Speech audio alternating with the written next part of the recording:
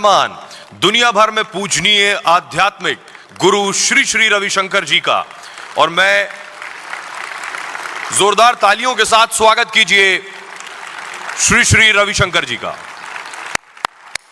Ladies and gentlemen, it is a great honor to call upon Gurudev Sri Sri Ravi Shankar, a global spiritual leader, a guiding force of wisdom, who is here with us, and I invite Gurudev to light the lamp and commence the Republic Plenary Summit 2025. This is today's Bharat. This is today's India, a limitless India, and we are just getting started. We've got the lamp coming up. Bharat is a force that rises with every challenge, transforms every obstacle into an opportunity, and marches forward with unshakable conviction. That is just who we are. As we usher in an era of prosperity with blessings from Sri Sri Ravi Shankar, Arnab Goswami, founder and editor-in-chief of Republic Media Network, also lighting this ceremonial lamp. Thank you, Gurudev, for lighting the lamp and blessing the occasion with your presence. I request Arnab Goswami, founder and editor-in-chief of the Republic Media Network, to set the stage for Republic Plenary Summit 2025.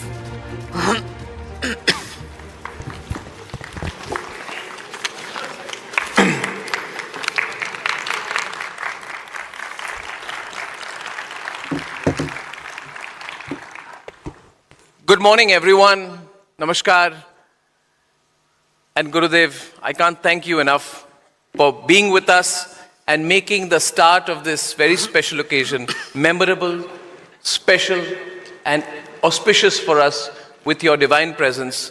Gurudev, from all of us here at the Republic Media Network, you have been a source of wisdom.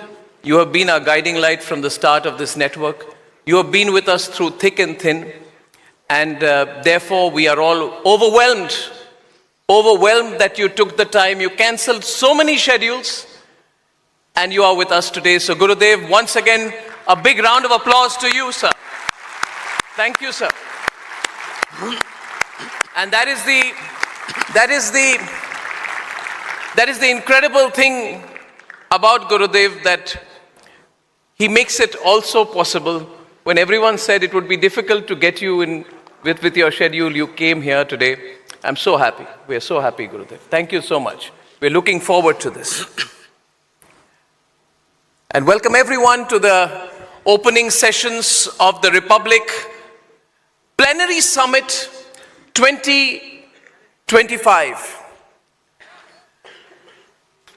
The Republic Media Network represents the will of the people.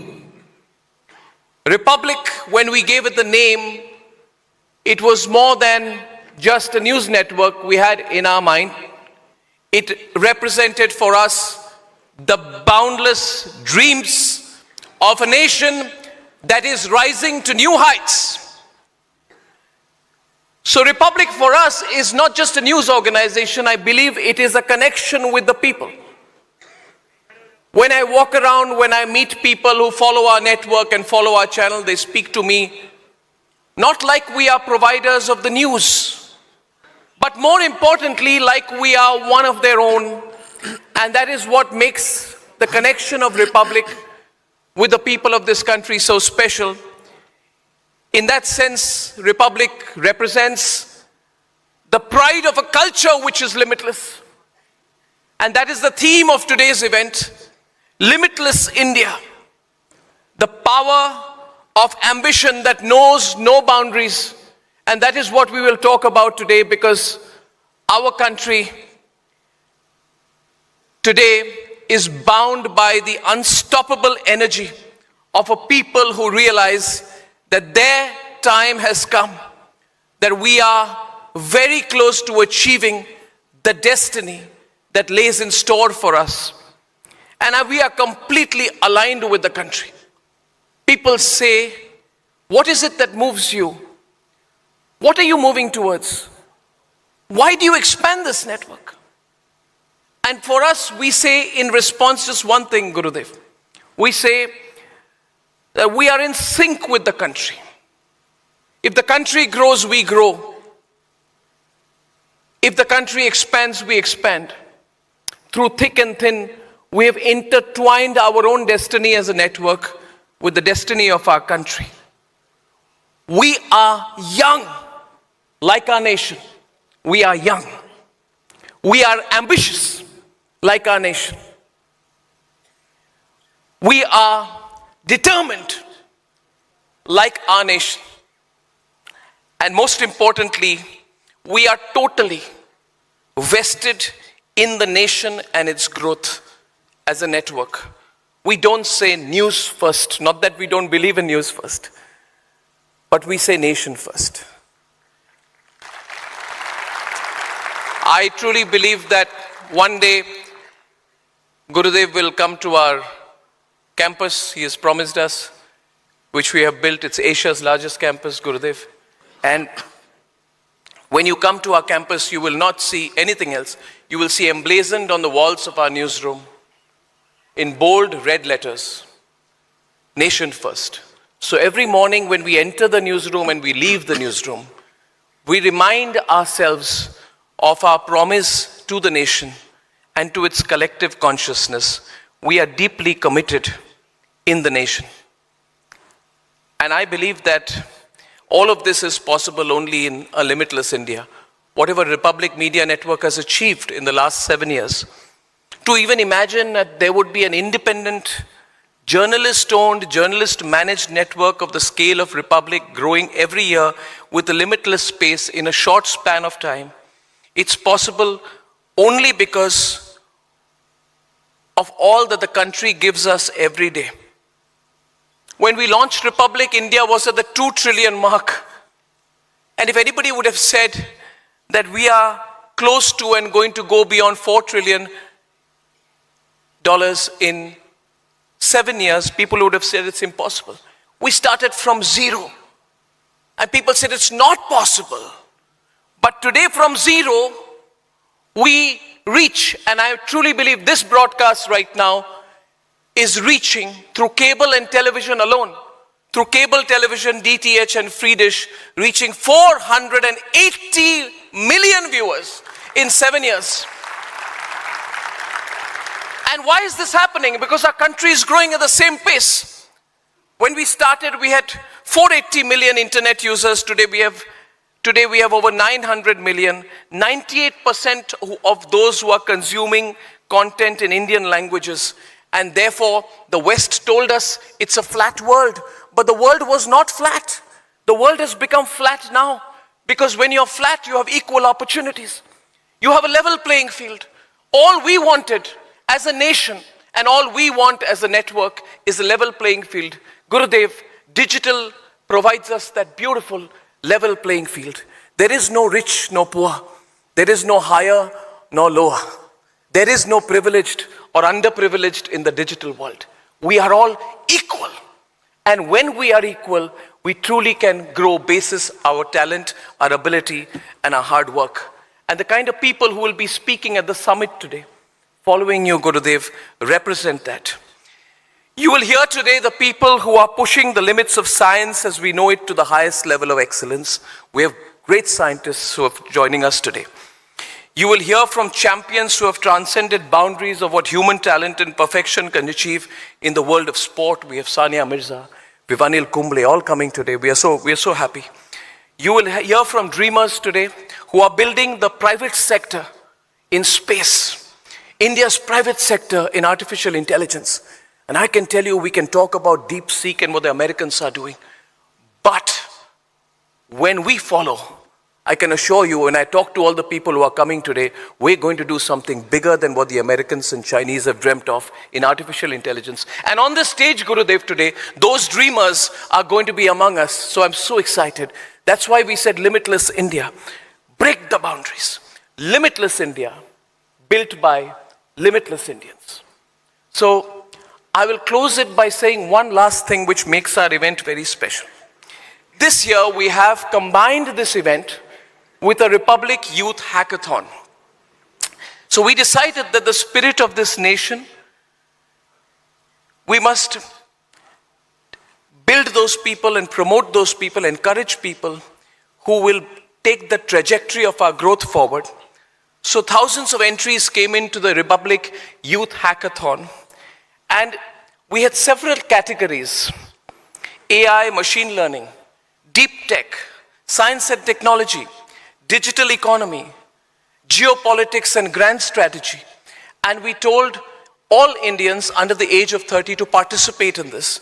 We had thousands of entries, and today on the stage we will have 9 winners, 9, 10, 11 winners of the Republic Youth Hackathon who will be felicitated on this stage and who will be meeting the Prime Minister at the end of this event. That makes it so exciting, because not only are we going to talk, we're going to identify the youngsters who will make the future of this country happen.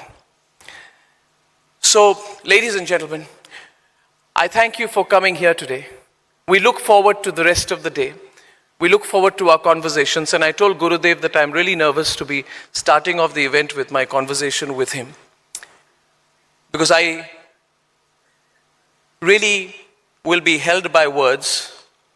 We are here to listen to you, we are here to have you guide us, to talk to us today, but once again with a profound sense of gratitude to you, Gurudev, and a deep sense of gratitude to all of those who have made here this morning and those who will be joining us. Thank us, support us, and bless the Republic Media Network with your love, which you've given, with your warmth over the years. And let's make this event wonderful. Let's have a great day. Thank you very much. Thank you, ladies and gentlemen. Big round of applause to all of you. Thank you, Rini, for being with us. Thank you, Sohail. Over to you. Thank you very much. Thank you. Thank you, Arnab, for laying out your vision for what this Plenary Summit aspires to achieve. जिनका नाम ही तनाव और चिंता भगाने की guarantee है, 4 साल में जिन्होंने गीता के श्लोक याद कर लिए और 17 साल की उम्र में फिजिक्स की डिग्री ले ली, ज्ञान और विज्ञान की इस विलक्षण प्रतिभा ने अपना जीवन समाज और अध्यात्म की सेवा में लगा दिया. Bharat, ladies and gentlemen, stands on the brink of an era where limits dissolve, possibilities expand, and 1 billion dreams shape the world order. For over 4 decades, His Holiness is the man who connects our limitless spiritual past to our limitless meta-modern future.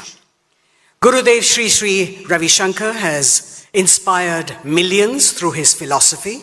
He has led peace negotiations in conflict zones, brought leaders across divides to a common ground, and championed spiritual and mental well-being as the cornerstone of societal progress. His work through the iconic Art of Living Foundation has transformed communities, empowered youth, and re-instilled the values that make Bharat not just a nation, but a civilizational force. Gurudev's message is clear. When individuals are limitless, nations become unstoppable.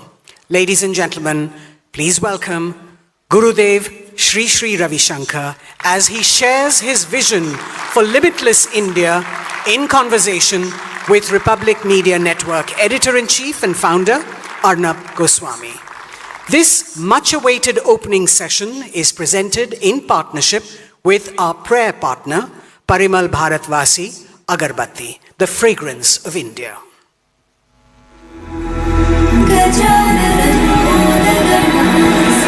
घर चतुर्थी में भारत है, मन सुगंधित ये भारत है, पर सुगंधित का नाम है एक, आर्य पूजों में भारत है, हर सुगंध ये भारत है.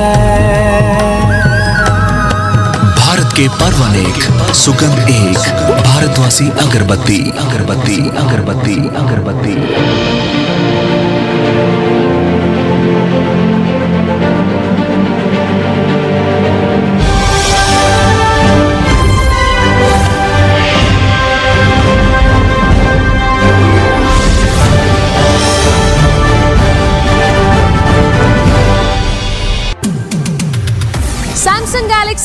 S25 Ultra powered by Galaxy AI आपके लिए लेकर आ रहे हैं ताजा खबरें प्रभावशाली और संक्षिप्त अंदाज में पूरे देश से सिर्फ और सिर्फ रिपब्लिक भारत पर। रिपब्लिक और सैमसंग एक साथ लेकर आ रहा है खबरों का नया संसार, तो आप भी जुड़िए इस रोमांचक सफर में हमारे साथ।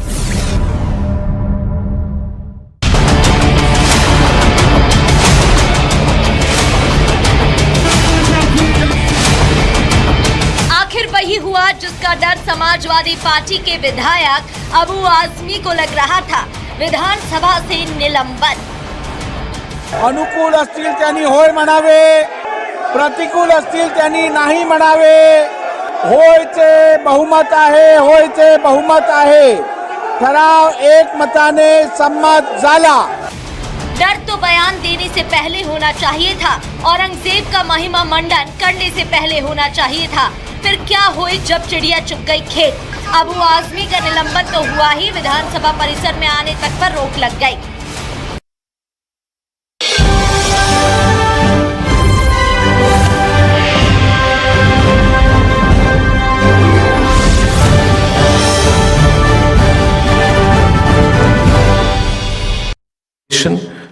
But we accept all religions as true. I am proud to belong to a nation which has sheltered the persecuted and the refugees of all religions and all nations of this earth. Gurudev, I'd like to start by asking you that do you believe that this philosophy of acceptance has been the driving force behind India's boundless potential and can be the driving force behind its future limitless growth? Yes, there are two types of acceptance. One is a passive acceptance. जो हो रहा है होने दीजिए. But there is another type of acceptance where you accept in order to act. Sanatana Dharma stands for that type of acceptance which doesn't let you lay back or be complacent, rather be dynamic and look forward. When you accept what happens, your emotions calm down, then your intellect becomes sharper to act. That's the beauty here. We always say Sanatan Dharma. I always say, in Hindi, I say that which is Puratan and Nit Nutan, that which is ancient, at the same time new and very adaptable to situations, to events, to people and geopolitical situation, retaining its original flavor. That is Sanatana. So just to take this forward, this relates also to how our society is, how our country is, how we have been as a people. Yeah, see, we can never become fanatics. Yes. Fanaticism begins when you shut down your intellect. You start questioning. You start pondering. You put a lock on your intellect. That's when fanaticism begins. Our country has never been fanatic. We have always encouraged free thinking, original thinking, and honoring the roots at the same time. So, Gurudev, in our country's history, there have been many challenging moments. We have had foreign invaders. We've been colonized. If I were to ask you this, that what brought us to that point? And now we are 75 years beyond shaking away the yoke of colonialism. How will our religion, our essential belief, what is in our culture has been given to us through generations, take us to a point where that never repeats itself? And if we are not as a religion, as a community, if we are not passive, how did that happen onto us? Arnab, I can say it in one word. Please. It's infighting. Infighting. Infighting.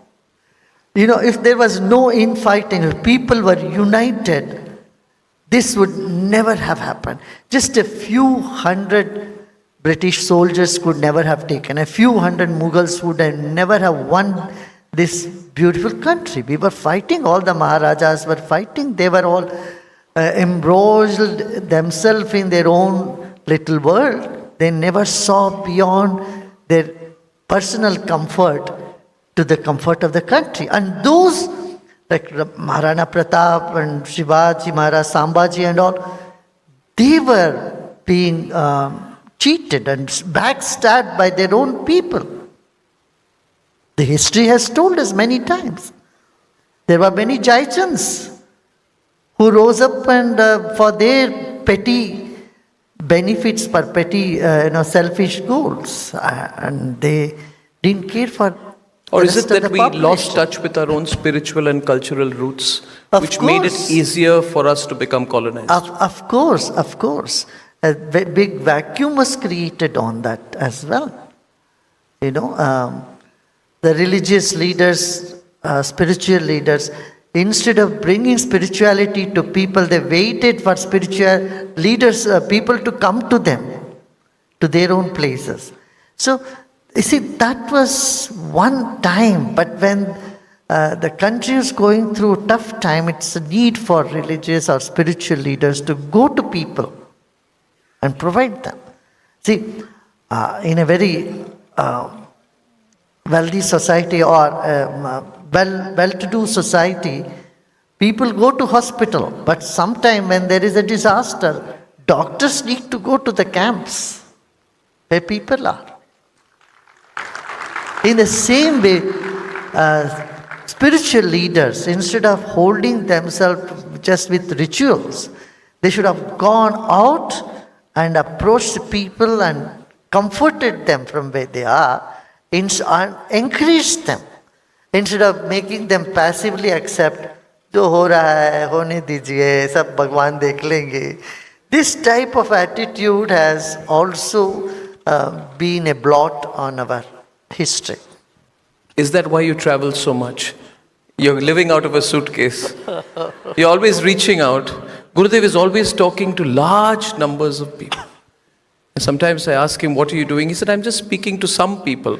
And then someone sends me the picture of the number of people he's speaking to. Once I spoke to him, I said, what are you doing, Gurudev? He said, I'm speaking to some people. And then someone who was next to him showed me, I think it was in South America, the number of people he was speaking to, and it's just incredible. I think this reach out is so important, Gurudev, what you're doing. And this reach out in an era of what is described as Westlessness. I've been reading this book by Samir Puri, Gurudev, where he says the West is not going away, but the influence of the West is on the decline.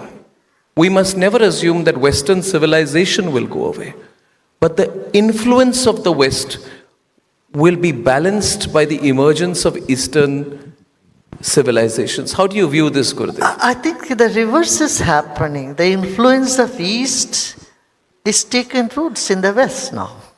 Yes. See, 45 years ago when we started yoga and meditation, yoga means people thought, oh, it's only for people who would stand in one leg and put all the ashes on them, maybe in the bank of Ganges somewhere. This type of narration was there. And today, Arnab, you have more than 2.5 billion people practicing yoga around the world. Yoga and meditation is more than $30 billion industry in US alone.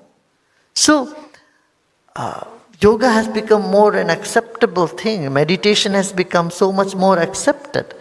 See, in last year, December 6th, 193 countries came together and they wanted to declare, UN to declare World Meditation Day. This was not moved by India because we have already done the Yoga Day. Yoga includes meditation. Yes. But this was voted by many other countries like Mexico and Liechtenstein. Small country like Liechtenstein, it says we need meditation because the wellness of mental wellness is of dire consequence or importance today. And so people find that meditation is the way. And so they all came to, and India joined them and said, of course, it's the route is here.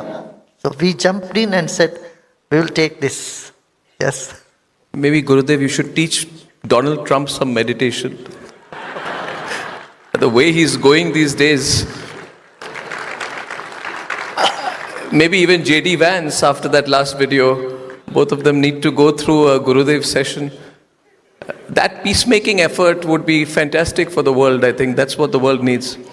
Gurudev, we recently I can't agree less. Gurudev, we recently witnessed the Mahakumbh, and I thought that I must ask you for your views on it. I was in Lucknow a week before the Mahakumbh, and the Uttar Pradesh Chief Minister came for an event like this of mine, and I asked him, Yogi ji, kitne log aayenge? And he said, we expect 45 crore Hindus to be at Mahakumbh. And later I told him and I told his team that, are you sure? I cannot fathom this number, 45 crore. And then the number came on the last day, Gurudev, of 67 plus crore. And that evening, one of my panelists, Shantanu Gupta, had come, and I told him I want to speak to the officer who organized this. And there was an officer of 2007 or 8 card, a young officer. And I asked him, how do you calculate 67 crore? He said, we used incredible technology from AI to drones to mapping. He said, this number is real. Now, what does that number signify, Gurudev? In the history of our nation, what does the Kumbh, the congregation, the nature of the congregation, despite all negative narratives being put, what does that number signify? Well, it shows the confidence in people that arrangements are made there for everyone to go. See, the faith for Kumbh was there even before. But people were scared to go because they thought, and how to go? First of all, transportation was a big issue.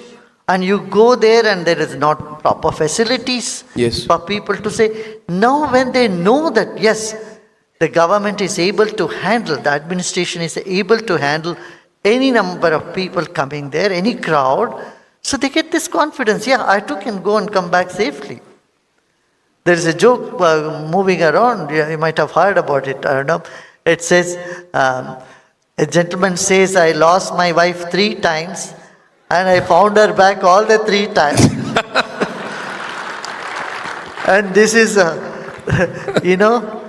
they have made very bad arrangements in the Kumbh that they are able to get people very quickly.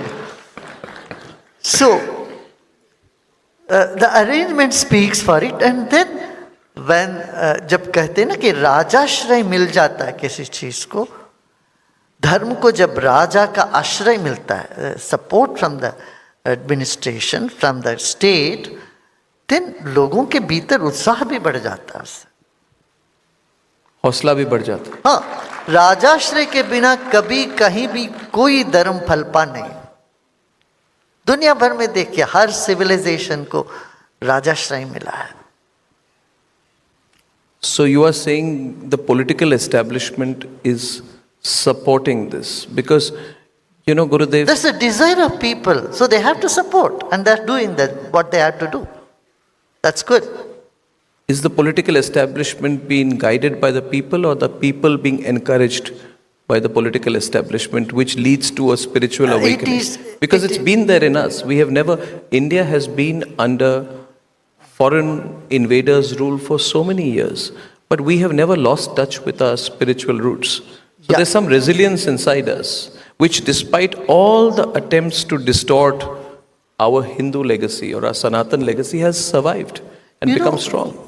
There was a sort of low self-esteem that got developed with this. People were very shy to express. We always thought, religion is our personal thing. We cannot make it public, our belief system. This type of narrative was floating around. And so people thought, this is not so cool. It's not so modern to encourage people going to Kumbh or going to temples. This is all sort of, people who are not so educated, the rural guys will go and urban elites are Nothing to do with, that sort of attitude was prevalent for a long time. But now that is changed because the leadership of the country proudly proclaimed, acknowledged and honored their own roots. Officers भी मंदिर जाते थे, टीका लगाते थे, बाहर आते ही सारा टीका पहुंच करके जाते थे. अब ऐसा नहीं करते. अब तो we are true to who we are. Before we used to hide our identity, feel so shy about our own identity. Now when the leadership stood for our culture, for civilization, our religion, our Prime Minister stood for it, and all other ministers stood for it. Then people woke up and say, hey, they feel very comfortable. It's like coming out of some shackle.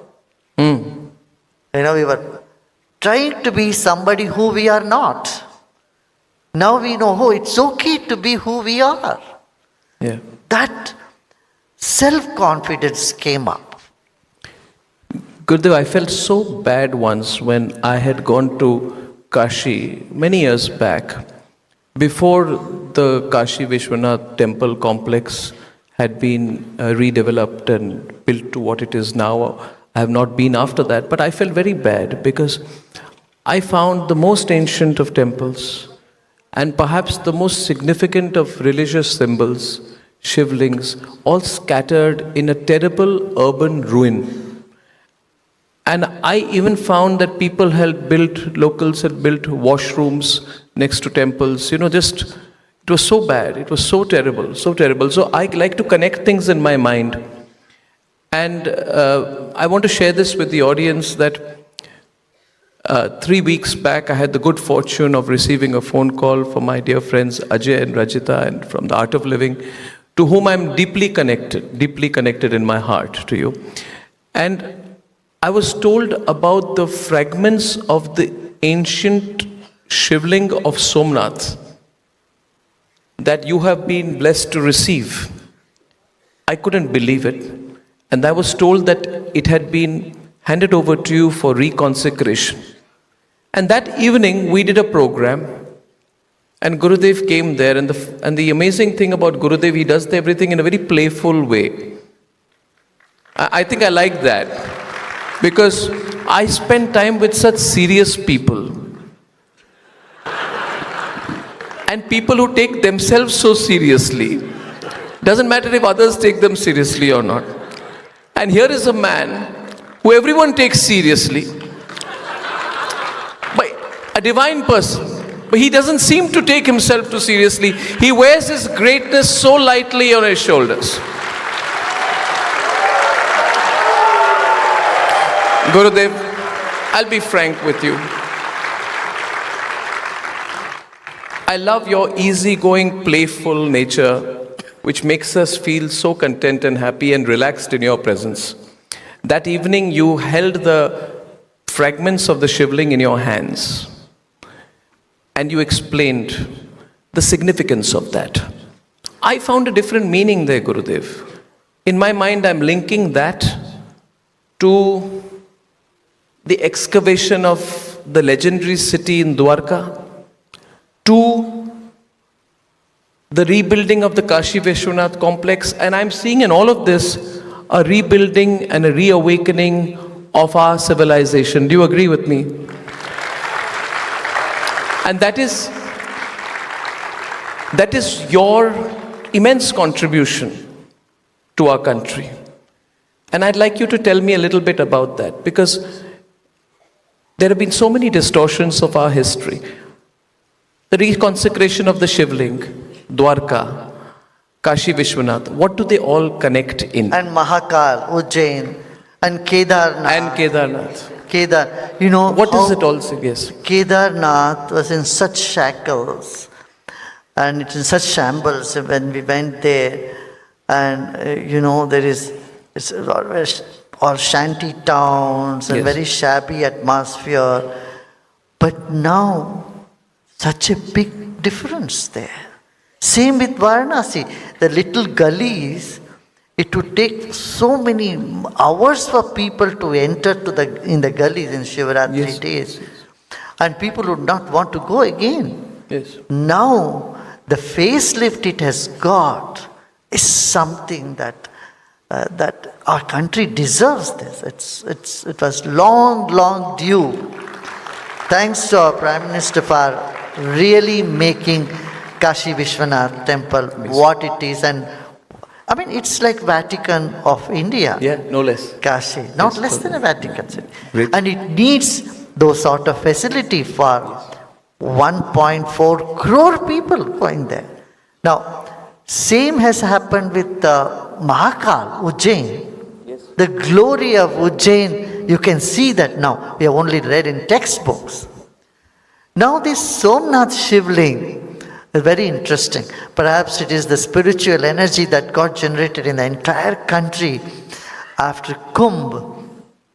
During the Kumbh, that this family, which has been holding this for 1,000 years, when the shivling was broken. The shivling was floating, it was never touched the ground. Uska boo sparsh kabhi nahi hua. Yes. तो ये अपने सुना है, पढ़ा है. Yes. So when that shivling was broken, the pieces of that were taken by the Agnihotri family of South India, near Papanasham, near Tanjavur district, small village. And so they were keeping it in their home, and they couldn't see that as a pieces, broken pieces, though they made it into shivling. And in the year 1924, they met with Kanchi Paramacharya Chandrasekhara Saraswati ji. And he said, don't bring this out for another 1,000 years. Don't talk about another 100 years. This is what in 1924 he said. Don't bring this out for another 100 years. Then that becomes 1,000 years for now. So they went to Jayendra Saraswati Swamiji. He also said that after the Ram temple, only then we will think about it.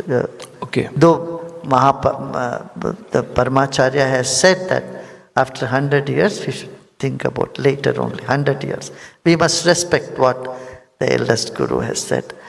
And then they said that the current Vijayendra Saraswati ji said, yes, go and give it to Gurudev, Sri Ravi Shankar ji in Bangalore. And this is the Sankalpa of the senior Acharya also, to bring it out after 100 years. Yes.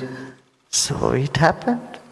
And they brought it, and it's so interesting. This shivling has the magnetic effect. Unlike other magnets which has north and south pole, the magnet here is in the very center. It has 140 gauss. Yes. That's a huge magnetic force. So I feel this is a blessing. God, we say, has 5 qualities, 5 actions that God does. One is creation, sustenance, dissolution, and anugraha means blessing, and tirobhav means hiding. So Shiva was in hiding for 1,000 years. It has come back. But also means that 1,000 years back, that family, and 4,000 years and the last 100 years, we knew that one day the shivling which was broken will come back. That means somebody had a sense of history, or a sense of belief, or that we knew culturally that our culture can be suppressed but not defeated. It cannot be eliminated. Pardon me? It can be suppressed, but it can never be eliminated. Never be eliminated or defeated. Shiv जी को कोई मिटा नहीं सकते. Wow. Gurudev, the Art of Living is a huge global organization. And I think that is such an incredible thing what you've built. an organic growth, not inorganic, but just organic because it's received with love, blessings, and wisdom. Now, I want to understand how you read global events and global politics, and you lead a large global organization. I found this quotation of our fantastic foreign minister very interesting, because I feel that there's a new world order which is emerging now, Gurudev, with the West, as you have yourself said, declining a little bit, and we wanting to reclaim our identity, and we becoming more confident as a people. So Dr. Shankar had rightly pointed out when he went to Europe, he had talked about a Eurocentric mindset, and he said Europe has to grow out of the mindset that Europe's problems are the world's problems, and the world's problems are not Europe's problems.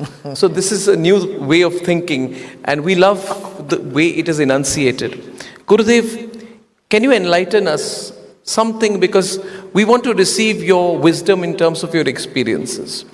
Can you enlighten us with your experiences which have shown you that the world is embracing India's way, and what can the world learn from India in India's ethos and India's way of life?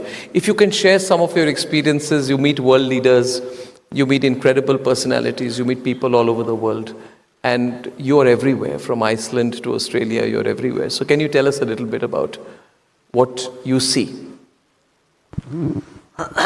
There is a lot of things to say. We would like to but hear. I would say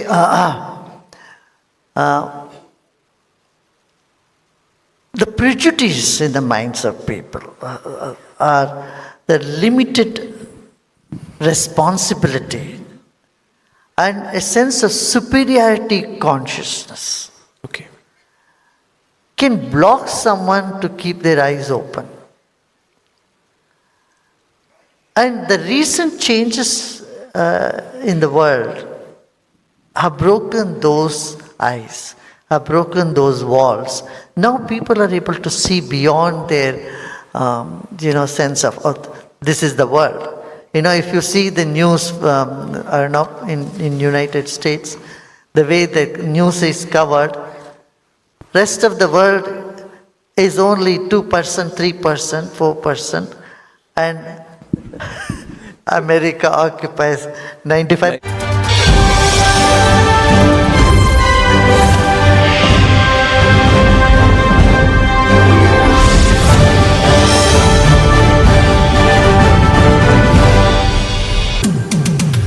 Samsung Galaxy S25 ultra powered by Galaxy AI लेकर आ रहे हैं आपके लिए ताजा खबरें प्रभावशाली और संक्षिप्त अंदाज में पूरे देश से, सिर्फ और सिर्फ रिपब्लिक भारत। रिपब्लिक और सैमसंग एक साथ लेकर आ रहे हैं खबरों का नया संसार। तो आप भी जुड़िए हमारे इस रोमांचक सफर में हमारे साथ।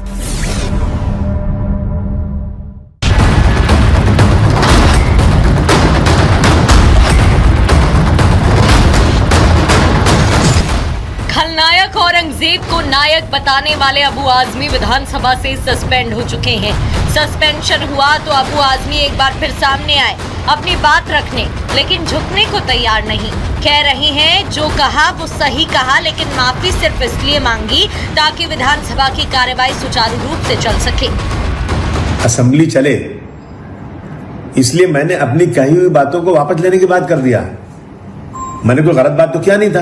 उन बातों को जो मैंने असेंबली में बाहर कहा था उसको मैंने वापस भी लिया है, लेकिन उसके बाद भी सस्पेंड किया गया।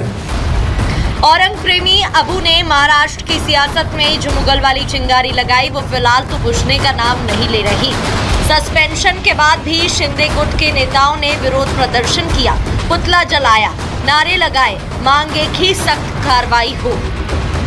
केवल एक विधानसभा सत्र के लिए निलंबन करके काम नहीं चलेगा, और इस कार्रवाई से अभी भी महाराष्ट्र या विधायक अभी भी पूरी तरह से खुश नहीं है। मैं महाराष्ट्र की गवर्नमेंट को और एक विनंती करूंगी, जिस तरीके से अबू आजमी को सस्पेंड किया उसी तरीके से संभाजी नगर में जो आज भी औरंगजेब की कब्र है उसी तरीके से उसे उखाड़ के ये महाराष्ट्र से बाहर कीजिए। बीजेपी और शिंदे गुट अबू के खिलाफ मोर्चा खोले हुए हैं, तो एनसीपी शरद गुट भी अखिलेश से एक्शन की मांग कर रहा है। और कांग्रेस जो 3 में है न 13 में, वो अब्बू के बयान को बीजेपी की स्क्रिप्ट बता रही है। महाराष्ट्र में, हिंदुस्तान में इस तरीके का सपोर्ट औरंगजेब को कोई भी नहीं करता, और अगर आप मीडिया के सामने जाते हुए वहाँ पे अगर सपोर्ट कर रहे हो तो उसका निषेध हम करते हैं, उन पे कार्रवाई होनी चाहिए। अखिलेश यादव जी वो सेक्युलर विचार के, अच्छे विचार के लिए वो लड़ते हैं, और उनका अध्यक्ष अगर औरंगजेब का सपोर्ट करता है तो महाराष्ट्र का अध्यक्ष उन्होंने बदलना चाहिए। बीजेपी ने लिखी हुई स्क्रिप्ट वो अबू आजमी पढ़ता है, और अपना ये जो आज की स्थिति है वहाँ पे, जब सरकार अड़चन में होती है, कोई इम्पोर्टेंट इशू को डाइवर्ट करना है तो उसका वापर किया जाता है, और उसी का वापर करके इस तरह की बयानबाजी उनसे की जाती है। महाराष्ट्र से सियासत शुरू होकर यूपी तक पहुंच गई है, और अब ये लड़ाई अखिलेश वर्सेस योगी भी होने लगी है।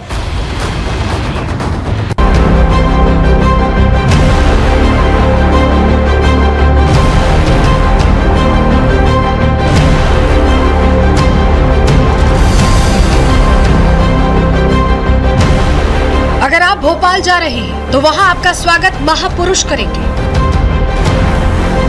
और जब आप भोपाल से वापस लौटेंगे तो आपका आभार भी महापुरुष ही जताएंगे। सुनने में आपको अजीब जरूर लगेगा, लेकिन मोहन सरकार ने कुछ ऐसी ही व्यवस्था की है जिससे भोपाल के ऐतिहासिक गौरव को जीवंत किया जा सके और युवाओं को सीधे महापुरुषों से जोड़ा जा सके।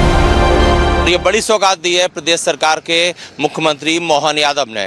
उन्होंने ये ऐलान किया है कि राजधानी भोपाल के विकास की बात करें तो राजा भोज को याद किया जाता है, वहीं प्रदेश के विकास की बात करें तो सम्राट विक्रमादित्य का अहम योगदान है, और इसीलिए जो मुख्य द्वार बनाए जाएंगे वो इन महापुरुषों के नाम से बनाए जाएंगे। भोपाल में महापुरुषों का ये सम्मान कांग्रेस को नागवार गुजरा है। कांग्रेस ने महापुरुषों के नाम पर प्रवेश द्वार बनाने पर न सिर्फ आपत्ति जताई, बल्कि इन प्रवेश द्वारों का नाम नवाबों के नाम पर रखने की वकालत की है। कांग्रेस के इस रवैये पर बीजेपी भड़क गई। बीजेपी के नेताओं ने कांग्रेस को सनातन विरोधी बताकर प्रहार किया। बीजेपी के अपने तर्क हैं, यानी कि प्रदेश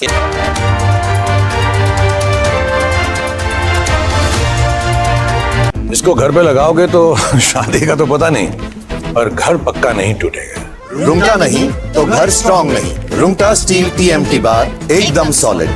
पहाड़ों में एक हाइकिंग स्टिक भी बन सकती है।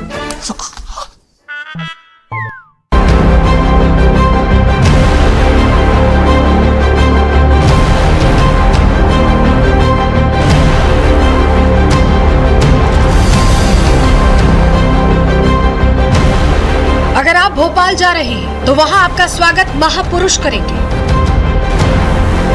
और जब आप भोपाल से वापस लौटेंगे तो आपका आभार भी महापुरुष ही जताएंगे। सुनने में आपको अजीब जरूर लगेगा, लेकिन मोहन सरकार ने कुछ ऐसी ही व्यवस्था की है जिससे भोपाल के ऐतिहासिक गौरव को जीवंत किया जा सके और युवाओं को सीधे महापुरुषों से जोड़ा जा सके। ये बड़ी सौगात दी है प्रदेश सरकार के मुख्यमंत्री मोहन यादव ने। उन्होंने ये ऐलान किया है कि राजधानी भोपाल के विकास की बात करें तो राजा भोज को याद किया जाता है, वहीं प्रदेश के विकास की बात करें तो सम्राट विक्रमादित्य का अहम योगदान है, और इसीलिए जो मुख्य द्वार बनाए जाएंगे वो इन महापुरुषों के नाम से बनाए जाएंगे। भोपाल में महापुरुषों का ये सम्मान कांग्रेस को नागवार गुजरा है। कांग्रेस ने महापुरुषों के नाम पर प्रवेश द्वार बनाने पर न सिर्फ आपत्ति जताई, बल्कि इन प्रवेश द्वारों का नाम नवाबों के नाम पर रखने की वकालत की है। कांग्रेस के इस रवैये पर बीजेपी भड़क गई। बीजेपी के नेताओं ने कांग्रेस को सनातन विरोधी बताकर प्रहार किया। बीजेपी के अपने तर्क हैं, यानी कि प्रदेश सरकार ये तर्क दे रही है कि राजधानी भोपाल समेत प्रदेश के विकास में राजा भोज, सम्राट विक्रमादित्य का अहम योगदान है, इसीलिए उनके नाम पर मुख्य द्वार बनाए जाएंगे। लेकिन कांग्रेस का अपना तर्क है। कांग्रेस नेता ये कह रहे हैं कि राजधानी भोपाल की खासकर बात की जाए तो यहाँ पर नवाबों ने शासन किया है, राजधानी का विकास जो है वो नवाबों ने और बेगमों ने किया है, इसीलिए जो मुख्य द्वार हैं खासकर राजधानी भोपाल के वो नवाबों के नाम पर होना चाहिए। कांग्रेस का महापुरुष और सनातन विरोधी रवैया सिर्फ भोपाल में नहीं दिखा है, बल्कि इससे पहले कांग्रेस राम मंदिर महाकुंभ पर सवाल उठा चुकी है। ये मोदी के जो झूठे वायदे जो बोलते हैं उसमें मत जाओ। अरे भाई, गंगा में डुबकी लेने से गरीबी दूर होती क्या? आपको खाना मिलता पेट को? ऐसे लोगों से देश की भलाई होने वाले नहीं है। अयोध्या में वो हारे क्यों? अयोध्या में मंदिर खोला, वहां अदानी दिखे, अंबानी दिखे, अमिताभ बच्चन दिखे, बॉलीवुड पूरा दिख गया, मगर गरीब किसान एक नहीं दिखा आपको वहां पे। हिंदू सच है। देश में जब भी महापुरुषों के सम्मान की बात आती है, कांग्रेस मुस्लिम शासकों की वकालत करने खड़ी हो जाती है। हैरानी की बात यह है कि जनता कांग्रेस के इस रवैये से उन्हें सत्ता से हटाकर विपक्ष में बैठा चुकी है, लेकिन इसके बावजूद कांग्रेस का रवैया बदल नहीं रहा है। अब सवाल यह है कि कांग्रेस को देश के महापुरुषों से दिक्कत क्या है? क्या तुष्टीकरण की वजह से कांग्रेस जानबूझकर महापुरुषों की अनदेखी करती है? Bureau report, Republic Bharat.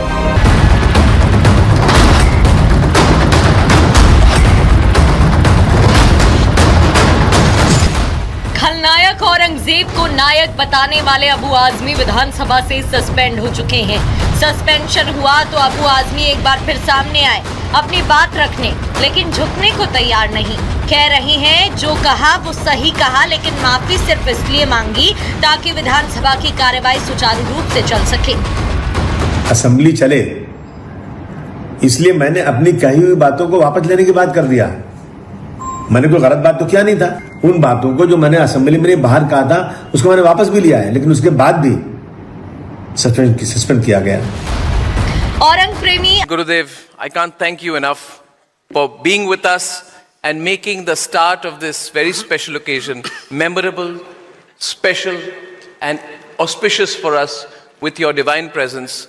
Gurudev, from all of us here at the Republic Media Network, you have been a source of wisdom. You have been our guiding light from the start of this network. You have been with us through thick and thin, and therefore we are all overwhelmed that you took the time. You cancelled so many schedules and you are with us today. So Gurudev, once again,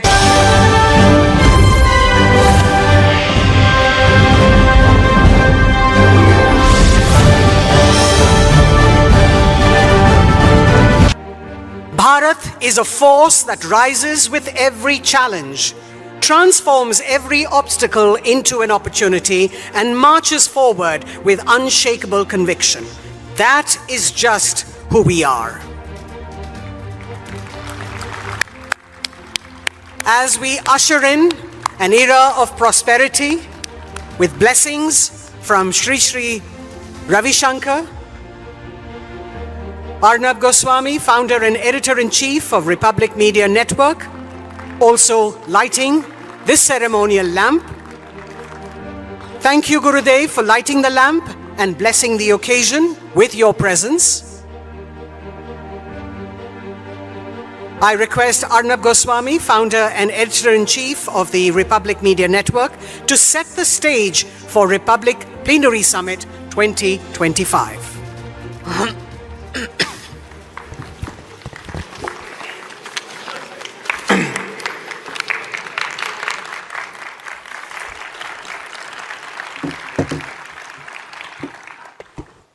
good morning everyone, namaskar, and Gurudev, I can't thank you enough for being with us and making the start of this very special occasion memorable, special and auspicious for us with your divine presence. Gurudev, from all of us here at the Republic Media Network, you have been a source of wisdom. You have been our guiding light from the start of this network. You have been with us through thick and thin, and therefore we are all overwhelmed that you took the time. You cancelled so many schedules and you are with us today. So Gurudev, once again, a big round of applause to you, sir. Thank you, sir. And that is the incredible thing about Gurudev, that he makes it also possible. When everyone said it would be difficult to get you in with your schedule, you came here today. I'm so happy. We are so happy, Gurudev. Thank you so much. We're looking forward to this. Gurudev, I can't thank you enough for being with us and making the start of this very special occasion memorable, special and auspicious for us with your divine presence. Gurudev, from all of us here at the Republic Media Network, you have been a source of wisdom. You have been our guiding light from the start of this network. You have been with us through thick and thin, And therefore, we are all overwhelmed that you took the time. You cancelled so many schedules and you are with us today. So Gurudev, once again, a big round of applause to you, sir. Thank you, sir. And that is the incredible thing about Gurudev, that he makes it also possible. When everyone said it would be difficult to get you in with your schedule, you came here today. I'm so happy. We are so happy, Gurudev. Thank you so much. We're looking forward to this. And welcome everyone to the opening sessions of the Republic Plenary Summit 2025. The Republic Media Network represents the will of the people. Republic, when we gave it the name, it was more than just a news network we had in our mind. It represented for us the boundless dreams of a nation that is rising to new heights. So Republic for us is not just a news organization, I believe it is Patanjali biscuit 100% आटा से बने देश के सर्वश्रेष्ठ biscuit.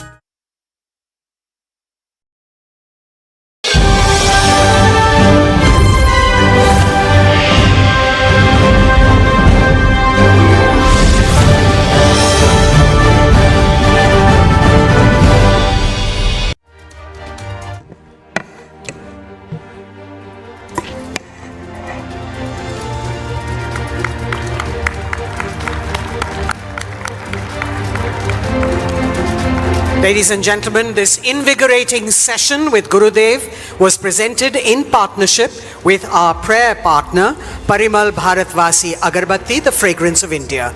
May I request you all to please remain in your places. Do not crowd the stage. We need to have space for Gurudev to exit the stage.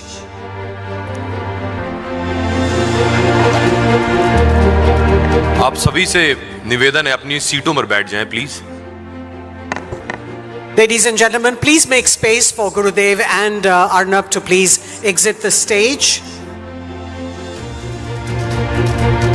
We are limitless to dream beyond boundaries, to break barriers and to script history on our terms.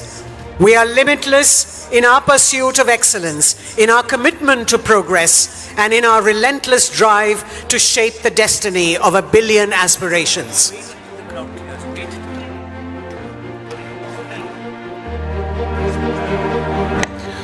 आप सभी से गुजारिश है, सभी लोग बैठ जाएं please. सभी लोग अपनी सीटों पर बैठ जाएं, गुरुदेव जिससे निकल सकें।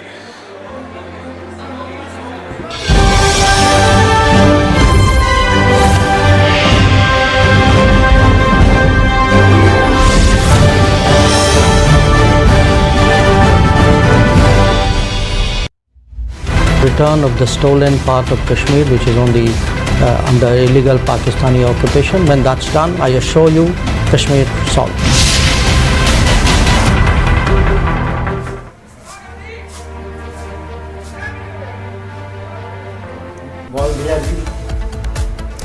और इस बीच एक बड़ी खबर आपको बता दें, पीओ को लेकर के विदेश मंत्री एस जयशंकर का बड़ा बयान सामने आया है। पाकिस्तान ने कश्मीर का एक हिस्सा चुराया है, पीओ के लेने के बाद कश्मीर मुद्दा हल हो जाएगा। कश्मीर के ज्यादातर मुद्दे हल हो चुके हैं, बस पीओ के लेना बाकी है। पीओ के लेने के बाद कश्मीर का मुद्दा पूरी तरीके से हल हो जाएगा। पीओके की वापसी का इंतजार है। एस जयशंकर की तरफ से ये बड़ा बयान दिया गया है और खास तौर पर पाकिस्तान को लेकर के इसमें उन्होंने कहा है कि पाकिस्तान ने कश्मीर का एक हिस्सा चुराया है। क्या कुछ कहा आपको सुनवाते हैं। Look, on Kashmir, actually we have done, I think, a good job solving most of it. I think removing Article 370 was step number one. Then restoring growth and economic activity and social justice in Kashmir was step number two. Holding elections, which were done with a very high turnout, was step number three. I think the part we are waiting for is the return of the stolen part of Kashmir, which is on the under illegal Pakistani occupation. When that's done, I assure you, Kashmir solved. Return of the stolen part of Kashmir, which is on the under illegal Pakistani occupation. When that's done, I assure you, Kashmir solved.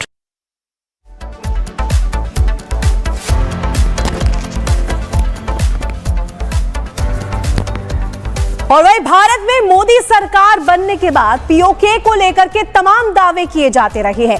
गृह मंत्री अमित शाह ने कहा था कि PoK जल्द भारत का हिस्सा होगा, तो अब विदेश मंत्री एस जयशंकर ने कहा है कि पीओके की वापसी का इंतजार है। जब से जयशंकर का ये बयान सामने आया है, पाकिस्तान में खलबली मच गई है।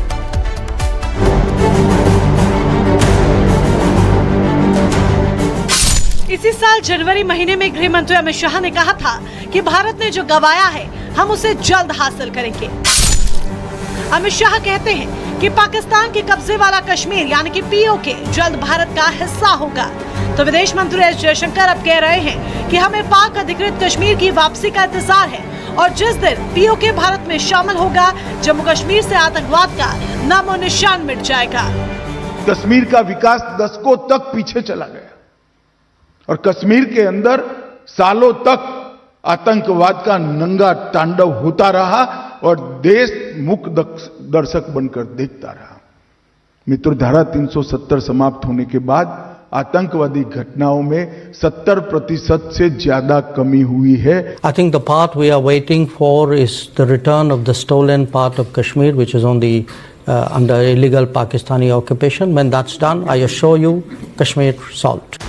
वैसे तो विदेश मंत्री एस जयशंकर अक्सर पाकिस्तान की करतूतों पर पर्दा उठाते रहते हैं, लेकिन इस बार उनके इस बयान की चर्चा इसलिए ज्यादा हो रही है क्योंकि पहली बार एस जयशंकर ने पीओके को भारत से चुराया गया हिस्सा बताया है और दावा किया है कि बहुत जल्द पीओके के भारत में आते ही घाटी में शांति हो जाएगी।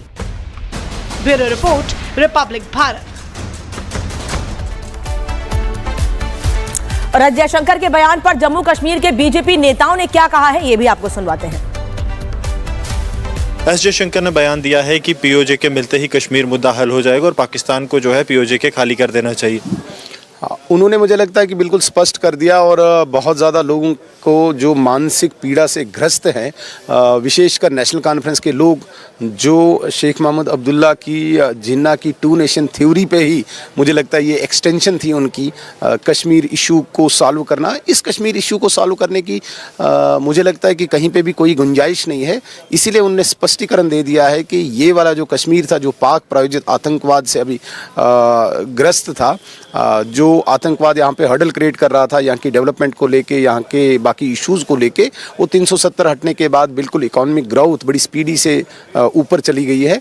अब जिस कश्मीर की बात है वो पाक ऑक्युपाइड जम्मू एंड कश्मीर है, वो जब कंप्लीट इंटीग्रेशन हमारी वहाँ तक हो जाएगी उस वक्त हम कहेंगे कि भाई अब कश्मीर मसला पूरी तरह सॉल्व हुआ।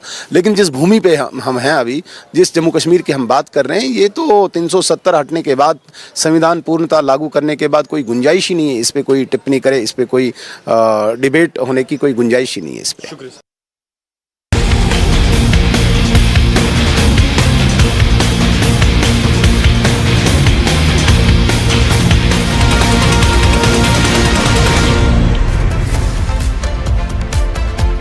और इस बीच एक और बड़ी खबर आपको बता दें, उत्तर प्रदेश के कौशाम्बी से जहां बब्बर खालसा का आतंकी गिरफ्तार किया गया है यूपी एसटीएफ, और यहां पर पंजाब पुलिस की सामने आई है। आपको बता दें उत्तर प्रदेश के कौशाम्बी से जहां बब्बर खालसा का एक आतंकी गिरफ्तार किया गया है, ये बड़ी खबर निकलकर सामने आ रही है। और यहां पर बताया जा रहा है कि उत्तर प्रदेश एसटीएफ, पंजाब पुलिस ने आतंकी को अरेस्ट किया। आतंकी से विस्फोटक, अवैध हथियार भी बरामद किया गया है। पिछले साल पंजाब से फरार हुआ था आतंकी, पाकिस्तान खुफिया एजेंसी आईएसआई के संपर्क में भी ये बताया जा रहा है। और यहां पर अब गिरफ्तारी हुई है। साजिश का ये जो प्लान है ये अब डिकोड किया गया है। आपको बता दें एसटीएफ को बड़ी कामयाबी हाथ लगी है। यूपी एसटीएफ और इसके साथ साथ पंजाब पुलिस का जॉइंट ऑपरेशन था जिसमें आतंकी को अरेस्ट अब कर लिया गया है। और अब तमाम जो राज है वो इस आतंकी के जरिए खुलने वाले हैं। क्या कुछ प्लानिंग थी, क्या कुछ आगे गतिविधियां ये करने वाले थे, किस तरीके से इनके तार जो है आईएसआई से कनेक्टेड है, इन तमाम जो तार के अब खुलने का सिलसिला है वो शुरू हो जाएगा। बब्बर खालसा इंटरनेशनल के लिए ये काम किया करता था और अब गिरफ्तारी हो चुकी है।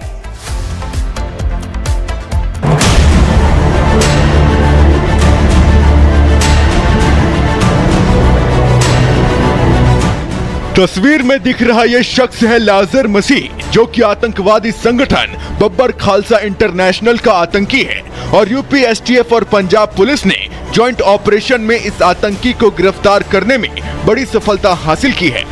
आतंकी लाजर मसीह पंजाब के अमृतसर का रहने वाला है, जो कि बब्बर खालसा इंटरनेशनल के जर्मन मॉड्यूल के अध्यक्ष के लिए काम करता था और पाकिस्तानी खुफिया एजेंसी ISI के भी संपर्क में था। 24 सितंबर 2024 को ये पंजाब पुलिस की न्यायिक हिरासत से फरार हो गया था। तब से पुलिस इसकी तलाश में जुटी हुई थी। संदिग्ध व्यक्ति जिसके ऊपर तमाम तरीके का आरोप है, उसको भी ATS के द्वारा गिरफ्तार किया गया है, STF के द्वारा गिरफ्तार किया गया है।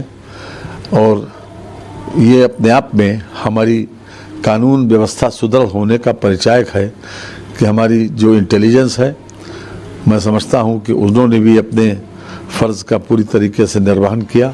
यूपी एसटीएफ और पंजाब पुलिस की टीम रात में कौशाम्बी पहुंची, जहां करीब 3:30 बजे जॉइंट ऑपरेशन चलाकर इस आतंकी को गिरफ्तार किया गया, जिसके पास से अवैध हथियार और विस्फोटक मिले हैं। 3 हैंड ग्रेनेड, 2 सक्रिय डेटोनेटर, 1 विदेशी पिस्टल और विस्फोटक पाउडर बरामद किया गया है।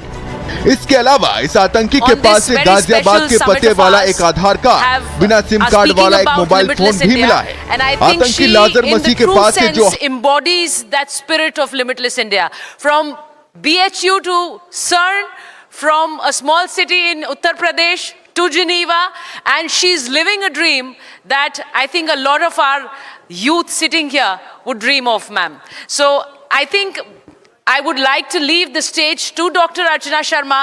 She's the principal scientist at CERN, which is the European Organization for Nuclear Research, and she's the first Indian scientist to be a part of CERN. And there are so many accolades, ma'am, I could just go on speaking about them. But I think I would want to leave the stage to you.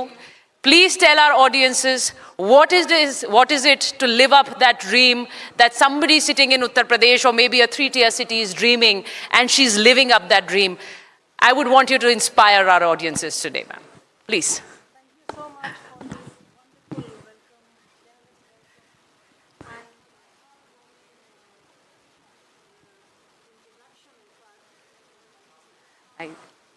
Should I give her the mic? I think. Hello.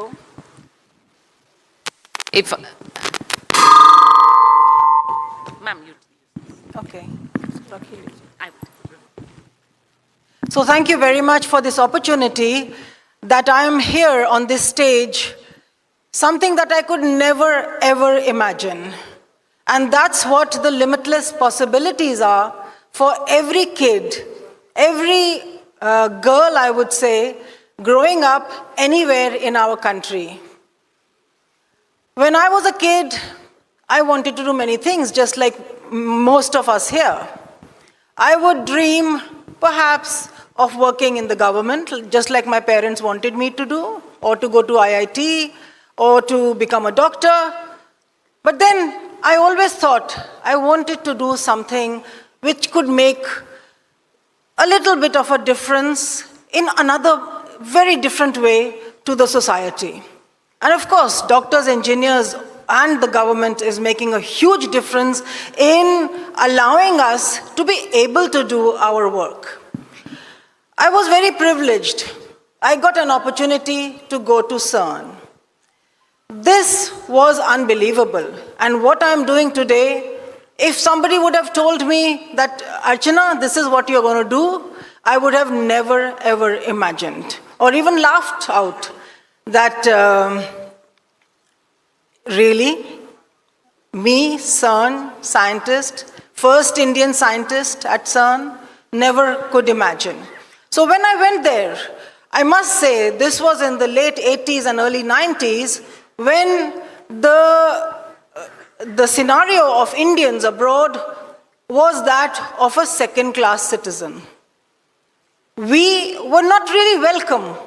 We were not seen to be useful people there, I must say, and that was a challenge to be overcome. I do remember one day I was driving and I came right in front of another lady coming from the other side, and it was my right of priority to move, and the lady just stopped in front of me, came out of her car, and started shouting at me, telling me, "You, go back to your country." And I said, "What have I done?" And that's where I think our Indian roots, Indian tradition, Indian education comes to our rescue. Our resilience and the tenacity to actually go over every difficult situation is what takes us forward. I sat there, just locked my car and I sat there. After a few minutes, obviously, she backed off. And in this spirit, I continued my work. Now, regarding my work, of course, I had worked in the best universities of our country, worked in the, Banaras Hindu University, Delhi University, and when I went to CERN, at that moment of time, I was certainly not exposed. I was completely intimidated and overwhelmed by the kind of technologies that I was exposed to. How will I make this happen now? I had the opportunity, but how am I going to take it forward? I undertook a second PhD. I continued to study, to work, and I had my son as well at the same time. So the challenges, you can imagine, have been incredible. But as Indians, the one thing we learn is that we can overcome any challenge.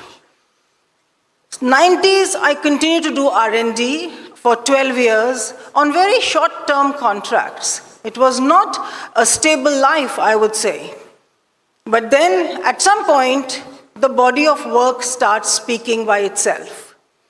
As a very special case, and exceptionally, I was asked by CERN to apply for a position at CERN. And obviously, I would never ever let this opportunity go. I worked extremely hard and made it into becoming a staff scientist at CERN. Excellent, very good, wow, from Jhansi to CERN. But then, the job I was given was quite challenging. I was given a very large laboratory, which was full of junk, and asked to convert that into a radiation detector laboratory. How do I do that now? I've never made a laboratory. I've been looking around and seeing how things are done, and there were, of course, visionaries working at a level which I could not connect to, for that matter. So I kept waiting for a little while. When I was waiting and waiting and waiting, 3 months passed. I then took some courage and I put some posters on the materials that were there, which said that, "Please take away your things, otherwise I will throw them out." And at some point I got the courage to get a forklift and threw everything out and started building the laboratory.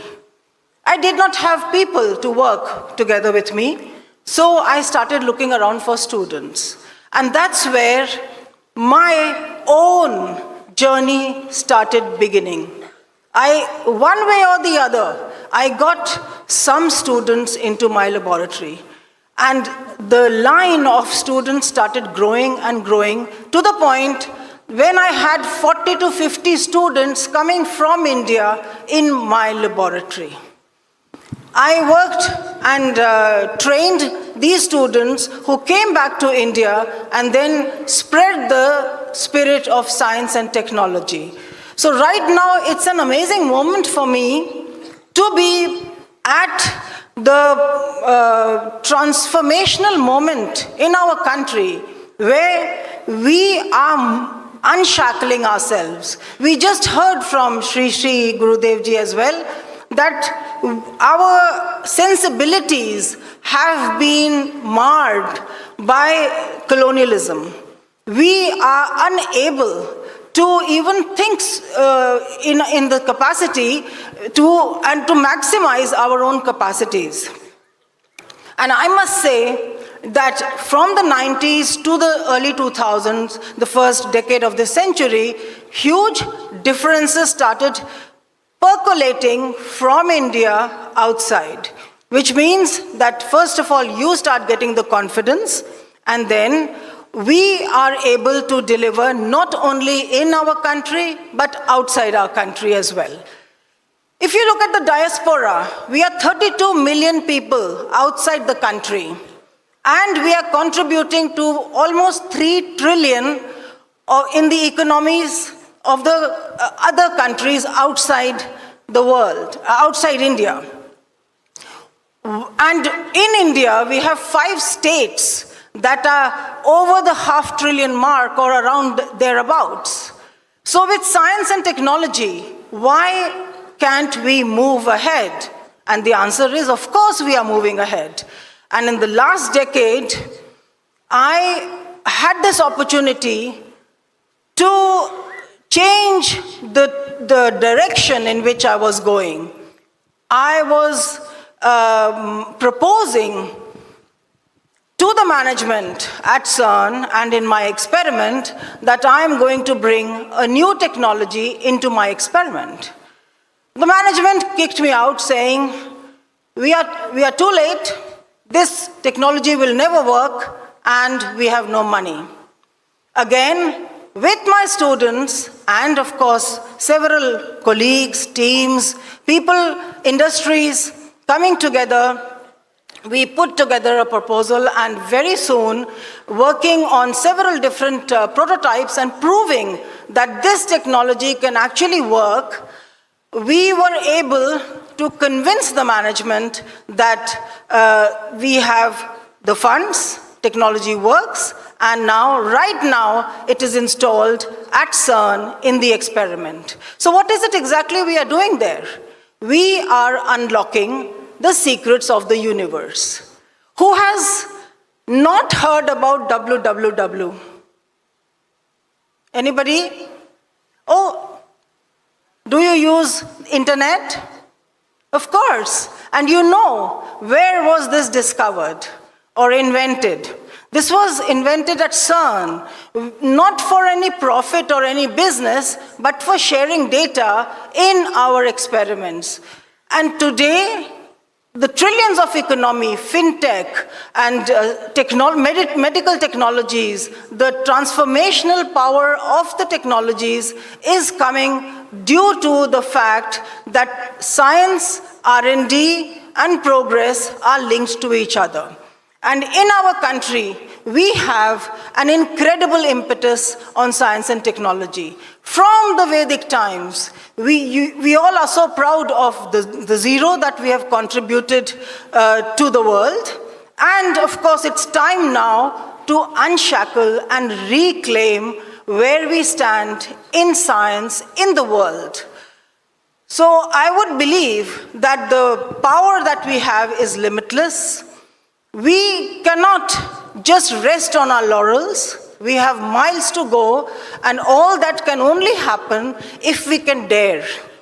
So I would say that I am just like one of you, or one of the children who started 35, 40 years ago, who had no idea in which direction we could go. But today, with the leadership that we have, believe me that when we see Honorable External Affairs Minister speaking anywhere, our heads are, are held high in pride.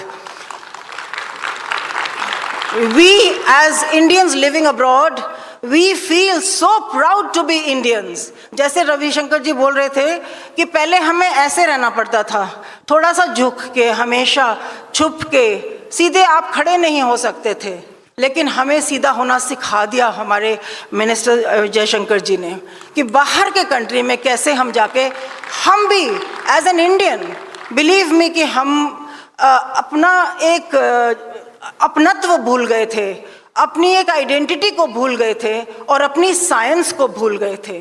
तो ये जो वक्त है, it is to reclaim our science on our terms. And I think all scientists, Indian scientists in India and working abroad can relate to the technologies that we can bring to our country and spin in the direction of moving India to a 5 trillion economy. Thank you.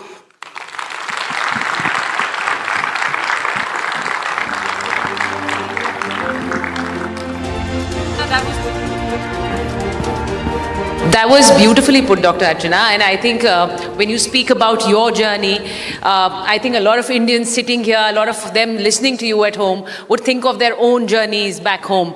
I think it was a beautiful morning that started with Sri Sri Ravi Shankar, and he took us to the spiritual path. Now then there was a U-turn and we got on to the science flight with Dr. Archana. So if I can just start by mixing both of them.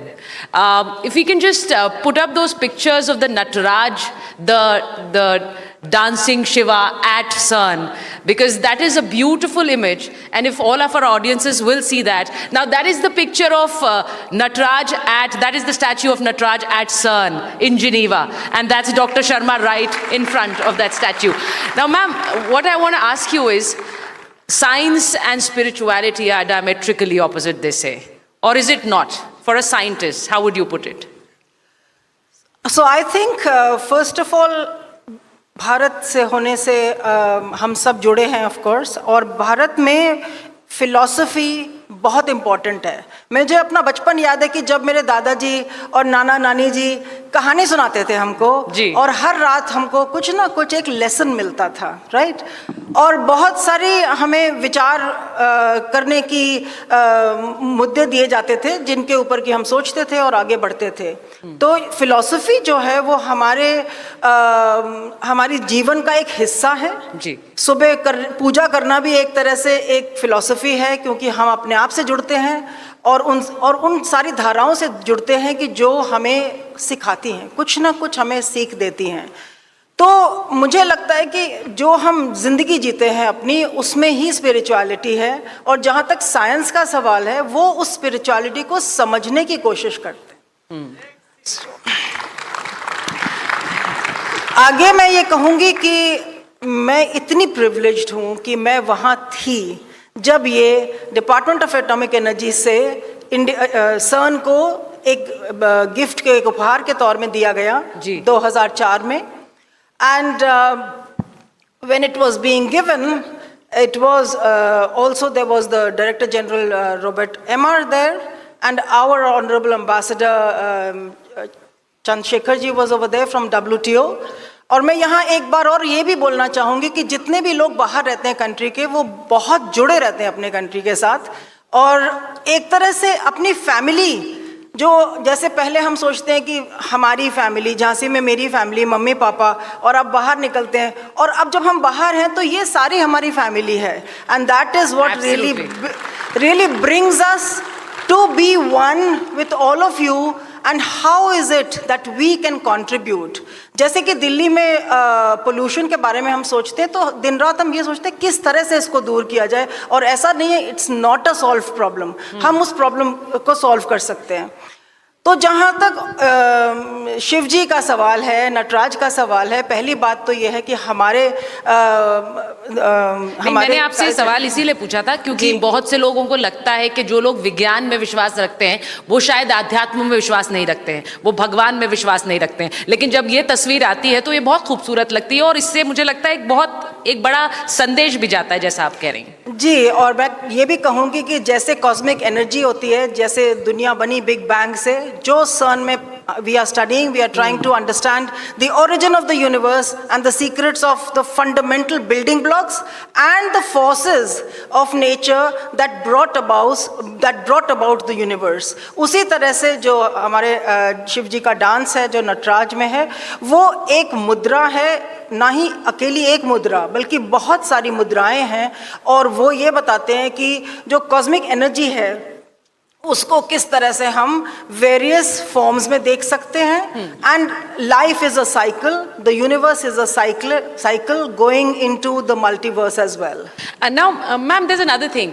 I think a lot of people who are sitting here on a day-to-day basis, we all watch films and a lot of things that are being made up in movies. Is the world coming to an end? Is there another universe? क्या एक और दुनिया है? क्या ये दुनिया खत्म होने वाली है? ये सब सवाल हम लोग फिल्म्स में देखते हैं, but doctor Archana is actually working on those things.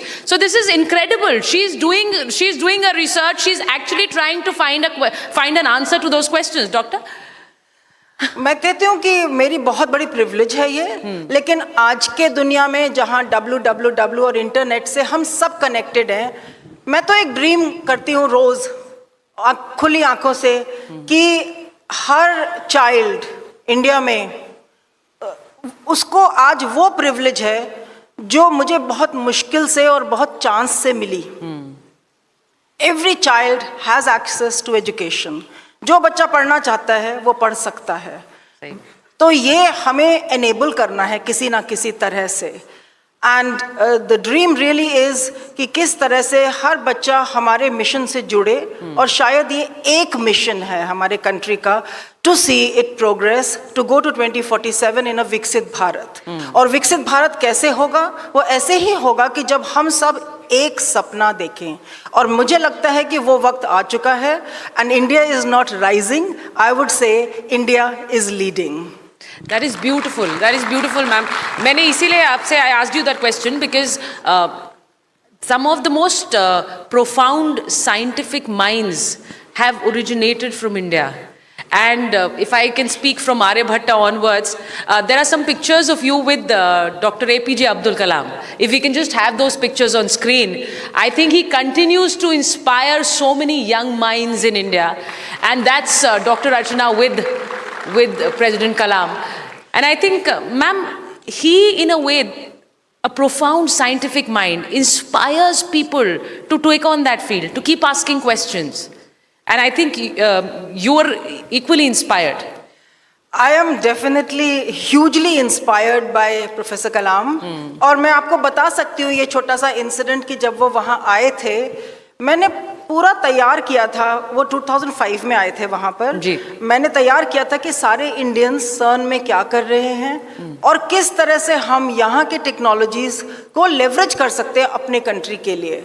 और मुझे लगता है कि हम क्योंकि जुड़े हैं, हमारे सब साइंटिस्ट जुड़े हुए हैं इन सब काम में, तो जगह जगह पर इंडस्ट्री, एकेडेमिया, रिसर्च सब जुड़ी हुई है. तो उन्होंने मुझसे ये बोला, आप कीजिए, हम आपके पीछे हैं. ये शब्द मेरे साथ हैं अभी भी. और मैं आपको बताऊंगी कि आज के ज़माने में तो सेल्फीज होती हैं और सब दौड़ दौड़ के फ़ोटो ले लेते हैं अपने आप ही अपने सेलिब्रिटी के साथ. लेकिन उस ज़माने में मैं थोड़ी सी पीछे खड़ी थी. मैं हिम्मत नहीं हो रही थी कि मैं जाऊं फ़ोटो लेने के लिए, मन तो बहुत हो रहा था. He pulled me and he said, "You come here." And he took this photograph and he told the photographer to take the photograph for me. Such a memory for you. And मैं कहूँगी कि ये कितनी inspirational moment रहा है मेरे साथ. जी, बहुत ही as you said, it's an inspirational moment not just for you but for so many young minds in India. मैं हमेशा कहती हूँ कि एपीजे अब्दुल कलाम विज्ञान को लेकर जिस तरह की एक उत्सुकता, एक क्यूरियोसिटी यंग माइंड्स में जगा कर गए हैं, वो आने वाले समय तक उसी तरह से बनी रहेगी. But coming back to my question, ma'am, is there another universe? तो देखिए, आंखें बंद करिए, आपको बहुत सारे यूनिवर्स दिखाए हैं. Is the world going to come to an end? World तो एंड में बहुत बार आया और फिर हुआ भी नहीं, अनफॉर्चुनेटली या फॉर्चुनेटली. अनफॉर्चुनेटली नहीं, आई मीन आपके सवाल का जवाब जो आप उत्सुकता से सुनना चाह रही थी, वो सॉरी, वो जवाब नहीं है. तो जवाब ये है कि जब याद है आपको, जब साल 2000 आ रहा था और Y2K की प्रॉब्लम आ रही थी एंड कंप्यूटर सारे वो हो जाएंगे और क्या मतलब इस तरह की challenge, but that passed away. आगे हम आ गए. उसी तरह से जब लार्ज हैड्रॉन कोलाइडर, जो बहुत बड़ा एक्सेलरेटर है जो सर्न में है, 27 किलोमीटर उसकी सर्कम्फ्रेंस है, और उसके अंदर जो एनर्जीज हैं वो एनर्जी है जो बिग बैंग के टाइम पर थी. तो वो एनर्जी अगर हम रिक्रिएट कर रहे हैं तो बहुत लोगों को ये भी हुआ कि भाई दुनिया का अंत हो जाएगा। आपने सुना होगा इसके बारे में कि भाई जब इतनी एनर्जी बनेगी दुनिया का अंत हो जाएगा। बिल्कुल कहा गया था उस समय। जी लेकिन वो भी निकल गया और हम अभी भी उससे खूब डेटा ले रहे हैं और अपनी हम लोग साइंटिफिक रिसर्च जो कर रहे हैं उसमें कर ही रहे हैं। So the point is as follows कि यदि हम सारा नॉलेज को इकट्ठा करें जो हमें पता है आज के तारीख में on the fundamental building blocks and the fundamental forces और जो कॉस्मोलॉजी से सारे रिजल्ट्स हमने देखे हैं उनको सबको देखते हुए हमें पता चलता है कि हम बहुत इग्नोरेंट हैं। हमें सिर्फ 5% मालूम है क्योंकि यदि आपको बिना बताए मैं इस पूरे हॉल के नीचे एक बहुत बड़ा मैग्नेट लगा दूं फॉर एग्जांपल और हम में से किसी ने कोई क्लिप लगाई है या जूते पहने हैं जो मेटालिक हैं उनको पता चलेगा कि कुछ समथिंग इज देयर राइट। उसी तरह से जो मूवमेंट है गैलेक्सीज की उनको देखते हुए हमें पता चलता है कि बहुत कुछ उसके आगे भी है और वो हमारी समझ के बाहर है आज के तारीख में। उसको हम डार्क मैटर और वो सब अलग अलग हो रहा है, पुश भी हो रहा है तो उसको डार्क एनर्जी कहा जाता है। तो उसके बारे में तो हमें मालूम नहीं है। और एक और भी बात यह है यदि आप एंटी मैटर की बनी होती फॉर एग्जाम्पल और मैं आपसे बोलती can we shake hands and if I am matter क्या हो जाता एनर्जी में हम दोनों भस्म हो जाते राइट। लेकिन ऐसा नहीं हुआ ऐसा नहीं हुआ। इसका मतलब मैटर ज्यादा है और एंटी मैटर कहीं गायब हो गया तो वो कहाँ है। तो ये सारे क्वेश्चंस के लिए मल्टीवर्सेस की थ्योरीज आती हैं और हम देखेंगे आगे साइंस हम करेंगे। मुझे लगा था क्लास के बाद अब साइंस के क्वेश्चंस नहीं होंगे। यहाँ पर आप मुझे साइंस के क्वेश्चंस पूछेंगी तो मैं थोड़ी डिलेमा में आ जाऊंगी। लेकिन asking for our audiences here ma'am, you've been asked this question a million times I'm sure about the God particle, about what really is taking place beneath the earth, that in that huge collider that we've set up at CERN. A lot of people here who want to know about it, who've heard about it, who've heard about that path-breaking research. Please tell us. जी, so at CERN, in fact CERN was founded in 1954. और आपने जिस तरह से एक example के जरिए समझाया कि जमीन के नीचे अगर हम मैग्नेट लगा दें तो जरा लोगों को भी समझाइए कैसे जमीन के नीचे 27 किलोमीटर नीचे आपने वो कोलाइडर बनाया है और उसमें आप कैसे एक्सपेरिमेंट्स कर रहे हैं। जी, सबसे पहले तो मैं ये कहूँगी कि ये बहुत विजनरी एक्सपेरिमेंट है। और इसको सोचा गया था 80s में और 80s में भी क्यों सोचा गया था क्योंकि हमको काफ़ी हद तक ये समझ आ गया था कि एटम तो आप सब जानते ही हैं, एटम के अंदर प्रोटॉन्स होते हैं, न्यूट्रॉन्स होते हैं। प्रोटॉन्स भी फंडामेंटल नहीं है, प्रोटॉन के अंदर भी 3 पार्टिकल्स होते हैं, quarks, the ones you might know. और उसी तरह से जो फोर्सेस होते हैं इलेक्ट्रोमैग्नेटिक फोर्स आपको पता ही है और वीक फोर्सेस होते हैं जिससे रेडियो एक्टिविटी होती है, सन में होती है बहुत ज़्यादा वीक फोर्स के वजह से ही हमें रोशनी आती है और इलेक्ट्रोमैग्नेटिक फोर्स जो फोटॉन्स हैं वो उसको लेकर आते हैं हमारे पास तक और हम जी पाते हैं। ग्रेविटी है, ग्रेविटी बहुत वीक है। आई मीन मैं कूद सकती हूँ लेकिन it's still very weak compared to protons. जो हम अपने प्रोटॉन निकाल सकते हैं क्या? नहीं निकाल सकते, राइट। तो वो जो प्रोटॉन्स जो स्ट्रॉन्ग फोर्स है वो बहुत स्ट्रॉन्ग है। लेकिन ये सारा जो कहानी मैं ज़्यादा लंबी नहीं करूँगी, लेकिन फंडामेंटल पार्टिकल्स और फंडामेंटल फोर्सेस को लेकर हमने एक स्टैंडर्ड मॉडल बनाया साइंटिस्ट्स ने ओवर द लास्ट सेंचुरी। जिस तरह से पीरियोडिक टेबल होती है उसी तरह से फंडामेंटल पार्टिकल्स का एक स्टैंडर्ड मॉडल होता है। तो उसमें ये एक मिसिंग पीस था कि एक पार्टिकल होना चाहिए जो इतना मतलब उसकी एग्जैक्ट एनर्जी तो नहीं मालूम थी, लेकिन ये मालूम था कि एक होना चाहिए पार्टिकल जिसके वजह से पार्टिकल्स का जो मास है उसको हम एक्सप्लेन कर सकें।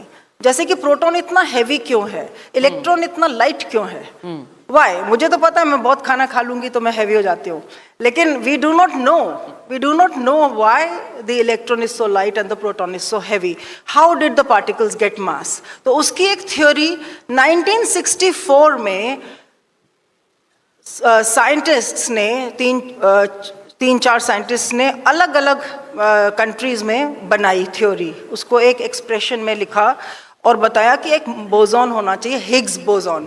तो सबसे बड़ी बात ये भी है कि इसमें भी देखो इंडियन साइंटिस्ट का कंट्रीब्यूशन है। सत्येंद्र नाथ बोस के बारे में आपने सुना होगा कि उन्होंने प्रपोज किया था बोस आइंस्टाइन कॉन्डेंसेट, एंड जो हिग्स बोजॉन बोलते हैं जैसे आप बोल रहे हैं, तो बोजॉन जो नाम है फैमिली ऑफ पार्टिकल्स वो उनसे आया है। Beautiful, so incredible. So, ma'am, as I said, there are so many flourishing scientific minds in India, and I think now they are getting a platform which is on a global stage. You're an embodiment of that, and I think when we speak about, if we can just have some pictures of Dr. Sharma with the Prime Minister of India. I say this because the Prime Minister is going to be here at the Republic Plenary Summit, and those pictures of yours with the Indian Prime Minister Shri Narendra Modi. And as I sum this up, ma'am, how do you see his vision for India as a vision for the scientific minds? So, मैं सबसे पहले prime minister Modi ji की बहुत आभारी हूँ कि उन्होंने अपने इतने बिजी शेड्यूल में से 20 मिनट निकाले मुझे और स्टूडेंट्स के साथ मिलने के लिए जिनीवा में। ये जो फोटो आप दिखा रहे हैं, एंड ये रहा होगा मेरे ख्याल से 10-12 साल पहले की बात है ये जी। और उन्होंने सबसे मिला, सबसे पूछा आप क्या कर रहे हैं, मुझसे क्या पूछा, इनमें से कितने बच्चे वापस भारत जाते हैं और आपने क्या कहा? तो वहां से एक विचार शुरू हुआ कि किस तरह से हमें भारत से जुड़ना चाहिए, बिल्कुल, और कैसे हमें यहाँ पर ऐसी मतलब मैग्नेटिक एक्सपेरिमेंट्स करने चाहिए। बाय मैग्नेटिक आई मीन कि इतने अट्रैक्टिव होने चाहिए बिल्कुल, बिल्कुल। कि इंटरनेशनल कोलैबोरेशन यहाँ बने, जैसे कि सोलर अलायंस जो है हमारा वो बना है, और कॉप 26 में भी मोदी जी ने अभी जो पंचामृत का जो उन्होंने बोला है अभी फॉर द एनवायरनमेंट, उस तरह से इतने सारे प्रोजेक्ट्स हैं हमारे पास जो हम कंट्री सेंट्रिक करें और सारे बच्चे हमारे उसके साथ जुड़ें। Beautiful, ma'am. I think when we speak about science, science is limitless, and so is India. India is limitless today. It's roaring, it's flying high, and thank you so much for inspiring the youth of the country for taking up that flight. Thank you so much, Dr. Archana Sharma. Big round of applause for her. Thank you, thank you, thank you. Thank you so much.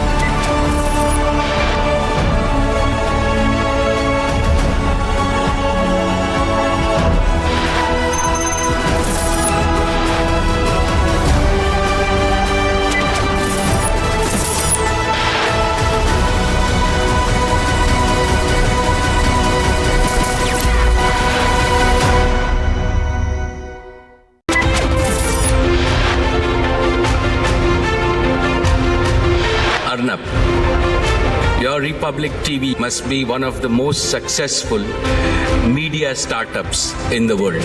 Public TV ने जो किया है आज तक भारत के आजाद भारत के इतिहास में किसी इंग्लिश टीवी ने तो किया ही नहीं, और मैं इस बात के लिए इनकी हिम्मत को दाद देता हूं। थोड़े समय में ही इस रिपब्लिक मीडिया समूह ने जन सामान्य का विश्वास हासिल करने में जो कामयाबी हासिल की है उसकी जितनी भी सराहना की जाए वह कम है। It's my joy, Arnab, you are bringing the much needed inspiration and information to people. And in such short time, Republic TV has done wonderfully well. The world's leading LED pioneer. stunning visuals, world-class LEDs. Republic Studios, powered by Unilumin. इसको घर पे लगाओगे तो शादी का तो पता नहीं, पर घर पक्का नहीं टूटेगा। रुंगटा नहीं तो घर स्ट्रॉन्ग नहीं। रुंगटा स्टील TMT बार एकदम सॉलिड। पहाड़ों में एक हाइकिंग स्टिक भी बन सकती है।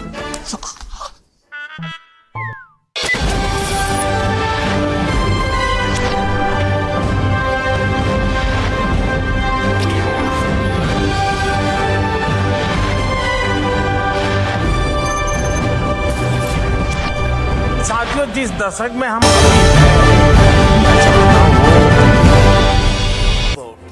We have with us Shri Arnab Goswami, Editor-in-Chief and Founder, Republic Media Network, on stage for this interaction. So it's over to you both.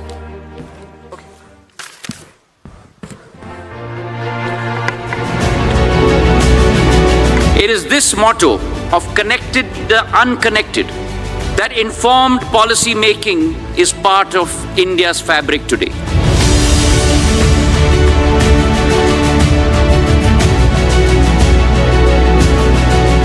It is my hope and my dream that India by 2030 transforms herself into a telecom product nation.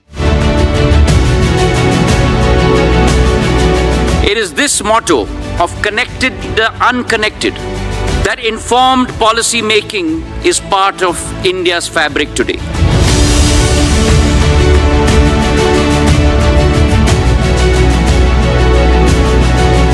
It is my hope and my dream that India by 2030 transforms herself into a telecom product nation. And for being with us here today. So a round of applause to this dashing, fantastic turnaround minister in the Modi government, Jyotiraditya Scindia. Thank you, sir. Thank you. Thank you. Ladies and gentlemen, I would like to begin by always saying this, that I say this to him, that I see so much of the greatness of his late father, Madhavrao Scindia, in Jyoti. Every time I meet him, for me, Jyoti, it is deja vu. I began my career in the late 90s, and his house was where I started my career. I would stand outside and he would call us in. He was a charming, wonderful, generous, intuitive man who had a great sense of the country, and it's so sad that destiny snatched him away from us even before his prime. And so I'd like to begin by just remembering your father as I share with you on the stage. Thank you. So thank you for continuing the connection, Jyoti. Ladies and gentlemen, Jyotiraditya Scindia has had a very interesting political career. He came into politics on the demise of his father. He's a very, very well qualified professional, has been an investment banker. And when he entered politics, many people passed judgment that it would be difficult for him to do politics from the roots. But both politics and governance from the roots to being a many, many times successful member of parliament. And today, if I may say so, Jyoti, I want to begin by saying everyone in the country says, you are the turnaround minister. That's what they call you. And the reason they call you the turnaround minister is because you are always put in place when the chips are down. From the privatization of Air India to now the historic turnaround of BSNL. BSNL, under his leadership, for the first time in 17 years, has reported profits. In Q3, BSNL, nobody thought would be profitable, reported a profit of 271 crores. He says he plans to have 1 lakh planned towers operational for a nationwide 4G rollout of BSNL. And you yourself have referred to it, Jyoti, as the significant turning point for BSNL. What is so significant behind this turnaround? What is this approach? And since this theme is about limitless India, What is the limitless mindset behind it? So first of all, Arnab, thank you very much for having me, and it's always a pleasure to be with you and to be a part of Republic's grand event as it's being held this year as well. Just to add on to your story of when the chips are down, I was also made power minister when the grid collapsed in India. Yes. the next morning, and therefore entrusted with the responsibility that this should never ever have happen again. Yes. The issue with the story of BSNL is it's actually one of the jewels of India in a fiercely competitive environment. I'm just coming back from the Mobile World Congress in Barcelona, and the EU, which is made up of now 27 states, 27 countries. There is, even if I use the word fierce competition, it would not be doing justice to the environment of telecom in that block of the world. And in that environment, for a government-owned telco to not only survive, but to service 9.5 crore customers, to grow, and after 17 years, as you mentioned, the first quarter after 17 years that BSNL has made a profit has been in the October-December quarter of last year. And keep in mind that this is in an environment, as I mentioned, of fierce competition. And not only that, when all other telcos across the world, including in India, and we've had the privilege of having 4 telecom service providers in India. There are not many countries across the world that have that many players in the telecom space. All set up their 4G, 5G networks using imported equipment. And let me tell you, there are only 4 players in this space in the world. There's Huawei and ZTE from China. Yep. There's Ericsson from Sweden. There's Nokia from Finland, and there's Samsung from Korea. Only 4 telecom equipment manufacturers, 2G, 3G, 4G, 5G, and hopefully by 2030, 6G. In that space, the Prime Minister's vision, and this goes into your topic of limitless India, Atmanirbharta, do what earlier could not be even dreamt of. And he said we need to produce our own 4G stack. And if BSNL is going to go into 4G, it will do so based on an Indian 4G stack. And for the first time in the world's history, after 3.5, 4 decades, you have seen an Indian government-owned technology company, CDOT, manufacture the core. You've seen a private sector company, Tejas, manufacture the RAN, which is the radio access networks, which are the towers that you see. You've seen an Indian SI, system integrator, TCS, manage all this process together. And today we're rolling out 100,000 towers of 4G proven technology on BSNL networks. So by June this year, my 100,000 towers will be fully operational, and hopefully, starting June this year, I'll also be switching from 4G to 5G on those towers. That's amazing. Why do we, layman question, why do we need to do that? Why does the government need to push this? Is it because in India, communications is a strategic asset?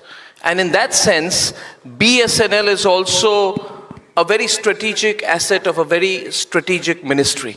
Is that the intent behind it? Why should the government communications, you have to understand. So let's understand the US story, Arnab. Yeah. America today is a superpower. But how did America get there? We've got our young students sitting here in the audience. America got there not because America experienced 10% growth rates, 15% growth rates, 20% growth rates, but because America grew at only 3.5%. But it grew at 3.5% for 100 years. And that, ladies and gentlemen, is the power of compounding. So when America laid out its infrastructure, the Vanderbilts, the JP Morgans that laid out the highways, laid out the railways. Today, that infrastructure in the world is necessary. But is the past or the present? The future highway of the world is the digital highway. And on that digital highway, India, ladies and gentlemen, is among the top 3 in the world today, thanks to Prime Minister Narendra Modi. And to be able to give you a flavor of that, a vignette of that, 10 years ago, we had 94 crore subscribers in India of mobiles. Today we have 120 crore subscribers. We're the second largest telecom market in the world. We're the second largest telecom market in the world. We had 250 million internet subscribers. Today we have 970 million internet subscribers. Above 2 GB, which is considered as broadband, we had only 60 million broadband users, 60. Today, guess what? We have 942 million broadband users. And all of this, which is going to be Arnab's next question, at what cost? Right? Because 10 years ago, a voice call would cost you 50 paise a minute. Today, a voice call costs you 0.03 paise a minute. 97% reduction. 97%. 1 GB of data, what we use on our phones, these necessary instruments that have become a part of our, not our daily, but our every second of our lives. Sometimes I feel we are more attached to our phones than people around us, which is a travesty. But 1 GB of data used to cost $287 10 years ago. Today, it costs 9 rupees. At 11 cents, that's 9 rupees, we are the cheapest data provider in the world. The cheapest data provider. And on consumption of data, today we consume 21 GB per month. Average data per user. We are the largest consumer of data in the world today. So that's the journey that India has embarked upon. We talk about 5G. India rolled out the fastest 5G network in the world. 21 months, 99% districts, 82% population, 465,000 towers, 4.25 lakh crores worth of investment. We went there, we did it, and we stand tall. Which is why, Arnab, I say, we followed the world on 4G. We marched with the world on 5G. And I guarantee you, we will lead the world on 6G. Superb. What was my next question? I forgot. You want to remind me? But you know, this is great, Jyoti. But you know, we have a person called Donald Trump these days. For a while. Huh? We've had him for a while. We've had him for a while, yeah. Now he says that open it up. Or I'll impose tariffs, and I'll impose tariffs. And they're so bad, he says. And after what he did to Zelensky, everybody's sort of cautious about him. On a serious note, we appreciate what you've done with BSNL, and there's a passion in what you're doing. But we live in an era of tech bros, Mr. Scindia, and especially the ministry that you work for looks after the interests of almost 950 million plus internet users in the country today. And then you have Elon Musk, who owns Starlink and is very keen on entering India. And your comment that you will not put any false restrictions on anyone's entry raised eyebrows. Existing Indian players were concerned, others were concerned. So very direct question to you: in today's world, we have to take care of our interests while allowing our gates to be open to the world. And how will we navigate that? We have so far not provided Starlink permissions to operate in India over what was seen to be privacy and security concerns. I'm not passing judgment on them. But Are these security concerns real? Are they going to be a matter of great concern? Are there any external pressures? If external pressures are put, how will we handle it? Are we in a position to hold our own? And I'll just put a little subjective context to this. We need to open up to the world. But there are people who say that when liberalization happened in India, and we are all 90s kids, we were not prepared. You know, the drugs and pharmaceuticals industry of India suddenly got overtaken with all these Chinese companies, cheaper drugs, opened the doors, and it hit some Indian players like IDPL very badly. So I'm asking in the context of BSNL, external players, cheap data, and ambitious foreign companies who say, we want to be in this market, and nothing in the world can stop us. So if you can just put that in perspective for us, what goes through your mind? Mr. Scindia. So Arnab, which India are you living in? The India I live in is assertive. The India I live in is confident. The India that I live in comes up with disruptive models and paradigm shifts that are unequaled in any corner of the world. Today, India truly is limitless. India has shown that her rise is a peaceful rise. India has shown what the Prime Minister always says, Vasudeva Kutumbakam. The world is one family, and we have shown that, Arnab, during COVID.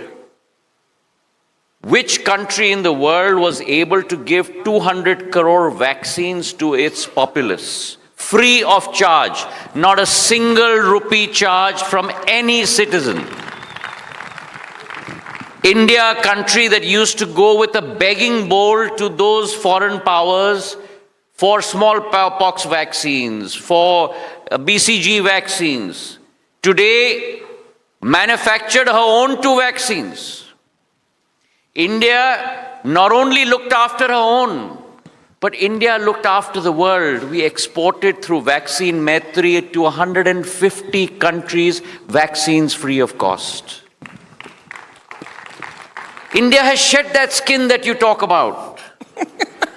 Look at Republic. He's got his own 5-acre campus. He's setting up a global channel.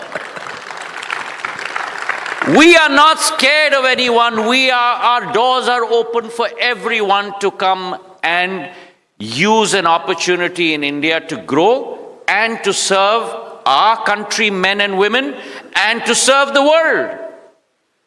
And as far as I'm concerned, the telcos are my stakeholders, the internet service providers are my stakeholders,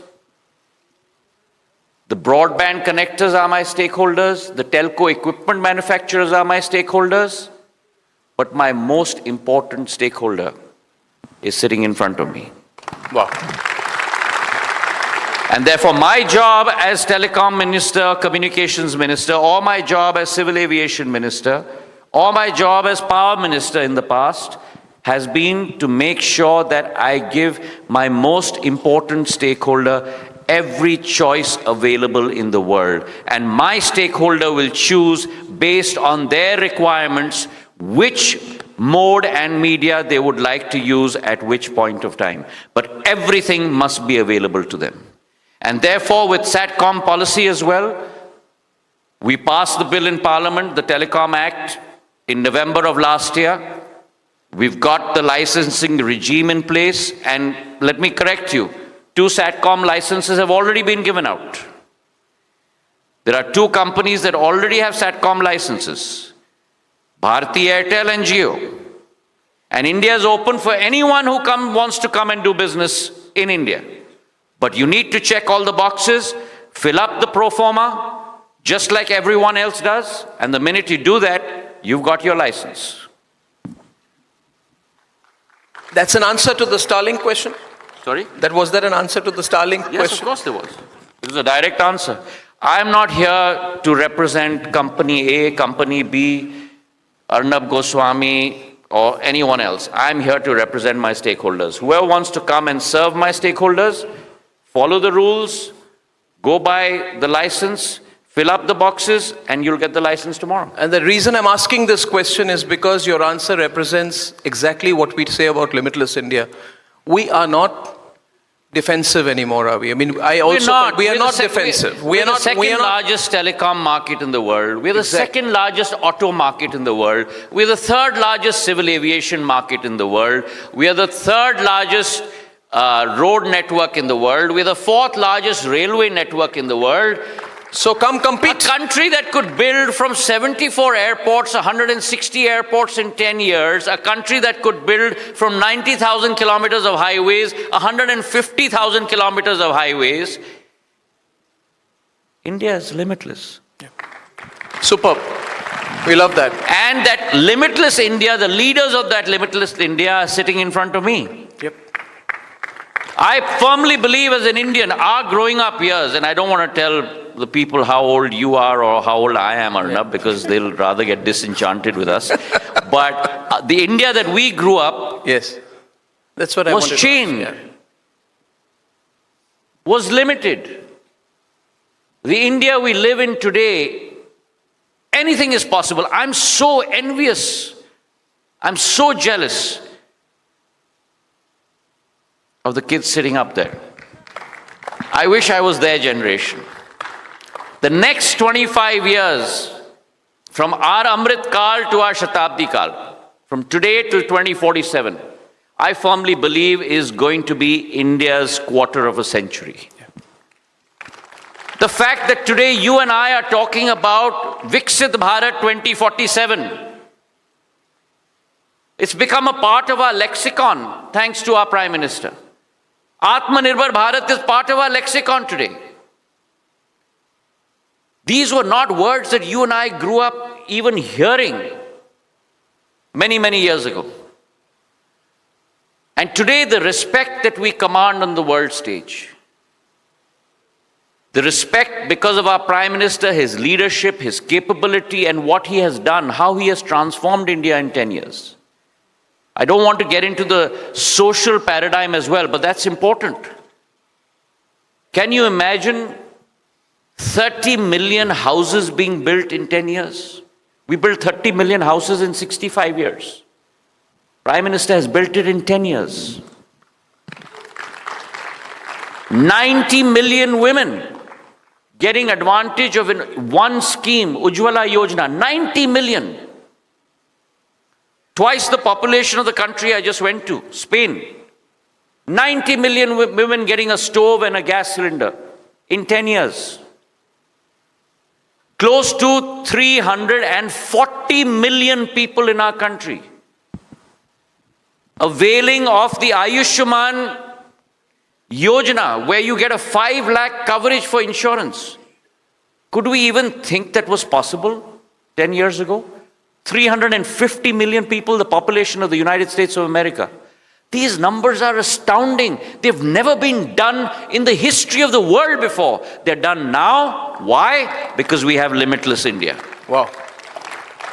So, you know, Jyotiraditya, my last question to you is when you turn the clock back and you go to the start of your political career and your career as a professional when you came out of college, things have changed, no doubt, no doubt. But I wonder, and since you're a grassroots politician, you've been to the Lok Sabha so many times, do you see the trickle-down effect? My question is simple. From your constituency, from Madhya Pradesh to the villages where you campaign, to the poorest of the poor, is there a trickle-down effect? Because my concern is whether this limitless India is only limited to urban centers of prosperity. So how do we address that issue? How long will that trickle-down effect take to actually seep into the soil of this country? Very good question, Arnab. And let me tell you, when I talk about us as Indians, I'm not talking about those of us who are seated here in Bharat Mandapam alone. I'm talking about every single Indian from Jammu Kashmir to Kanyakumari, from Bharuch in Gujarat, till where the sun blesses us on our soil, the first ray of the sun in Arunachal Pradesh. Every single Indian today, and I represent a rural constituency, every single Indian today wants to be an employer and not an employee. And that speaks of our entrepreneurial capability. And let me give you an example of that. I was in a district in Madhya Pradesh and I met with a bunch of SAGs, this is about a year ago, self-help groups, women self-help groups. And one of the ladies who I met, I spoke to her and I said, how did you start? And she said, only my husband would earn in my family, so I said, let me buy a couple of cows and let me start a dairy business. And she said, I started this dairy business and I had 2 cows and there were 4 of us women from that village. And today, which is 2.5 years later, she has grown that SAG from 4 women. Okay, let me take a dipstick view here. To how many women do you think? Anyone has a guess?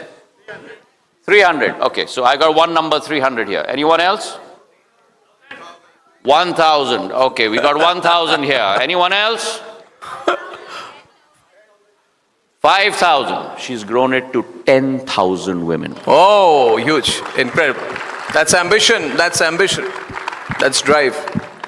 Another woman, she said, I became an agent for an insurance company.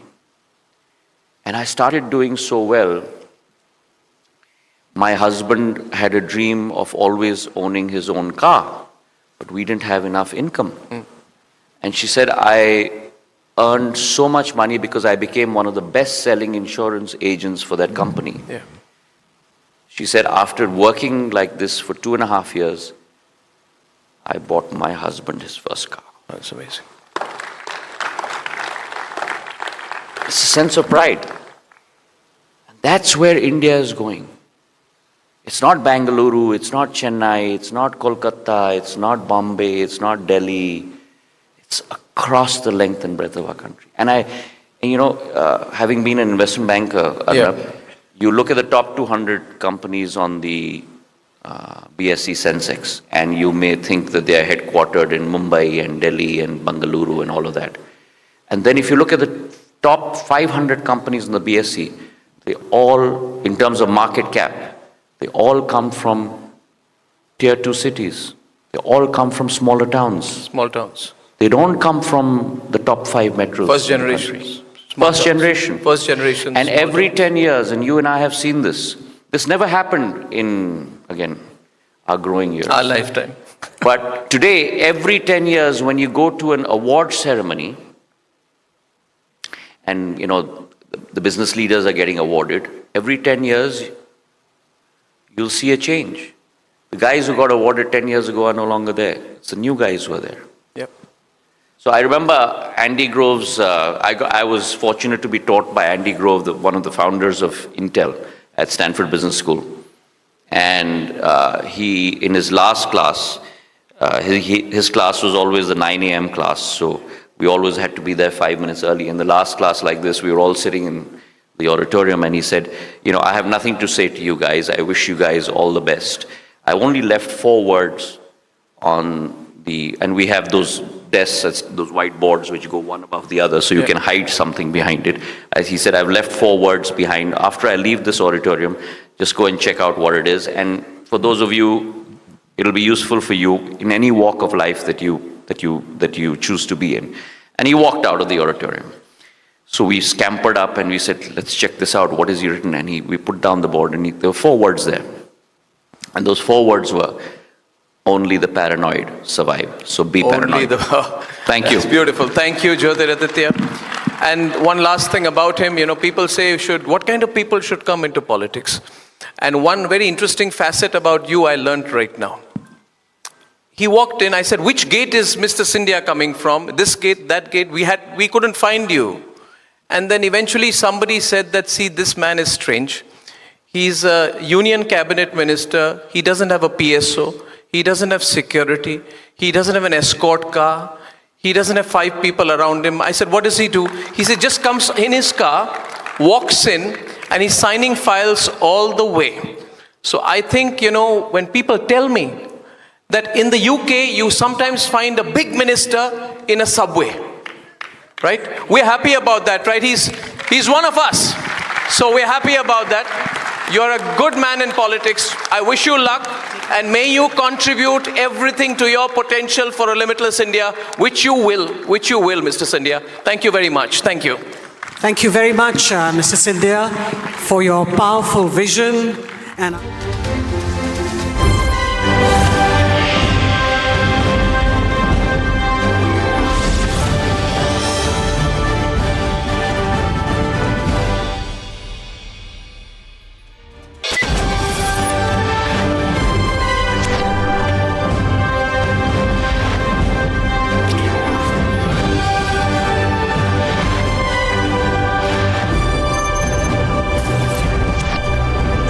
जिस दशक में हम अभी हैं, मैं समझता हूं वो आजाद भारत का अब तक का सबसे इम्पोर्टेंट डेकेड है और इसलिए ही यही समय है, सही समय है। अगले डेकेड में भारत जिस ऊंचाई पर होगा वो अभूतपूर्व होगी, अकल्पनीय होगी।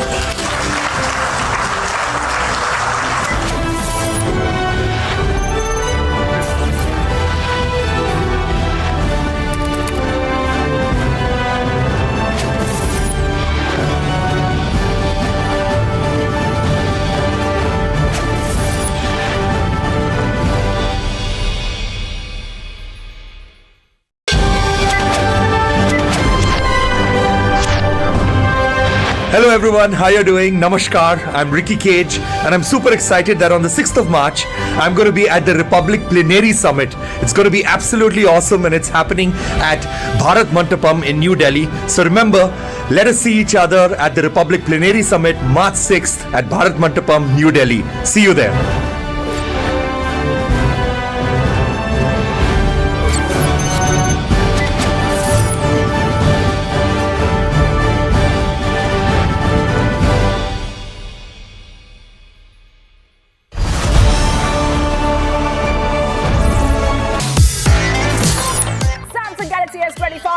Powered by Galaxy AI brings the latest news in a super efficient and summarized format from across the country only on Republic TV. Republic and Samsung together unfold a new world of possibilities. Let the adventure begin.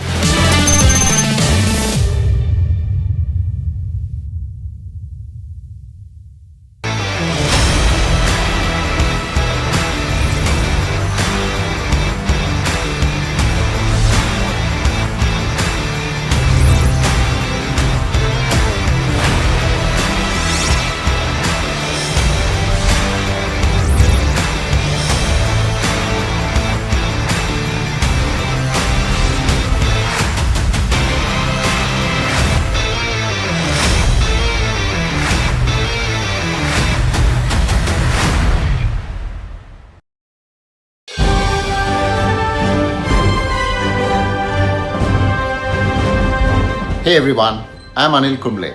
I'm honored to be speaking at the Republic Plenary Summit 2025. Under the theme of Limitless India, we celebrate the spirit of innovation and progress that's shaping our nation's future. See you at the Republic Plenary Summit 2025 on the 6th of March.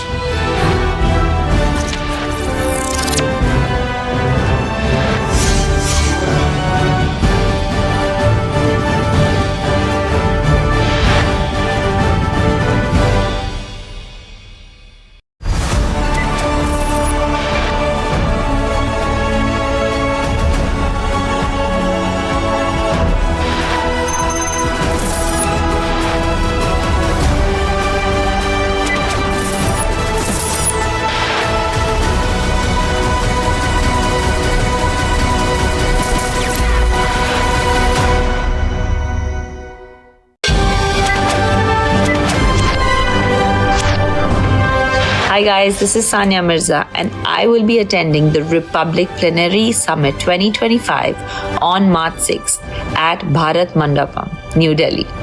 This is India's largest summit organized by Republic Media, India's leading news network. I'm thrilled to be a part of it. See you all there.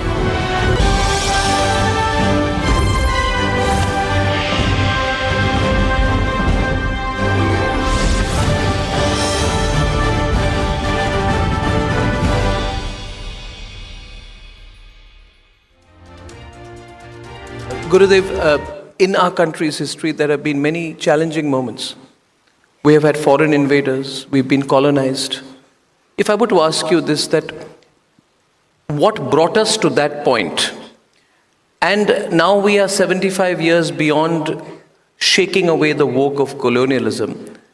How will our religion, our essential belief, what is in our culture has been given to us through generations, take us to a point where that never repeats itself? And if we are not as a religion, as a community, if we are not passive, how did that happen onto us?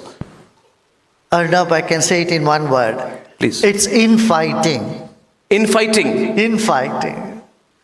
You know, if there was no infighting, if people were united, this would never have happened. Just a few hundred British soldiers could never have taken. A few hundred Mughals would have never have won this beautiful country. We were fighting. All the Maharajas were fighting. They were all embroiled themselves in their own little world. They never saw beyond their personal comfort to the comfort of the country. And those, like Maharana Pratap and Shivaji Maharaj, Sambhaji and all, they were being cheated and backstabbed by their own people. The history has told us many times. There were many Jaichans who rose up and for their petty benefits, for petty selfish goals, and they didn't care for. Or is it that we lost touch with our own spiritual and cultural roots, which made it easier for us to become colonized? Of course. A big vacuum was created on that as well. You know, the religious leaders, spiritual leaders, instead of bringing spirituality to people, they waited for spiritual leaders, people to come to them, to their own places. So, you see, that was one time, but when the country is going through a tough time, it's a need for religious or spiritual leaders to go to people and provide them. See, in a very wealthy society or well-to-do society, people go to hospital, but sometime when there is a disaster, doctors need to go to the camps where people are. In the same way, spiritual leaders, instead of holding themselves just with rituals, they should have gone out and approached people and comforted them from where they are and encouraged them, instead of making them passively accept, जो हो रहा है होने दीजिए, सब भगवान देख लेंगे. This type of attitude has also been a blot on our history. I want one thought of the day from Gurudev Shri Shri Ravi Shankar for all those who are watching this live on streaming, on channels, all of us here today. One thought we should carry with us today. Arnab, this is like going to a pharmacy and asking them, give me one medicine. Why do you limit in one thought? See, this is a Western idea, Arnab. We want one thing. We say many things. We have the victor, we have all the colors. We have so many thoughts. Let many thoughts come to us from every side. This is the mantra of Rig Veda. Anu Bhadra Kratavo Yantu Vishwato Mukha. Let thoughts come to, noble thoughts come to us from all sides. Wonderful. I'm sure, I'm so relieved that Gurudev never became a TV anchor. I would be out of a job. But I only ask that one question because, as they say in Hindi, ye dil mange more. When you are on the stage, ye dil mange more. We love you with all our dils. We believe in you. You bless us. You make us feel positive. You've left the room today with a lot of energy around. Aren't we more energized after this? What does Gurudev's intuition reveal about India's future and India's growth story? In one word, I would say, very bright. India's future is bright. We will be stronger, prosperous, moreover, more spiritual and happy society, which would showcase a model to the whole world. You know, just this one kumbh with so many different sampradayas, so many different traditions coming together, celebrate everyone doing their own thing, has showcased to the world there is possibility for unity in all diverse faiths, in diversity. We don't have to fight over things. And billions of people coming there, yet no crime. This shows that India's greatness is its spiritual glory, where we stand for ahimsa, non-violence. We stand for Vasudhaiva Kutumbakam. We are all one human family beyond all divisions, beyond all differences, and beyond all, mindsets. This embracing the whole earth, whole globe as one. And moreover, on top of this, we are very environmentally conscious. We are doing so much for green energy than anybody else in the world. And nobody can point us towards us and say, you are spoiling the planet. No, we are nurturing the planet physically, mentally, emotionally, spiritually, in all the way. So there is no limit for India's future and growth.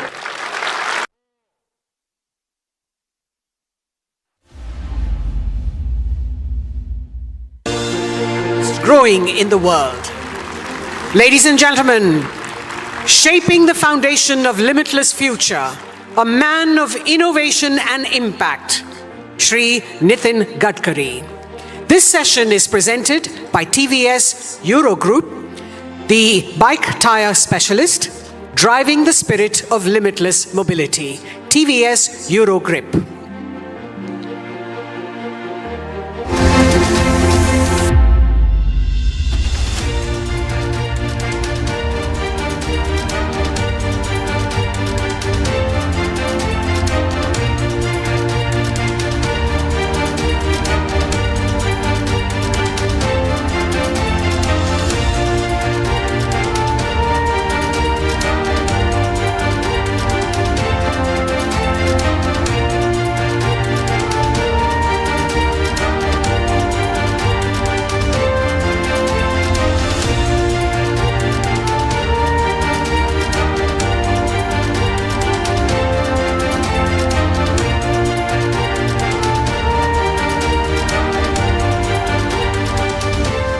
On the road ahead for Bharat's limitless infrastructural revolution.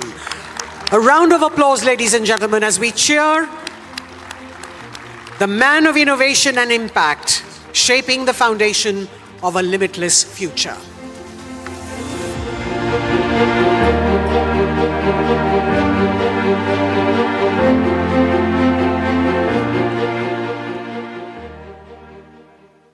नमस्कार। विशेष रूप से आप सबको बहुत बहुत बधाई देता हूं कि भविष्य के भारत के बारे में वो कैसे होना चाहिए, इसका रिपब्लिक टीवी ने आपको सोचने के लिए एक बहुत अच्छा अवसर दिया है। मैं अक्सर एक बात दोहराता हूं, you can donate I but you can not donate vision. हम आंखें दान कर सकते हैं, दृष्टि दान नहीं कर सकते।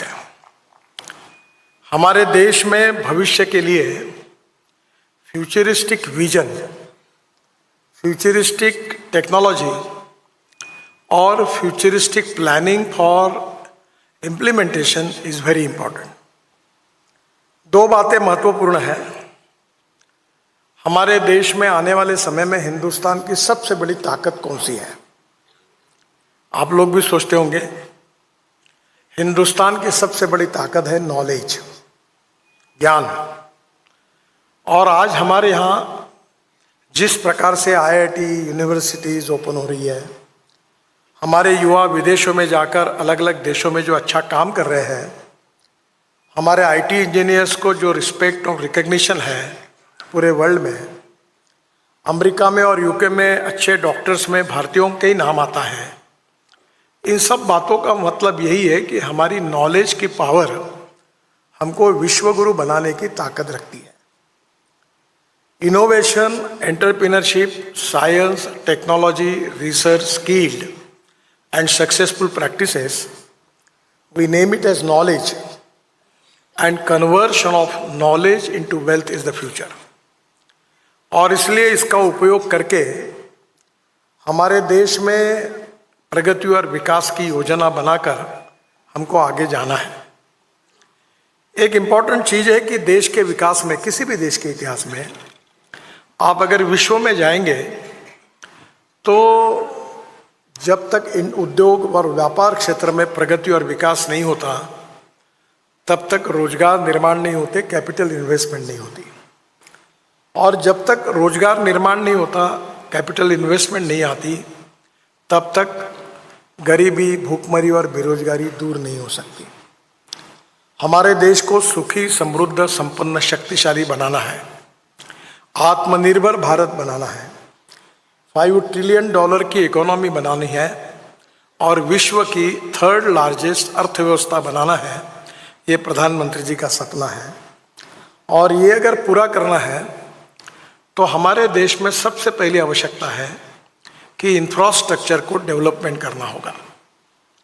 Water, power, transport and communication, ये 4 इंफ्रास्ट्रक्चर जहाँ होंगे वहाँ उद्योग व्यापार बढ़ेगा, खेती में विकास होगा, और जहाँ इसमें विकास होगा उसी से रोजगार निर्माण होगा, वेल्थ क्रिएट होगी और ग्रोथ रेट बढ़ेगा।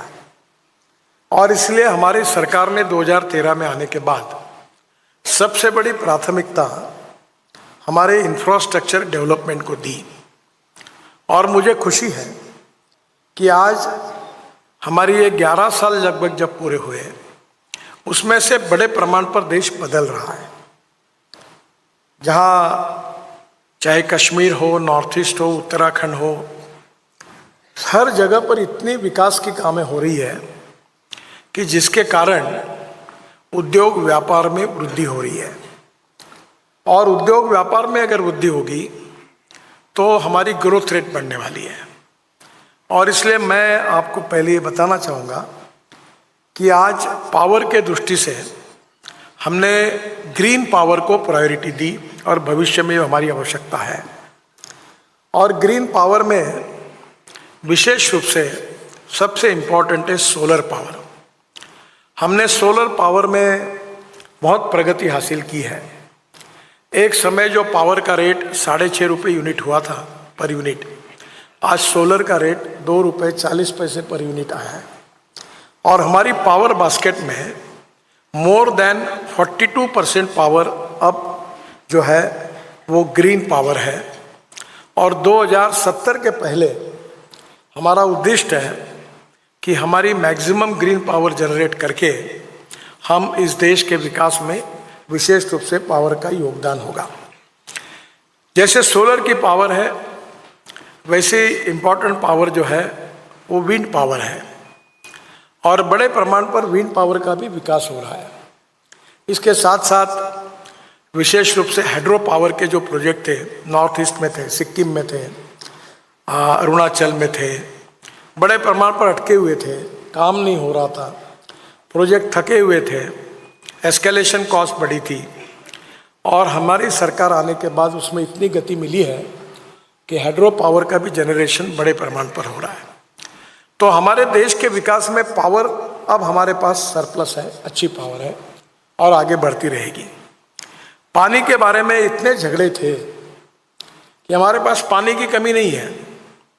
मैं जब वाटर रिसोर्सेज मिनिस्टर था तो आंध्र प्रदेश में एक पोलावरम करके बहुत बड़ा डैम बन रहा है और भारत सरकार ने उसमें 75% पैसे दिए। काम अटका हुआ था, काफ़ी काम दूर हुआ, अभी काफ़ी काम पूरा हुआ है। वो पानी वहाँ मिलने के बाद में भी 1300 टीएमसी पानी समुद्र में जा रहा है। और ये पानी अगर हम रोकते हैं तो हम हमारे देश को सुजलाम सुफलाम कर सकते हैं। पानी की कमी नहीं है, पानी के नियोजन की कमी है। आपको पता होगा कि 1970 से करीब 23 झगड़े ऐसे राज्यों में थे कि पानी के बारे में कोई निर्णय नहीं होता था। मैं जब वाटर रिसोर्स मिनिस्टर था तो मैंने उस समय इन राज्यों को, पंजाब, हरियाणा, उत्तराखंड, हिमाचल, कश्मीर, दिल्ली, इन राज्यों को बुलाकर 17 झगड़े निपटाए। मैं सब मुख्यमंत्री जी को ये कहता था कि आप अगर ये मामला निपटाओगे नहीं तो मैं दरवाजा ही नहीं खोलूँगा रूम का, आप इसको निपटाइए। और आपको बताते हुए मुझे खुशी हो रही है कि 23 में से 17 निपट गए। और उसमें से जो उत्तराखंड और हिमाचल में जो किश्तवाड़, रेणुका, ऐसे 4 प्रोजेक्ट बन रहे हैं जिसका काम शुरू हो गया है, उससे आने वाले दिनों में दिल्ली को 2070 तक पानी की कोई कमी नहीं है, पूरा पानी मिलने वाला है। और कल मुझे दिल्ली के मुख्यमंत्री मिलने के लिए आई थी तो मैंने उनको कहा कि आप 24/7 24 घंटे पानी की योजना दिल्ली के लिए लागू करो। तो पहली बात तो यह है कि पानी हमारे देश में काफ़ी बड़े प्रमाण पर 47 रिवर कनेक्टिविटी, नदी जोड़ प्रकल्पों को हमने DPR बनाया है। उसमें से केन बेतवा का महत्वपूर्ण प्रोजेक्ट शुरू हुआ है।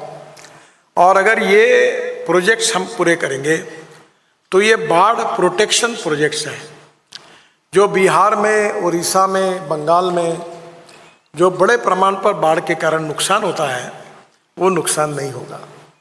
तो रिवर कनेक्टिविटी के कारण हम पानी की, हमारे पास कोई समस्या नहीं है। पानी का नियोजन हो रहा है और उसको डीप इरिगेशन भी आया है। सबसे बड़ी सफलता ये है कि दौड़ने वाले पानी को चलने के लिए लगाओ, चलने वाले पानी को रुकने के लिए लगाओ और रुके हुए पानी को जमीन को पीने के लिए लगाओ। गांव का पानी गांव में, खेत का पानी खेत में, घर का पानी घर में। अब मेरी बात को थोड़ी सी गंभीरता से इसलिए लीजिए कि मैं एग्रीकल्चर में ही काम करता हूँ और मुझे 11 डिलीट्स मिली है, डॉक्टरेट्स। उसमें से 6 डॉक्टरेट मेरी कृषि विज्ञान में है और 5 जो है वो जल संवर्धन में है। तो नदी, मैंने महाराष्ट्र में और देश में अनेक जगह प्रोजेक्ट किए, 1000 अमृत सरोवर बनाए और उसके कारण वहाँ का सोशो इकोनॉमिक ट्रांसफॉर्मेशन हुआ और वाटर की लेवल बढ़ी। कुआं 1 घंटा पानी निकलता था, अब 24 घंटे निकल रहा है।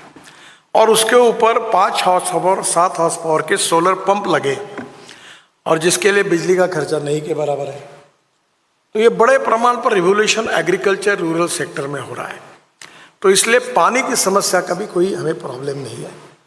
रोड इंफ्रास्ट्रक्चर में निश्चित रूप से मैं आपको बताना चाहूँगा कि हम 36 ग्रीन एक्सप्रेस हाईवे बना रहे हैं और इतने बड़े प्रमाण पर पूरे देश में बना रहे हैं कि हमने बेंगलोर से चेन्नई अभी हाईवे 2-3 महीने में इनॉग्रेट करेंगे। 6 घंटे लगते थे, अब 2 घंटे में होगा। मैसूर से बेंगलोर 3-3.5 घंटे लगते थे, अब 1 घंटे में होता है। मेरठ से दिल्ली 4.5 घंटे लगते थे, अब 45 मिनट में हुआ है। दिल्ली से जयपुर 3-4 महीने के बाद 2 घंटे में होगा। दिल्ली से अमृतसर 4 घंटे में होगा। दिल्ली से देहरादून 9 घंटे लगते थे, अब 2-3 महीने के अंदर दिल्ली से देहरादून 2 घंटे में होगा। और इसलिए ऐसे इतने हाईवे बना रहे हम कि गोरखपुर से सिलगुड़ी तक, वाराणसी से कलकत्ता तक टोटल 6 लाख करोड़ के हाईवे बना रहे हैं। मुंबई से हमने, जब अटल ब्रिज है उसको क्रॉस करने के बाद मुंबई पुणे एक्सप्रेस हाईवे था, वो भी बनाने का मुझे सौभाग्य मिला। वो एक्सप्रेस हाईवे के बाजू में मैं नया हाईवे बना रहा हूँ और डायरेक्ट मुंबई से बेंगलोर 5 घंटे में। आपका शायद मेरे ऊपर विश्वास एकदम बैठेगा नहीं, पर अभी तक कोई पत्रकार मुझे प्रश्न नहीं पूछ सका। मैंने जो बोला वैसे ही हुआ है। जम्मू कश्मीर में हम आने के पहले 5 टनल थी, अब हम 156 टनल बना रहे हैं, उसमें से 36-35 पूरी हुई है। अगर आप मनाली जाते हो, मनाली से रोहतांग पास जाने के लिए 3 घंटे 3.5 घंटे लगते थे, अब अटल टनल बनी है, 8 मिनट में जाते हैं। वहाँ से निकलकर बाहर आएंगे आप तो लद्दाख लेह तक हम 7 टनल बना रहे हैं, रोड का काम शुरू है।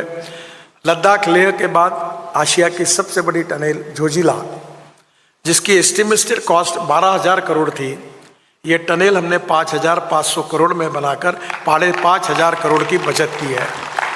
करीब 75% काम पूरा हुआ है। उसके बाद झेड़मोर टनल है। झेड़मोर टनल में हमने लगभग अभी प्रधानमंत्री के हाथ से उसका उद्घाटन किया है, वो भी पूरी हुई है। फिर श्रीनगर आएंगे और श्रीनगर से जम्मू के बीच में हम 36 टनल बना रहे हैं, उसमें से 22 टनल अब पूरी हो गई है। और जम्मू आने के पहले कटरा दिल्ली एक्सप्रेस हाईवे का काम काफ़ी बड़े प्रमाण पर पूरा होते आ रहा है। कटरा से अमृतसर, अमृतसर से दिल्ली, दिल्ली से मुंबई 12 घंटे में। और इसी बात बीच में सूरत में हम रुकेंगे और सूरत से लेफ्ट हैंड होकर तुरंत हम नासिक जाएंगे, नासिक से अहमदनगर, अहमदनगर से सोलापुर, सोलापुर से करनूल। इसमें काफ़ी काम हो गया है, काफ़ी शुरू है।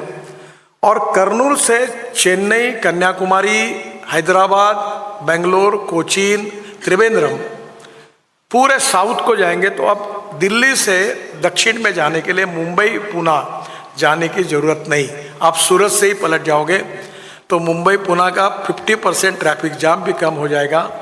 और कश्मीर से कन्याकुमारी तक, यानी हिमाचल से लेकर कश्मीर को लेकर कन्याकुमारी तक एक्सिस कंट्रोल एक्सप्रेस हाईवे बनेगा, ताकि देश में लॉजिस्टिक कॉस्ट जो 16% है, जो अमेरिका में 12% है, यूरोपियन कंट्रीज में 12% है और चाइना में 8% है, मैं आपको विश्वास दिलाता हूं कि आज से 2 साल के अंदर ये 16% की लॉजिस्टिक कॉस्ट 9% में, यानी सिंगल डिजिट में आएगी।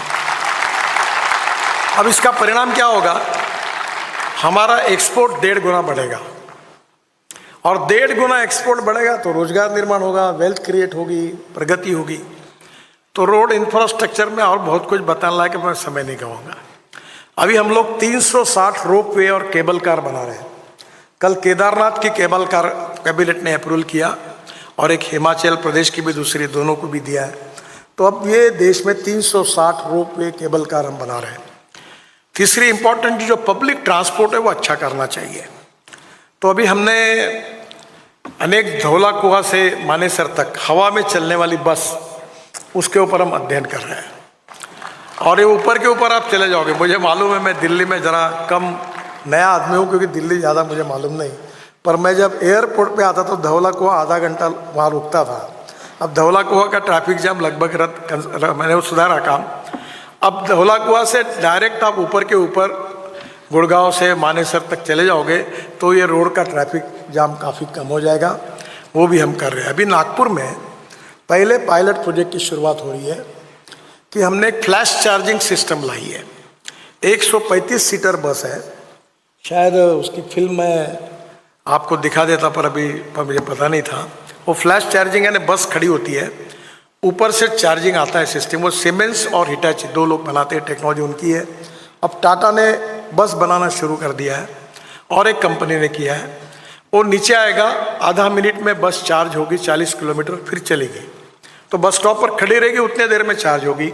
तो लिथियम आयन बैटरी की कीमत कम लगेगी क्योंकि 40 किलोमीटर का ही चार्जिंग है।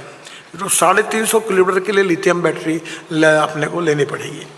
तो ये बस का किराया डीजल बस से 30% कम होगा।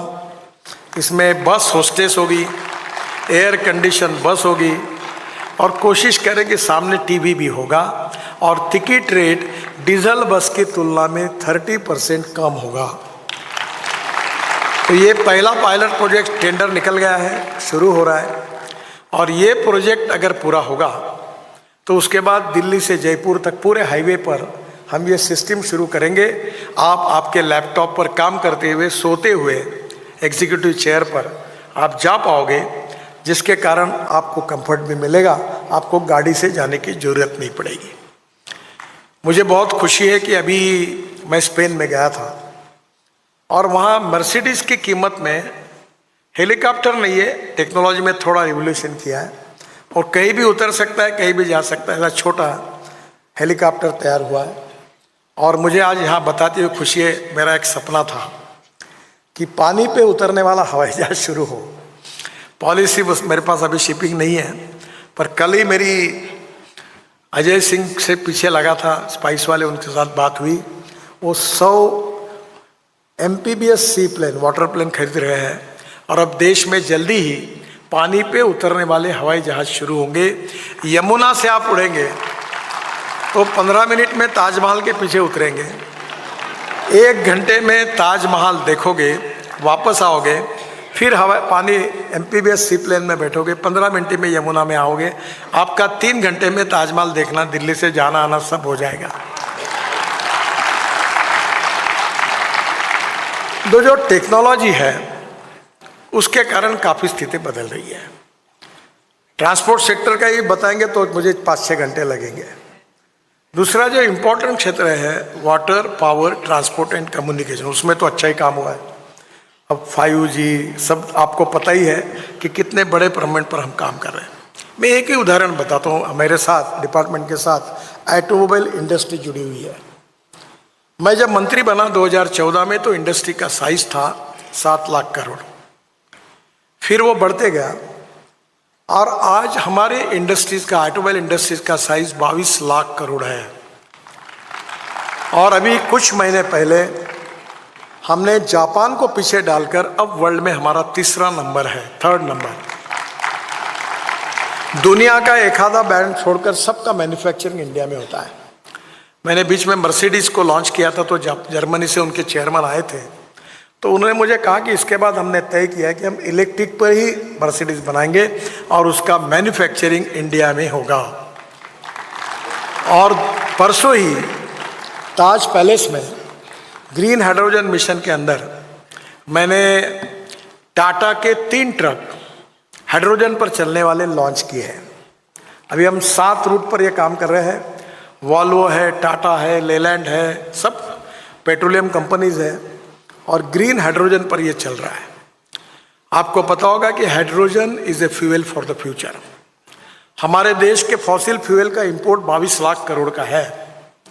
और मैं जब ये electric bus, electric tractor, electric truck, electric scooter, car की बात करता था तो मीडिया वाले मुझे प्रश्न पूछते थे। मैंने अर्नब जी ने नहीं पूछा, पर नाम नहीं लेता हूँ मीडिया का। तो मैंने कल वो ताज पैलेस में कहा कि इसी होटल में मुझे पूछा था कि इलेक्ट्रिक की कार अगर रास्ते में बंद पड़ी तो धक्का मारने के लिए कौन आएगा? आप आएंगे क्या? अब कोई कार नहीं बंद पड़ती, पूरी बसेस इलेक्ट्रिक की आ रही है। 5 साल के अंदर आपको डीजल की बस ही नहीं दिखेगी। दिल्ली से शिमला, दिल्ली से चंडीगढ़, दिल्ली से Jaipur, air condition luxury electric bus में आप जाओगे, नो पोल्यूशन। अब मैं अभी आया हूँ गाड़ी में, इनोवा, वो टोयोटो की गाड़ी है, वो 100% बायो इथेनॉल पे चलती है, नो पोल्यूशन, और 60% बिजली तैयार करती है। और पेट्रोल की तुलना में उसका खर्चा अगर कैलकुलेट किया तो वो केवल 25 रुपये लीटर आता है।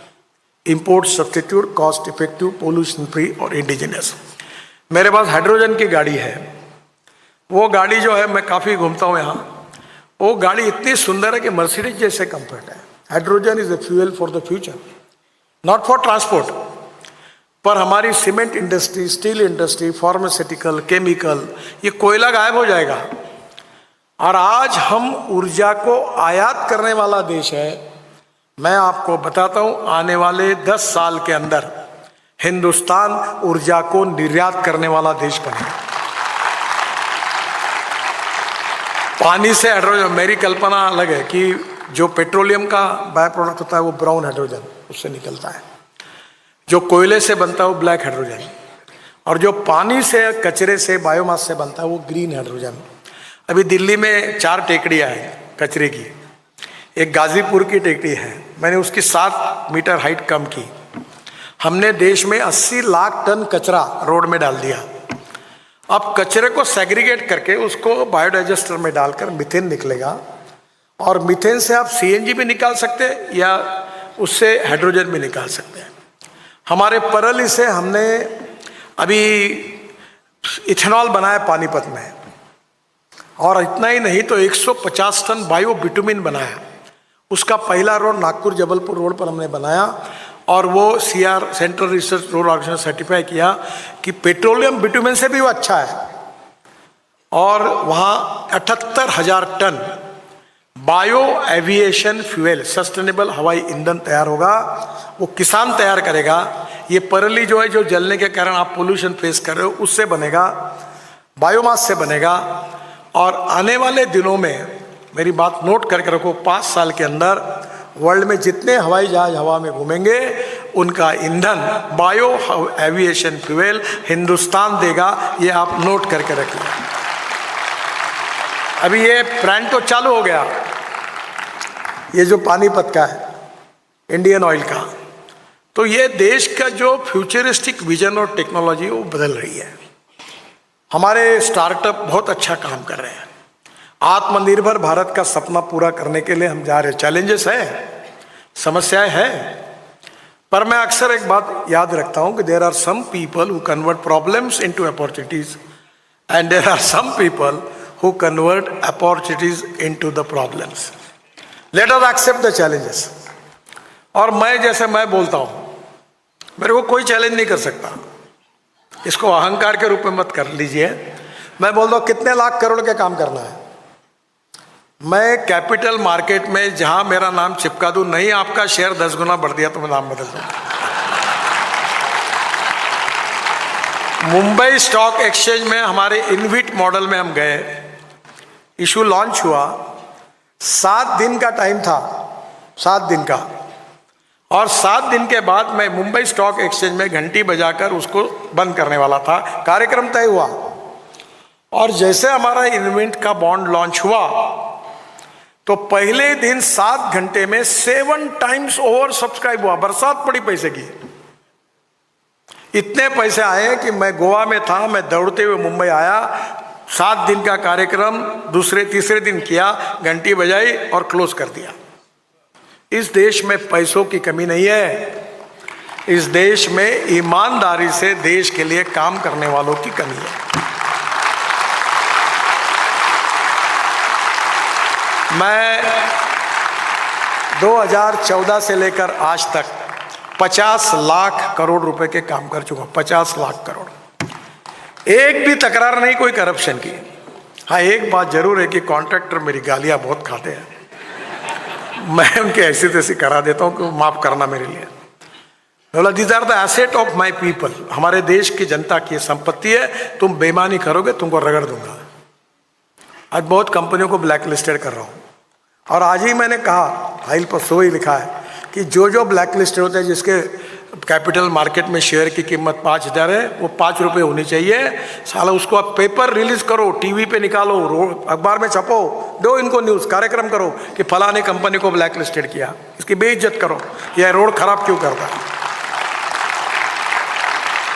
तो आने वाले समय में पैसे की कमी नहीं है।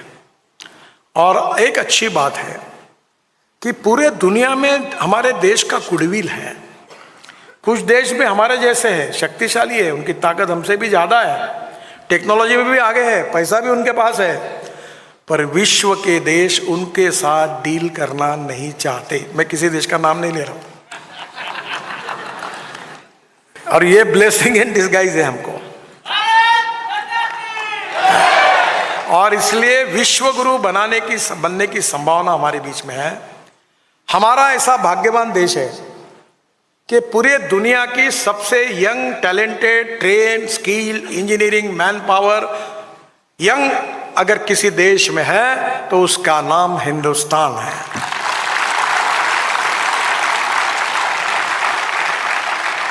हमें थोड़ा सा पॉजिटिविटी के साथ कुछ निगेटिव पॉइंट्स हैं, उसके तरफ ध्यान देना पड़ेगा। एग्रीकल्चर, रूरल, ट्राइबल सेक्टर को शक्तिशाली करना पड़ेगा। जल, जमीन, जंगल, जानवर आधारित नई नई टेक्नोलॉजी लानी पड़ेगी। बहुत उसमें एग्रीकल्चर में मैं काम करता हूँ, बहुत टेक्नोलॉजी में। मेरे पास इलेक्ट्रॉनिक बैलजोड़ी है, इलेक्ट्रिक का ट्रैक्टर है, ड्रोन से नैनो यूरिया का स्प्रेइंग होता है। और इसलिए आने वाले समय में एग्रीकल्चर में बहुत बड़ा रिफॉर्म करना पड़ेगा। पानी की अवेलेबिलिटी हमको हो रही है, वाटर कंजर्वेशन का काम हो रहा है। ये बात नहीं होनी चाहिए कि गांव से लोग हमारे दिल्ली, मुंबई, कलकत्ता की तरफ आए। मैं जब बचपन में मुंबई जाता था मेरी बहन के पास, तो मैं चेंबूर में रहती थी वो, तो उस समय पूरे वहाँ लुंगी पहने हुए लोग दिखते थे। आज कोई नहीं दिखता, सब तमिलनाडु, कर्नाटक, केरल निकल गए क्योंकि वहाँ रोजगार मिला। अब योगी जी ने उत्तर प्रदेश में इतना अच्छा काम किया है कि मैंने भविष्यवाणी की कि मुंबई में जितने उत्तर प्रदेश के लोग आते थे, कोई खुशी से नहीं आता, मजबूरी से आता है, फिर वापस चलेंगे, लौट क्या हो, सब वापस जाएंगे, क्योंकि यूपी में डेवलपमेंट हो रही। बिहार में इतने रोड, मैं 5 लाख करोड़ के रोड बिहार में बना रहा हूं। मक्के से इथेनॉल बना तो 1200 रुपए जो मक्के का भाव था वो 2600 रुपए हुआ क्विंटल। बिहार में मक्का ही मक्का लग रहा है, और मक्के से ईंधन बन रहा है, इंपोर्ट की कॉस्ट कम होगी और इथेनॉल पेट्रोल में जा रहा है। तो मैं आपको इतना ही कहूँगा कि समय की भी कमी है, कि हमारे देश में बहुत संभावना है। हम लोग निश्चित रूप से एप्रोप्रिएट विजन के साथ आगे चल रहे हैं, और हमारा देश हमें सर्वोपरि है। हमारा देश सुखी होगा, समृद्ध होगा, संपन्न होगा, शक्तिशाली होगा, विश्वगुरु बनेगा, दुनिया की ताकत बनेगा। और जैसे मैंने कहा कि knowledge as a power, innovation, entrepreneurship, science, technology, research, skilled and successful practices, और ये जो नॉलेज है इसका वेल्थ में रूपांतर होकर हम निश्चित रूप से विश्व की शक्ति बनेंगे, ताकत बनेंगे। और हम विस्तारवादी नहीं है। हमारी संस्कृति, इतिहास और विरासत में कहते हैं कि विश्व का कल्याण हो। आज देश फिर से एक बार, पूरे विश्व एक बार आज ऐसी स्थिति पे खड़ा है कि कब वर्ल्ड वॉर होगी इसका भरोसा नहीं है। भगवान गौतम बुद्ध, प्रभु रामचंद्र, विवेकानंद जी के मूल्यों के आधार पर हमारा देश खड़ा है। आज पूरे विश्व को सत्य और अहिंसा के भगवान गौतम बुद्ध के विचारों की आवश्यकता है, उसमें विश्व का कल्याण है। अगर लड़ाई होगी तो उसमें विनाश होगा। नैतिक मूल्यों के आधार पर, जीवन मूल्यों के आधार पर शिक्षा, सामाजिक पद्धतियों में सुधार करके, ज्ञान, विज्ञान, तंत्र विज्ञान का उपयोग करके हम विश्व गुरु बनने की क्षमता रखते हैं। और मेरा विश्वास है कि निश्चित रूप से हम बनेंगे, हम कामयाब होंगे और हमारा देश विश्व की सबसे बड़ी ताकत बनेगा। ये हमारा सपना निश्चित रूप से पूरा होगा। धन्यवाद। Thank you.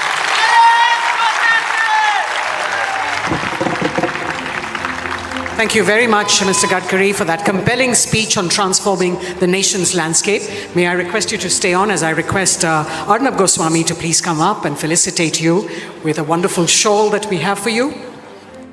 Ladies and gentlemen, a round of applause for our minister.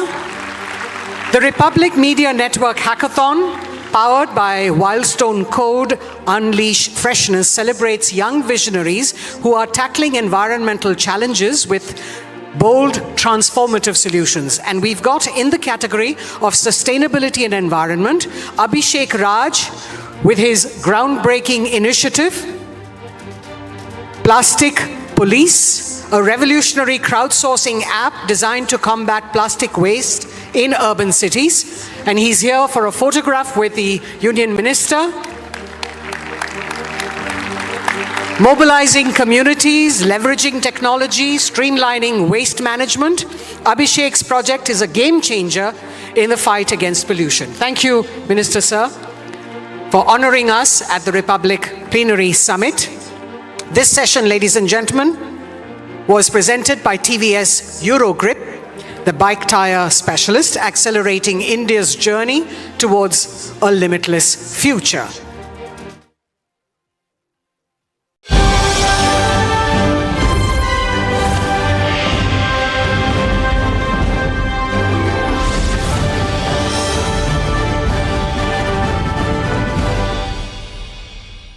QSMTHE, the world's foremost university rankings organizations, have ranked Amity amongst the top 3% universities globally, making it among the very few Indian universities to be included in both rankings. Yet another top ranking for Amity University.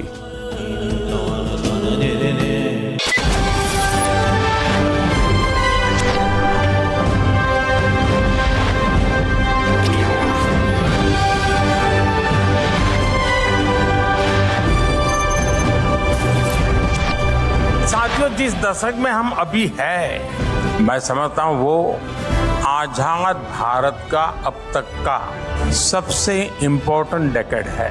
और इसलिए ही यही समय है, सही समय है। अगले decade में भारत जिस ऊंचाई पर होगा वो अभूतपूर्व होगी, अकल्पनीय होगी।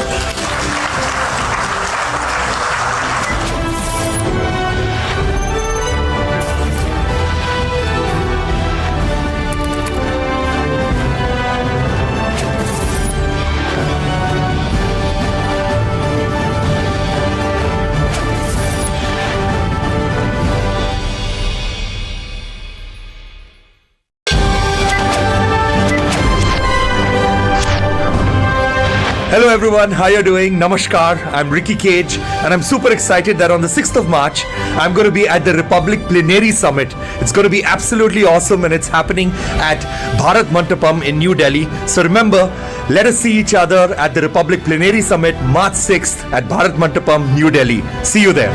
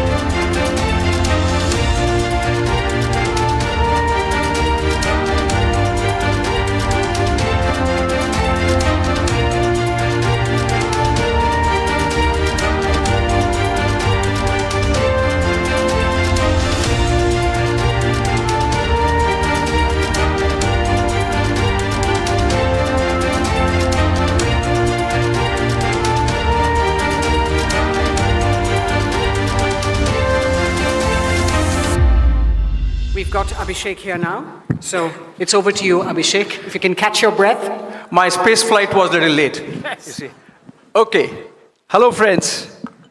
And let's have a nice conversation on the focus area that we have for this panel, which is India's limitless strides, India's limitless ambition when it comes to space. And look at these two ladies, Kajal Rajbha from Spantrik and Uma Maheshwari from Agnikul. Now, look at this. We are talking about space. We are talking about rocket launches. And you know, if you don't understand something, typically you say, oh, is this rocket science? And we have these two ladies sitting with me, and we are going to have a conversation on rocket science. My only request to my guests would be that don't make it a little complicated, because you are rocket scientists, the audience is not, right? So let's begin. Yeah, sure. Kajal, you first. So basically, we always thought that space is something always been in debated. Whether we are going to space, how it's actually impacting the earth, like whether we actually want to go to space or not. So I always say is whenever any humanity venture in the space, they have always been being a valuable and for the earth, not only for the space. Like whenever the scientists making any kind of experiments for the space, actually it's directly have impact on the earth itself. Right. Yeah. Okay, so Uma, let's understand. You are with Agnikul, and I believe they are the first private sector company which has made a 3D printed engine for rockets, and you're soon going to launch. Yeah. Tell us about that. Yeah, so actually Agnikul, first of all, thank you so much for having us here.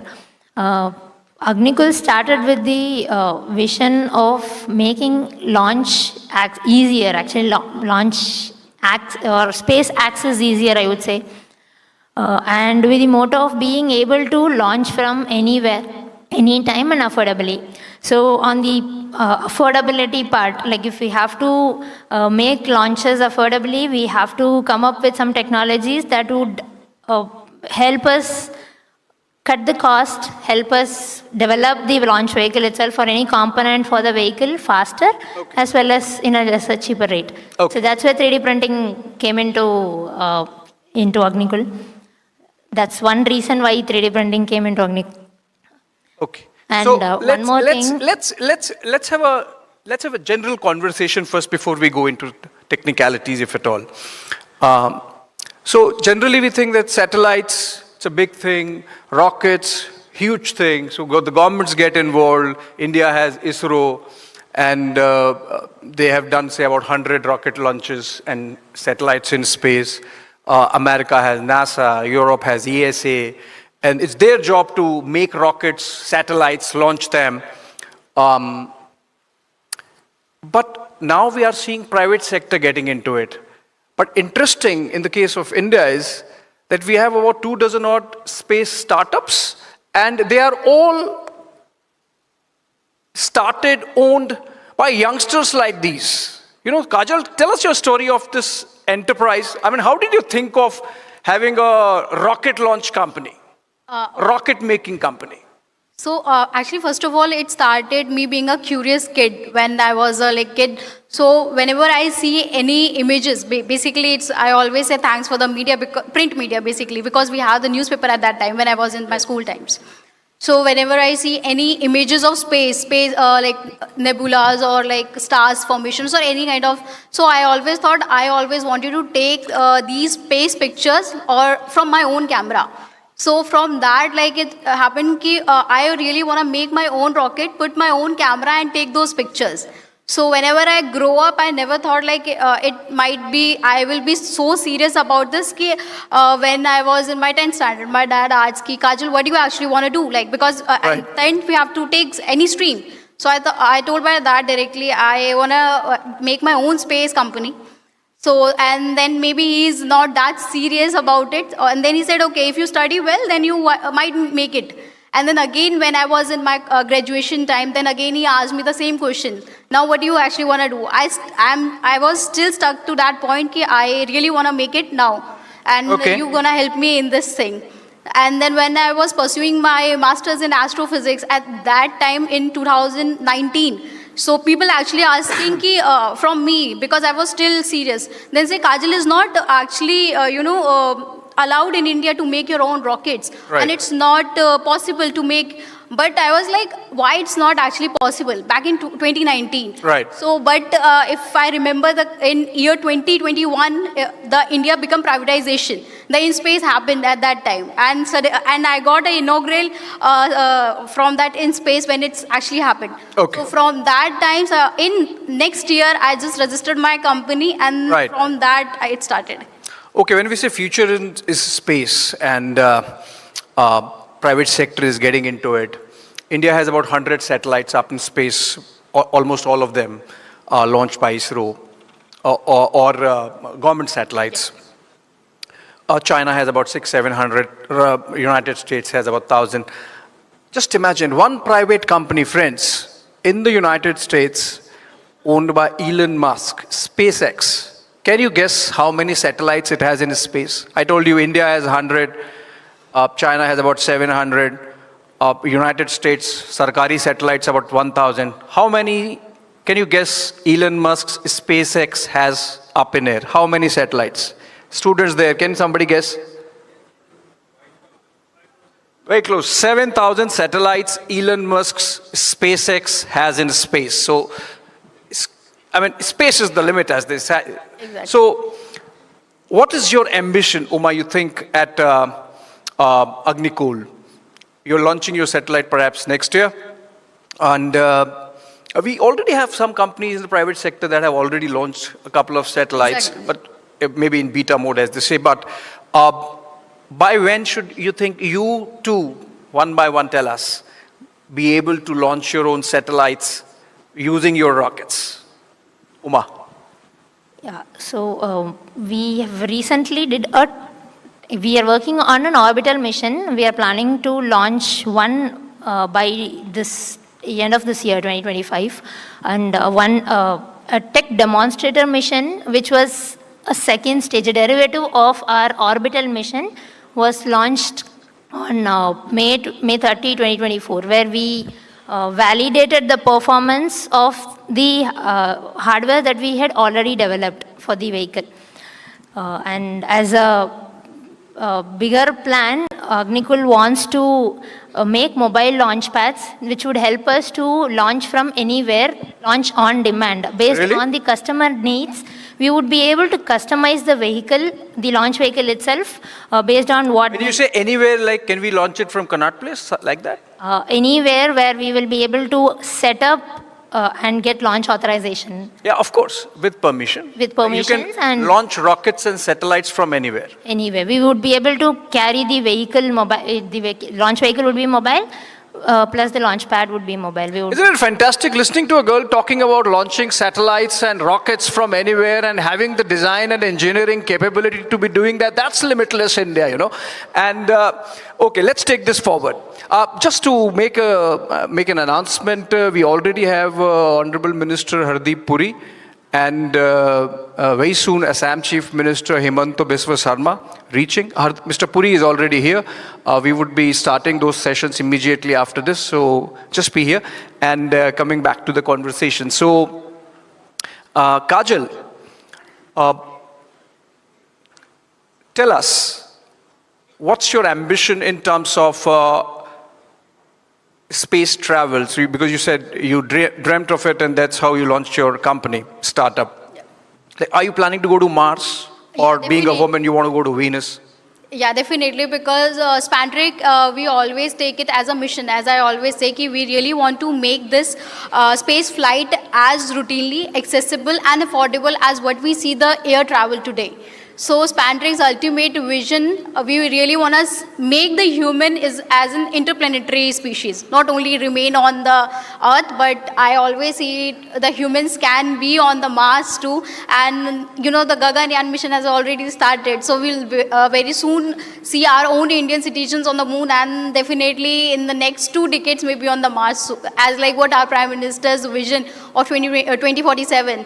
Like humans on the moon. So definitely afterwards the human will be on the Mars too from Spantric. Acha, tell us some practical stuff. So like if I go to Agra, I know how I can travel. You know, I can take a Shatabdi, I can go by road, I know how much I'll spend. When you say space travel, let's just space flight. I read somewhere as of now, if you want to take a space flight on Virgin Galactic or Blue Origin, Blue Origin, yeah, of Jeff Bezos, I believe. You spend something like 2 to 4 crore rupees just for a low orbit joyride up in space and come back. Even more than that, like. Even more than that. Exactly. So when you say you want to make it affordable, how affordable you want to make it? So like, can I go for my joyride? People sitting here, can they fantasize having a joyride up in space for their birthday parties? Many in Gujarat would want to do that. So how much would it cost? So right now, what we are planning, we will be definitely delivering the cost as much like if we see SpaceX. That's the cheapest one, and that's why, like as I say, the affordable one also, because that's why even in today's time, the most of the Indian satellites companies are also going to SpaceX for launching their satellites. So right now the cost what we are offering like $8,000 like per kg. So that's the most affordable. $3,000. $8,000. 8,000. Yeah. That's very expensive. That's the cheapest or the affordable one. As of now. Yeah, as of now, yes. But in future, 5 years down the line, 10 years down the line. Because at that time when we have the more rockets coming on its way, because right now only in India like we have only some few launch vehicles, but by that time even some more countries will be also then definitely, as when we see so many countries are coming into the space sectors, the space is the ultimate final frontiers for them, so the cost ultimately come down and it will be like as I say, the affordable as what we say the air travel today. So definitely we'll try to make that as affordable as much like air travel. Right. Fair enough. So I can see a lot of students sitting there, and just for their benefit, when we say, rocket science, there is an element of bit of an intimidation. Uma, you are an engineer, you're director of engineering of your company. What would you tell the youngsters? What they should be preparing for if they have ambitions to make a career in space sciences? Two things I would like to say. One is for people who choose career in aerospace or in aeronautics, usually people tell that it is hard to make a career itself. So with time, people drift from what they actually want to. So they will start with a vision and then they usually drift away from what they hear from other people. So one suggestion would be to have the vision right and then work focused on that. The other one is there are a lot of opportunities today given, she also mentioned the startup in space. With that, there's a lot of startups that is working on the aerospace industry today. So there's a lot of opportunities. So I would suggest people to look out for the opportunities. It involves some effort. It is not like we will look for it and we will get it immediately. So we have to put in effort to look for opportunities outside. So patience and effort is what I would suggest. Okay. I believe Mr. Puri is all set to come here.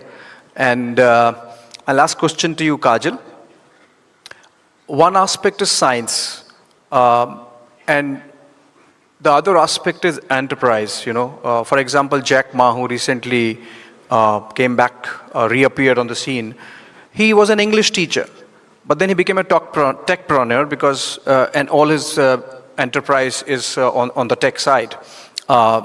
SaaS essentially, but even AI now.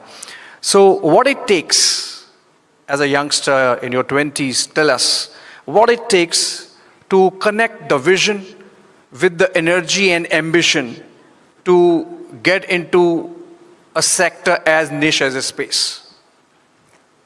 We know it very well, the space is very challenging. It's not as easy as like the other fields, as we say. But like what I have learned being as an entrepreneur, I'm basically not from the aerospace, but I'm from physics sides. So I always said that physics is like a person who can be in any field. Whether today we see that Shri Ravi Shankar ji, so he is also from the physics side, and that's what I amazed ki also the physics people can be the spiritual global leaders too.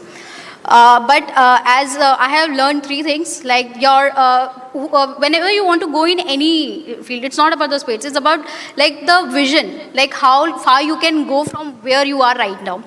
And second day, you have to prepare yourself, like the preparation. The first day is the vision is very important. The second day go for the preparations. Because in the entrepreneur, like in any field, like we have to get ready for because we are going to fail every day and we are going to succeed every day. Like it's like 90-10%, maybe 50-50%. So every day we have to ready for this. And the third day is the education day. You have to educate yourself like on your ideas, because everything looks so great on the PPTs, but unless and until you make it reality, the people not going to believe you. So that's actually important. So that's the three things. All right. Kajal, I have been just indicated that the minister has arrived. In fact, he's coming into the hall, so we have to sort of end the session. Rini, can you come in and take over? Thank you so much, Uma, and thank you so much, Kajal. Thank you. Ladies and gentlemen, a louder.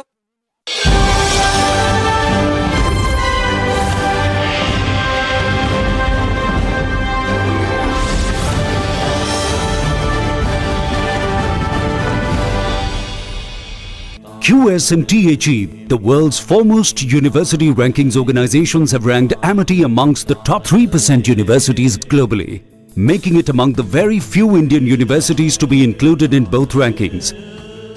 Yet another top ranking for Amity University.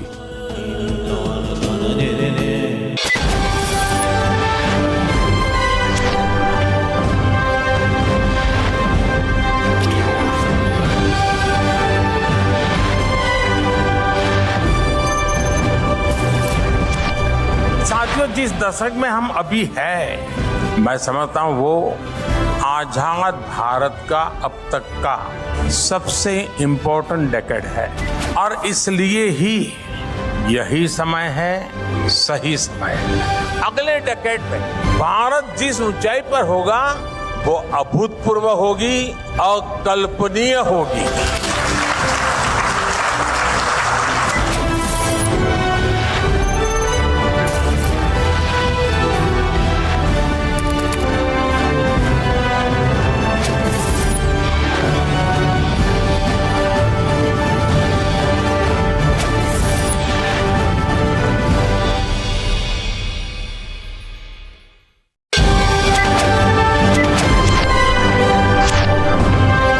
Hello everyone, how you doing? Namaskar, I'm Ricky Cage and I'm super excited that on the 6th of March, I'm going to be at the Republic Plenary Summit. It's going to be absolutely awesome and it's...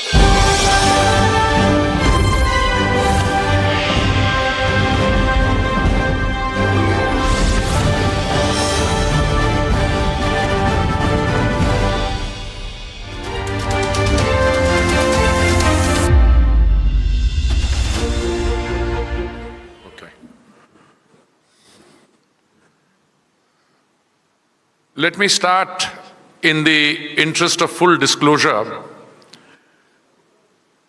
to share with you why I am here. A simple starting point is that Arnab is a friend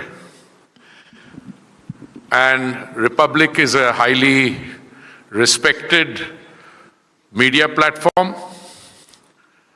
But I don't think that would complete the story. I'm here because of all of you. On my way into this beautiful conference setting, I asked one of the organizers, I said, what is the average age of the people, youngsters gathered here? And he gave me a figure. And I thought to myself that if there is any segment of our society that will truly be a beneficiary of Viksit Bharat, it is you guys. If the average age here today is, say, 22, I mean, literally the weighted average, then we are in 2025, and clearly, in 22 years, you will be in the prime of your life. But more important than that, you would have shaped the journey to a Viksit Bharat from today onwards to a $40 trillion economy. But more than that, you would have shaped the contours of that journey.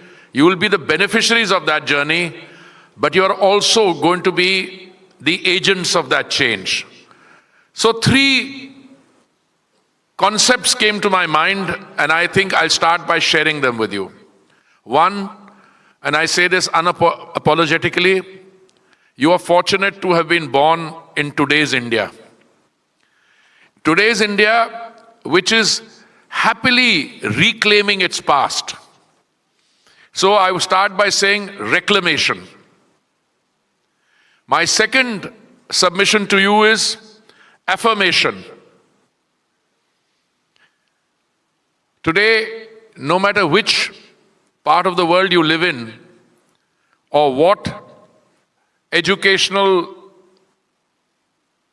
pursuit you are undertaking, or what professional pursuit you are undertaking, India looms large on the global horizon. And that is true whether you are discussing energy, with which I am primarily associated, or you are in technology. The transformation that is taking place in the world, India is part of that. So I say reclamation, affirmation, but the most important is the final one, which is creation. You are the guys who are the agents. You are the agency for that change. And if I come to my current job, if I may call it that, which is Minister for Petroleum and Natural Gas, my friend introduced me also as Housing and Urban Affairs. I did that for 7 years. I was also Minister for Civil Aviation for 2 years during the pandemic. We managed to get Air India privatized during that. I was also Minister for Commerce and Industry, which is a job I'd rather leave to my colleague Piyush ji just now with what's going on in the world. What is the current change that we are witnessing? I'm a student of history, so I always turn around and say, anything that you discuss has to be in the context of continuity, which is continuity of current policies and the change. But I make this submission to you before I go on to the hardcore subject, is that no matter which way you look at it, the change that is taking place today is revolutionary. It's not evolutionary or slow continuity giving rise to incremental change. It is revolutionary. Let me share some statistics with you.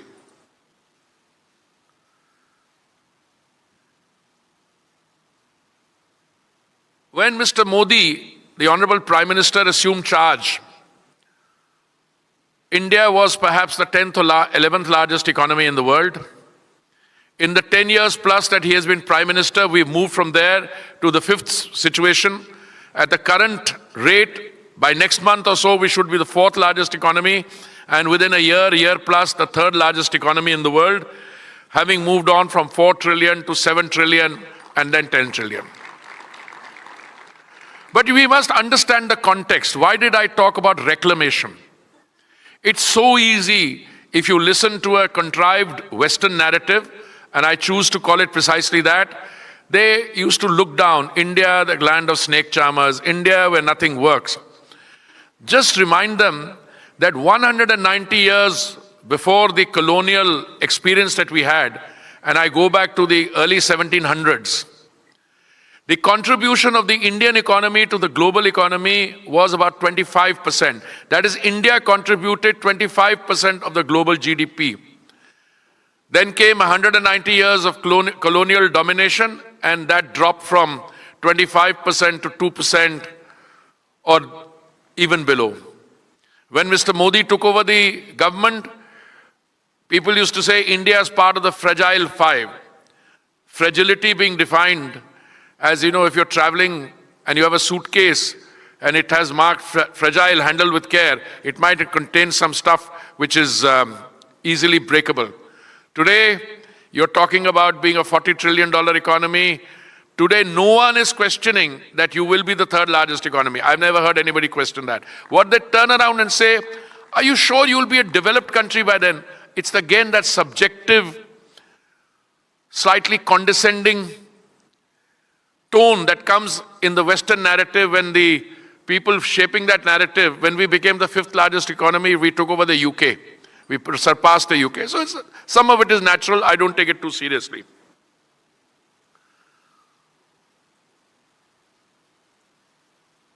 India was the first country to meet the Paris Agreement commitments, achieving 9 years ahead of 2030 our Paris commitments. 9 years ahead. We all talk in terms of energy, traditional energy not being friendly because it's a fossil fuel, hydrocarbons, you need to move away. Yes, I think we do need to move away. And India is in the forefront of doing that. If you look at our achievements, we were doing biofuel blending up to 1.5% when Modi ji assumed the reins in 2014. We had a target of 10% by 2022 November. I had just become Minister for Petroleum and Natural Gas in 21, and I used to be in doubt whether we'll be able to do it. No, we did it 5 months in advance. Then we had a target of 20% blending by 2026. We did that 6 years in advance. We've already almost reached 19.6 or 20%. Why are we able to do this? A, you have a government that is politically committed to the transition. A government which is putting in place an ecosystem which will enable that transition. And a government which is ensuring, as was the overall objective, that we will leave the planet better off than when we of the kind that we inherited. A transition by definition involves a journey. The journey being pure fossil fuels to pure green energy. That is what would be called total sustainability. And I want to share something with you, a statistic I'm very happy to quote very often.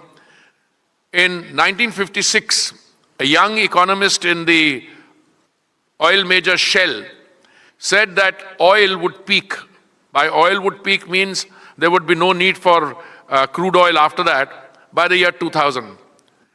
Not only did he get his assessment wrong, but he got several other things wrong and created total chaos. Today, we are in 2025. We are set on the journey. Our biofuel targets have been achieved 6 years in advance. We are stepping on the gas, literally, pun intended, on compressed biogas. We are moving down green hydrogen. But if I were to ask any of you, and if you are professional economists, to make an assessment by when will oil peak, I don't think any of you would hazard a guess whether it will be by 2030 or 2040 or 2050. Because in order to make the transition meaningfully, you must also have green energy ready. Now I want to come to a few interesting statistics. What have we done and why do I think the youth, all of you, because the subject matter is really very, very interesting. It is innovation and ambition converge to shape a limitless India. What is the limitless India? One, clearly you can't have a limitless India only in terms of saying we are rich in resources. But I think if you have to look at that limitless India's true potential, it lies in all the kind of people who are gathered here. I also want to extend a very warm welcome to my colleague and dear friend, the Honorable Chief Minister of Assam. Give him a very warm hand.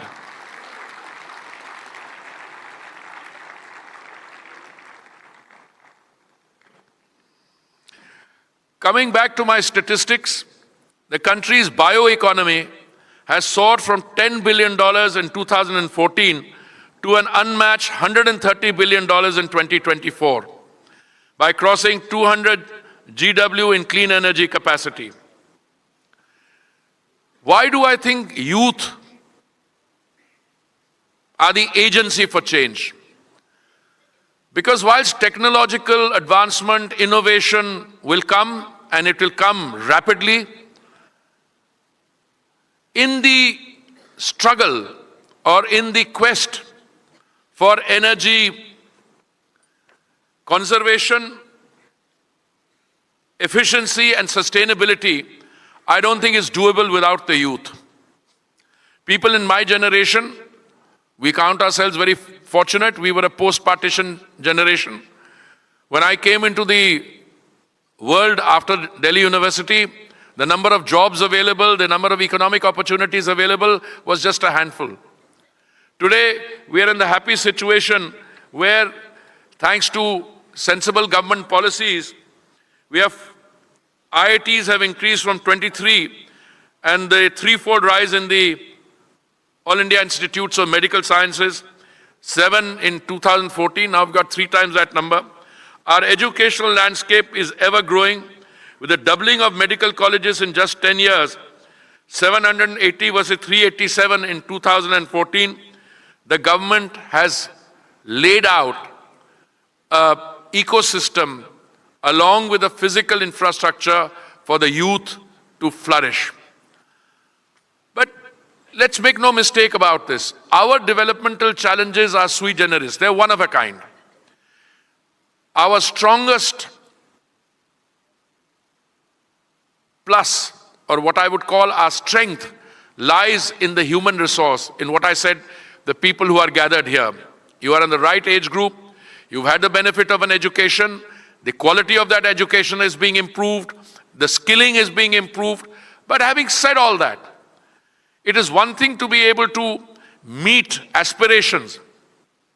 When you are a $300 million economy, difficult. Today you are a $4 trillion economy, going on to 7, 10 trillion and 40 trillion, it will be much easier to meet those aspirations. But equally, when you meet your aspirations, both in terms of the jobs that you have, both in terms of the quality of contribution you can make, you will also realize that you will be shaping those contours. I want to share with you something about connectivity.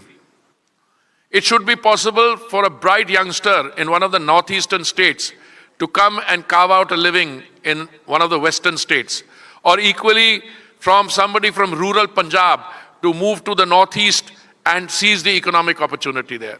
When I went to Advantage Assam recently in Guwahati, I've attended a lot of platforms. We ourselves hosted a very successful India Energy Week, the 3rd edition. It's already the 2nd largest platform. But what these platforms succeed in doing is to provide on a pan-India basis opportunities which cover normal economic activities, breakthrough, innovation, entrepreneurial streaks for our youth to be able to imbibe and across the country and for visitors.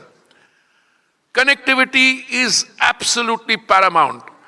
In 2014, we had 74 airports. Today, we have more than 155 airports. Our civil aviation is growing from leaps and bounds. I believe you had the privilege of listening to Mr. Scindia this morning. One of the statistics I'm very fond of saying is that after Jewar Airport near Delhi is completed, India, Jewar and Delhi, Indira Gandhi International Airport, will provide 140 million passengers footfall, which is bigger than London, Heathrow, Gatwick and Stansted put together. So in other words,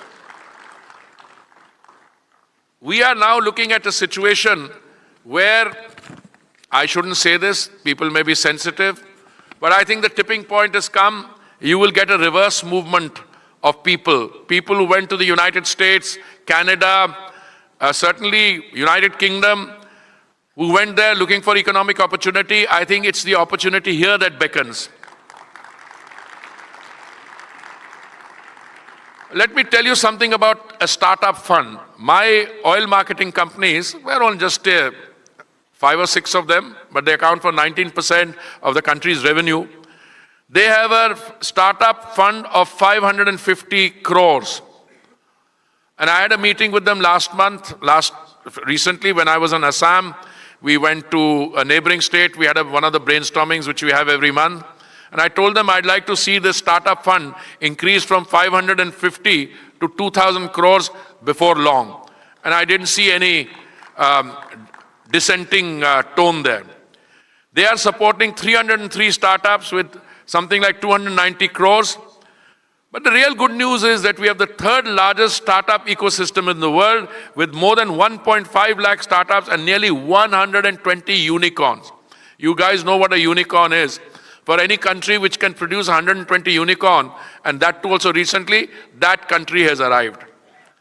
We have 1,700 global capability centers currently operating in India, employing more than 2 million highly skilled Indian professionals.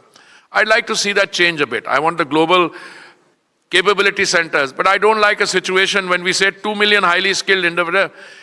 I want that skilled employment also to take place, because these global capability centers are working to assist the economic entities outside India. So we need to have a growth in the others as well.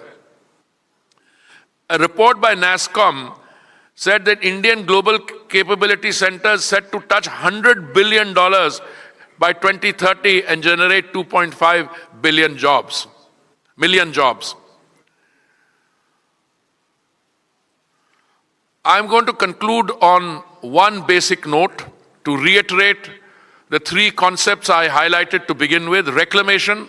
You are very fortunate that you are living in a country which today is reclaiming its past with a great sense of confidence and pride. Affirmation that the Indian ecosystem today, the growth of the economy, the strength of resolve in the political leadership is all looking at providing limitless India with a boost, and you guys are the center of it.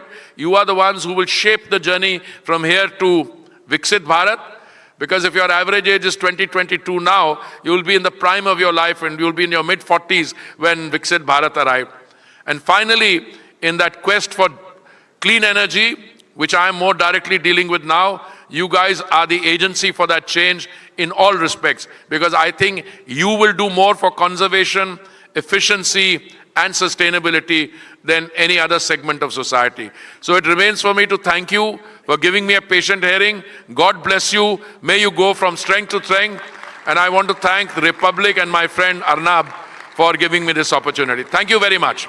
Thank you so much, Honorable Minister, sir, for that compelling vision and your unwavering commitment to building a self-reliant, future-ready Bharat. May I request Arnab Goswami to please come up and felicitate the Honorable Minister with a stole that we have for him. And as he does that, ladies and gentlemen, it also gives us an opportunity to welcome on stage the young hackathon winner who took part in the Limitless India Youth Hackathon partnered by Wildstone Code, Unleash Freshness. In the category of Grand Strategy and Geopolitics, we recognize Soham Agarwal for his groundbreaking proposal, which unravels a critical vulnerability, India's dependence on aging, foreign-owned repair fleets, leading to prolonged disruptions during undersea cable failures. Congratulations to Soham. To secure India's Thank you very much, connection, sir. the Grand Plan dictates more self-reliance. Hidden under the sea is the backbone of the internet, vulnerable to all adversaries. To secure India's connection, the Grand Plan dictates more self-reliance. Especially submarine communication cables, which carry over 95% of global communications, is a low-cost, high-impact and strategically advantageous endeavor. The objective is to develop an indigenous repair infrastructure within India to ensure national security. Thinking beyond the depths of the ocean, Soham Agarwal presented a Quad Action Plan, a bold vision for a safer Indo-Pacific, a deeper connection for friends and allies. And to my mind, this is by far the best entry. And I wish the Tata founders all the best and all success. Congratulations to the Limitless champion.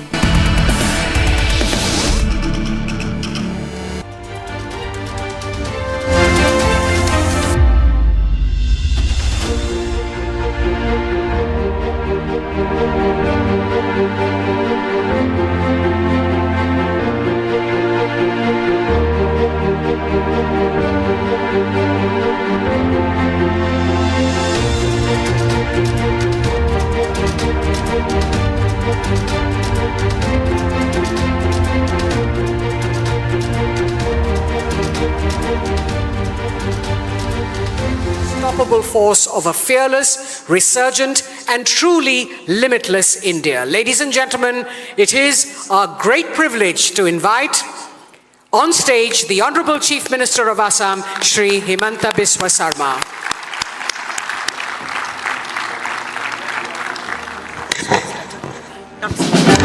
Under the visionary leadership of Prime Minister Narendra Modi,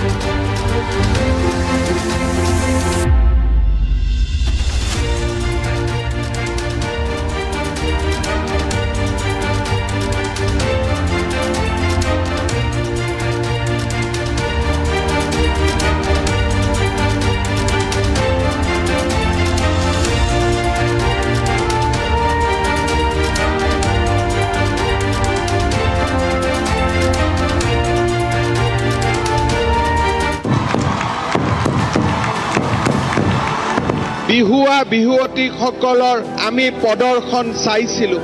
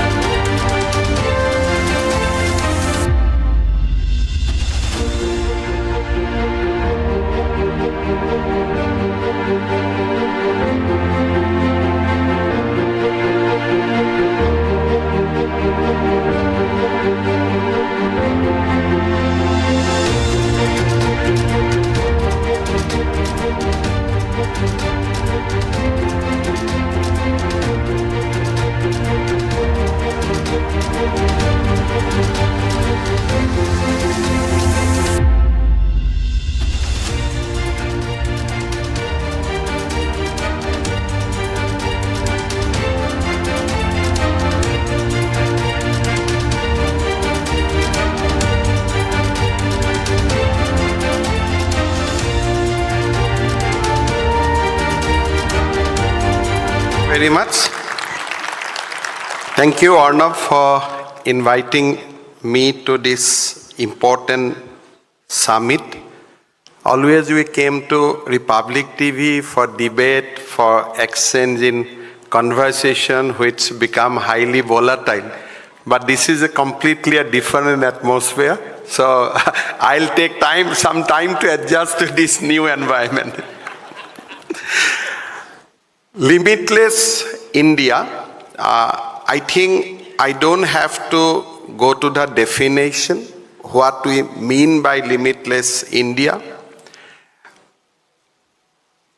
हमने अभी प्रधानमंत्री जी का एक छोटे से clip देखे थे अभी, उन्होंने एक शब्द बोले थे असम को लेके कि असम का जो पोटेंशियल है उनका भी कोई लिमिट नहीं है, लिमिटलेस पोटेंशियल, वही सब अभी प्रधानमंत्री जी ने इस्तेमाल किए थे.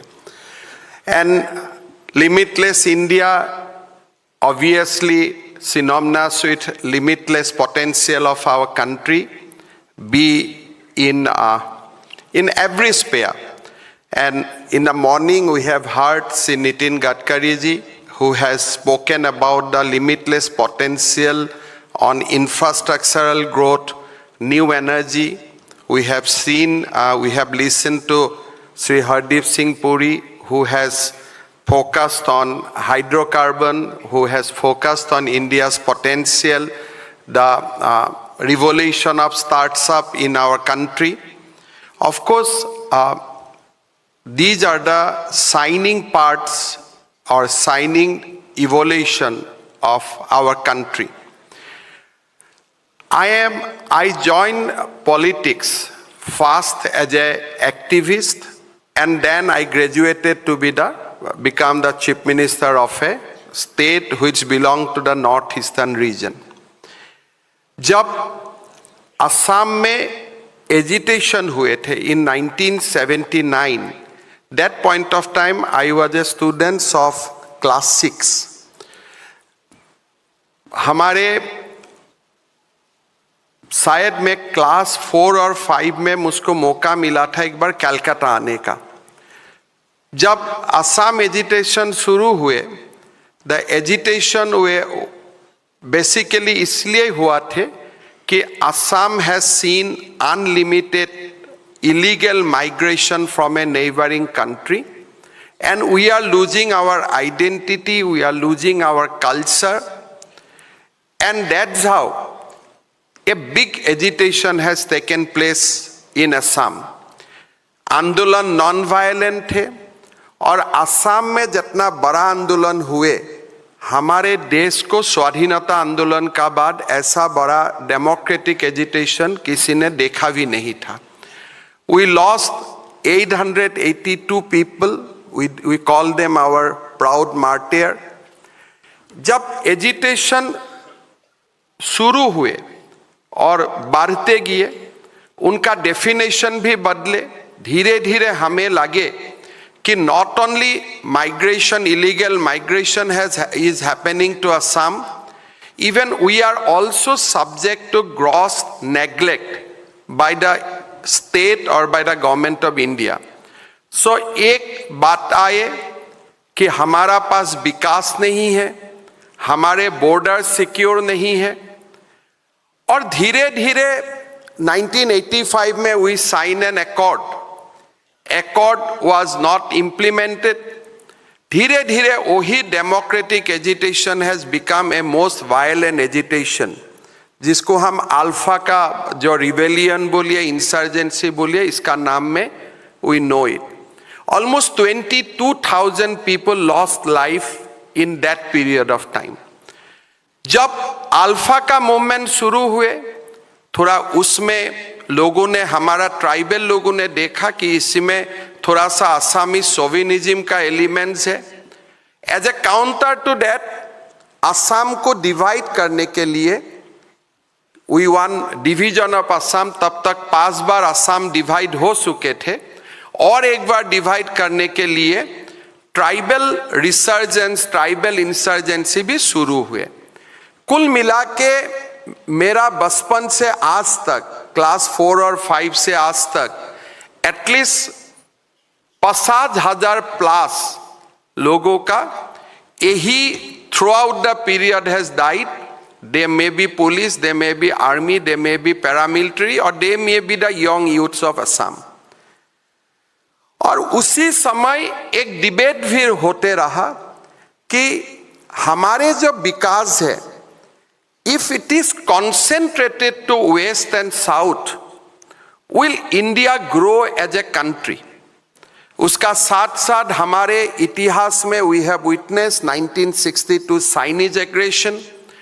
कोई सारे चीज नॉर्थ ईस्ट में होते रहा.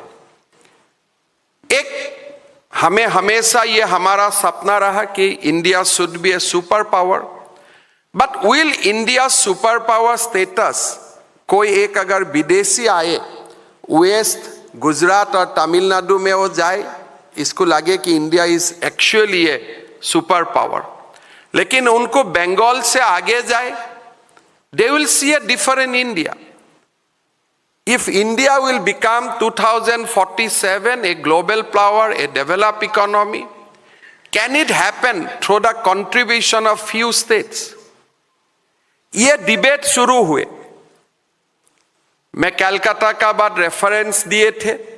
वो समय the development of Calcutta and development of Guwahati, if I consider, that was 100:1. वहां में अगर 100 हो रहा था, यहां में 2 भी नहीं हो रहे थे.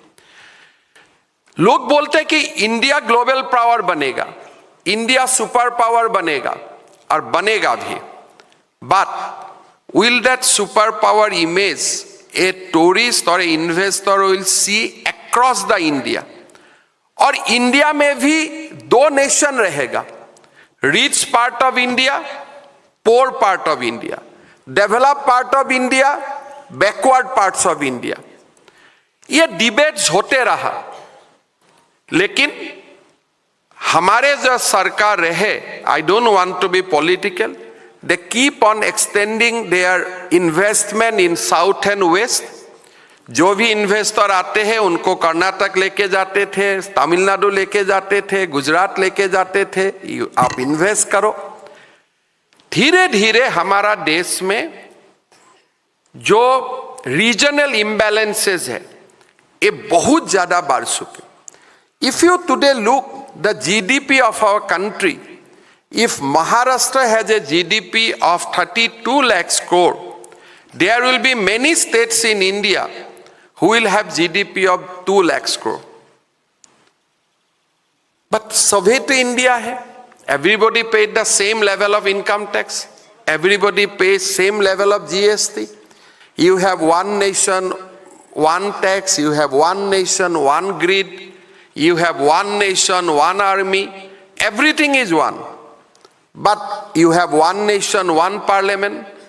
But when it comes to development, ये कभी लोगों ने ये ध्यान नहीं दिया कि हमारा भारत में ही, हमारा देश में ही 2 टाइप का, 2 टाइप्स का स्टेट्स और regions is emerging. Competition is good कि लोग कॉम्पीट कर रहे हैं, कंपटीशन कोई 1 हो रहा है, कोई 2 आ रहा है, कोई 3 हो रहा है. But there was no competition. Competition among unequals. वो competition नहीं बोला जाते हैं. There was no competition. If you ask state of Meghalaya to compete with state of Tamil Nadu, ये कोई competition नहीं बोलते हैं. Probably I will not use the word joke, but it is almost a joke कि आप compete करो. 2014 प्रधानमंत्री जी ने एक शब्द बोलना शुरू किए कि हमारा देश में वेस्ट और साउथ का विकास होने से नहीं होगा.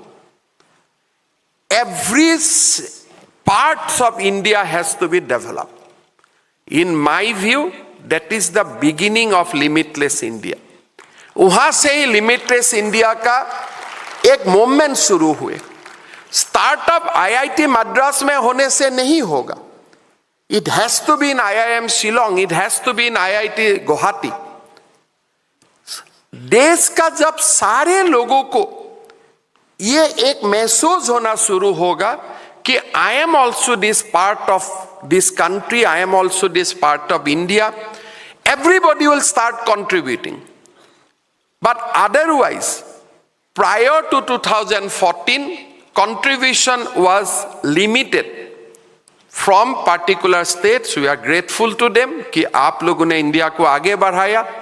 Nothing to feel jealous, nothing to feel कि हमने किया आपने नहीं किया, वो बात नहीं है. Every states का अपना अपना history होते हैं. Let me talk about Assam. Digboy oil refinery was the oldest refinery in Asia. हमारे जिमखाना जोरहाट में गोल्फ कोर्स है. That is the oldest golf course in Asia. और जब ब्रिटिश इंडिया हुए करते थे, they put a railway track from Assam's Margherita to the Sitagang. This is the oldest railway track in our country. And our GDP was higher than country's GDP. Assam GDP was higher than country's GDP at the time of our independence. फिर क्या हुए? देश का partition हुए, thanks to Congress party partition हुए. जब देश का पार्टीशन हुए, उस समय we lost our trade link. Bay of Bengal से हमारा connectivity we lost. Assam is now connected to rest of India only through a chicken neck, 22 kilometers of chicken neck. Instead of coming to mainland of India directly through the erstwhile Bangladesh, now we are coming to mainland of India through Calcutta. It is a journey which is minimum 30 hours, 28 hours, it will take more. 1950 का great earthquake हुए, we suffered a lot, nobody take care of us. और जब हमारे प्रदेश का partition हुए, we have been thrown out of our capital, Assam को. हमारा Shillong capital हुआ करते थे. We have been asked to shift to the capital. We have asked to go out of the capital. 5 बार एक प्रदेश का डिवीजन हुए. फिर long ULFA movement, insurgency movement, nobody takes care. लोगों को लगे कि भाई development is coming from some parts of India. There is no need that there should be even development, there should be balanced development. जब एक बार ये डिस्कशन कहीं नहीं हुए कि how we can maintain a balance development, प्रधानमंत्री जी ने पहले बोले, these are nice words, but these words create a new kind of confidence in North East. प्रधानमंत्री जी ने सब शुरू किए कि नॉर्थ ईस्ट हमारा देश का अष्ट लक्ष्मी है. Lakshmi is always connected with wealth. हमारा पास क्या वेल्थ है I also don't know as of now, but प्रधानमंत्री जी ने बोलना शुरू किया कि ये हमारे अष्ट लक्ष्मी है. प्रधानमंत्री जी ने बोले कि लुक ईस्ट नहीं हो सकता है, हम देख के क्या करूंगा. We have to have a policy of act east. काम शुरू करो. रिजल्ट क्या हुए? Post 2014, the moment Prime Minister start concentrating on Northeast, हमारे suddenly जो हमारे रेलवे पटरी था मीटर गज से बॉड गज हो गई। बचपन में हम लोग जब ऑल असम स्टूडेंट्स यूनियन में मेमोरेंडम दिया करते थे कि असम में डबल ट्रैक होना चाहिए, those are part of our dream. Suddenly railway का डबल ट्रैकिंग शुरू हुए, सडनली रेलवे का इलेक्ट्रिफिकेशन हो गया, 4 लेन हाईवे 6 लेन हाईवेज बनना शुरू हुए। एंड यू कैन इमेजिन, जो एक बार संसद में ये बात आए थे कि we should not develop infrastructure around China, today prime minister has taken 2 national highway, 4 laning national highway to the Chinese border of Indo part of Chinese border, Indo-Chinese border। Army का मूवमेंट फ्री हो गया। अभी बात हो रहा है कि वहां तक हम लोग रेलवे लाइन लेके जाऊंगा। इनलैंड वाटर का India Bangladesh protocol road sign हुए, Brahmaputra become again trade road. देखते देखते गृह मंत्री जी ने ये अपने ऊपर लिया कि मैं असम को, नॉर्थ ईस्ट को हमें पीसफुल बनाना है। As many as 6 peace accord has been signed, 8,000 militants has surrendered. Things have changed. And Assam witness post 2014, throughout the decades we are witnessing 12.5% growth in our GDP. It was 2%. It was simply 2% when I became minister in Assam in 2002, 2003. I was finance minister of Assam, looking after finance portfolio. That point of time, our growth was 2%. But last decade, we have seen 12.5% growth. And in 2023, we witnessed growth of 19%. Today, Assam growth is the highest among India if you go by the striking rate. We are growing at 12.5% in last decades. 2022-23 we growth at 19%. 23-24 we are growing at 13.5%, and this year we are projected to be grown at 15.3%. This is what our journey is. This would not have been possible unless a prime minister from West has recognized that Bharat का development खाली West और South में ही सीमित नहीं हो सकता. It must travel through North India to Eastern India, Eastern India to North East India. Normally, अगर मैं गुजरात से MP हूँ, गुजरात से ही प्रधानमंत्री हूँ, मेरे लिए South and West development is okay. But if I am a statesman, if I am a champion of limitless India, अगर मेरा सपना में by 2047 India should be a developed nation, then for that Prime Minister, development of every inch of Bharat is important.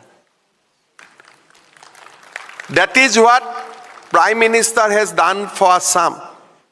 If you look at Assam's crime statistics, from 2021, the reduction is 66%.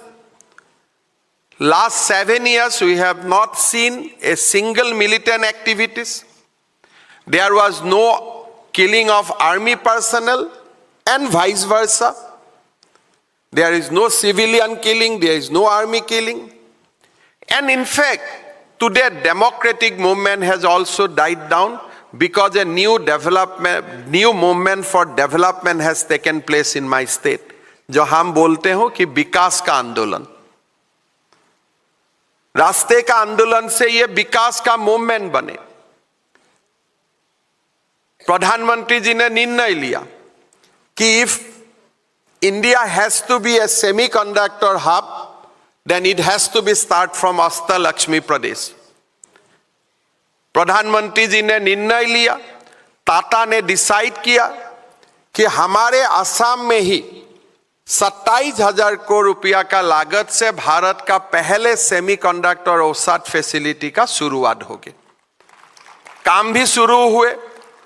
By the end of this year, we will start producing 48 million ships per day. Ships will go to outside the country and will not be recognized. Assam's identity will not be recognized only with Assam tea.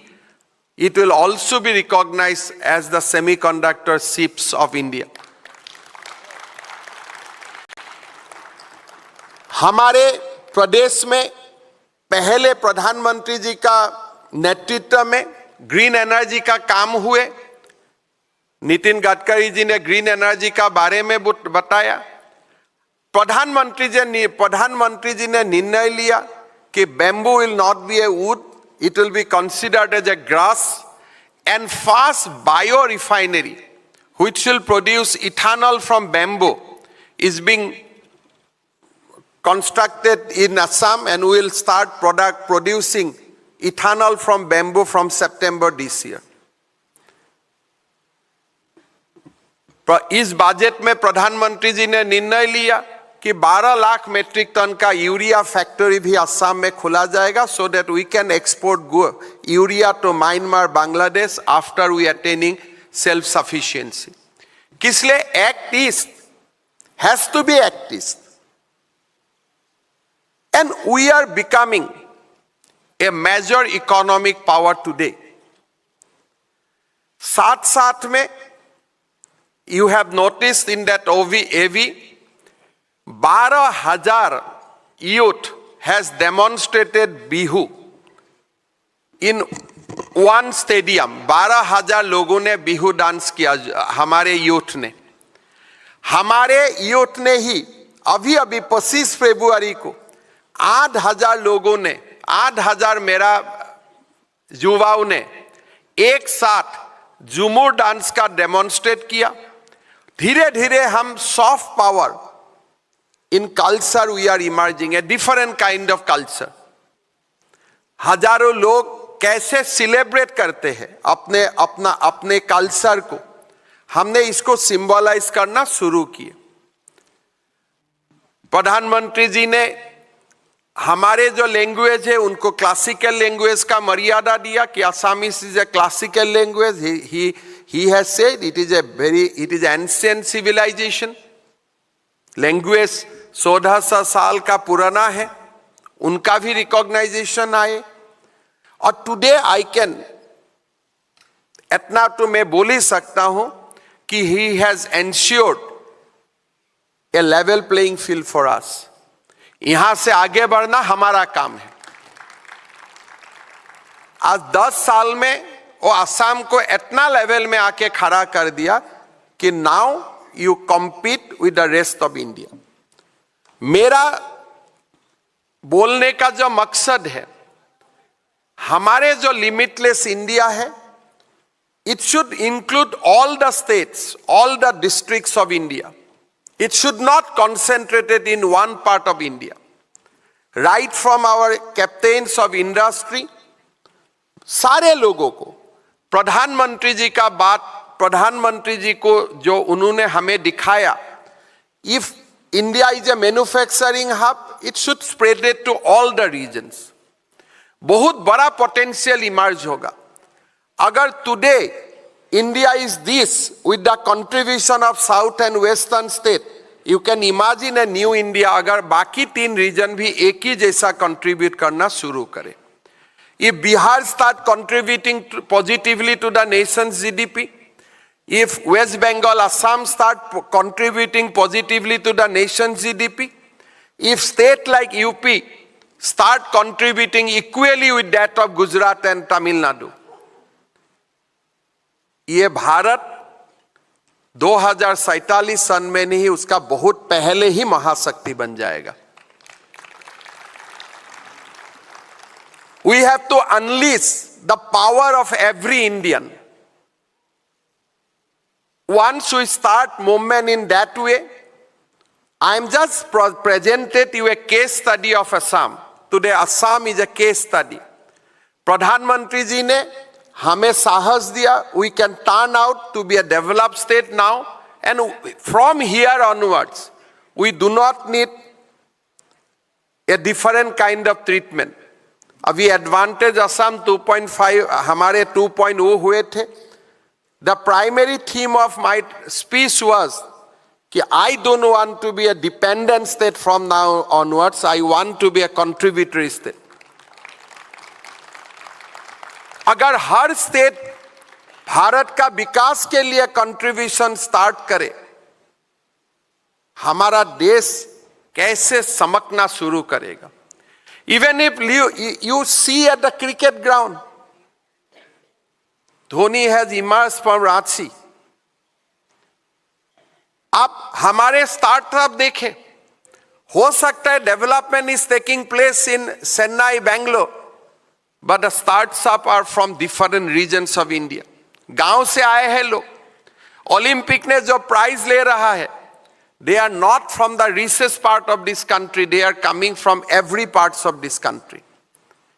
एक बार हमें पूरा भारतवर्ष में if we unleash the hidden power जो छुपा हुआ है, उनको अगर अनलिश करना हम शुरू कर देते हैं, if we address the question of regional imbalances. आज मैं नहीं बोल रहा हूं कि असम को कुछ चाहिए. I think now Assam will not ask for special treatment because I have completed that journey, and with a proud Assamese I am speaking to you कि हमें आज level playing field हो गया हमारे लिए. PM has done enough for us, Government of India has done enough for us. यहाँ से हम will compete because now we can compete. But if you today ask many other states of India to compete with Gujarat and Tamil Nadu, probably that may not be the best things to do. In this platform, my humble request will be to the Indian industry, Indian academia, let us celebrate. Bharat में बहुत कुछ हो रहा है, we should celebrate. But we should also try to see that our area of influence is extended. हर कोने में, हर गांव में ये movement expand हो. If you look at the some initiative of Prime Minister, लोग बोलते हैं, बहुत सारे लोग कभी कभी प्रधानमंत्री जी का जो भी काम कर रहे हैं उसमें क्वेश्चन भी उठाते हैं, लेकिन what PM has done, he created a model called saturation. Bharat का हर गांव में इलेक्ट्रिसिटी होना चाहिए because that address the question of regional imbalance. हर गांव में सड़क होना चाहिए.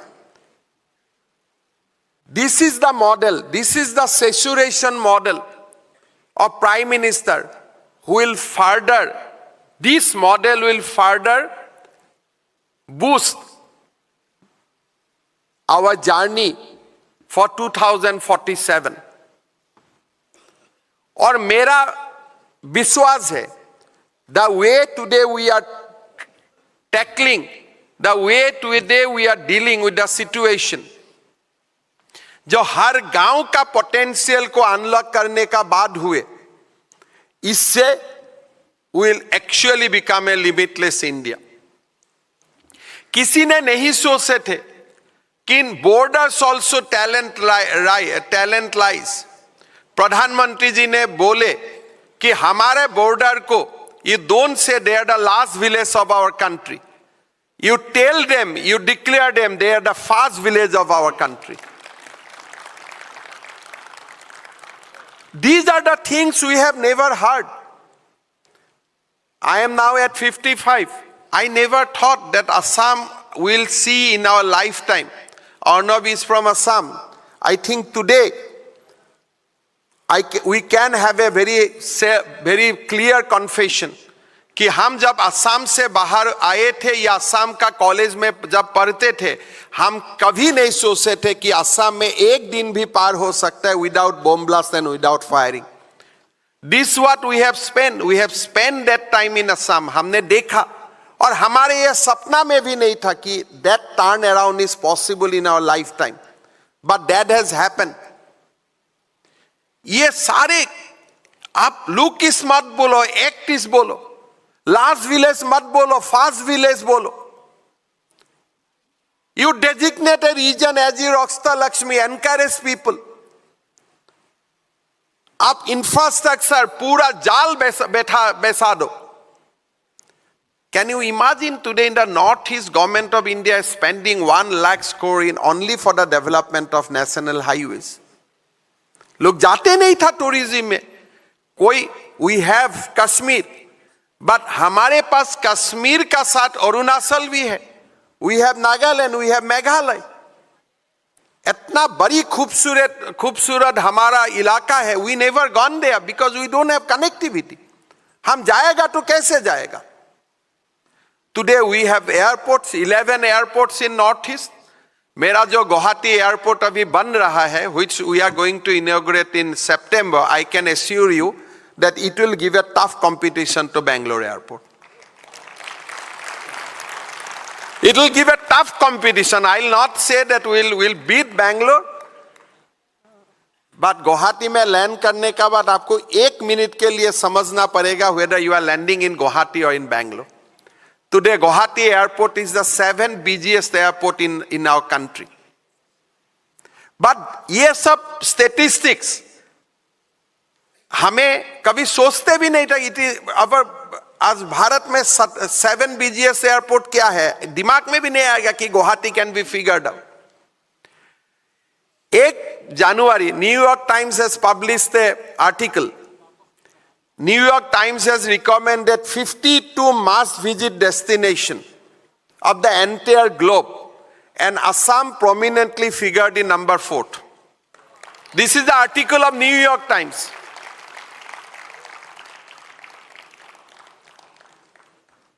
ये परिवर्तन हुए.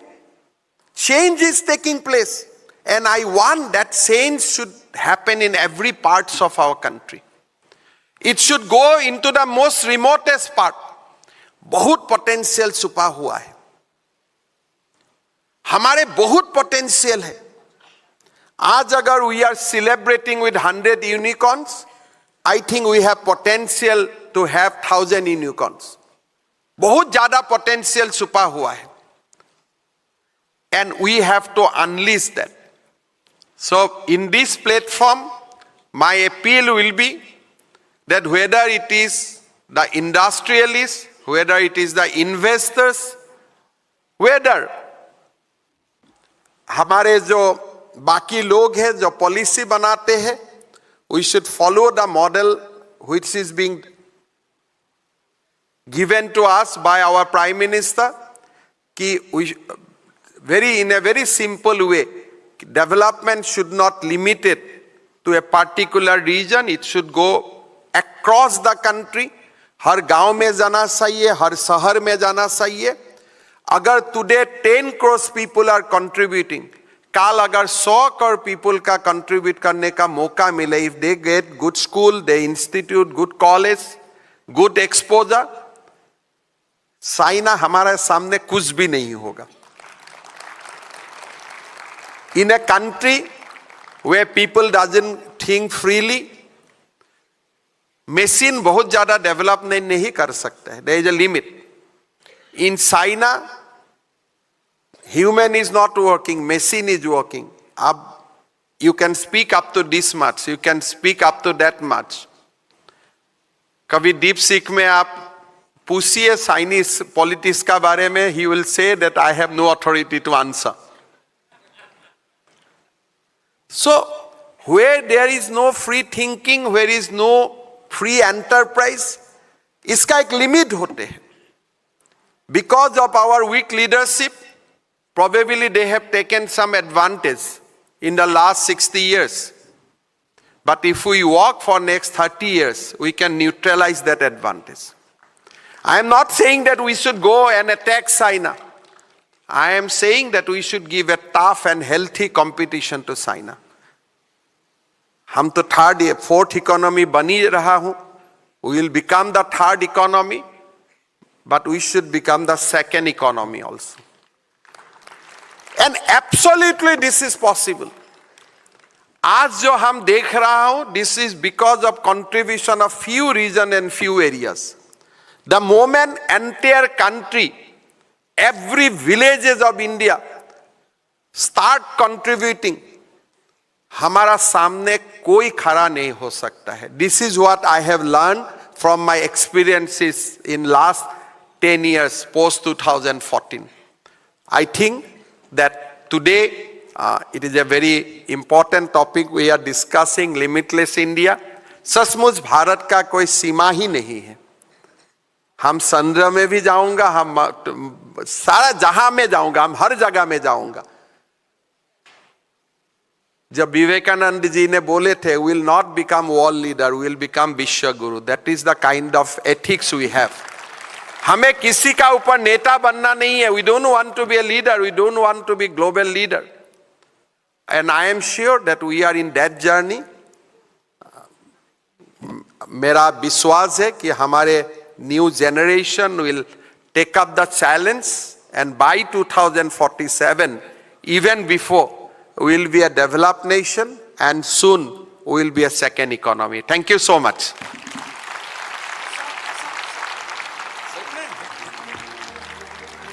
Thank you so much.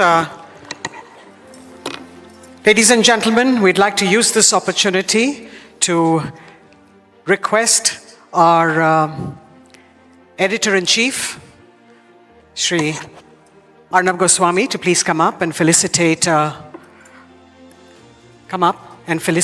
our guest speaker, the Chief Minister of Assam, as I invite the hackathon winners to join him for a photograph. We've got in the category of Inclusive Nation Building the efforts of Diya Menghani, who is the President of the Entrepreneurship Cell, Dr. Bhimrao Ambedkar College, Delhi University, and her entire team. They are being felicitated for their transformative initiative, an innovative platform that empowers daily wage workers and street vendors by leveraging open source social media, integrating AI-driven tools, and seamlessly connecting with the UPI system. We also have with us, in the category of Science and Technology, Anirudh Nautiyal, being recognized for his groundbreaking innovation, a prototype robotic arm that flawlessly mirrors hand movements with seamless precision. Anirudh and Diya and the university being congratulated by Shri Himanta Biswa Sarma. I'd like to now request Arnab to please do us the honors of presenting a shawl to our Chief Minister.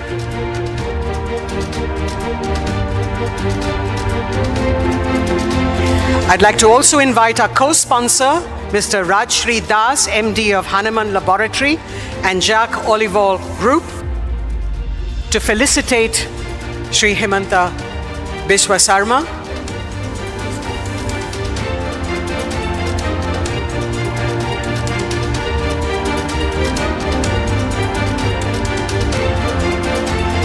The resounding vision and relentless drive of Shri Himanta Biswa Sarma towards a stronger, more assertive Bharat. Your leadership, sir, is a testament to the power of bold decision-making in shaping India's limitless future. Thank you very much.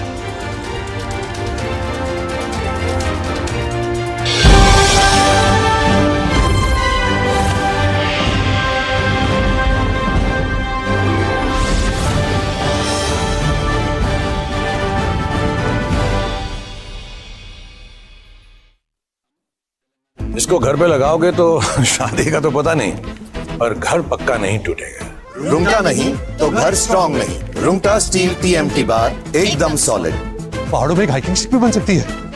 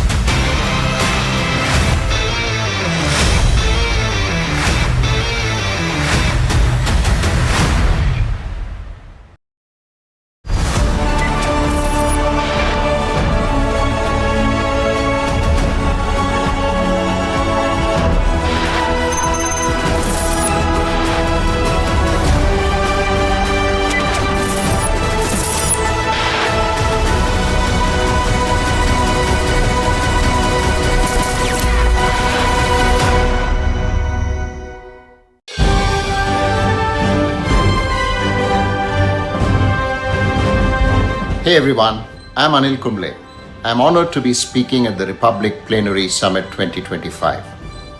Under the theme of Limitless India, we celebrate the spirit of innovation. Why India is limitless is because today the Indian is unlimited. The Indian is unlimited in his or her desire to achieve. The Indian is unlimited in his or desire to learn. And the opportunities that are available for today's India are limitless. So we live in a limitless India because we have allowed our imagination to work towards that limitlessness. We live in an India that we must be proud of, an India whose civilizational legacy has been brought back with vigor, with integrity, and with purpose. And we live in a country that is allowing us to breathe freely, that is allowing dissent and discourse, that is allowing us to disagree, at times being disagreeable. But in every which way, today's India is special. Today's India is special because the young in India believe that India is special. The young in India see a future that is in India.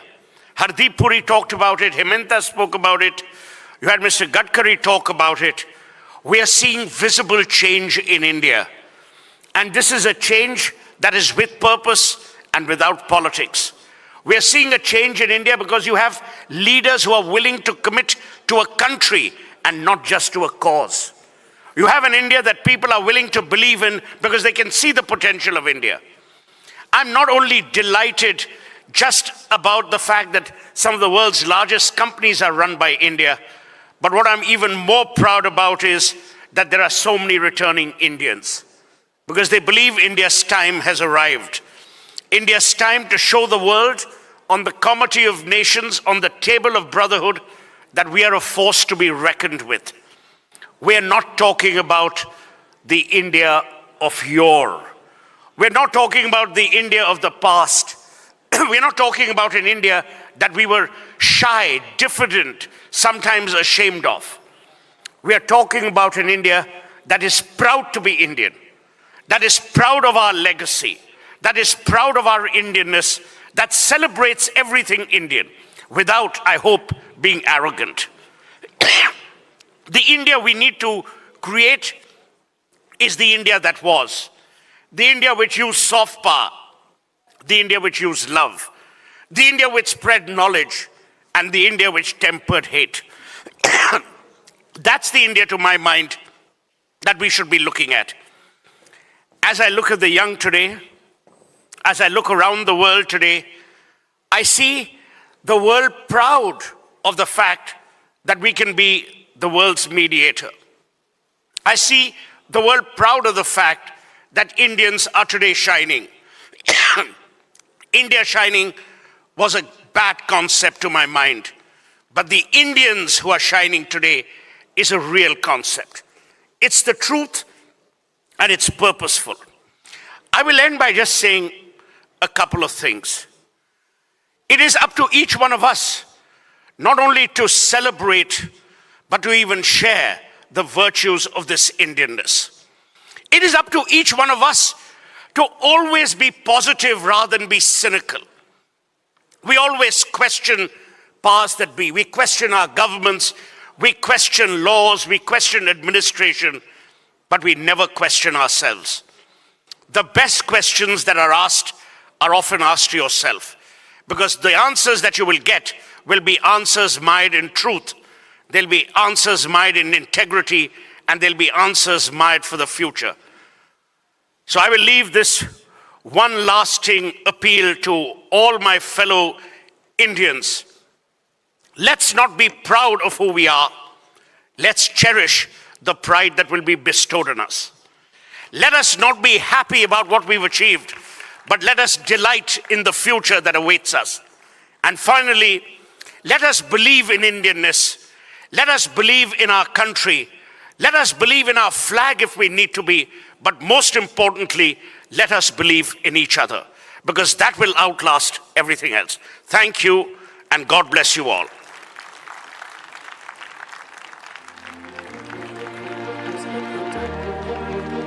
Thank you so much, Suhail, for sharing that.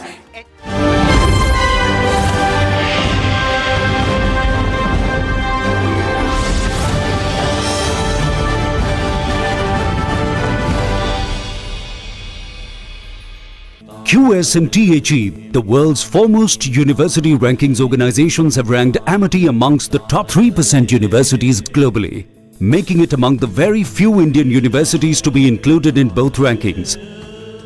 Yet another top ranking for Amity University.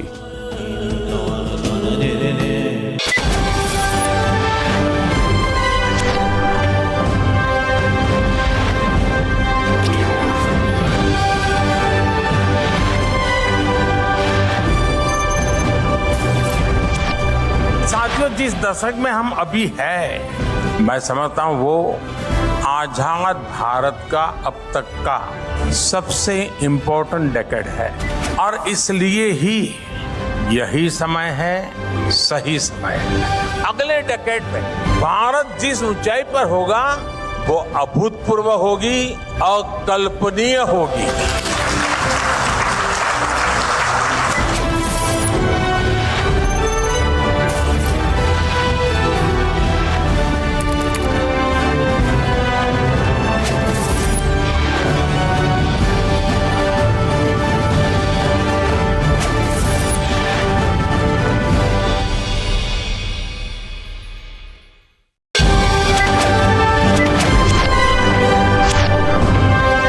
Hello everyone, how you doing? Namaskar, I'm Ricky Cage and I'm super excited that on the 6th of March, I'm going to be at the Republic Plenary Summit.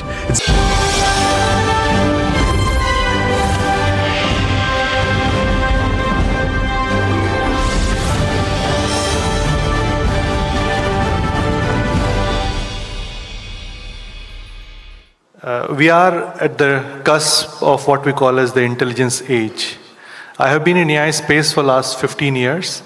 We started building AI chatbots in 2009-10, 2 years before OpenAI started. And at that time, chatbot was looked at as a negative term. So it was interesting. We have come a long way. I set up a AI-focused venture fund called Pi Ventures. We invested in around 15 plus companies through that. I set up an incubation company called AI Foundry.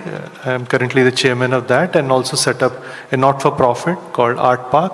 Art Park stands for AI and Robotics Technology Park, incubated at Indian Institute of Science. And one of the things that we are seeing, and I'll quickly go around the panel, that what kind of opportunities are there in the intelligence age, and we will also discuss a little bit about the challenges and where is the path that India could actually potentially show, not just to itself, but also to the world. So very quickly, I will actually ask each of the panelists to introduce themselves. Yeah, thank you, Uma. Thank you everyone for being here. Limitless India. My name is Ankush Sabarwal, founder of CoreOver.ai Bharat GPT.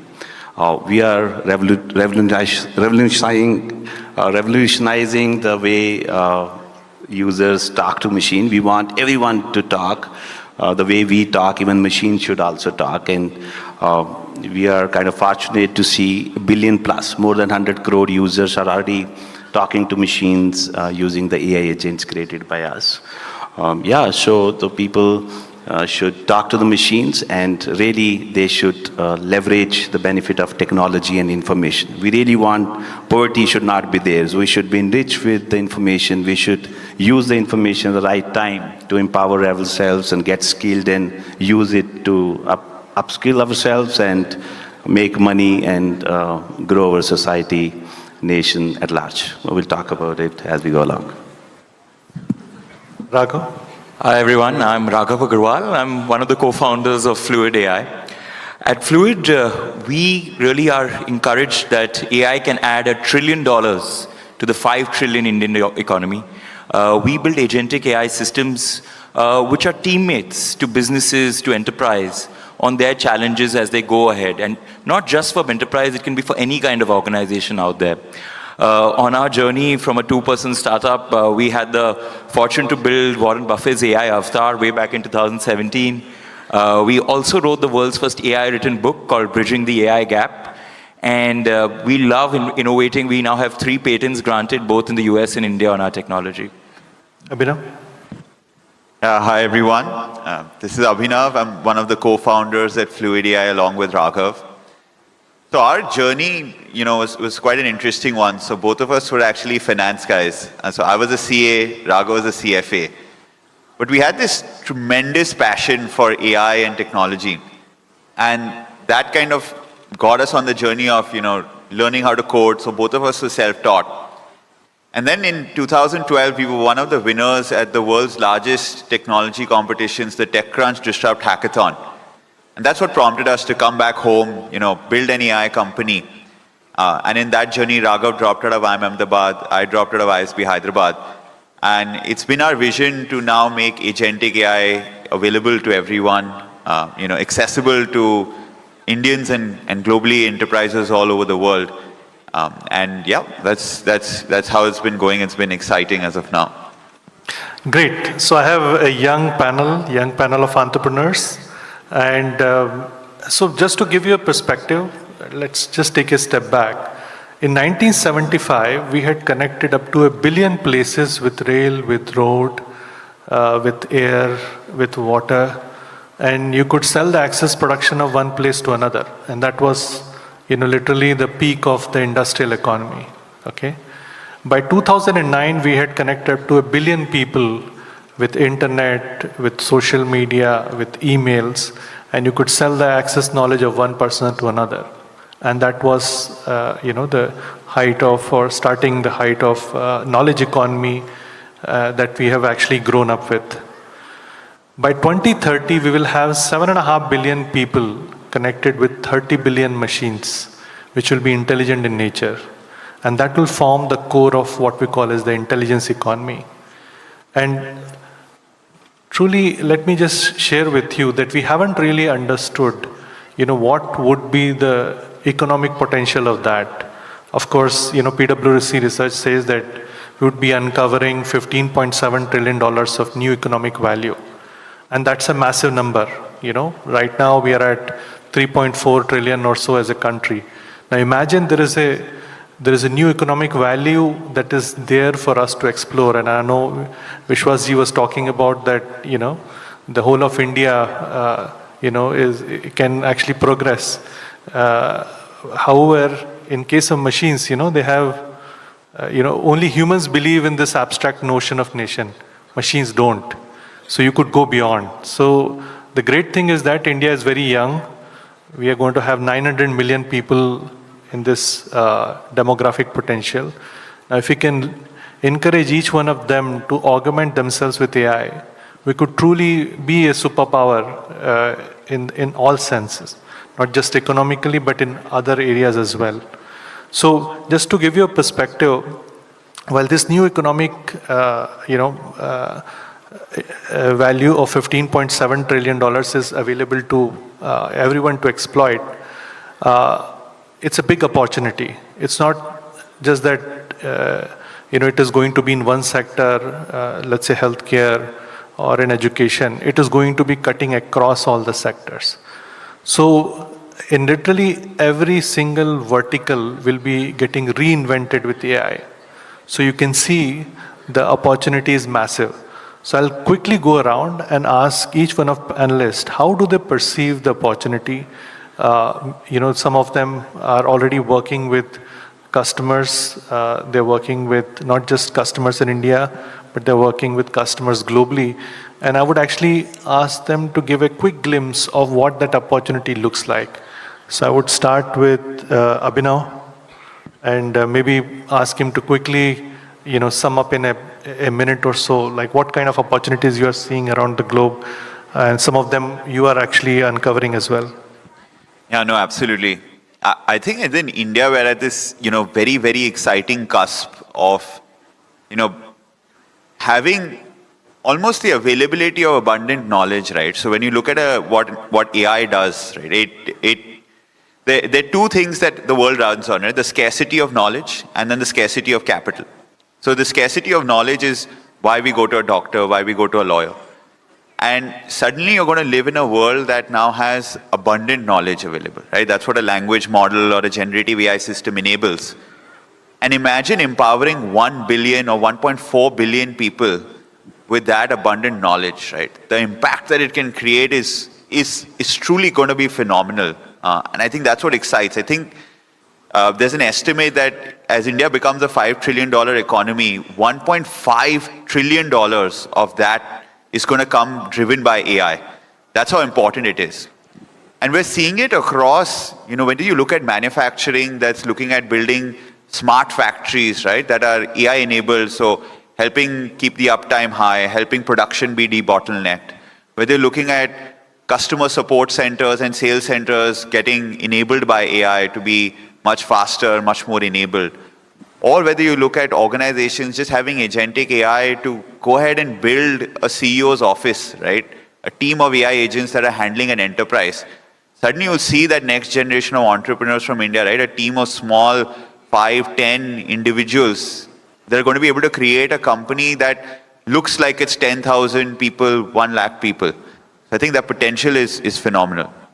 Yeah, just to add to that, right? Like I think, India, the startups has exploded. But what AI is going to do, right? Like as a country, we almost missed the industrial revolution. We caught up in the IT revolution. I think AI revolution, we can definitely lead it. Because like Abhinav said, right, a 5-10-person team enabled by the right AI agents can now operate at a global scale, can operate at 200, 500 million, even $1 billion ARR is now close to these very small teams. And I think that entrepreneurship explosion is going to happen in India enabled by AI. Because like Abhinav said, the abundance of knowledge, the abundance of intelligence is now within grasp. Yeah, absolutely. You see, we have heard this data is the new oil. I think we have been hearing this for the last maybe a decade. I've heard this in the last 8 years. So I think that's not true. Data is not the oil. Data is kind of crude oil. I think we need good AI systems and good people to actually make this oil usable. And that's true. Data is the raw material for any AI system. And who can produce more raw material in AI, which is data? I think country other than India. So by the virtue of the population we are, right? So we produce data by just living life, right? I keep saying that again and again. We are here, we are producing data, content. Even you are producing data because you are still here. Few people are not because you're interested probably in hearing this. So the data is being created. So I think it's a matter of just using it in the right form. Yes, we keep hearing there are resource crunch. I was just having the green room discussion. I think that's not true. There are still GPUs available with infrastructure providers. Enough of GPUs, enough of technology. I think let few people like us continue building the technology platform. And I think majority of us should solve problems. The technology is already there. Of course, we'll keep upgrading as a technology, as a platform, as a solution. But the technology is out there. Just think big. Pick up the big problem to solve and just go ahead and solve it. And other good thing which has happened in this current era is we don't need to be technologists to actually create technology solutions. See earlier, even to use technology, if you remember 40 plus, 30 plus old guys, even to use technology, we had to go to computer course, right? Engineering to just use the computer. Now everyone can use the technology. I think now with no-code platform and the agentic AI platform, everyone literally be able to create technology solution without being technologist. I think go grab this opportunity. I think we will live in abundance. No, I think it's a great summary of that. For the first time in the history, we are able to actually have English or whatever language that you're using as a programming language of choice for machines. So it's phenomenal. Just like the way we talk to a fellow human being, we can now talk to machines and we can ask it to do what we want it to do. And some of you must be playing around with ChatGPT and others. And that just gives you a glimpse of it because chatbots, while they're incredibly useful, but they are just the beginning of this revolution. And so just to give you a glimpse of it, how did we create ChatGPT? I know it's a very generic audience, so we wanted to keep it, not that much technical. So what we did was that we boiled the entire internet and we condensed it into a giant brain, and you could then query it form of asking questions, and that brain will respond with all the knowledge in the world at its fingertips, just like a human would if you manage to make it read all the text available in the world. So that is just the beginning. That's the ChatGPT. Now you must be reading about all these new models that are coming in. DeepSeek came out, so a whole bunch of them. They're actually going from what the whole revolution that started with this transformer models, creating what we call as large language models. Now we are getting the early part of the reasoning engines. So whether it is O1 or DeepSeek R1, you are seeing a lot of these reasoning engines come in. So just like a human being, when we start learning, we learn language, then we understand and learn how to reason with that language that we have learned.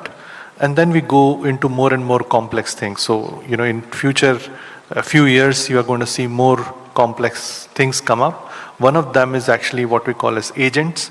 So now you're putting the giant brain inside some kind of personalities, and they would behave on their own. So let's say if it's a customer care agent, then it'll, if you go and ask it some question, it is going to reply. If it could be a sales agent, we're going to see, literally this year is going to be what we call as the year of agents. So you're going to see agents in literally all parts of an enterprise.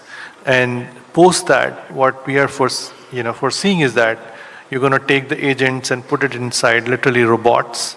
And those robots, what we call as physical AI, will be actually then, working with us. And post that, of course, people are talking about, artificial super intelligence and other things, but we still have to glimpse it.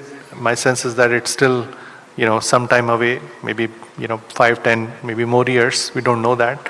Of course, Hollywood and Bollywood are reaching more near to it. But it's an evolution. And I just wanted to quickly go across the panel and ask, what kind of early examples are you seeing when you're working with customers, and where are they in terms of that journey? I'll start with you, Ankush. Yeah, I think it's kind of endless. See, we start with, say, one use case with one customer, and at peak we are doing 5 use cases for a customer.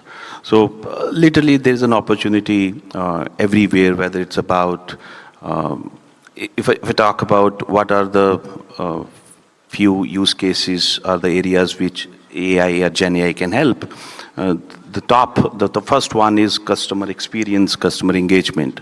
So wherever there is a company, there is engagement requirement, whether with the consumer or with the employees. The second in the list is revenue opportunities. The third is the cost optimization. The fourth is compliance. So any company, I think, needs to go to these functions. Maybe some of the customer names, if you can share, so that people will. Of course. So LIC, we're doing a lot of work with LIC. Ask Mitra is powered by Core over Bharat GPT. People can compare the plans, look out for the right policy for them, pay the premium. IRCTC, people can speak and book the train ticket. We are, of course, adding more features to it, but you can literally speak, and then even the payment also happens with the voice, and PCI, and many more, right? We have around 11,000 accounts and 3,000 agents being created. So pick up any sector, any company, any function, there is an AI use case, but I was urge, I know the time is ticking. So instead of going from the use case to coming ready with a solution and say how to force fit it, I think the mindset should be the company, their vision, their KRAs and their challenges, and then see where the AI can fit in. So go with the problem mindset first and then map the AI solution. Because the use cases, we have hundreds, but I think there we spend more time in force fitting the solution instead of going to this problem solution and then AI as an enabler. Great advice, Ankush. Raghav, you want to? Yeah, I think, so use cases, there are thousands of them. I think companies, organizations, governments, we need to reinvent the way they're working, right? Because you now have this powerful tool that re-energizes your organization. So when we go to our customers, whether it's a MasterCard, a Bank of America, or closer home, the government, or someone like Vodafone, we go and say that it's not about where it can be applied. It's about reimagining your business. So when we did the AI avatar for Warren Buffett, we reimagined the magazine, right? Because till then, a magazine was an interview of a journalist with a prominent personality. But when you create an AI avatar, anyone could ask Warren any question in the world, right? So that kind of experience where you reimagine a business, I think that will be a very powerful sort of paradigm when we go down this AI journey. Yeah, I think, a really interesting example comes to my mind when you ask this question about use cases, right, and applicability. So in 1972, an Indian company imported the world's first mainframe supercomputer, right? And most people, when they think, okay, who would it be, right? You would think it would be a technology company, it would be a space research organization, someone in heavy tech. But it was actually Asian Paints, right? And they imported the IBM 1401. It cost them around 810 crores, right? In today's money value, so about $1 million back then. And everyone said, what will a paints company do with a mainframe supercomputer, right? And suddenly when they actually went into the market, right, they were the first to have a digitized inventory. They had about 10,000 SKUs of paints, and they would be able to send the paint to the distributor far before anyone else. So technology sometimes becomes, when you start at the use case level, you struggle sometimes to figure out the value. But when you go the reverse, like Raghav mentioned, right, I think the ability of now taking a large language model, giving it amazing intelligence, giving it the agency, and that's where the word agent comes from, right? Giving it the access to the right tools, the right functions, the right information in your organization. You can use it across almost every function of your organization, right? It's right from legal to management to manufacturing to support to IT to coding. Almost every sector is going to leverage these AI agents, and it's just about how fast you can deploy them to deliver value. Yeah. So we can see that, while it's just starting, the reach is that it can go into every single function that you can see, whether you're looking at the enterprise use cases or consumer use cases. Now the big question comes in that, of course, these are tools and use cases that we're building on the top. But if AI is going to be like a fundamental utility, just like electricity or roads that we have, shouldn't India, just like the way we own the roads, right? Like we know the technology, how to lay the roads. Should we be owning the technology that is going to power literally the future for us, right? I mean, in some sense, we actually were, last week we were trying to estimate if we do not build our own technology ecosystem around AI, how much money we would lose over the next 25 years. And we realized that that could be as much as $15 trillion in next 25 years. And that is a real challenge. And I think fortunately the government has recognized that part, that while we are building these use cases, we also have to build the foundation models, and which is just the beginning, right? Eventually the whole technology spectrum from foundation model, compute, the data ecosystem, and also the research, we need to have our own pathway. And it's very important that we have that because, India is a very old civilization. We have more than 5,000 years of history, more than that. And at some level, we have seen in Kumbh Mela, right, that we literally are the cradle of humanity. Last year we gave birth to 23 million, human babies.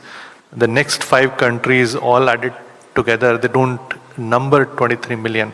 So in some sense, we have 230 million school-going kids, whereas in Japan, they're closing down primary schools. So literally the future of humanity actually emanates from India.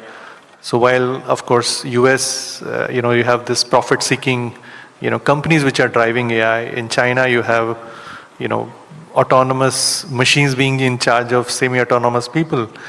Can India show a new path? Maybe autonomous machines together with autonomous human beings. So what it would take for us to create our own ecosystem, while government with India AI mission is making massive strides, I just quickly wanted to go around the panel and ask, what is one piece of advice that you could give to the government or the fellow Indians here?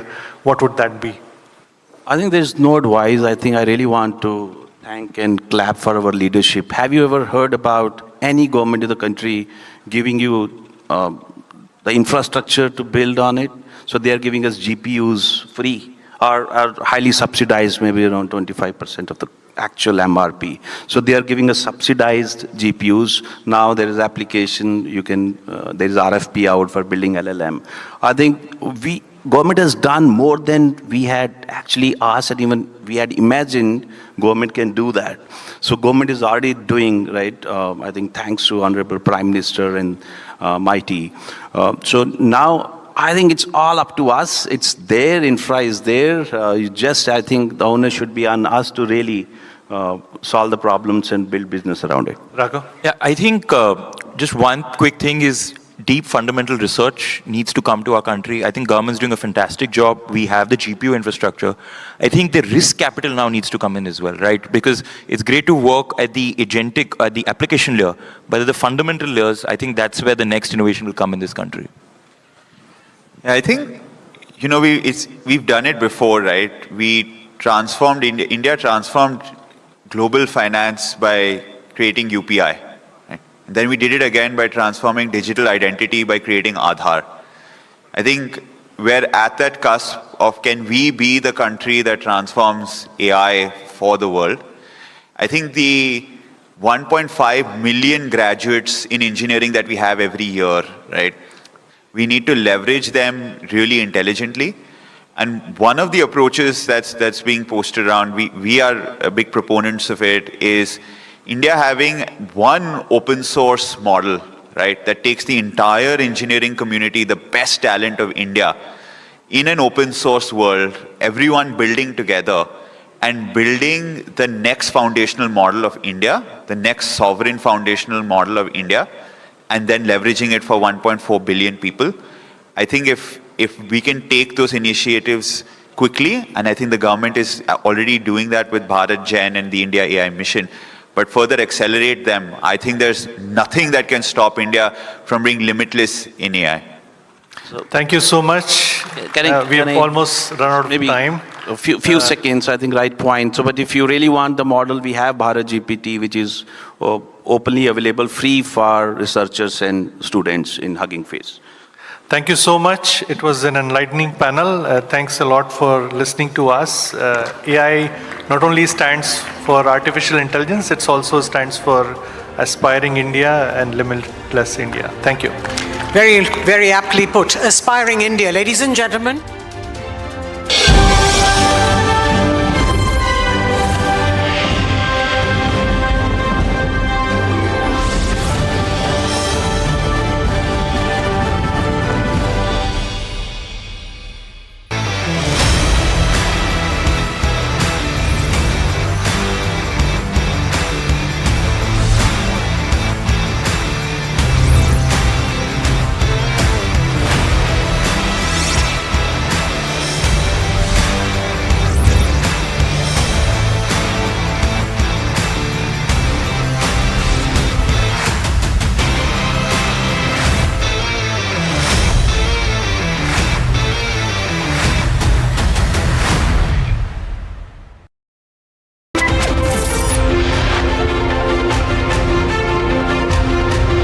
Arnab, your Republic TV must be one of the most successful media startups in the world.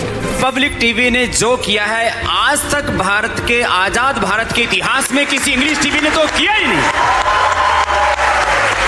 और मैं इस बात के लिए इनकी हिम्मत को दाद देता हूं। थोड़े समय में ही इस रिपब्लिक मीडिया समूह ने जन सामान्य का विश्वास हासिल करने में जो कामयाबी हासिल की है उसकी जितनी भी सराहना की जाए वह कम है। It's my joy, Arnab, you are bringing the much needed inspiration and information to people. And in such short time, Republic TV has done wonderfully well. Republic TV की टीम जानती है कि हर उपलब्धि के पीछे मेहनत, विजन और संकल्पों की एक लंबी यात्रा। Galaxy S25 Ultra powered by Galaxy AI brings you the latest news in a super efficient and summarized format from across the country only on Republic TV. Republic and Samsung together unfold a new world of possibilities. Let the adventure begin.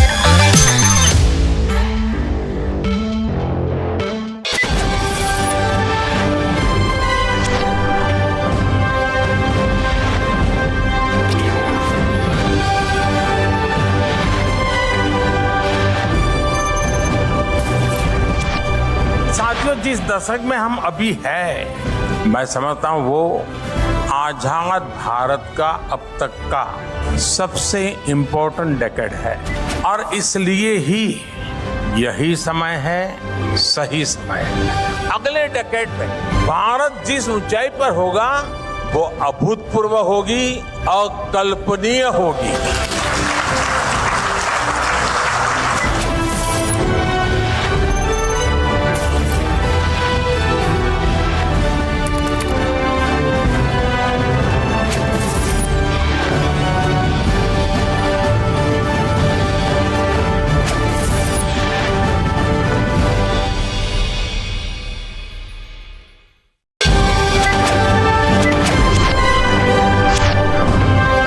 Hello everyone, how you doing? Namaskar, I'm Ricky Cage and I'm super excited that on the 6th of March, I'm going to be at the Republic Plenary Summit. It's going to be absolutely awesome and it's happening at Bharat Mantapam in New Delhi. So remember, let us see each other at the Republic Plenary Summit March 6th at Bharat Mantapam, New Delhi. See you there.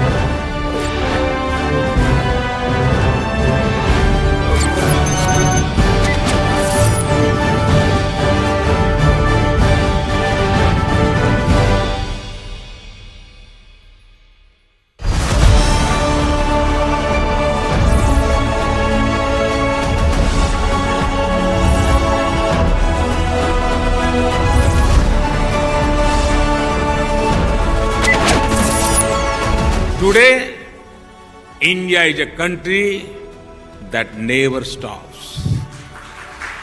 न रुकेंगे, न धीमा पड़ेंगे, न थमेंगे, ये India ने ठान लिया है। हमारी सारी नीतियां, सारी योजनाएं सर्वजन हिताय, सर्वजन सुखाय, राष्ट्र हित से ही तय हो।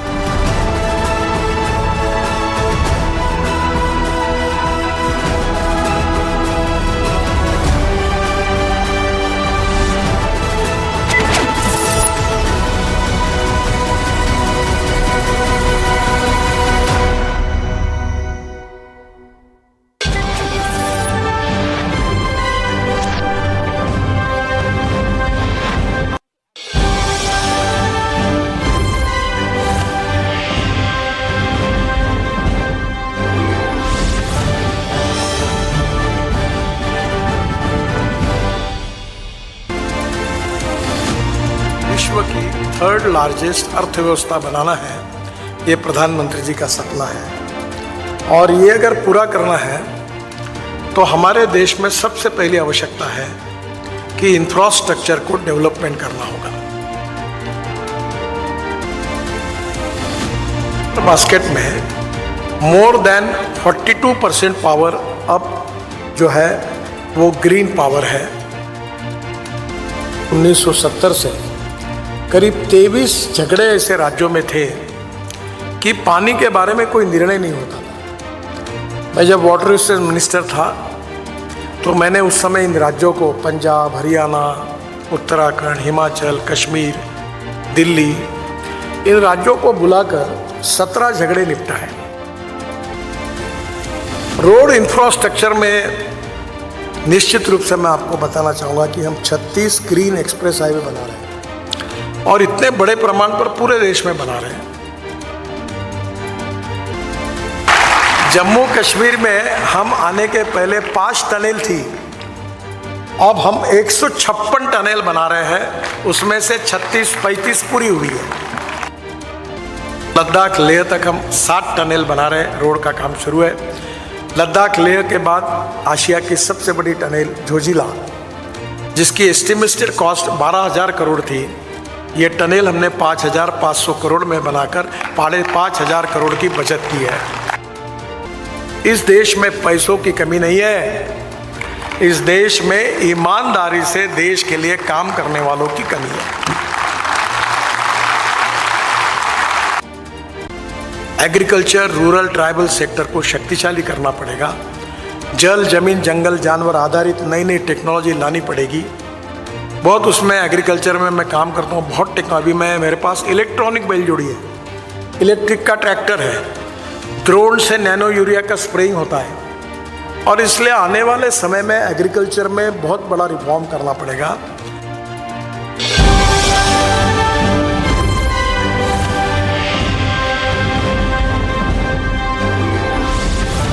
इसको घर पे लगाओगे तो शादी का तो पता नहीं, पर घर पक्का नहीं टूटेगा। रुंगटा नहीं तो घर स्ट्रॉन्ग नहीं। रुंगटा स्टील TMT बार एकदम सॉलिड।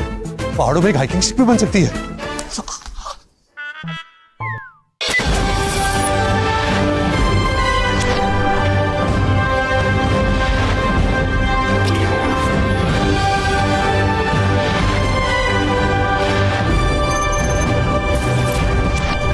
साथियों, जिस दशक में हम अभी हैं, मैं समझता हूं वो आजाद भारत का अब तक का सबसे इम्पोर्टेंट डेकेड है।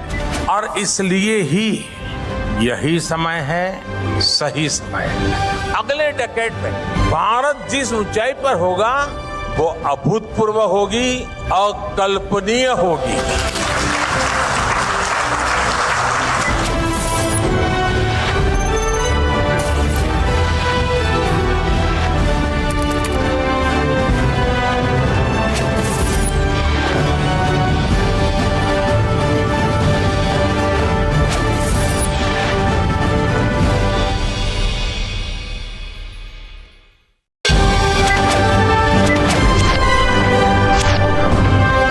Hello everyone, how you doing? Namaskar, I'm Ricky Cage and I'm super excited that on the 6th of March, I'm going to be at the Republic Plenary Summit. It's going to be absolutely awesome and it's happening at Bharat Mantapam in New Delhi. So remember, let us see each other at the Republic Plenary Summit, March 6th at Bharat Mantapam, New Delhi. See you there.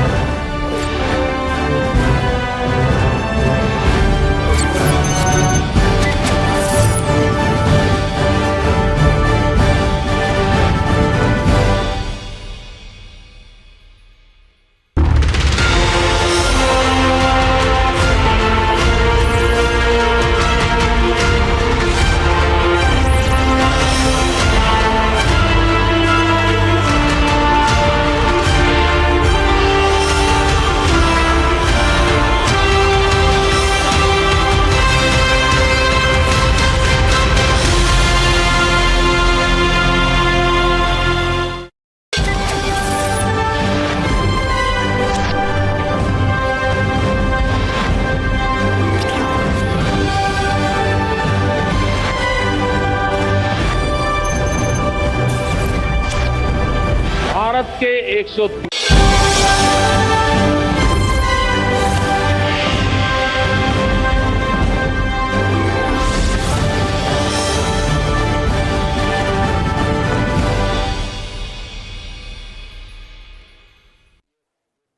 I'm here to represent my stakeholders. Whoever wants to come and serve my stakeholders, follow the rules, go buy the license, fill up the boxes, and you'll get the license tomorrow. And the reason I'm asking this question is because your answer represents exactly what we say about Limitless India. We are not defensive anymore, Ravi. I mean, we are not defensive. We're the second largest telecom market in the world. We're the second largest auto market in the world. We're the third largest civil aviation market in the world. We are the third largest road network in the world. We're the fourth largest railway network in the world. So come compete. A country that could build from 74 airports, 160 airports in 10 years. A country that could build from 90,000 kilometers of highways, 150,000 kilometers of highways. India is limitless. Yeah. Superb. So we're transitioning from the language of technology to the universal language of music. We take a moment to celebrate creativity, harmony, and the power of India's soft power, a force that transcends borders, unites minds, and inspires limitless possibilities. This special segment is presented by Techno Stop at Nothing, celebrating those who push boundaries and redefine innovation. Three-time Grammy Award-winning composer and environmentalist, a global icon whose music resonates with the spirit of a rising Bharat. His work blends tradition with the modernity of innovation, creating soundscapes that echo across the world and champion the cause of sustainable, harmonious future. A limitless Indian, ladies and gentlemen, Mr. Ricky Cage.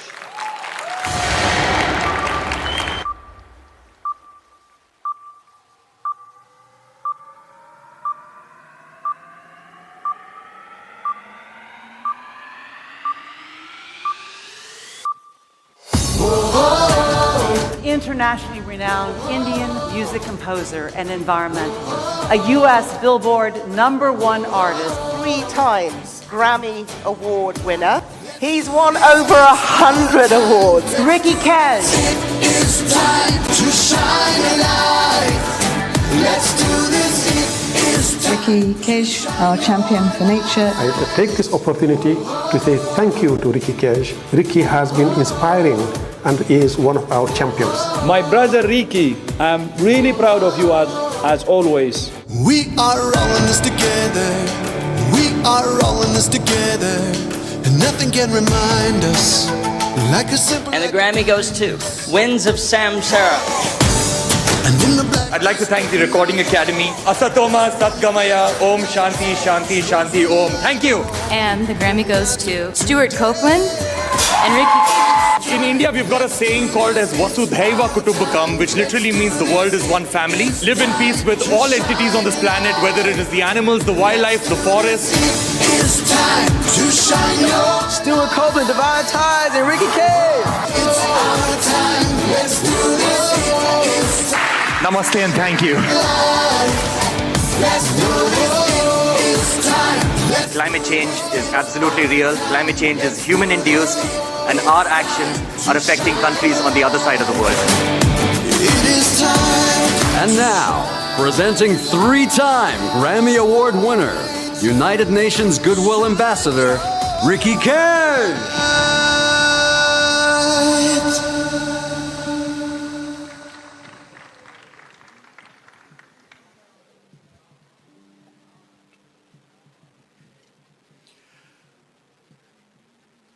Over the past few weeks, over 600 million human beings have dipped into this river. They washed away their sins, purified their souls. This is the river Ganga. Our first song is a dedication to this absolutely amazing river that is the Ganga.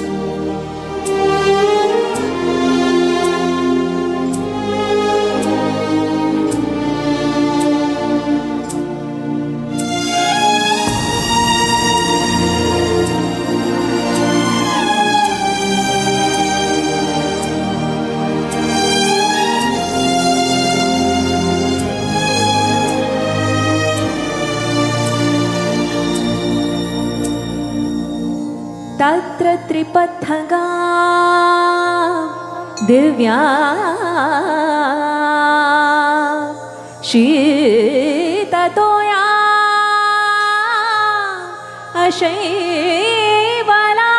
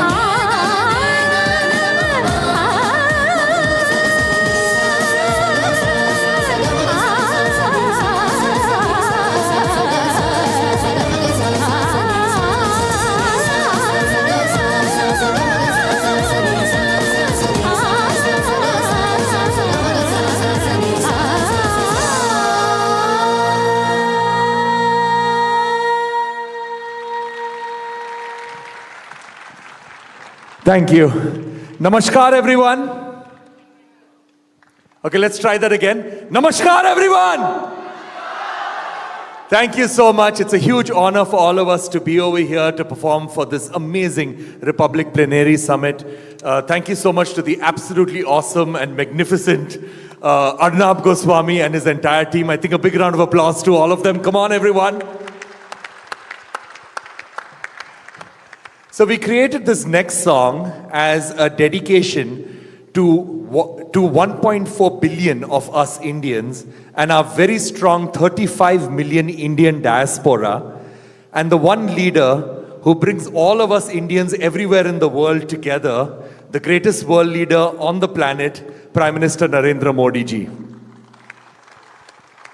This song is called Aao Ji.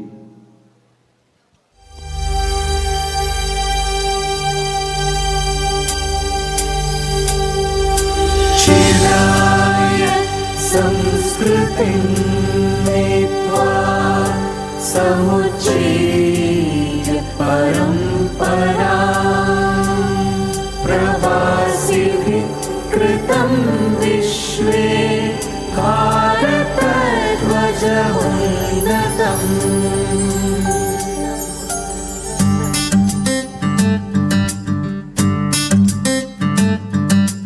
आओ जी मेरे देश मेरे गांव मेरी धूप मेरी छाँव से मिलाऊं। आओ जी मेरे देश मेरे गांव मेरी धूप मेरी छाँव से मिलाऊं। आओ जी मेरे देश मेरे गांव मेरी धूप मेरी छाँव से मिलाऊं। आओ जी मेरे देश मेरे गांव मेरी धूप मेरी छाँव से मिलाऊं। हो थोड़ा वापस आना दौड़ा दौड़ा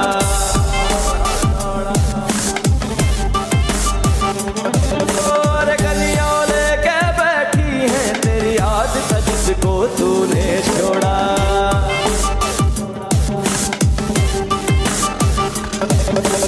यादें भूल है सकता लेकिन खुशबू भूल न पाएगा। घूम घुमा के बन के बादल लौट तू वापस पास आएगा। चैन मिलेगा वही जहां तू रुक थोड़ा सा जाएगा। घर आने से चढ़ जाने को बना नहीं था तू। आओ जी मेरे देश मेरे गाँव मेरी धूप मेरी छाँव से मिलाओ। आओ जी मेरे देश मेरे गाँव मेरी धूप मेरी छाँव से मिलाओ। आओ जी मेरे देश मेरे गाँव मेरी धूप मेरी छाँव से मिलाओ। आओ जी मेरे देश मेरे गाँव मेरी धूप मेरी छाँव से मिलाओ।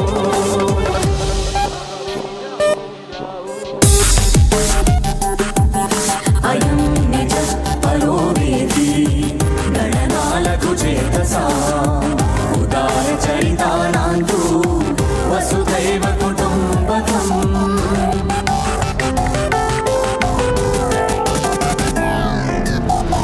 नदियों पहाड़ों से गलियों किनारों से तेरी पहले की पहचान है। बादलों बेचारों से खुशी की फुहारों से काहे जाने तू अनजान है।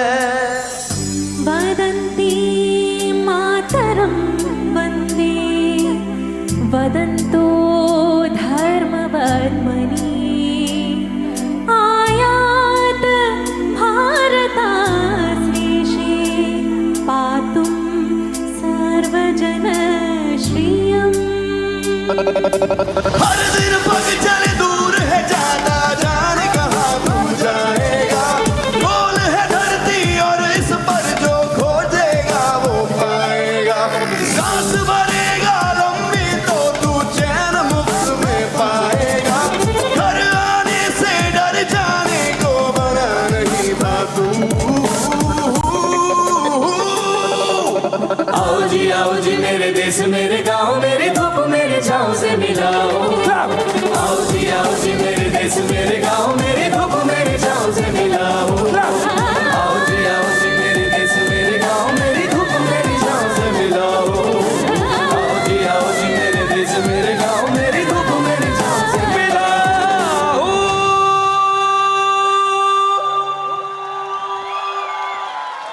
Thank you so much. Karthik Mani on drums and percussion, everyone. Shraddha Ganesh on vocals. Sudhir Yaduvanshi on vocals. Siddharth Basrur on guitars and vocals. And Manoj George on violin. This next song is a song that is a dedication to a limitless India. And that's what this event is all about. An India that no longer sits on the sidelines, but takes global leadership. An India that is proud of our past. We are proud of our culture, we are proud of our traditions. At the same time, we are at the absolute cutting edge of innovation. Now for this song, what we've done is that we've taken ancient South Indian percussion syllables, which are usually recited by the voice. And what we've done is that we've taken these Kunakol South Indian syllables, we've put it to cutting edge techno modern music. This is going to be a fun song for all of you. This one's called Dub Kunakol.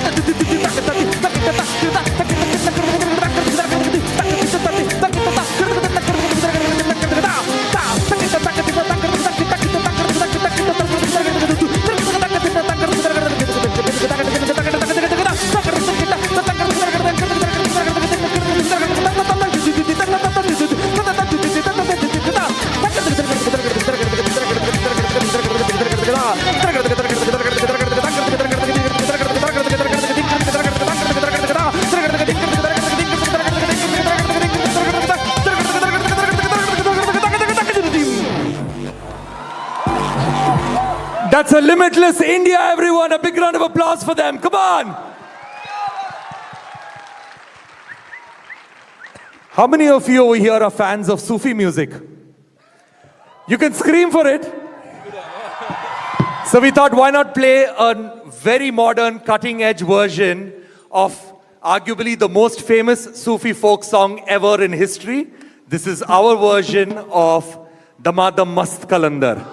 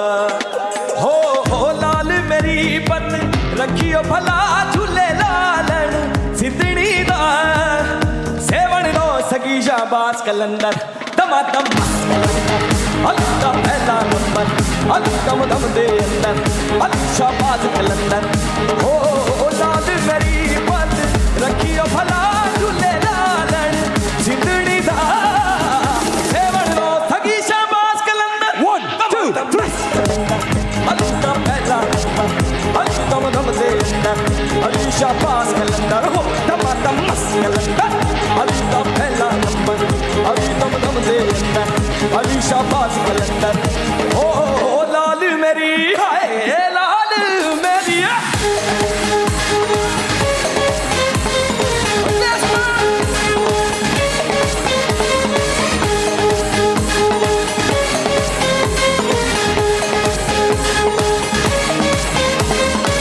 झनन झनन तेरी नौबत बाज झनन झनन तेरी नौबत बाज नाल बजे घड़ याद बला झूले लालन मौला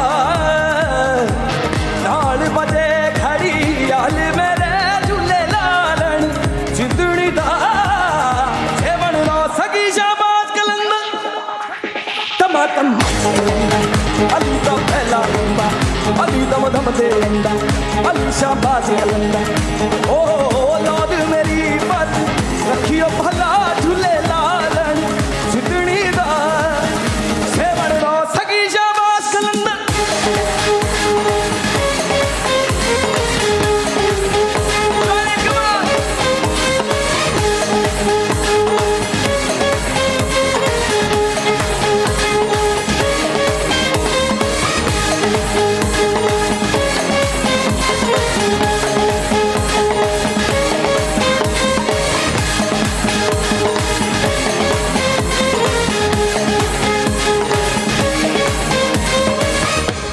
steps. Everybody stand up now. Everybody stand up and clap. Come on. Dam lal lal, dam lal lal, dam lal lal, dam lal lal, dam lal lal, dam lal lal, lal lal, dam lal lal, dam lal lal, dam lal lal with me. Damadam, damadam, come on. Damadam, Alida, damadam mast kalandar, Alida pehla number. Damadam mast kalandar, Alida pehla number. Damadam mast kalandar, Alida pehla number. Damadam mast kalandar, Alisha Baz, ma. Damadam mast kalandar, damadam mast kalandar, damadam mast kalandar, damadam. Now you have to jump.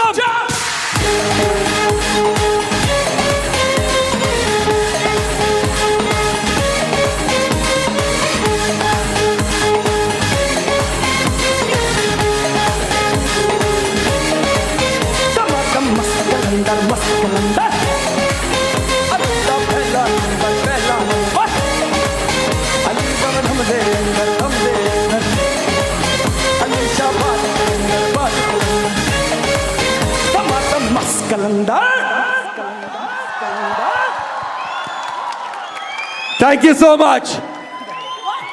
Everybody, as we know, on the 26th of February, we celebrated the end of the Mahakumbh, but we also had another celebration, and that is Mahashivaratri. So, this next song is a dedication to the embodiment of coexistence. This next song is a dedication to the protector of the 5 elements of nature. Who is that? This next song is an ancient folk song in our own modern version. This is a dedication to Lord Shiva. This one's called Bam Lahari.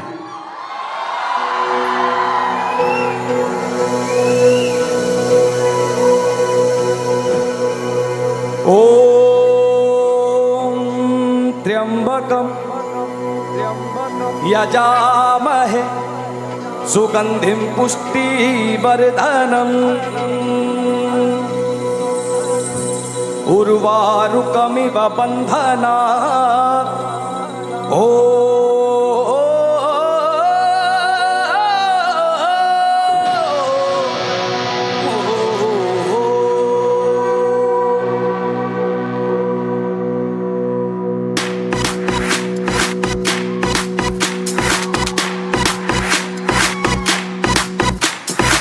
चैन छोड़ निर्गुण का भजन कर चैन छोड़ निर्गुण का भजन और शिव के भजन करे पार्वती शिव के भजन करे पार्वती सिवा तेरे कुछ दिखे नाथ जी सिवा तेरे कुछ दिखे ना डट तेरा ही नाम सभी अरे डट तेरा ही नाम सभी बम बम बम बम बम बम बम लहरी बम बम बम बम बम बम लहरी अगड़ बम बम बम बम बम बम बम बम लहरी अगड़ बम बम बम लहरी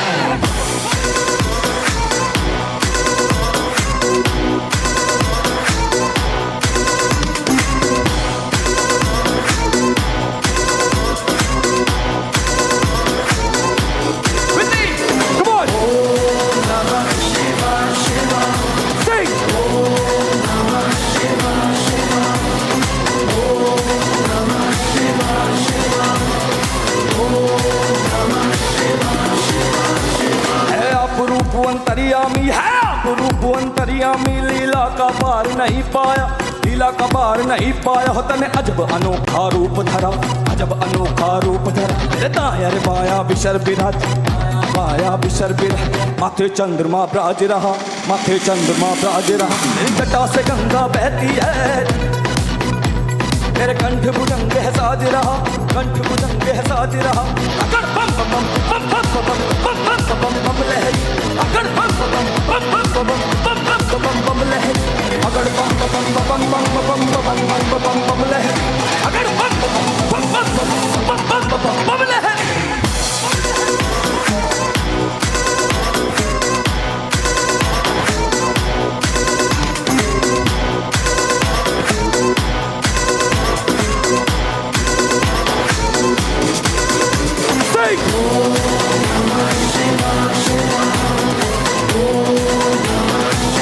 Sing loudly.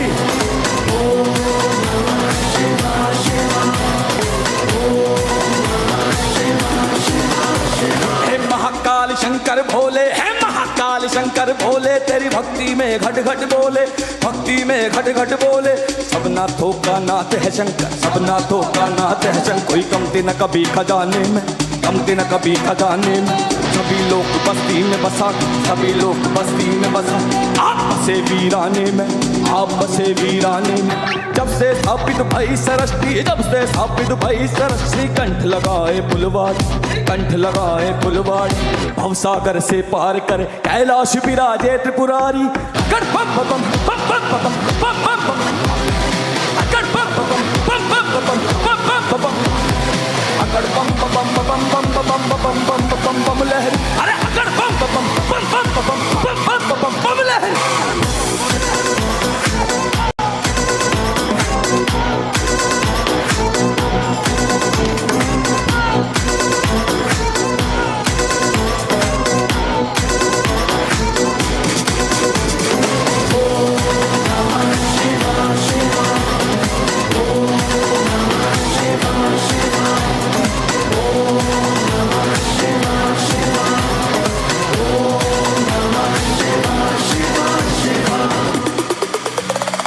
त्रिलोकेश्वर है Maheshwar महाईश्वर Bhandari.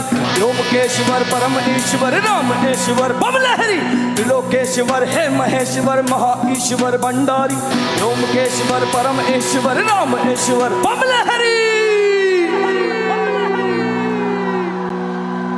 Karthik Mani on drums, percussion and vocals. A big round of applause for him. Sudhir Yaduvanshi on vocals. Shraddha Ganesh on vocals. Siddharth Basroor on guitars and vocals. Manoj George on violin. And on sound we have Praveen and Pratik. And on video we have Shashank. A big round of applause to them. Ladies and gentlemen, Ricky Kay! Now we've come to the end of this segment and we've saved the best for the last. Now we are speaking about a limitless India. Don't you believe that India is much more than just us human beings? Is India more than just us human beings? In fact, the true inhabitants of India are the forests and wildlife, because the forests and wildlife have existed on our land long before any of us humans have ever set foot here. Am I right? We human beings have been here for 3 lakh years. Our forests and wildlife have been here for 3,000 lakh years. So our beauty is defined by forests and wildlife, our sustainability is defined by forests and wildlife, and without functioning ecosystems, we as human beings will cease to exist. And in fact, Vasudhaiva Kutumbakam means exactly that. It does not mean just living in peace and harmony between all of us human beings. It means living in absolute peace and absolute harmony, not only among us human beings, but with all life. Am I right? And in fact, we can have a limitless India simply because we as Indians, it is within our culture to protect, to conserve, and to sustain, and to coexist with nature. Am I right? So, we created an instrumental version of our favorite tune in the whole world, that is the Indian National Anthem. And we decided to dedicate this instrumental version of our Indian National Anthem to the forests and wildlife of our nation. So if you would please indulge me, if you're physically able to stand up, let us all stand up and let us all rise in respect for the forests and wildlife of our nation. Let us all rise in respect for the Indian National Anthem.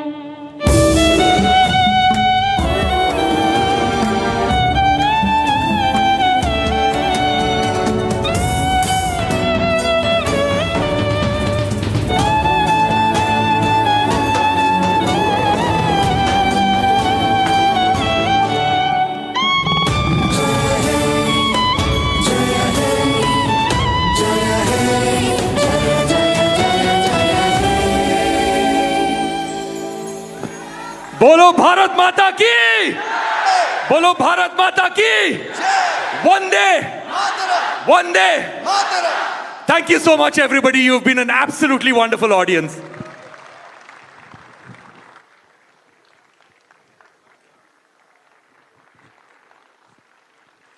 Thank you, Republic. Thank you, Arnab. This is one of the most important events I've ever been a part of. Thank you so much. Ladies and gentlemen, make some noise. That was a fabulous performance by...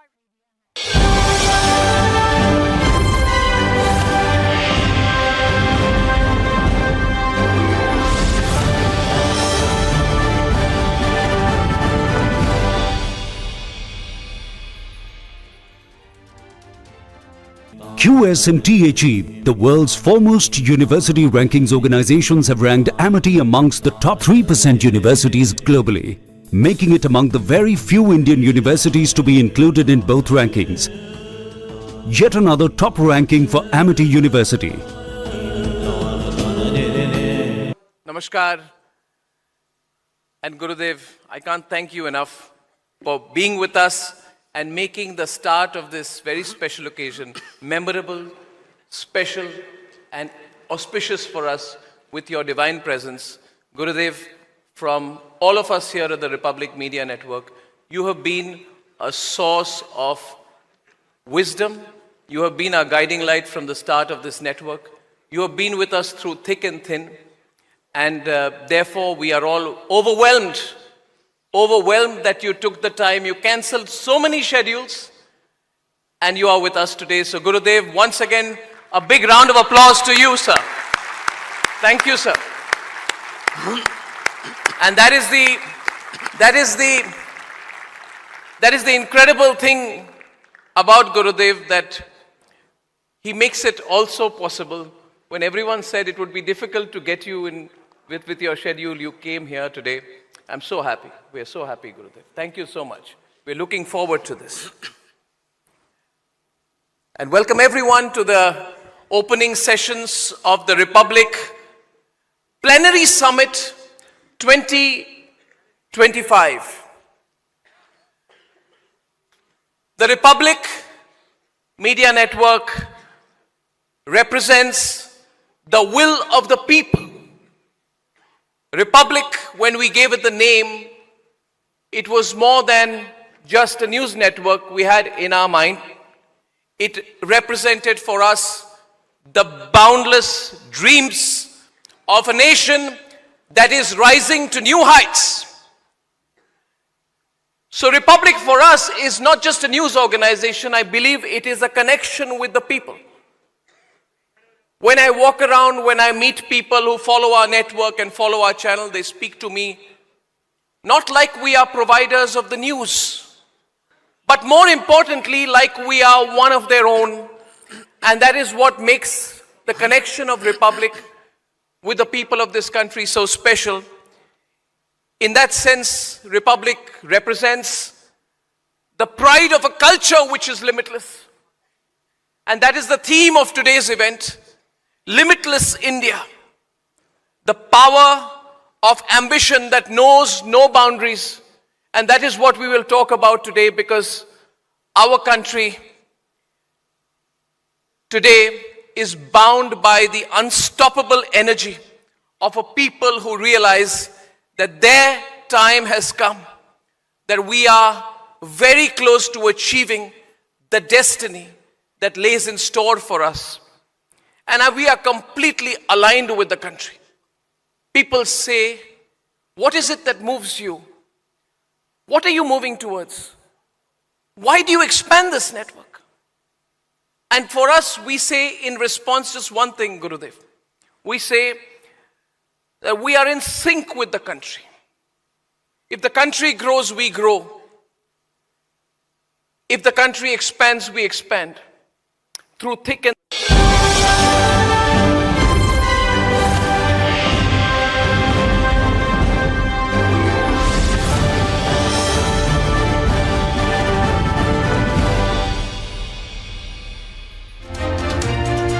There are only 4 players in this space in the world. There's Huawei and ZTE from China. Yep. There's Ericsson from Sweden. There's Nokia from Finland, and there's Samsung from Korea. Only 4 telecom equipment manufacturers, 2G, 3G, 4G, 5G, and hopefully by 2030, 6G. In that space, the Prime Minister's vision, and this goes into your topic of limitless India, Atmanirbharta, do what earlier could not be even dreamt of. And he said we need to produce our own 4G stack. And if BSNL is going to go into 4G, it will do so based on an Indian 4G stack. QS&T achieved. The world's foremost university rankings organizations have ranked Amity amongst the top 3% universities globally, making it among the very few Indian universities to be included in both rankings. Yet another top ranking for Amity University. The core philosophy of Sanatan Dharma is rooted in acceptance. As Swami Vivekananda said at the World Parliament of Religions, he said, we believe not only in universal toleration, but we accept all religions as true. I am proud to belong to a nation which has sheltered the persecuted. First of all, Anil, let me tell you that I'm a huge fan. I'm a 90s kid. So most of the audience here is 90s kids. Can we have a big round of applause for our icon, the 90s kids icon, Mr. Anil Kumble. And before we start, let me just show you a visual, a picture. 2002, India versus West Indies.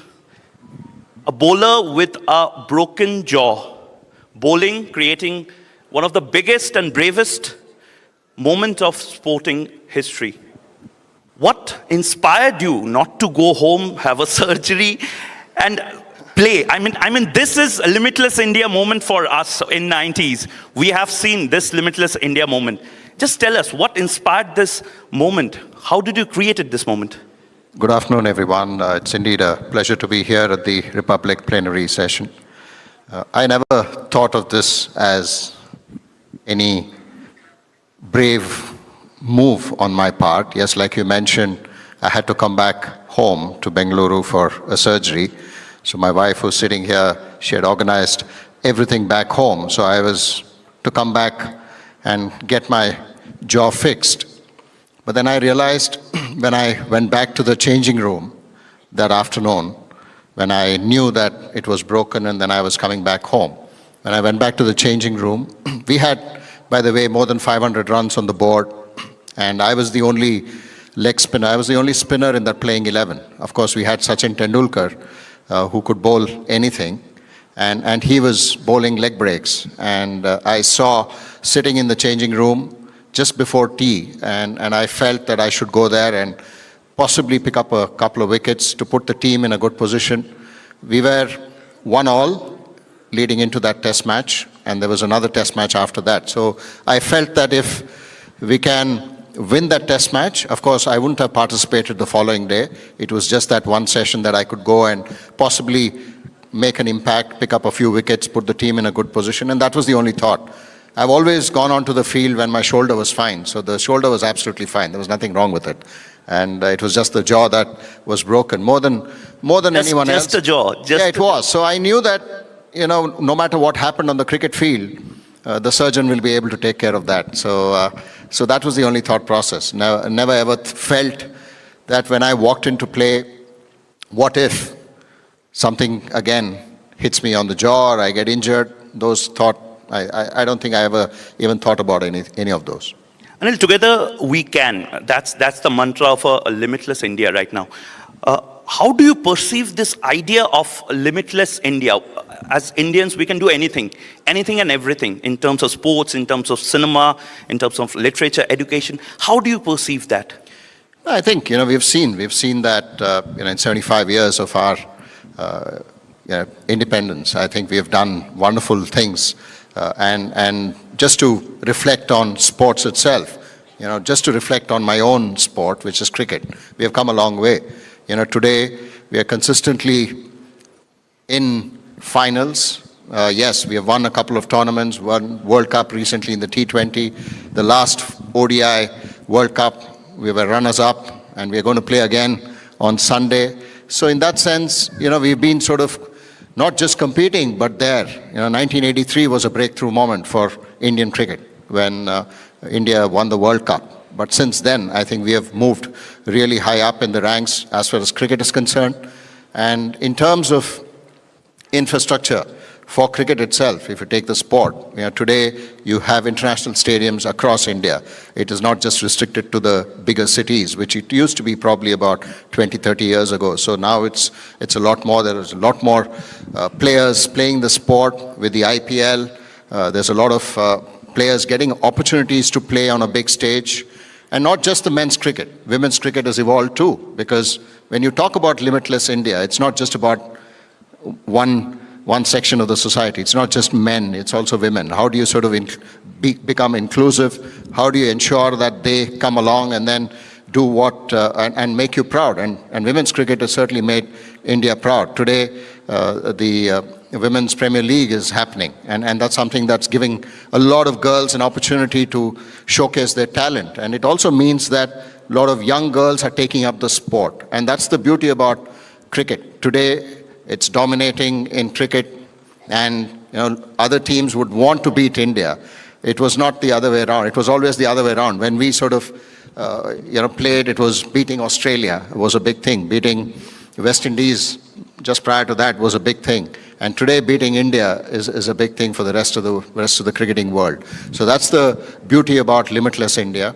And when you talk about sport itself and how we have grown in sport, I strongly believe that when you want to become a sporting nation, when you want to create sport as a part of your livelihood, as a part of your lifestyle, it's important to create icons in sport. And today we have icons in athletics, in Neeraj Chopra. We have Manu Bhaker in shooting. And they also had someone to look up to in Rajavardhan Rathore, then Abhinav Bindra, then Gagan Narang in shooting. So you had someone to look up to. Badminton has had superstars. With Prakash Padukone being the first one to win the All England Championship. After that you had Gopi Chand.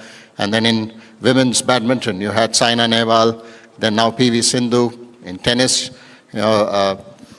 Sania. So you have all these icons who then represent and give you that feel that when you're growing up or taking up the sport, you have someone to look up to, saying, you know what, if they can make it, even I can make it. I think that's the beauty about sport, and that's the beauty about the new India, because you have icons in every walk of life, not just in India. When you go outside of India, when you travel abroad and meet high-profile CEOs, and most of them are Indians. And that's the beauty about Limitless India. I think we have a great opportunity. The talent is there. It's just a matter of ensuring that we are all single-minded and determined in our approach, and things will, sky is the limit. That's all I can say. I think you remember, in fact, most of us remember that moment. In 2009, you were playing for IPL, and at that point of time, you were actually playing gully cricket. You were actually playing local cricket just to make a point that, no, I have to keep my performance on, and complacency should not grab me or should not kill me. What will be your suggestion for this Limitless India audience? We are a generation who want instant success, we want instant growth, but time and again we get depressed, we get demotivated with sudden failures. What will be the suggestion for Anil Kumble, who has seen a lot of ups and downs in his career? I think play a sport. That's the best part. When you play sport, at the end of the game, you have a result. Whether you win or lose, you have to again start from scratch the next day. And that's the beauty about sport. There's nothing called failure in sport. You only learn from, yes, a loss. In cricket, you lose a match. 2 days later, you again play a match. So we saw that. We saw that with New Zealand. They lost to India, and then 2 days later, they played South Africa. They've won, and now they are coming back again and playing India. So that's the beauty about sport. You lose one day, you learn from that, and then go on to the next stage. So I certainly believe that sport teaches a lot. It's a wonderful way to learn life lessons. It's a wonderful way to live your life, because when you play sport, you go through, like you mentioned, all the ups and downs in one's career. It's not always hunky-dory. You spoke about the 10-wicket haul. People know me because of that. I had a great day here in Delhi 26 years ago. But 4 days later, we traveled to Calcutta to play another match. It was a part of the Asian Test Championship against the same team, Pakistan, and I struggled to get 1 wicket. Now, that's the beauty about cricket. You are up one day, and the next day you start all over again. So you learn to live with this, you learn to adapt, you learn to recognize the fact that in a career spanning 18 years, it takes a number of hits for you to actually succeed. So people talk about the 600 plus wickets, and they tell me that you're number one in India. All that is fine, but I had to bowl about 40,000 deliveries to get those 600. So which meant that more than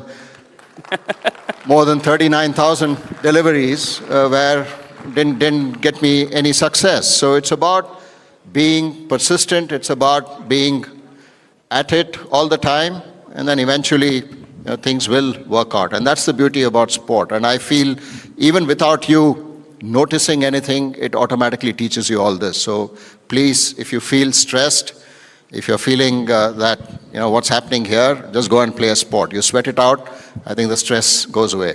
Do you think that more number of sportsmen coming out of India, this way India with this limitless idea can be the next superpower of sporting industry also?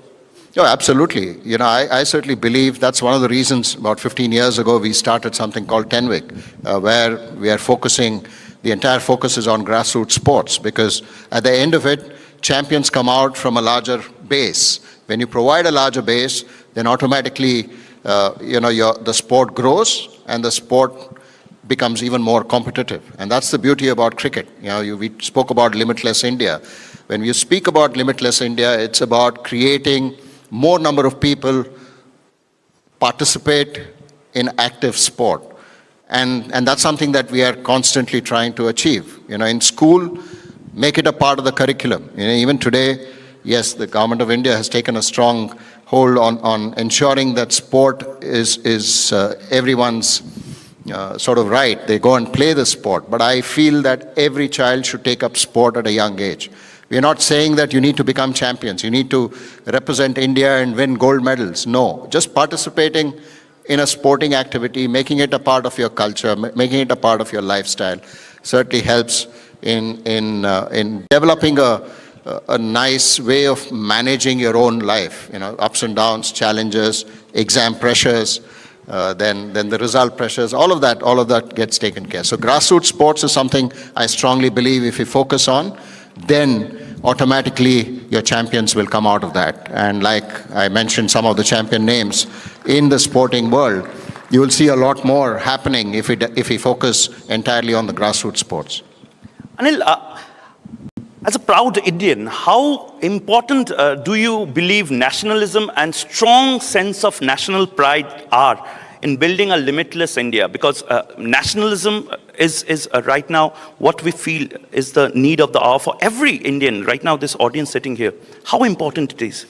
It's extremely important. I think, we should be proud of our roots, we should be proud of our culture, we should be proud about who we are as people. And I certainly believe when we go out and represent our country in cricket, when you just now, we heard Ricky Cage perform the national anthem. You just get goosebumps when the same national anthem is played in Australia when you're standing there just before a match, or for that matter in England, or for that matter in New Zealand, or whichever part of the world. When you're representing your country and you have the national anthem play, it gives you goosebumps. And that's the kind of pride that all of us should have.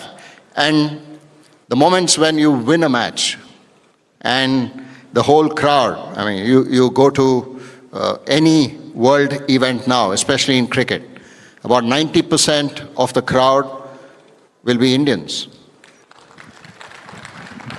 So you'll only see a sea of blue everywhere when India plays anywhere outside of India.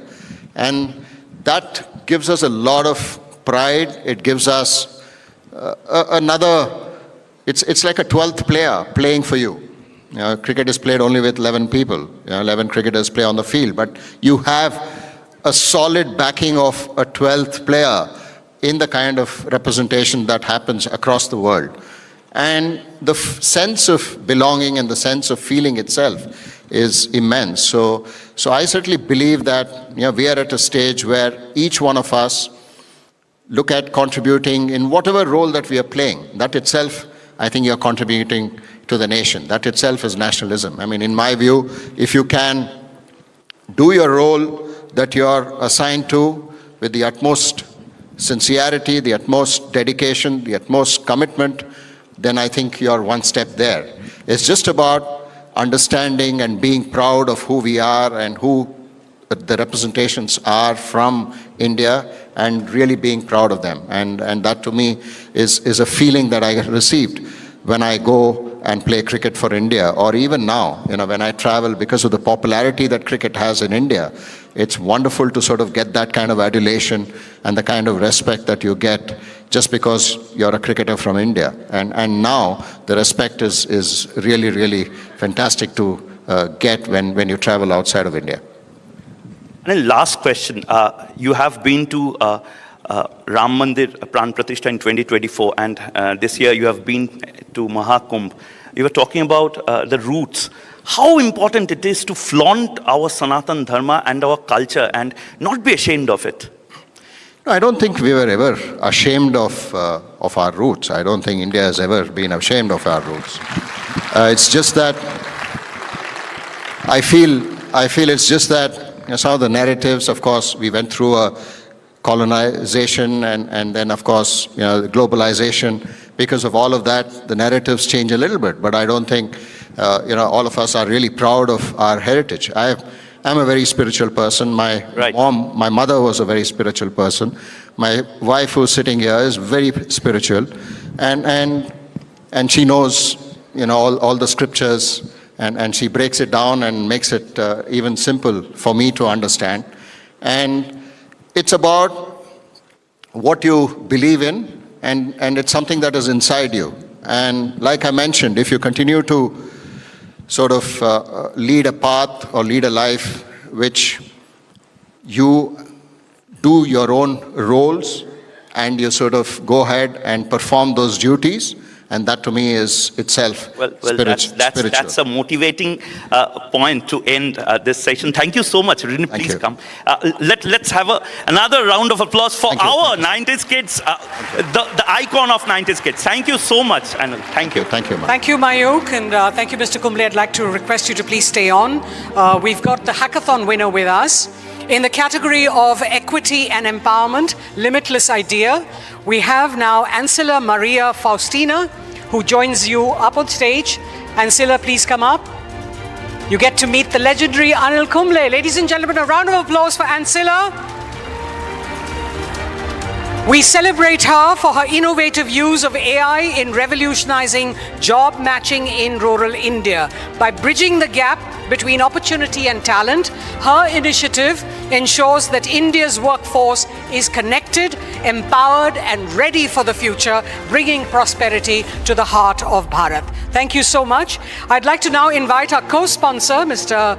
Rajshri Das, MD of Hanuman Laboratory and Jacques Olivol Group, to please felicitate our living legend, Anil Kumble.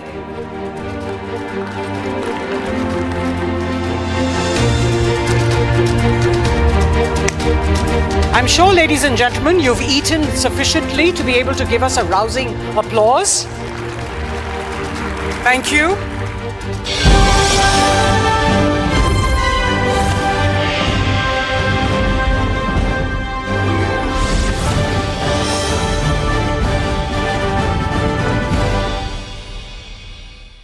Namaskar.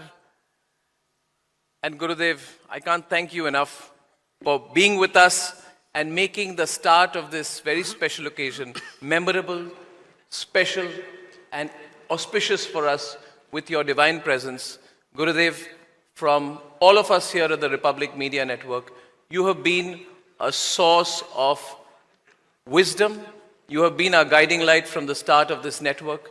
You have been with us through thick and thin.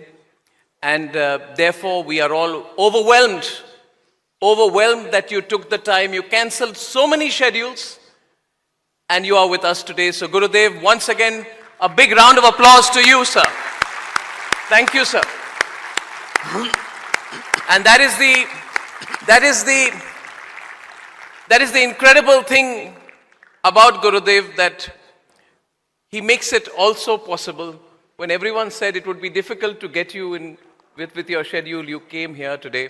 I'm so happy. We're so happy, Gurudev. Thank you so much. We're looking forward to this. And welcome everyone to the opening sessions of the Republic Plenary Summit 2025.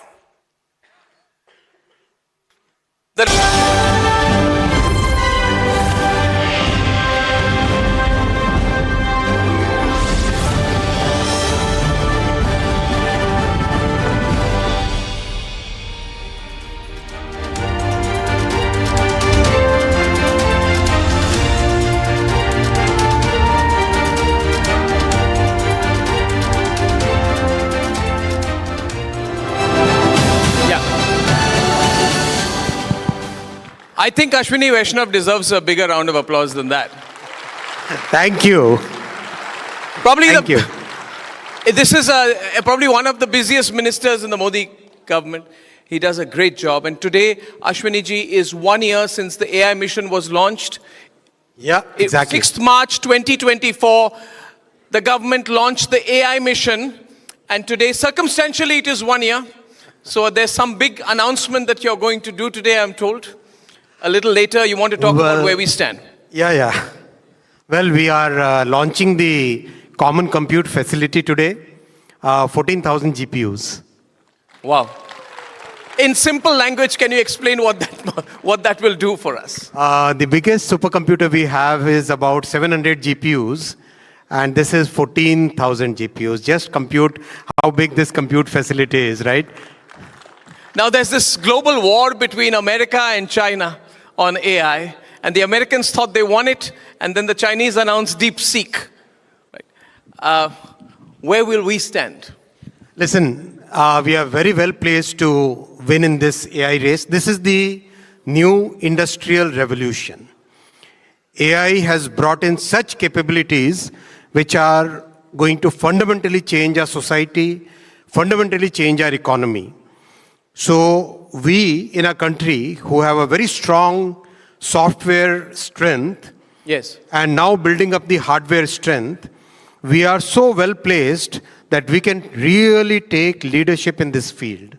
And that is why our Prime Minister, who has given us the thought that we must democratize technology, we have taken that as the path where, to begin with, we are creating a common compute facility. Second, we are developing our own foundational models. Right. Third, we are developing a series of applications which can be used to solve population scale problems. Fourth, we are creating a very good talent pipeline. We are already ranked number 1 by Stanford University. Number 1 in the world. We are ranked on AI talent. On AI talent already. Fantastic. And we want to strengthen that, continue that.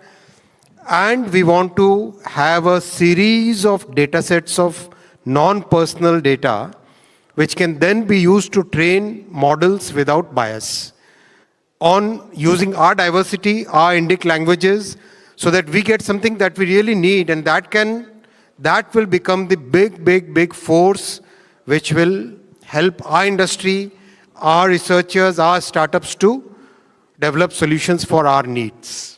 Will we be dependent on the American companies? You know, there's Google, there's Meta, they're pouring in billions, tens of billions into this, dozens of billions. Will that be an impediment? And this thought came, and we just spoke to someone who says, we are concerned, Mr. Minister, that they should not own the highways on which we will walk. That will not happen. They should not own the roads of this industry. That will not happen because, I'll tell you, the world of AI has just begun. This is, as it can be said, that this is probably just the second over in the first innings of AI development, right? Okay. This is where the beginning has just happened. So this is the time when, see, the innovation and the cost will depend upon two major factors. First, what are the mathematical algorithms that we are going to use? Second, how efficiently we engineer the model so that it uses the resources in the most efficient way and brings the best possible solution from within the resources that you are deploying, right? These are the two factors which will happen. And where else do you think that talent, that capability resides? We sent a mission to the moon at fraction of the cost of the Western world. I think our foundational model and our AI journey is going to have exactly the same result, I can say that. That's superb. At a fraction of the cost, more ingenuity. So what you're basically saying is that you're watching and letting them spend the hundreds of billions of dollars while we know we play cricket, we're letting them lose their wickets in the first 2 overs. I wouldn't like to put it that way. The way I would like to put it is that in this brave new world where technology is rapidly changing, we must take the lead, and our talent, our policy, our leadership of Prime Minister Shri Narendra Modi ji, where he continuously invests in technology, he continuously guides us. These are the strengths we should put to good use and be a part of, I can say, in next 5 years, in practically semiconductor technology, in AI technology, in telecom technology, we will be among the top countries in the world. I can say that with good confidence. Where are we placed on semiconductors? Can you give us the big headline on semiconductors? We are very well placed in semiconductors. 2022 is when we started the semiconductor mission, and today 5 units are getting constructed, and 2025, this year, we will be rolling out the first made in India chip. The first made in India chip? Absolutely. And one major initiative we are taking now is we are moving towards being a product nation, which means we have shortlisted about 25 chipsets. These 25 chipsets vary from very small value, high volume products to high value, low volume products. In this entire range, we have selected and we are starting the development of these products, which basically means that we will be owning our IP, we'll have our products, we have the design capability, we are getting the equipment manufacturers, and we are setting up the fab. In a sense, the complete semiconductor ecosystem will be in India in the coming 5 years. So what I'm learning here, and Mr. Minister, can you explain this in simple language? The technology world will not be run only by the American tech bros. There will be no monopoly of deep technology. Monopolies will not work because, we don't want this feeling that they got it first and hence they will own it for the eternal future. We want to have a level playing field in the world on digital technology, AI, semiconductors, especially AI. Are we going to get it? Absolutely. The way the world is panning out today, about 4 or 5 countries, or let's say 5 countries, they will have a big say in technology in the coming 5 years. And we will be among the top 5. We'll be among the top? Top 5. We will be among that's a big headline. We will be among the top 5 in the world in artificial intelligence, deep tech, and that is very reassuring. Now, for all the young people watching this today, how will this impact their lives, Mr. Vaishnav? Whenever we've spoken, you've spoken about what drives you. You're a very busy man. You handle 3 ministries. There's something which drives you today. What do you see into the future for someone who's 20-year-old today? Someone who is 20-year-old should feel very happy that you are in the right time when you are growing up, when you are contributing to the economy. Because when you grow up, when you are in decision-making positions, you will see a country which is Viksit Bharat, which is a developed country, which is standing on its own feet for all the major technologies. I traveled to Gujarat recently, and there was this, I had to get to one meeting from Ahmedabad to Baroda very quickly. So I had booked a car and a cab, a whole business team. And then it was getting very late. So someone says, what's the time? I say, in 10 minutes, we can get the Vande Bharat to Baroda. I reached in 43 minutes, Ahmedabad to Baroda. It's brilliant. So I feel so proud, so proud. Tell me, what is the big headline on railways? I feel, can I say something to you personally? I feel, and I'll go a little personal and direct with you, don't mind, Mr. Don't be so cautious, I'm okay. I won't bite. What I just want to say to you is that I feel for this man whenever there is a moment which challenges him. I don't praise people well. He's worked so hard on railways. And yet, there are events which happen which are beyond our control, conceivable control. And sometimes the media plays only the negative and criticizes, and we're cynics and then we blame. One day I saw a picture of him sitting on the tracks after the accident in Orissa. His head was down, but the man did not move for 12 hours. He sat there, he walked down the tracks, he did not leave till all the repair work had been done. And I think that day many people saw that picture and he said, we see good intent in this man. He's trying to do a good job. And I know that you will succeed. Thank you. I know you will succeed. Thank you. Now, what is the headline in railways? What should we look forward to? Give me a futuristic idea. When is the future of railways coming completely? Thank you, Arnab. In next 5 years, how we are going to see a totally new, transformed railways? 5 major things. First, safety has really been the focus in the last 10 years, and the results are visible today. What used to be more than 170 accidents in a year is now less than 40 accidents in a year. That is the change which has happened. And it is going to get even better in the coming years. So safety is going to be a paramount thing. Second, totally new generation of new railway technologies we'll see. We'll see large scale movement of Vande Bharat trains, Vande sleeper trains, Amrit Bharat trains, Namo Bharat trains. These trains you'll see in large numbers in the coming years. Manufacturing has picked up very well, and every version we are improving. Third, on green, you'll find that railways, Indian railways, probably will become the first railway in the entire, among the larger railways. I don't talk about 3,000, 5,000 kilometer railways, but among the larger railways, which are more than 50,000 kilometers, will become the greenest railway. And just incidentally, our hydrogen train should be launched in May this year. Wow. Our first hydrogen train. Hydrogen train! Wow. And this is the most powerful hydrogen train in the entire world, 1,200 horsepowers, whereas most of the other trains being developed in the world are like 600 horsepowers or 800 horsepowers. So this is going to be really a big thing. And that demonstrates how deeply we care about technology and how much talent we have that we can develop such complex technologies in our country. We'll also see bullet train corridors coming up in many parts of the country. Our BJP manifesto had specifically mentioned that after the good success on the western side, we'll have one in north, one in east, one in south. So this will become a totally new way of traveling. We'll also see totally new generation of locomotives. I recently visited Dahod, Gujarat, where a new 9,000 horsepower locomotive is being developed. And believe you me, it is like a data center.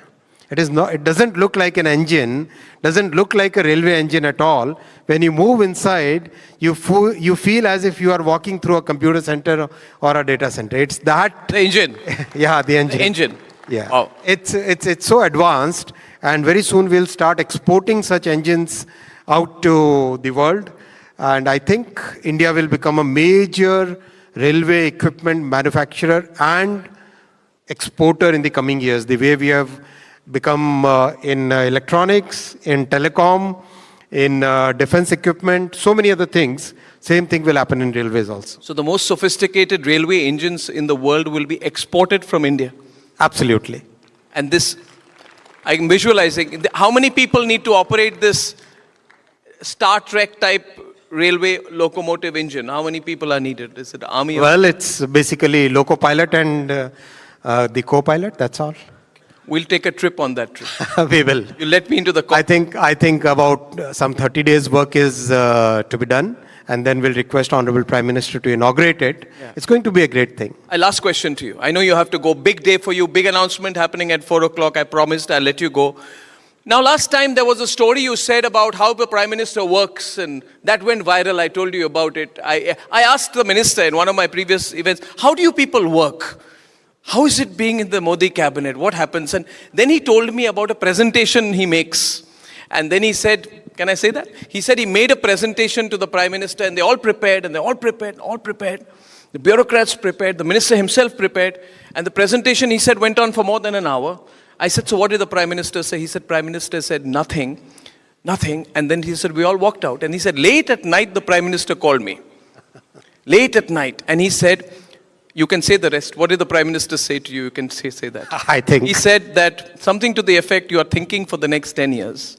Yeah, he basically, our Prime Minister said that your designs are, that was about stations. He said that the designs are good for today, but I want you to design for 50 years. That's amazing. 50 years from now. 50 years from now. So tell me now, in third Modi government, what is the mood in the government, and how does it compare to previous times? It's three times more effort to be put in. 3 guna zyada mehnat karni hai. We are proud of you, sir. Thank you. We're so happy. See, he came here. He has such a big artificial intelligence announcement, but he is a man of commitment. We delayed him. We're grateful for him. We wish him luck. 1 year of AI, and every headline will be first on the Republic Media Network. Thank you, sir. One of the most hard-working ministers in this government, Ashwini Vaishnav. I really love this. Thank you, sir. Thank you. Thank you. 1 minute.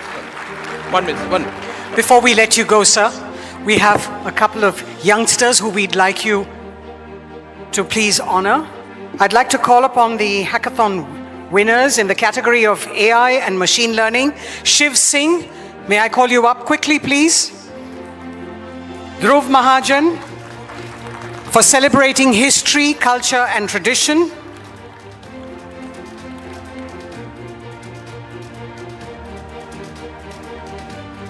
Abhinav Gupta, for deep tech and semiconductors. I'd like to also mention Brunda Raj, who could not join us, but she's the winner in the Inclusive Nation Building category. All of you please join for a photograph quickly. Abhinav, please join.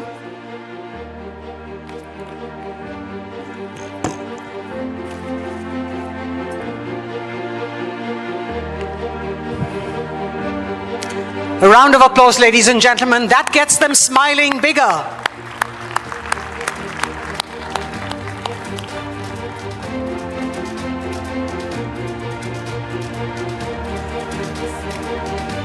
Thank you so much, Minister Vaishnav, for laying out with total clarity India's AI vision and for driving Bharat's unstoppable march into the future.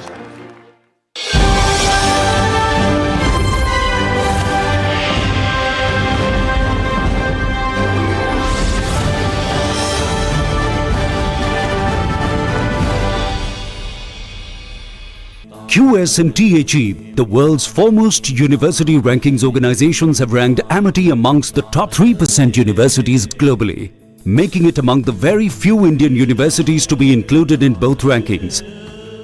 Yet another top ranking for Amity University. The core philosophy of Sanatan Dharma is rooted in acceptance. As Swami Vivekananda said, at the World Parliament of Religions, he said, we believe not only in universal toleration, but we accept all religions as true. I am proud to belong to a nation which has sheltered the persecuted and the refugees of all religions and all nations of this earth. Gurudev, I'd like to start by asking you that do you believe that this philosophy of acceptance has been the driving force behind India's boundless potential and can be the driving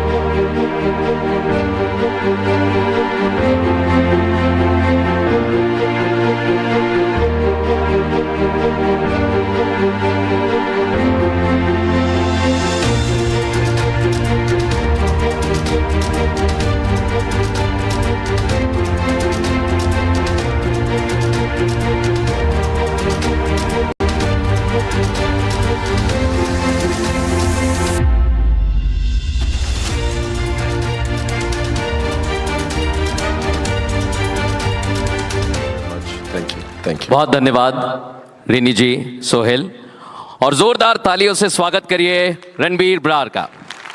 देखिए, परिचय मोहताज नहीं होता है, और जब Ranbir sir और मैं बात कर रहे थे तो हमारी चर्चा शुरू हुई। मैं थोड़ा सा अध्यात्म में रहा हूं और सर रहे हैं भोजन में। एक आपको श्लोक पढ़ के सुनाता हूं मैं।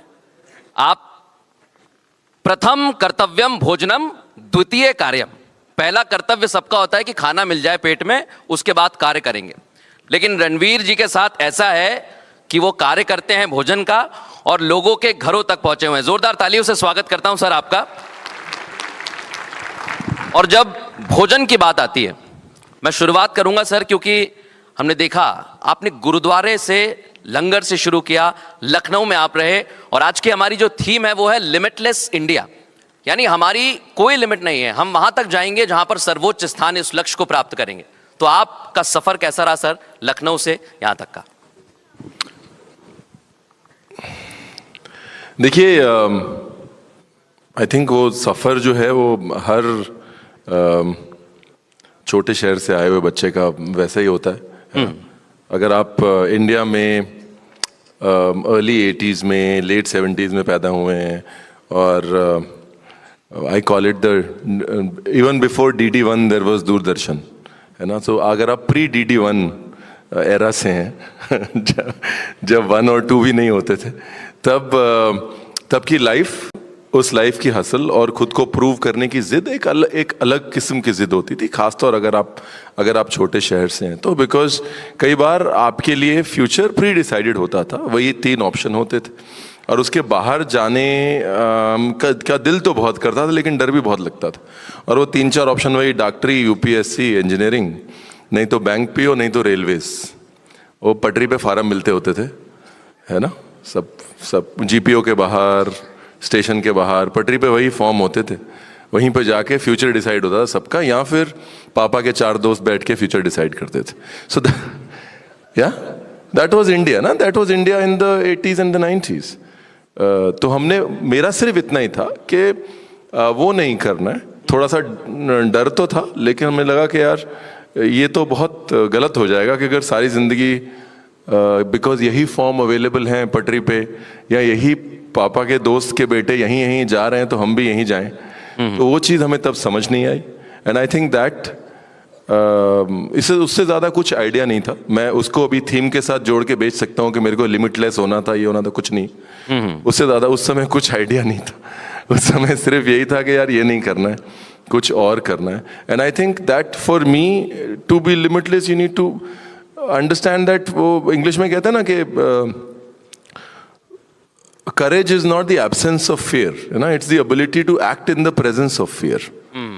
So I think उसको acknowledge करना कि यार डर तो लग रहा है but कुछ तो करना है, I think वो probably मेरे लिए काम किया, and maybe that is the mantra to limitlessness that I think a small town kid growing up in the 80s has given India.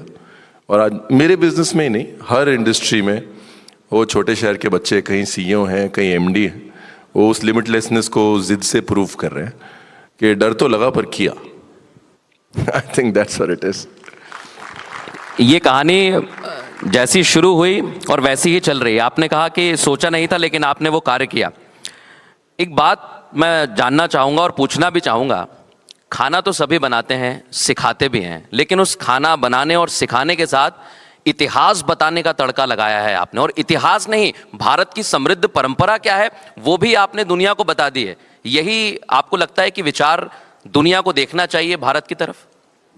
या मैं क्लीशे टर्म है बट मैं अक्सर यूज करता हूँ कि food is my window to the world, है ना। अब जिसको जो आता है वो वही करेगा। तो मेरे को खाना ही आता था, मैं हर एक को खाने के नज़रिए से देखता हूँ। मैं किसी के घर जाता हूँ तो उनके मसालेदानी से उनके घर की इक्वेशन समझने की कोशिश करता हूँ, राइट।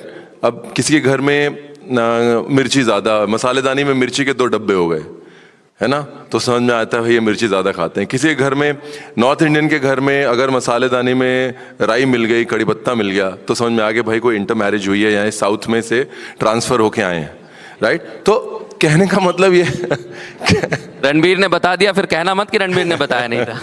सो कहने का मतलब ये है कि खाना जो है एक बहुत अमेजिंग लेंस देता है लोगों को और दुनिया को देखने का।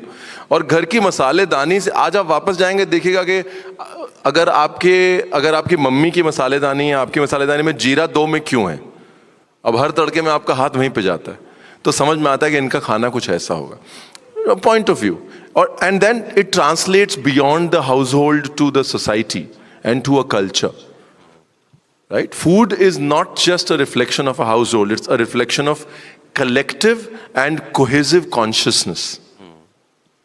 और धीरे धीरे जब वो आप लेंस थोड़ा दूर करते जाते हैं खाने के साथ, तो आप एक फैमिली के बियॉन्ड एक सोसाइटी को समझना शुरू करते हैं और फिर एक कल्चर को समझना शुरू करते हैं। मेरे साथ भी वही हुआ, 30 साल से यही कर रहा हूँ और कुछ तो आता नहीं है, जब 35 साल होने वाले हैं।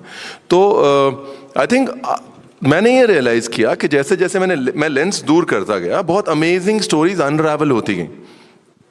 A lot of stories started unraveling to me through food, you know, and the dots started connecting. किसी के घर की कोई कहानी कहीं दक्षिण भारत में जाके जुड़ी, फिर उसके बारे में पढ़ाई करी, फिर किसी से उठी हुई कोई कहानी कहीं जाके जुड़ी। ये 10-1 साल तक ये प्रोसेस चला और फिर I got to understand that the only way to really look forward is to look back. Look back and find that connect which is in our DNA. कुछ अन्न पार ब्रह्म कहते हैं ना, खाना हमारे अंदर, हम हैं ही, हाड़ मांस क्या है, खाना ही तो है। तो वो हमारे डीएनए में है। हमारे खाने का कनेक्ट हमारे पूर्वजों की नॉलेज और उनका खाने के साथ कनेक्ट सब हमारे डीएनए में है, सिर्फ उसको इन्वोक करने की जरूरत है ना। So the only way to actually sort of look forward for us when it comes to food is just go back. It's all there. It's all there. And धीरे धीरे कुरेते मिल जाएगा कहीं ना कहीं। And I think not just individually मिल जाएगा, as a society we have a lot to discover for ourselves through our food, and that's what I very strongly believe in. और इसलिए शायद मैं बार बार स्टोरीज को, इतिहास को इन्वोक करता हूँ अपने कॉन्वर्सेशन में। लेकिन आपने कहा कि मुझे यही आता है, मैं यही करता हूँ, लेकिन मैं इस बात से सहमत नहीं हूँ, क्योंकि रणवीर जितने अच्छे शेफ हैं, जितना अच्छा खाना बनाते हैं, उतना ही अच्छा लिखते हैं रणवीर आप। तो आज हमारे दर्शकों के लिए आप क्या कहना चाहेंगे, क्योंकि ये आपकी क्वालिटी जो है ये बहुत कम लोगों को पता है। नहीं, मैं अब नहीं, यहाँ कविता नहीं पढ़ूंगा, सब जगह मेरे से कविता पढ़वाते हैं लोग। बट ये मैं ज़रूर कहूँगा, आई think that is Lucknow. Lucknow में जिन पटरियों पे वो फॉर्म मिलते थे ना, बैंक पीओ के और रेलवे के, वहाँ पर वो छोटी छोटी 5-5 रुपए की किताबें भी मिलती थी, हरवंश राय बच्चन साहब की, माधवी वर्मा की, रामधारी सिंह दिनकर की। तो वही है, it is the small town that teaches you everything. It teaches you the hustle and it also teaches you the art. So वही है और कुछ नहीं है। I think that's what it is. आप एक्सप्रेशन ढूंढते हैं अपना, कोई म्यूजिक में ढूंढ रहा है, कोई खाने में ढूंढ रहा है, कोई लिख के ढूंढ रहा है, हर कोई खुद की अभिव्यक्ति का जरिया ढूंढ रहा है। और I think it's very important to express yourself, because if you believe in expressing, अभी क्या हो रहा है as a country, what has happened in the last 10 years, we are expressing ourselves and the world is taking notice. So if you believe in expression, it doesn't really matter वो medium क्या है, वो matter नहीं करता, है ना। कहीं बाजा है, कहीं खाना है, कहीं गाना है, but expression for me is a very very important value that we need to imbibe into our culture, because the world is watching and this is the time to really stand up and express yourself. बहुत समय तक मैं India के बाहर जब restaurants खोलता था तो उसके आगे मुझे हाइफन लगाना पड़ता था, modern Indian, progressive Indian. You know, आज की डेट में इंडिया को हाइफन की जरूरत नहीं है, right? We are out there expressing ourselves, and whether it's poetry, food, it all comes from a power expression. माहौल बनेगा तो मैं सुना दूंगा, फोन में कुछ ना कुछ होगा। जरूर माहौल बना देंगे, जनता हमारे साथ है। और मैं जब आपके बारे में पढ़ते हैं तो मुझे ऐसा लगता है लिमिटलेस आपकी पर्सनालिटी से झलकता है। वो मैं इसलिए कह रहा हूँ क्योंकि भारत की परंपरा है वसुधैव कुटुंबकम की, और हमने G20 समिट किया कश्मीर से लेकर कन्याकुमारी तक का भोजन हमने देखा है। लेकिन आपको कैसे लगता है कि भारत में जो लोग आपको एडमायर करते हैं, एम्बिशन है उनका भी, उनकी महत्वाकांक्षा है, असीम संभावनाएं आप देखते हैं भारत के लिए पूरे विश्व भर में? सर मैं सिर्फ इतना ही कहूँगा कि यहाँ पे कितने लोग हैं, सबको अगर मैं चाय पत्ती, सिंपल से पंजाबी स्टाइल से समझा रहा हूँ, सबको अगर मैं चाय पत्ती, चीनी, दूध और पानी दे दूँ, हर एक किसी की एक चाय एक जैसी बनेगी? नहीं बनेगी। अरे तो जब 5 इंग्रेडिएंट्स के साथ असीम संभावनाएं हैं तो इंडिया में तो मतलब करोड़ों इंग्रेडिएंट्स है यार। I think we are we as not just food, we are just so diverse and beautiful. The amount of mathematical, abstract and philosophical permutations that are possible make us a country that's impossible to catch up to. Impossible to catch up to. वाकई जोरदार तालियां। भारत के लोग, जैसा आपने कहा कि असीम संभावनाएं हैं, हम देखते भी हैं, लेकिन एक चीज बड़ी गंभीर हमने देखी है, क्योंकि आप जिस तरह से बताते हैं लोग सुनते भी हैं, लेकिन एक चीज बड़ी गंभीर है। रणवीर, आपको गंभीरता से जवाब देना है उसका। मैं यहाँ पर आप सभी का ध्यान चाहूँगा। मैं एक ब्राह्मण परिवार से आता हूँ, मैं शाकाहारी हूँ, कई लोग यहाँ पर शाकाहारी होंगे। प्रधानमंत्री नरेंद्र मोदी आ रहे हैं, वो भी शाकाहारी हैं, नितिन गडकरी सुबह आए थे, वो भी शाकाहारी हैं। तो क्या हम बिरयानी को वो दर्जा दे सकते हैं रणबीर? देखिए, वेज बिरयानी क्या ये दर्जा दिया जा सकता है? ये यहाँ रिपब्लिक टीवी पे बोल रहा हूँ, मैं पहली बार बोल रहा हूँ, वेज बिरयानी होती है अगर आप मेरी रेसिपी से बनाएं तो। You know, when somebody slips in a question like that, you can only slip out of it with an answer like that. That's the only way to do it. But yeah, I think खाना जो है ना वो किसी की, food is democratic. हम nobody can own it, right? तो अगर आपके लिए वेज बिरयानी होती है तो होती है, as long as मेरे YouTube चैनल की रेसिपी से बनी हो। अब मेरा एक प्रश्न है, क्योंकि यहाँ तो वेज बिरयानी की बात है, लेकिन हमारी जो परंपरा रही है रणवीर, और आप जानते हैं भारत की समृद्ध परंपरा को, हमने मिलेट्स, मोटा अनाज, उस तरफ ध्यान दिया। प्रधानमंत्री नरेंद्र मोदी का विचार, जैसा आपके बारे में हमने पढ़ा भी है, और आपने उस दिशा में क्या देखा है भारत में कि मोटे अनाज की तरफ, मिलेट्स की तरफ भारत किस दिशा से बढ़ रहा है, और हम दुनिया को क्या सिखा रहे हैं? मैं थोड़ा जूम आउट करते हैं। बिल्कुल जूम आउट करते हैं कि मोटा अनाज गायब क्यों हुआ। क्या ये कुकिंग की कॉम्प्लेक्सिटी की वजह से, बड़ा समय लगता है उस वजह से गायब हुआ? क्या ये हमारे खाने से अचानक से मोटा अनाज गायब क्यों हो गया, राइट? और इसका जो जवाब है ना, वो अनफॉर्चुनेटली ऑब्सेशन विद कलर से, एक सैड colonial hangover से। At some point in time, we got obsessed with a certain color, and anything that was not a certain color got associated with a certain strata of society. And it did not matter उसके बाद कि वो सेहत के लिए अच्छा है, हमारे शरीर के लिए अच्छा है, पानी कम लेता है, environment के लिए अच्छा है, because हम यहाँ पर हैं तो सफ़ेद चीज़ें, सफ़ेद चावल, सफ़ेद ये, सफ़ेद वो, बिकॉज वो सफ़ेद एक हैंगओवर था।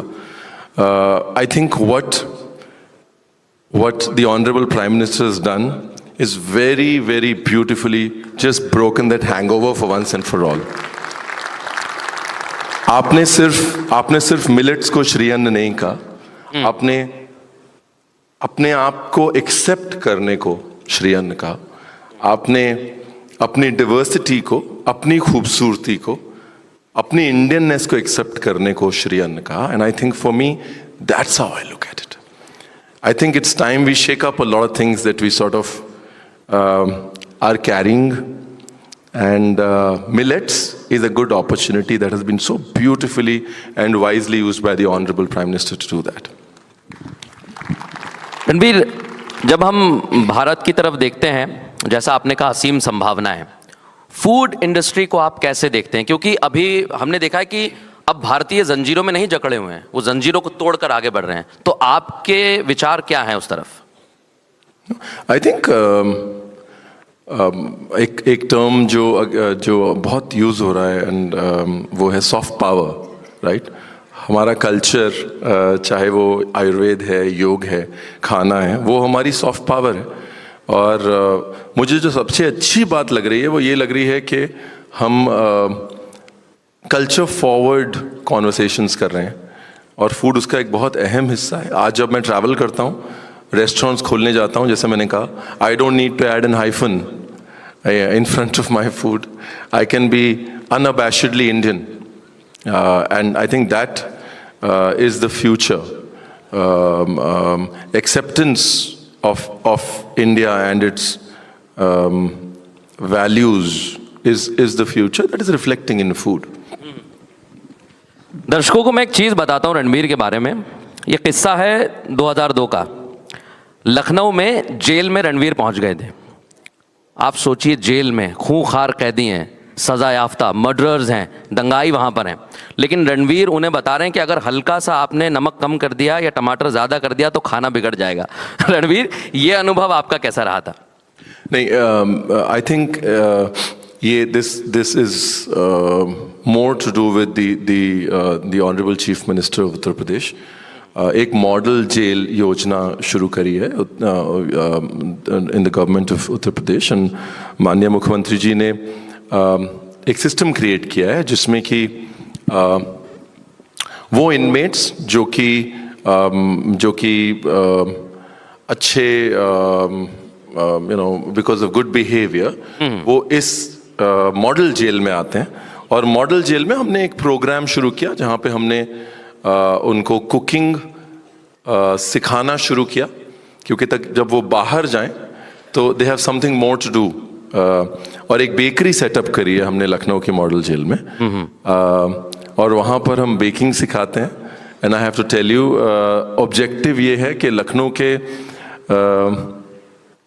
ऑब्जेक्टिव नहीं है, ड्रीम है, पूरा करेंगे कि लखनऊ के जितने होटल्स हैं वहाँ पे जितनी भी कुकीज़ हैं और जितने बर्गर बन्स हैं वो वहाँ की बेकरी से जाएं। That is the objective. And it's just amazing to see how food can transform people. मैं इंटरवल्स में जाता हूँ, हर बार देखता हूँ लेवल ऑफ कॉन्फिडेंस। जब आप हाथ से काम करते हैं तो एक कॉन्फिडेंस अलग होता है, और उन इनमेट्स के चेहरे पे confidence, and most of the revenue that is generated from the sale of this goes back to the inmates. Almost all of the revenue, सिर्फ एक 10% revenue administration charges के लिए होता है, otherwise all of it goes back to the inmates. So I think we need more transformational activities and policies like that, because food जो है वो बहुत बड़ा medium of transformation हो सकता है, और ये मॉडल जेल योजना is a big proof of that. Ranbir, हम आपके बारे में पढ़ते हैं तो प्रधानमंत्री नरेंद्र मोदी शाम को आने वाले हैं। आपने उनके लिए भी खाना पकाया है, तो खाना बनाते समय, पकाते समय थोड़ी नर्वसनेस थी? नहीं, मैंने डायरेक्टली उनके लिए खाना नहीं पकाया है। हाँ, अब आने वाले हैं तो मैं let me manifest that is well. हाँ, बहुत जल्द उनके लिए भी खाना पकाऊंगा। बट क्या सोचा है उसके बारे में? I would love to. I think मेरे लिए दो रीजन जो हैं वो बहुत they speak to me a lot. एक केरला और एक गुजरात। आई थिंक खाने के हिसाब से डाइवर्सिटी और स्वाद का बैलेंस, ये दोनों रीजन्स और उनके खाने में बहुत अच्छा दिखता है, और I want to celebrate that, and hopefully we'll have a menu soon. Here is leaving the thought for you sir. Taste में बेस्ट। रणबीर, एक चीज़ और मैं जानना चाहता हूँ आपसे, क्योंकि हम जब आजकल सभी लोग फ़ोन देखते हैं और फ़ोन पे रणबीर को आप देखते होंगे, उनकी रील्स आती हैं। उन्हीं के साथ साथ रणबीर कुछ रील ऐसे आती हैं जिसमें मिरिंडा से मैगी बना देते हैं, कोको कोला के साथ रसमलाई खा रहे हैं। इन लोगों को आप क्या कहेंगे? क्या ये भी हमारे लिए एक नए विचार हैं? सभी ने देखी होगी रील। मैंने अभी एक शो किया, उसका नाम है ये क्या बना दिया। तो उसमें मुझे बताया नहीं गया, लेकिन मेरे सामने ऐसे ही लोग लाए गए जो कि कोई ब्लैक फॉरेस्ट पेस्ट्री नूडल में डाल रहा है। तो मैं उनसे, मेरा जो टेक अवे था वो यही था कि अगर आप ये सिर्फ फेमस होने के लिए कर रहे हैं, एल्गोरिदम में चढ़ने के लिए कर रहे हैं, तो then you need to rethink this. या बट अगर आप जेन्युइनली आपके खाने की जर्नी में ये एक स्टेप है जो कहीं ना कहीं ऐड कर रहा है आपकी इस खाने की जर्नी को, well and good. Just don't do it for the sake of being famous, that's the only thing I can say. हर कोई, हम भी गलतियां करके ही सीखें। कहीं हमारी एक डिश बनती है, उसके पीछे 100 गलतियां होती हैं, तो गलतियां करके अगर हम कहीं पहुंच रहे हैं तो अच्छा है। सिर्फ फेमस होने के लिए नहीं करना चाहिए। बाकी food is democratic, everybody can try whatever they want. Ranveer, हम देखते हैं एक वोकल फॉर लोकल सभी के लिए भारत में कहा जा रहा है, वोकल फॉर लोकल, लेकिन जब आपको देखते हैं तो आप लोकल को ग्लोबल लेके गए हैं। तो आपको क्या लगता है कि आने वाले भविष्य में किस तरह से भारत, जैसे आज हमारी थीम है लिमिटलेस ड्रीम, तो भारत के वो लोग जो आपको देख रहे हैं, आपको सुन रहे हैं, वो किस तरह से सपने देख सकते हैं? मैं बोल रहा हूं सपनों के अंदर 2 मसाले डाल दो। एक डाल दो जिद और दूसरी डाल दो बेशर्मी। You know, if you dream then don't be shy about it. You know, ये वक्त नहीं है, आई थिंक ये वक्त है अब जिद्दी होने का, और एब्सोल्युटली शेमलेसली अपने आप को एम्ब्रेस करने का, अपनी इंडियननेस को एम्ब्रेस करने का। तो मैं सिर्फ यही कहूंगा कि if you are dreaming then just sprinkle it with a little bit of shamelessness and stubbornness in a good sort of a way. Ranveer, हमने जब आपके बारे में पढ़ा तो मैं दर्शकों को बताना चाहूंगा कि 15 वर्ष की उम्र में रणवीर गुरुद्वारे में थे, और जहां से हमने अभी दिखाया कि रणवीर का सफर वहां से शुरू हुआ है। तो रणवीर, आप क्या देखते हैं आने वाले वक्त में फूड इंडस्ट्री, जैसा हमने कहा, हमने मिलेट्स की बात की, लेकिन इसके इतर भारत में और कितनी संभावनाएं आप देखते हैं? क्योंकि आज हमने हर क्षेत्र में बात की, अभी हमारी थोड़ी देर पहले आपसे बात हो रही थी, आप एआई के क्षेत्र में भी, उस दिशा में भी काम करना चाहते हैं, उस दिशा में भी चाहते हैं कि यूथ आगे बढ़े, उनके लिए क्या कहेंगे? नो, आई ऑलवेज से कि आगे बढ़ना है तो पीछे देखना पड़ेगा इंडिया में, और कोई तरीका नहीं है। You know, and I always give the example of Orissa का मैं हमेशा एग्जांपल देता हूँ, राइट? बहुत कम लोग ये जानते हैं कि एक टाइम ऐसा था जब बहुत सारी हमको लगा राइस वैरायटीज लुप्त हो चुकी हैं। हाँ, तो उड़ीसा के ट्राइब्स के पास रिसर्च करने से हमको मोर देन 100 राइस वैरायटीज वापस मिली। तो सब हमारे पास है, all of it is right here with us. All we need to do is just look backwards. That is all I'm saying कि थोड़ा सा अगर यूथ जो है हमारा, अगर उनको थोड़ा सा पीछे देखेंगे अपने कल्चर में, अपने स्क्रिप्चर्स में देखेंगे, तो सवाल सब हैं, और ये वो जवाब हैं जो टाइमलेस हैं। Right? They have nothing to do with the relationship between body and food is timeless. The purpose of music का connection हमारे जहन से timeless है। वो राग कल भी रुलाते थे, आज भी रुलाते हैं। वो कल भी उस तरह हम पे असर करते थे, आज भी करते हैं, right? जो वियोग का राग है वो कल भी वियोग का भाव पैदा करता था, आज भी करता है। तो म्यूजिक और स्पिरिट का जो कनेक्शन है वो टाइमलेस है। वैसे ही खाने का और शरीर का कनेक्शन टाइमलेस है। वो सिस्टम कभी नहीं बदल सकता। जो आज का यूथ है उसको पीछे जाके आंसर्स ढूंढने पड़ेंगे, because the answers are timeless. That is all.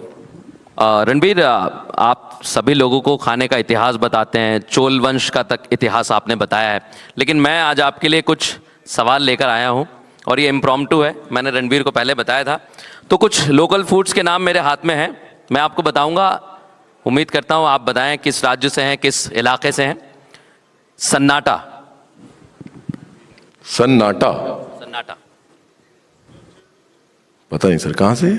ये चंबल में मिलने वाला लाल मिर्च पाउडर, बूंदी, जीरा, काला नमक और मठे से बनने वाला तीखा रायता है। वाह। तो कुछ और मेरे पास सवाल है रणवीर आपके लिए। और इरोम्बा। क्या? इरोम्बा। इरोमा नहीं सर, आप ही बताइए। देखिए, मैं अभी जीत रहा हूं रणवीर। मणिपुर के मैतेई समुदाय में बनने वाली एक मछली की डिश है। इरोम्बा इरोम्बा परल चुत्थाथू। परल चुत्थाथू ये भी एक डिश है। मैं आपको हिंट दे देता हूं, ये केरल में बनती है। पौड़ी चेत्तू होगा सर वो। हाँ पौड़ी चेत्तू। हाँ हाँ हाँ पौड़ी चेत्तू। हाँ मछली है सर, केले में रैप करके उसको फ्राई। गीला वड़ा। हाँ गीला वड़ा। गीला वड़ा कहाँ बनता है? ये भी रणवीर उड़द की दाल से बनता है। पहले तेल में पकाया जाता है, पानी में भिगोकर, और बड़े चाव से खाते हैं लोग। कहाँ पे? ये मतलब आपको महाराष्ट्र की तरफ ज्यादा मिलेगा गीला वड़ा। नहीं, गीला वड़ा। हाँ हाँ उसमें दही नहीं डालते, सिर्फ पानी डाल के खाते हैं। हाँ हांडवो। हांडवो तो गुजरात है ऑब्वियसली। तो रणवीर, जिस तरह से आपने अभी तक सवालों के जवाब दिए हैं, मैं आज एक सवाल और आपसे करना चाहता हूं, क्योंकि जब हम रणवीर के सफर को देखते हैं और जब हम आज लिमिटलेस इंडिया की बात करते हैं, पंजाब से निकले, लखनऊ में गए, लखनऊ में बहुत कुछ सीखा, लखनऊ से सीख कर गोवा गए, गोवा के बाद यूएस, दुबई, ये सफर लिमिटलेस है रणवीर। तो आज आप बता ही दीजिए कि ये सफर कहां तक जाएगा और आपके आगे भविष्य में क्या तैयारियां हैं? नहीं, ये मेरे बारे में है ही नहीं। Why are we making this about me? It is not about me. I think ये बहुत बहुत मुझसे कहीं ज़्यादा सक्सेसफुल लोग हैं। आप सक्सेस की बातें उनसे करिएगा, मेरे से खाने की बातें कर लीजिए। बट मुझे तो मज़ा आ रहा है। मैं तो इतना ही कह सकता हूँ, मज़ा आ रहा है, और जब तक मज़ा आएगा तब तक करेंगे। I don't think I am successful as yet, so all these questions become very heavy for me to answer. But मज़ा आ रहा है ना? जब मास्टर शेफ पे जब मैं खाना खाता हूँ तो सिर्फ 3 ही शब्द बोलता हूँ, स्वाद आ गया। स्वाद आ गया, है ना? तो बस स्वाद आना चाहिए ज़िंदगी में, खाने में स्वाद आता रहे, गाड़ी चलती रहे। वो आगे लोग फिर लगा देते हैं सक्सेसफुल नॉट सक्सेसफुल। स्वाद लेते रहो, basically moral of the story ये है। उम्मीद करते हैं रणवीर आपके साथ बहुत अच्छी चर्चा रही और जनता को भी स्वाद आया है। जोरदार तालियों से एक बार फिर आपका बहुत इस्तकबाल करते हैं Ranveer. Thank you very much. You're very kind. I still can understand how people can so quietly listen to me, but thank you. Thank you, Ranbir. Thank you, Ranbir. Thank you, Mridul. Thank you.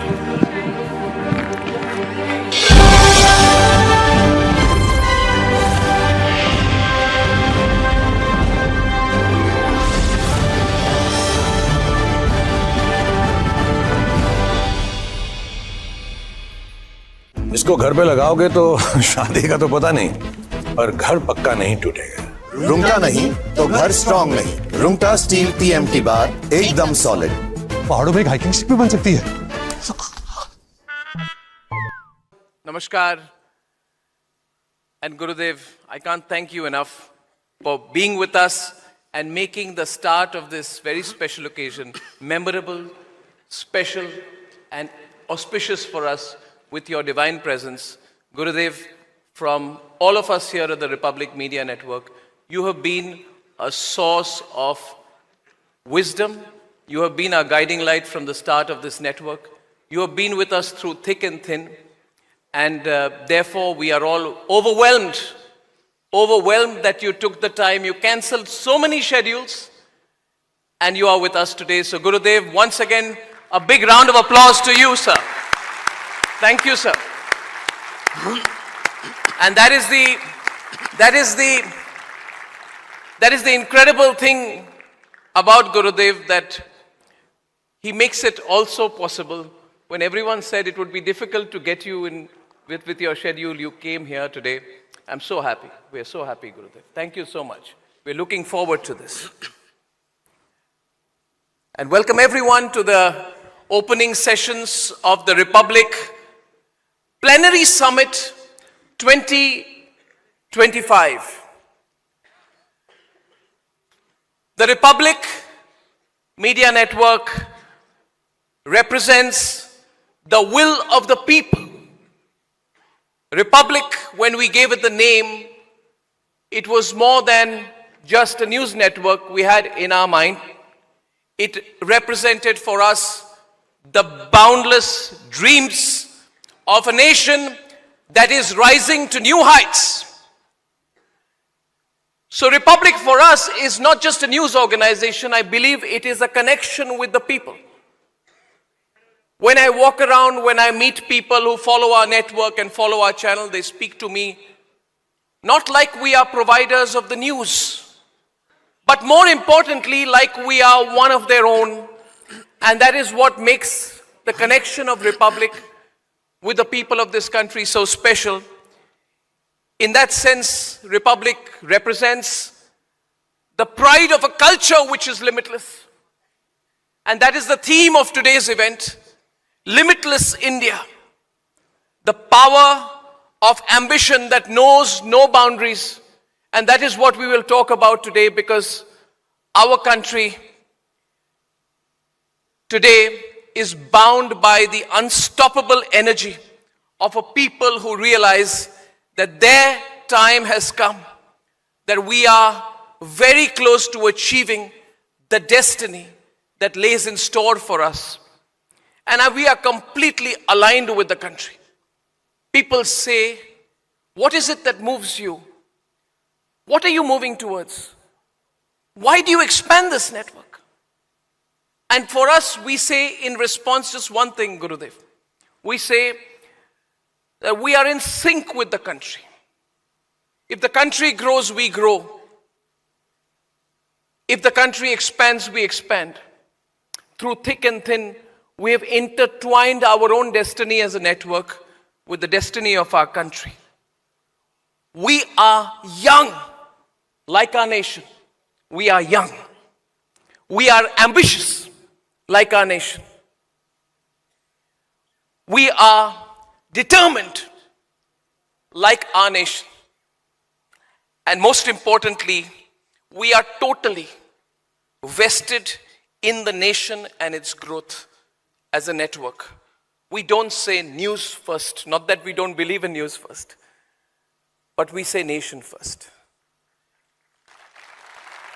The core philosophy of Sanatan Dharma is rooted in acceptance. As Swami Vivekananda said at the World Parliament of Religions, he said, we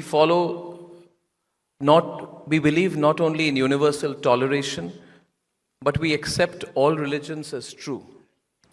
I am proud to belong to a nation which has sheltered the persecuted and the refugees of all religions and all nations of this earth.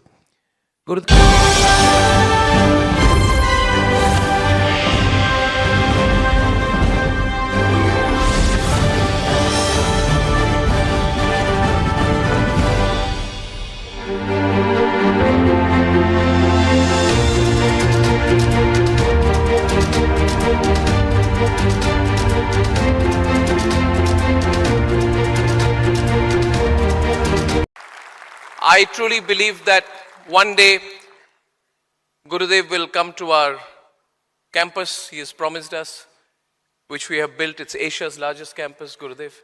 And when you come to our campus, you will not see anything else. You will see emblazoned on the walls of our newsroom in bold red letters, Nation First. So every morning when we enter the newsroom and we leave the newsroom, we remind ourselves of our promise to the nation and to its collective consciousness. We are deeply committed in the nation. And I believe that all of this is possible only in a limitless India. Whatever Republic Media Network has achieved in the last 7 years, to even imagine that there would be an independent, journalist-owned, journalist-managed network of the scale of Republic growing every year with a limitless space in a short span of time. It's possible only because of all that the country gives us every day. When we launched Republic, India was at the 2 trillion mark. And if anybody would have said that we are close to and going to go beyond $4 trillion in 7 years, people would have said it's impossible. We started from zero. And people said it's not possible.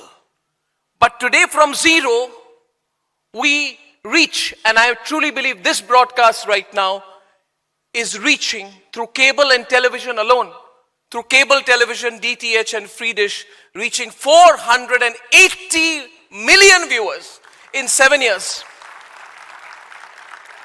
And why is this happening? Because our country is growing at the same pace. When we started, we had 480 million internet users. Today we have over 900 million. 98% of those who are consuming content in Indian languages. And therefore, the West told us it's a flat world. But the world was not flat. The world has become flat now. Because when you're flat, you have equal opportunities. You have a level playing field. All we wanted as a nation and all we want as a network is a level playing field. Gurudev, digital provides us that beautiful level playing field. There is no rich, no poor. There is no higher, no lower. There is no privileged or underprivileged in the digital world. We are all equal. And when we are equal, we truly can grow basis our talent, our ability, and our hard work. And the kind of people who will be speaking at the summit today, following you, Gurudev, represent that. You will hear today the people who are pushing the limits of science as we know it to the highest level of excellence.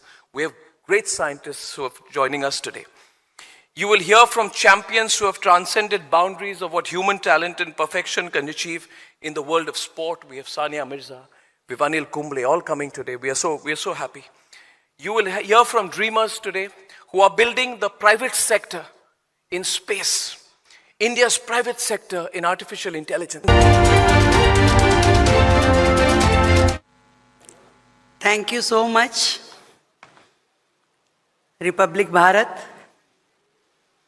आपने मुझे ये मौका दिया कि आज आप सबके बीच में आके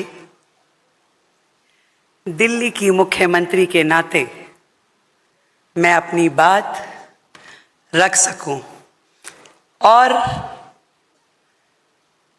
लिमिटलेस इंडिया इस विषय पे आपने जो ये कॉन्क्लेव यहाँ आयोजित किया है, दिल की गहराई से बधाई देती हूँ आपको और आए हुए सभी डेलीगेट्स को भी बधाई देती हूँ कि एक भारत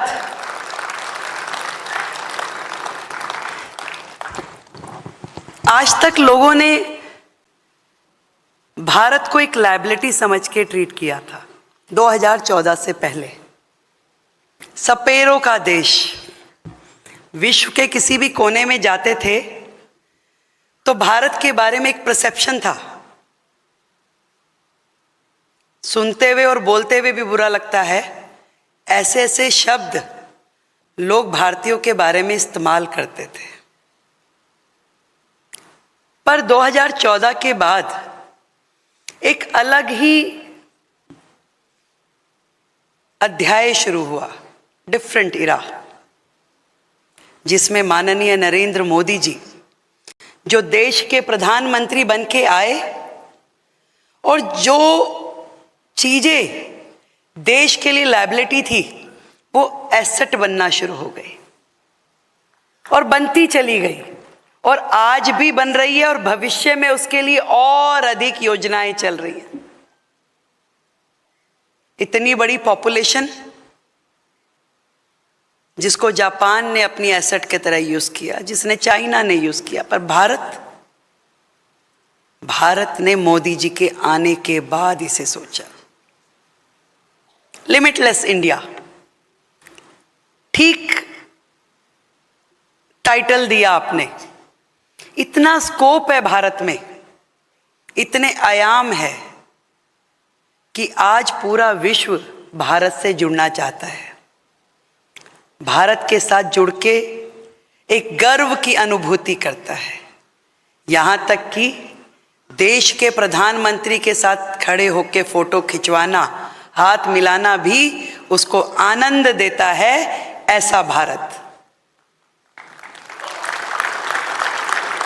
और हर भारतीय 140 करोड़ का पॉपुलेशन जब अपने देश के लीडर को, देश के प्रधानमंत्री को विश्व के पटल पे सभी राजनेताओं की श्रृंखला में सबसे आगे खड़े हुए देखते हैं तो हर भारतीय का सीना चौड़ा हो जाता है. मैं ये कह सकती हूं. लिमिटलेस भारत, बिल्कुल ठीक कहा आपने। आज पूरे विश्व के हर देश में जितने भारतीय रहते हैं वो कनेक्ट करते हैं भारत के साथ कि हाँ हम भारतीय हैं। वो प्राउड फील करते हैं, उनको अभिमान होता है। आज देश के प्रधानमंत्री अमेरिका जाएं या किसी अन्य राष्ट्र में, हजारों हजार लोग वहां पे भारत के नागरिक होने के नाते इकट्ठे होते हैं और वहां पे जश्न मनाते हैं। ये है भारत की पहचान जो 2014 के बाद से बदली है। हर क्षेत्र में, एजुकेशन में, इंफ्रास्ट्रक्चर में, उद्योग जगत में, सुरक्षा में, हर जगह भारत ने एक नई ऊंचाई को छूना शुरू किया। आज हम अपना मैन्युफैक्चरिंग, हम अपना ट्रेड, हम अपने व्यापार, उद्योग, हर चीज में सेल्फ सफिशिएंट होते जा रहे हैं। जो चीजें कहीं हमें बाहर से मंगवानी पड़ती थी, इंपोर्ट करनी पड़ती थी, आज भारत पूरे विश्व में एक्सपोर्ट की दुनिया में सबसे आगे नंबर 1 खड़ा होकर काम करता है। यह है लिमिटलेस भारत। खुशी होती है जब देखते हैं कि भारत विश्व गुरु बनने की दिशा में अग्रसर है। विश्व गुरु जो पूरे वर्ल्ड को एक रास्ता देता है, एक जीवन जीने की कला भी सिखाता है और एक आइडियल बनके, एक मेंटोर बनके सामने आता है। कोविड का वो समय हमने देखा जब पूरा का पूरा विश्व इस स्थिति में था कि उन्हें समझ में नहीं आ रहा था कि क्या करना है, कैसे करें, कैसे मेडिसिन बनेगा, कैसे ट्रीटमेंट होगा, कैसे अपने देश के लोगों का जीवन बचाएंगे। तब भारत था जिसने लीडरशिप दी, ना केवल वैक्सीन इजाद की बल्कि पूरे के पूरे विश्व में बाकी देशों की मदद करके यह दिखाया कि yes, India is a leader. Bharat आगे है और आगे चलता रहेगा। एक समय भारत के बारे में कहा जाता था कि मदद मांगने के लिए हाथ ऐसे रहता है। आज भारत का हाथ ऐसे है, देने वालों की कतार में है। ये हमारे भारत का लिमिटलेस कैरेक्टर उभर के आया है। आज कहीं पूरे विश्व में कुछ भी घटना दुर्घटना होती है तो भारत पहला देश होता है जो उसकी मदद करने के लिए आगे आता है। ये हमारे भारत की सच्चाई है जो दिन प्रतिदिन एक एक सीढ़ी बढ़ते हुए आगे जा रहे हैं। आज राष्ट्रीय अंतर्राष्ट्रीय कोई भी समिट होती है, लोग भारत की ओर निगाह उठा के देखते कि क्या बोलने वाले हैं हम, क्या कहने वाले हैं, क्या नई दिशा देंगे, और लोग हमें फॉलो करते हैं। और इस पूरे भारत में जहां हमारी संस्कृति, हमारी सभ्यता के साथ साथ अपनी आधुनिकता के भी हम बढ़ा रहे हैं, ये मोदी जी का नेतृत्व है। आज मैं दिल्ली की मुख्यमंत्री के नाते आप लोगों के बीच में हूं और जब मैं दिल्ली के बारे में सोचती हूं तो मुझे लगता है कि लिमिटलेस भारत का रास्ता लिमिटलेस दिल्ली के बीच में से होकर निकलने वाला है। दिल्ली तो देश की राजधानी है भाई, देश का दिल, तो दिल्ली कैसे पीछे छूट सकती है। दिल्ली को देश के साथ ताल में ताल मिला के बढ़ाने के लिए आज मैं दिल्ली का शुक्रिया अदा करती हूं कि डबल इंजन की सरकार जो दिल्ली में बनाई गई है, आज तक जो होता रहा दिल्ली में, आज 27 साल के बाद वो मौका आएगा जब दिल्ली असल में प्रोग्रेस देखेगी, गति देखेगी और विकसित दिल्ली का सपना साकार होगा। तकलीफ होती थी मुझे जब मोदी जी की योजनाएं पूरे देश में लागू होती थी, पर दिल्ली में कुछ लोग अपनी संकुचित मानसिकता के चलते उसे दिल्ली के लोगों को महरूम रखते थे। आयुष्मान योजना, क्या तकलीफ थी उसे दिल्ली में लागू करने के लिए? केवल एक सोच जो कहीं ना कहीं संकुचित थी। आज दिल्ली के करोड़ों लोगों को उसका फायदा मिल सकता था। जन औषधि योजना क्योंकि प्रधानमंत्री जी के नाम से जुड़ी थी, उसे रोका गया। पर मैं दिल्ली की मुख्यमंत्री होने के नाते ये कहना चाहूंगी कि केंद्र की मोदी सरकार की जितनी भी योजनाएं, उस पे दिल्ली का अधिकार है और वो सारी योजनाएं अब से दिल्ली में लागू होंगी और दिल्ली का एक एक व्यक्ति उन योजनाओं का लाभ उठाएगा। दिल्ली देश की राजधानी, लिमिटलेस दिल्ली। दिल्ली को हमें एक विश्व स्तरीय शहर बनाना है। वो इंफ्रास्ट्रक्चर, वो फैसिलिटीज दिल्ली में लेके आनी है जो लोग दिल्ली में आते हैं सपने लिए हुए। दिल्ली का अपना कोई कल्चर नहीं है। दिल्ली एक मिनी इंडिया है। देश भर से, राजस्थान से, हरियाणा से, पंजाब से, उत्तराखंड से, केरल से, हर राज्य के लोग दिल्ली में बसे हैं। नॉर्थ ईस्ट से, गुजरात से, जम्मू कश्मीर से। और वो लोग जब अपने राज्य से चलते हैं और दिल्ली आते हैं, उनके मन में एक सपना होता है, कुछ कर गुजरना है, जीवन में कुछ करना है। बहुत मेहनत करते हैं, पर दिल्ली में जब उसे ईज ऑफ डूइंग बिजनेस नहीं मिलता था तो वो दुखी होते थे, परेशान होते थे, दौड़ जाते थे। आज आधी दिल्ली एनसीआर की ओर शिफ्ट होती जा रही थी। लोगों को लगता था कि यार इससे बेहतर तो हमें गुड़गांव में माहौल मिल रहा है, हमें नोएडा में, हमें फरीदाबाद में जाने से बेहतर है। पर मैं दिल्ली को ये विश्वास दिलाना चाहती हूँ कि अब आपको कहीं जाने की जरूरत नहीं पड़ेगी, आपको दिल्ली में ही हम वो सुविधाएं देंगे। केवल दिल्ली को इंफ्रास्ट्रक्चर की जरूरत नहीं है, इंफ्रास्ट्रक्चर चाहिए, एजुकेशन सिस्टम ऐसा चाहिए जो वर्ल्ड लेवल का हो। आज जैसे दिल्ली यूनिवर्सिटी के लिए पूरे देश से, पूरे वर्ल्ड से लोग पढ़ने के लिए आते हैं कि दिल्ली यूनिवर्सिटी एक बड़ा नाम है, ऐसा ही हमारा एजुकेशन सिस्टम दिल्ली के स्कूलों में भी हो। ऐसा ही हमारे हॉस्पिटल्स दिल्ली में हो जहां देश भर के लोग इलाज करने आए। खाली एम्स क्यों हो, हर अस्पताल का वही इंफ्रास्ट्रक्चर क्यों ना हो, हर अस्पताल में वही फैसिलिटीज क्यों ना हो। आज मैं सोचती हूं कि दिल्ली में केवल हमें सांस्कृतिक टूरिज्म नहीं, बल्कि एजुकेशन टूरिज्म, बल्कि मेडिकल टूरिज्म को भी बढ़ाने के लिए बहुत सारे काम करने हैं और वो किए जाएंगे, ताकि दिल्ली देश की राजधानी में जब कोई आए तो उसके लिए बहुत सारे आने के कारण हो। मैं दिल्ली की जनता को कहना चाहती हूं कि इस लिमिटलेस दिल्ली में आप सबके लिए जगह है, काम करने के लिए, रहने के लिए, शिक्षा के लिए, आगे बढ़ने के लिए और अपने सपने साकार करने के लिए।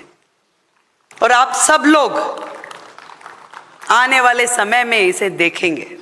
डबल इंजन की सरकार का फायदा क्या होता है, ये आपको आने वाले समय में दिखाई देगा। और बड़ी खुशी हुई होगी आपको जब माननीय गृह मंत्री जी के साथ दिल्ली की मुख्यमंत्री की मीटिंग दिल्ली पुलिस में के साथ हुई और दिल्ली की सुरक्षा के सारे बिंदुओं पे चर्चा हुई, तो लोगों ने मुझे कहा कि भाई बहुत सालों बाद ऐसा देखा कि मुख्यमंत्री जी और गृह मंत्री जी बैठे हैं और दोनों मुस्कुरा भी रहे हैं। चिंता है उन्हें दिल्ली की। तुरंत उन्होंने कहा कि भाई दिल्ली की सुरक्षा के लिए क्या क्या काम होने चाहिए। एक डिटेल प्रेजेंटेशन के साथ में दिल्ली कमिश्नर को बुलाया गया, एक एक बिंदु पे चर्चा हुई।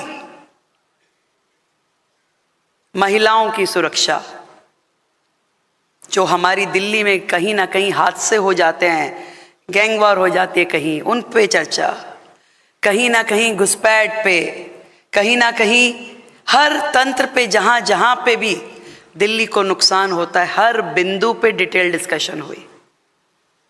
काम करना चाहती थी पहले भी केंद्र की सरकार, और करती रही है। आज इतना बड़ा इंफ्रास्ट्रक्चर जो क्रिएट हुआ है, इतने हाईवेज जो बने हैं, आज इतने कॉरिडोर जो बने हैं, वो केंद्र सरकार की ही तो देन है कि लाखों करोड़ रुपए दिल्ली पे खर्च कर दिए गए। ये नहीं सोचा कि कौन सरकार बैठी है और उससे हमारे क्या संबंध है, या वो हर बात पे क्या बोलते हैं। केवल दिल्ली की डेवलपमेंट को सोचते हुए केंद्र सरकार ने हर वो काम किया जो दिल्ली के लिए जरूरी था। आज दिल्ली यूनिवर्सिटी में 2 नए कॉरिडोर्स खोले गए, वेस्टर्न और ईस्टर्न। दोनों नए कॉरिडोर्स में हजारों बच्चे पढ़ पाएंगे। आज ये भारत मंडपम जैसी इतनी बड़ी विशाल बिल्डिंग बनना कोई पिछली सरकारों का काम नहीं था। वो तो 70 साल से उसी पार्लियामेंट में बैठ रहे थे, और जब नई पार्लियामेंट बनाने की बात आई तो कहा कि भाई काहे को पैसे खर्च कर रहे हो। अंग्रेजों की गुलामी के वो सारी के सारे बोरे लिए हुए कंधों पे चल रहे थे। आज भी औरंगजेब रोड, आज भी मुगल गार्डन, आज भी वही संसद भवन, आज भी वही जेलें चल रही थी। क्या कभी उनके दिमाग में नहीं आया कि इससे बढ़कर आगे कुछ और भी हो सकता है? लिमिटलेस इंडिया ये है कि इसके आगे भी बहुत कुछ है करने के लिए। इतना बड़ा विजन, कोई सोच सकता था कि मोबाइल जो है ये हर हाथ की बात हो जाएगी, कि आज सब्जी वाला भी, रिक्शा वाला भी, काम वाली भी मोबाइल लेगी, और वो भी स्मार्टफोन अपनी जेब में रखती कि ये वाला नहीं, अच्छे वाला लेना है। उसकी हर एप्लीकेशन को वो यूज करते हैं। किसकी देन है भाई? लिमिटलेस इंडिया जो आपका विजन है। आज डिजिटल पेमेंट्स, कोई सोच सकता था कि भारत जैसा, जिसे उस देश को जिसे अनपढ़ कहा जाता था, आज हमारा छोटे से छोटा वो व्यक्ति जो कुछ भी नहीं जानता, शायद पढ़ा लिखा भी नहीं है, वो डिजिटल पेमेंट करता है और कहता है बीवी जी डिजिटली मुझे सब्जी का पेमेंट कीजिए, ये रहा QR कोड। किसकी देन है भाई? Limitless India, vision of Narendra Modi ji. बहुत कुछ है करने के लिए। आज सेल्फ डिफेंस के सेक्टर में खुद भारत ने अपना इतना बड़ा काम खड़ा कर लिया है कि हमें पूरे वर्ल्ड में किसी की और देखने की जरूरत नहीं है। आज अपनी सीमाओं की रेखा, सीमाओं की रक्षा हम खुद कर सकते हैं। आज जब देश के प्रधानमंत्री अपनी दिवाली सरहद पे खड़े हुए जवानों के साथ बिताते हैं तो एक खुशी होती है कि इसे कहते हैं परिवार, कि आज उस माँ के बेटे का भी वो ध्यान रखे हुए हैं जो न जाने कितने ही महीनों से अपने परिवार से मिला नहीं है। तब मन में खुशी होती है कि केवल अपने घर में बैठ के दिवाली की शुभकामनाएं नहीं लेते हो, वो जाते हैं सरहद पे जाके खड़े होते हैं। वो कभी हर एक देश के कोने में जहां उनकी आवश्यकता है वो खड़े होते हैं। एक पूरा का पूरा समग्र विकास आपकी नॉर्थ ईस्ट की उस कोने से शुरू करके आपके साउथ के आखिरी छोर तक डेवलपमेंट कैसे हो, ये उनकी चिंता का विषय है। बड़ा नज़दीक से मैंने उन्हें काम करते हुए देखा है। जब मैं उनसे मिली आदरणीय प्रधानमंत्री जी से, मैं कहा जी आपने वो कर दिखाया जो दुनिया केवल बातों में रखती है। किस पार्टी ने या किस नेता ने वुमेन रिजर्वेशन के ऊपर सच में काम किया था? सालों से ये बिल चल रहा था, हर पार्लियामेंट में लगता था, फट जाता था। बड़े बड़े नेता जो बातें करते थे भाषण के बिंदुओं की, वो उस बिल को फाड़ करके फेंक देते थे गलियारे में। कोई पूछने वाला नहीं था कि भाई तुम इतना महिला अधिकारों की बात करते हो, जब ये बिल पार्लियामेंट में आता है तो क्यों चुप कर जाते हो? कोई पार्टी नहीं बोली थी। तब केवल मात्र भारतीय जनता पार्टी, नरेंद्र मोदी वो नेता थे जिन्होंने वुमेन लेड गवर्नमेंट की बात करी, और सिंबॉलिक बात नहीं करी जी कि जी सिंबॉलिकली दे दिया जी, हाँ भी एक विभाग दे दिया, दूसरा विभाग दे दिया। बड़े बड़े विभाग महिलाओं को दिए गए। मुझे खुशी है कि आज देश की फाइनेंस मिनिस्टर यदि निर्मला सीतारमण है तो दिल्ली की फाइनेंस मिनिस्टर रेखा गुप्ता है। सिंबॉलिक नहीं, दिखाने मात्र के लिए नहीं, इसे मैं कहूंगी लिमिटलेस इंडिया, जहां आपका एक विजन बढ़ जाए। पहले बात होती थी केवल बेटी बचाओ, फिर हमने कहा बेटी पढ़ाओ, और अब कह रहे हैं बेटी बढ़ाओ। तो ये जो काम लगातार बढ़ रहा है कि बेटी को सक्षम बनाओ, बेटी को बढ़ाओ, ये है भारत का डेवलपमेंट। और इस डेवलपमेंट को हम सबको मिलके और आगे लेके जाना है, और आगे छोड़ देना है कहीं आपस के विवादों को। घर में बैठ के कुछ भी कह सकते हैं, पर मैं आज इस मंच के माध्यम से उन पार्टियों को और उन नेताओं को ताकीद करना चाहती हूं कि ये देश आपका है, ये मातृभूमि आपकी है। इसको विश्व पटल पे जितना ये फ्लोरिश हो सके, जितना बढ़ सके, इसे बढ़ाना चाहिए। अपने घर के बारे में कोई भी निंदा का एक शब्द विश्व पटल पे नहीं बोलना चाहिए। यदि कुछ अच्छा कर सको तो करो, पर नहीं कर सको तो कम से कम शांत रहो। करने दीजिए जो कर रहे हैं। इस भारत को आगे बढ़ाने का काम, पूरे विश्व में भारत का मान सम्मान स्वाभिमान बढ़ाने का काम। आज इतनी हिम्मत दिखाने वाला कोई तो हो जो देश की राजधानी दिल्ली एक ऐसे साधारण परिवार की बेटी को दे कि चलाओ तुम दिल्ली, हम तुम्हारे साथ हैं। आज मोदी जी का नेतृत्व और एक साधारण गली मोहल्ले की महिला की आशाएं मेरे साथ है, जो ये कहती है कि मुख्यमंत्री रेखा नहीं बनी, मुख्यमंत्री मैं बनी हूं। मुझे खुशी है आज ये मेरा पहला मंच है जिस पे मैं मुख्यमंत्री के नाते बोल रही हूं, और मेरी बात पूरे देश की बहनें सुन रही हैं। मैं आपको विश्वास दिलाती हूं कि ये पद, ये काम, ये जिम्मेदारी जो मुझे मिली है, इसमें पूरे देश की बहनों का सम्मान जुड़ा है, और इस सम्मान को हमें आगे बढ़ाना होगा, आगे लेके जाना होगा। दिल्ली को वो देना है जिसकी दिल्ली अधिकारी है, और वो देने के लिए मैं पूरे तरीके से मिशन मोड पे दिल्ली को ले जा करके लिमिटलेस दिल्ली, भारत की राजधानी दिल्ली, इस पे काम करने वाली हूं। आप सबका, हर दिल्ली वासी का साथ मिले, ऐसी मेरी अपेक्षा है, और मिल करके दिल्ली को एक ऐसा रंग देना है जिसमें हर व्यक्ति के मन के रंग हो। और होली भी आने वाली है भाई, तो इस नए रंग के रंग में रंगने के लिए आप सब तैयार हो जाएं। सबका सहयोग मिले, सबका साथ, सबका विकास।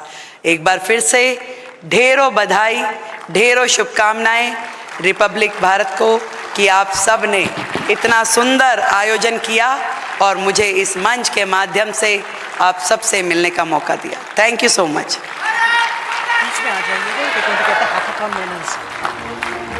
Thank you so much. Ladies and gentlemen, a round of applause for the Honorable Chief Minister, Rekha Gupta. May I request Arnab Goswami, the Editor-in-Chief of Republic Media Network, to please join her up on stage as we invite our young hackathon winners. We begin in the category of sustainability and environment, social entrepreneurship. The young teen, Geetika Suri, for her visionary innovation, a cutting-edge prototype that creates a well-insulated and self-regulating environment for stored crops.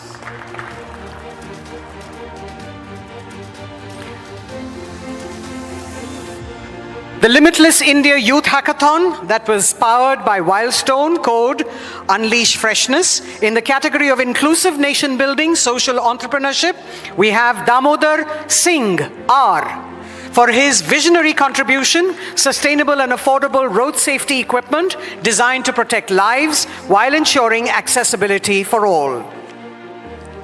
And in the category of equity and empowerment, social entrepreneurship, we have Tushar Ahir for his visionary initiative to empower rural women through structured training in premium handmade macrame craftsmanship. Those were our hackathon winners, being congratulated by the Honorable Chief Minister of Delhi, Srimati Rekha Gupta.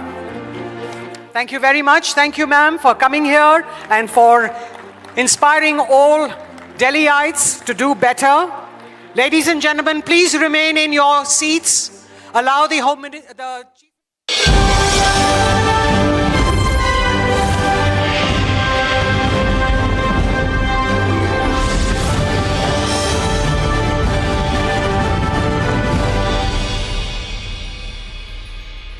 The core philosophy of Sanatan Dharma is rooted in acceptance. As Swami Vivekananda said at the World Parliament of Religions, he said, we believe not only in universal toleration, but we accept all religions as true. I am proud to belong to a nation which has sheltered the persecuted and the refugees of all religions and all nations of this earth.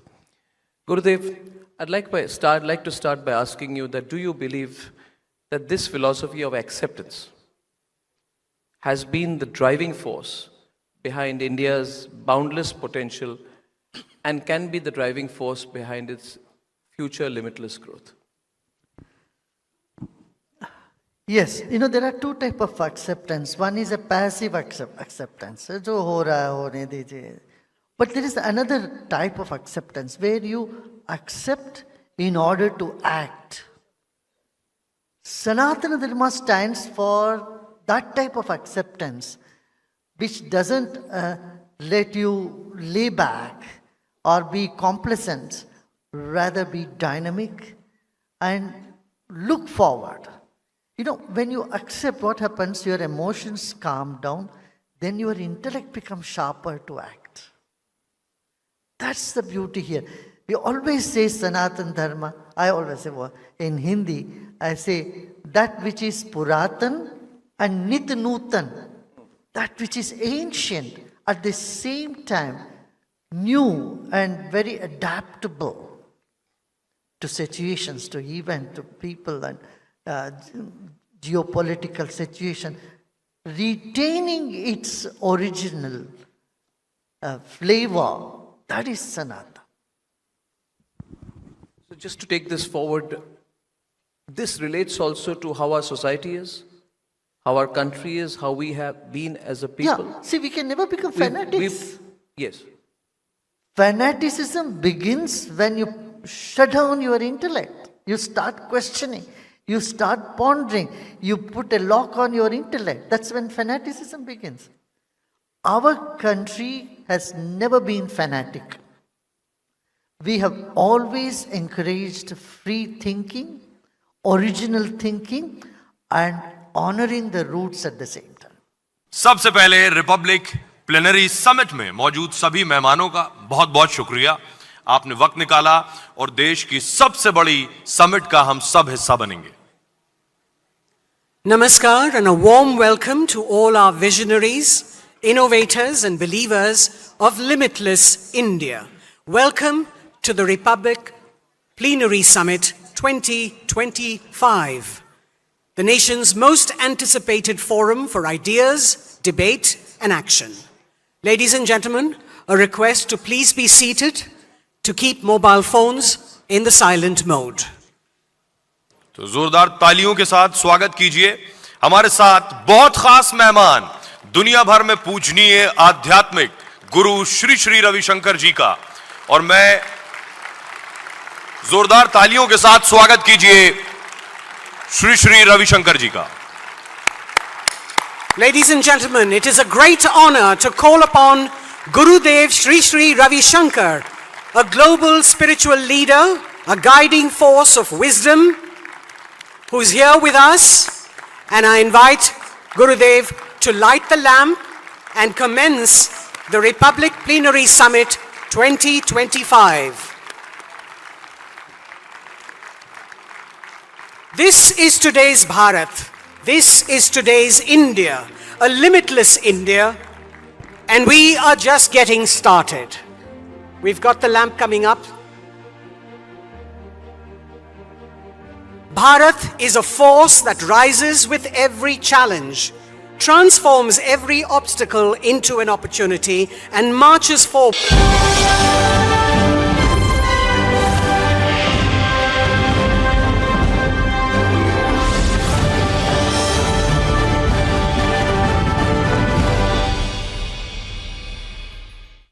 Everyone in the country says, you are the turnaround minister. That's what they call you.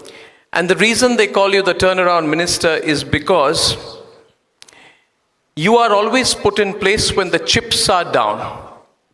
From the privatization of Air India to now the historic turnaround of BSNL. BSNL, under his leadership, for the first time in 17 years, has reported profits. In Q3, BSNL, nobody thought would be profitable, reported a profit of 271 crores. He says he plans to have 1 lakh planned towers operational for a nationwide 4G rollout of BSNL, and you yourself have referred to it, Jyoti, as the significant turning point for BSNL. What is so significant behind this turnaround? What is this approach? And since this theme is about limitless India, what is the limitless mindset behind it? So first of all, Arnab, thank you very much for having me, and it's always a pleasure to be with you and to be a part of Republic's grand event as it's being held this year as well. Just to add on to your story of when the chips are down, I was also made power minister when the grid collapsed in India. Yes. the next morning, and therefore entrusted with the responsibility that this should never ever happen again. Yes. The issue with the story of BSNL is it's actually one of the jewels of India in a fiercely competitive environment. I'm just coming back from the Mobile World Congress in Barcelona. And the EU, which is made up of now 27 states, 27 countries, there is, even if I use the word fierce competition, it would not be doing justice to the environment of telecom in that block of the world. And in that environment, for a government-owned telco to not only survive, but to service 9.5 crore customers, to grow, and after 17 years, as you mentioned, the first quarter after 17 years that BSNL has made a profit has been in the October-December quarter of last year. And keep in mind that this is in an environment, as I mentioned, of fierce competition, and not only that, when all other telcos across the world, including in India, and we've had the privilege of having 4 telecom service providers in India. There are not many countries across the world that have that many players in the telecom space. All set up their 4G, 5G networks using imported equipment. And let me tell you, there are only 4 players in this space in the world. There's Huawei and ZTE from China. Yep. There's Ericsson from Sweden, there's Nokia from Finland, and there's Samsung from Korea. Only 4 telecom equipment manufacturers, 2G, 3G, 4G, 5G, and hopefully by 2030, 6G. In that space, the Prime Minister's vision, and this goes into your topic of limitless India, Atmanirbharta, do what earlier could not be even dreamt of. And he said, we need to produce our own 4G stack. And if BSNL is going to go into 4G, it will do so based on an Indian 4G stack. And for the first time in the world's history, after 3.5, 4 decades, you have seen an Indian government-owned technology company, CDOT, manufacture the core. You've seen a private sector company, Tejas, manufacture the RAN, which is the radio access networks, which are the towers that you see. You've seen an Indian SI, system integrator, TCS, manage all this process together. And today we're rolling out 100,000 towers of 4G proven technology on BSNL networks. So by June this year, my 100,000 towers will be fully operational, and hopefully, starting June this year, I'll also be switching from 4G to 5G on those towers. That's amazing. Why do we, layman question, why do we need to do that? Why does the government need to push this? Is it because in India, communications is a strategic asset? And in that sense, BSNL is also a very strategic asset of a very strategic ministry. Is that the intent behind it? Why should the government be doing this? Communications, you have to understand. So let's understand the US story, Arnab. Yeah. America today is a superpower. But how did America get there? We've got our young students sitting here in the audience. America got there not because America experienced 10% growth rates, 15% growth rates, 20% growth rates, but because America grew at only 3.5%. But it grew at 3.5% for 100 years. And that, ladies and gentlemen, is the power of compounding. So when America laid out its infrastructure, the Vanderbilts, the JP Morgans that laid out the highways, laid out the railways, today that infrastructure in the world is necessary. But is the past or the present? The future highway of the world is the digital highway. And on that digital highway, India, ladies and gentlemen, is among the top 3 in the world today, thanks to Prime Minister Narendra Modi. And to be able to give you a flavor of that, a vignette of that, 10 years ago, we had 94 crore subscribers in India of mobiles. Today we have 120 crore subscribers. We're the second largest telecom market in the world. We're the second largest telecom market in the world. We had 250 million internet subscribers. Today we have 970 million internet subscribers. Above 2 GB, which is considered as broadband, we had only 60 million broadband users, 60. Today, guess what? We have 942 million broadband users. And all of this, which is going to be Arnab's next question, at what cost? Right? Because 10 years ago, a voice call would cost you 50 paise a minute. Today, a voice call costs you 0.03 paise a minute. 97% reduction. 97%. 1 GB of data, what we use on our phones, these necessary instruments that have become a part of our, not our daily, but our every second of our lives. Sometimes I feel we are more attached to our phones than people around us, which is a travesty. But 1 GB of data used to cost $287 10 years ago. Today, it costs 9 rupees. At 11 cents, that's 9 rupees, we are the cheapest data provider in the world. The cheapest data provider. And on consumption of data, today we consume 21 GB per month. Average data per user. We are the largest consumer of data in the world today. So that's the journey that India has embarked upon. We talk about 5G. India rolled out the fastest 5G network in the world. 21 months, 99% districts, 82% population, 465,000 towers, 4.25 lakh crores worth of investment. We went there, we did it, and we stand tall. Which is why, Arnab, I say, we followed the world on 4G. We marched with the world on 5G, and I guarantee you, we will lead the world on 6G. Superb.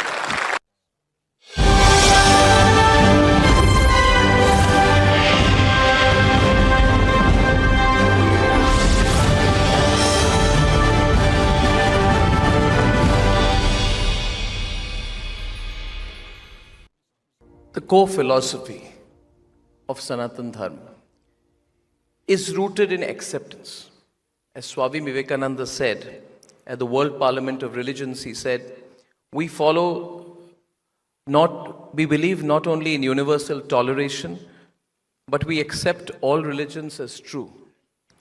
I am proud to belong to a nation which has sheltered the persecuted and the refugees of all religions and all nations of this earth.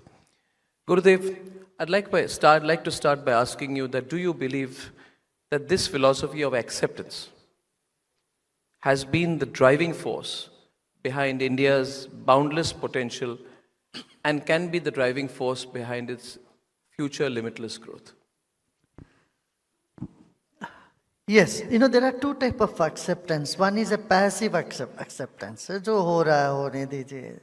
But there is another type of acceptance where you accept in order to act. Sanatana Dharma stands for that type of acceptance which doesn't let you lay back or be complacent, rather be dynamic and look forward. When you accept what happens, your emotions calm down, then your intellect becomes sharper to act. That's the beauty here. We always say Sanatan Dharma. I always say, in Hindi, I say that which is Puratan and Nit Nutan, that which is ancient, at the same time new and very adaptable to situations, to events, to people and geopolitical situation, retaining its original flavor. That is Sanatana. So just to take this forward, this relates also to how our society is, how our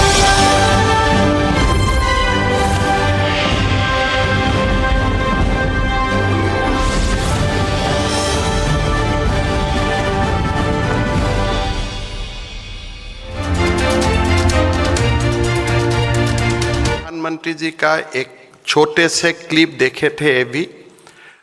उन्होंने एक शब्द बोले थे असम को लेके कि असम का जो पोटेंशियल है उनका भी कोई लिमिट नहीं है, लिमिटलेस पोटेंशियल. वही सब अभी प्रधानमंत्री जी ने इस्तेमाल किए थे. And limitless India obviously synonymous with limitless potential of our country, be in every sphere. में जितना बड़ा आंदोलन हुए, हमारे देश को स्वाधीनता आंदोलन का बाद ऐसा बड़ा डेमोक्रेटिक एजिटेशन किसी ने देखा भी नहीं था. We lost 882 people. We call them our proud martyr. जब एजिटेशन शुरू हुए और बढ़ते गए, उनका डेफिनेशन भी बदले. धीरे धीरे हमें लगे कि not only migration, illegal migration is happening to Assam, even we are also subject to gross neglect by the state or by the government of India. जो regional imbalances है, ये बहुत ज़्यादा बढ़ चुके. If you today look the GDP of our country, if Maharashtra has a GDP of 32 lakhs crore, there will be many states in India who will have GDP of 2 lakhs crore. But Soviet India hai, everybody paid the same level of income tax, everybody pays same level of GST. You have one nation, one tax, you have one nation, one grid, you have one nation, one army, everything is one. But you have one nation, one parliament. But when it comes to development, ये कभी लोगों ने ये ध्यान नहीं दिया कि हमारा भारत में ही, हमारा देश में ही दो टाइप का, टू टाइप्स का states or regions is emerging. Competition is good. कि लोग compete कर रहे हैं, competition कोई एक हो रहा है, कोई दो आ रहा है, कोई तीन हो रहा है. But there was no competition. Competition among unequals, there वो कंपटीशन नहीं बोला जाते. There was no competition. If you ask state of Meghalaya to compete with state of Tamil Nadu, ये कोई competition नहीं बोलते हैं. Probably I will not use the word joke, but it is almost a joke कि आप compete करो. 2014 प्रधानमंत्री जी ने एक शब्द बोलना शुरू किए कि हमारा देश में वेस्ट और साउथ का विकास होने से नहीं होगा. Every parts of India has to be developed. In my view, that is the beginning of limitless India.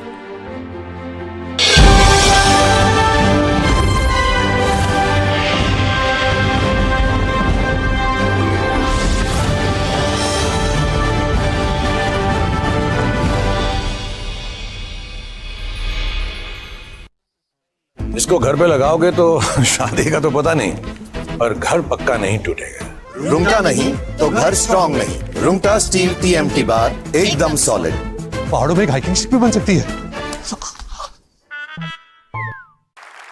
I truly believe that one day Gurudev will come to our campus. He has promised us, which we have built. It's Asia's largest campus, Gurudev. And when you come to our campus, you will not see anything else.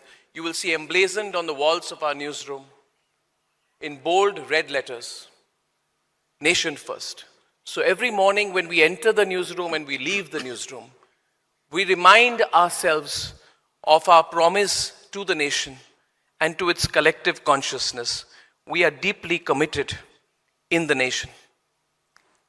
And I believe that all of this is possible only in a limitless India. Whatever Republic Media Network has achieved in the last 7 years, to even imagine that there would be an independent, journalist-owned, journalist-managed network of the scale of Republic growing every year with a limitless space in a short span of time, it's possible only because of all that the country gives us every day. When we launched Republic, India was at the 2 trillion mark. And if anybody would have said that we are close to and going to go beyond $4 trillion in 7 years, people would have said it's impossible. We started from zero. And people said it's not possible. But today from zero, we reach, and I truly believe this broadcast right now is reaching through cable and television alone, through cable television, DTH and free dish, reaching 480 million viewers in 7 years. And why is this happening? Because our country is growing at the same pace. When we started, we had 480 million internet users. Today we have over 900 million. 98% of those who are consuming content in Indian languages. And therefore, the West told us it's a flat world. But the world was not flat. The world has become flat now. Because when you're flat, you have equal opportunities. You have a level playing field. All we wanted as a nation and all we want as a network is a level playing field. Gurudev, digital provides us that beautiful level playing field. There is no rich, no poor. There is no higher, no lower. There is no privileged or underprivileged in the digital world. We are all equal. And when we are equal, we truly can grow basis our talent, our ability, and our hard work. And the kind of people who will be speaking at the summit today, following you, Gurudev, represent that. You will hear today the people who are pushing the limits of science as we know it to the highest level of excellence. We have great scientists who are joining us today. You will hear from champions who have transcended boundaries of what human talent and perfection can achieve in the world of sport. We have Sania Mirza, we have Anil Kumble, all coming today. We are so happy. You will hear from dreamers today who are building the private sector in space, India's private sector in artificial intelligence. And I can tell you, we can talk about DeepSeek and what the Americans are doing. But when we follow, I can assure you, when I talk to all the people who are coming today, we're going to do something bigger than what the Americans and Chinese have dreamt of in artificial intelligence. And on this stage, Gurudev, today, those dreamers are going to be among us.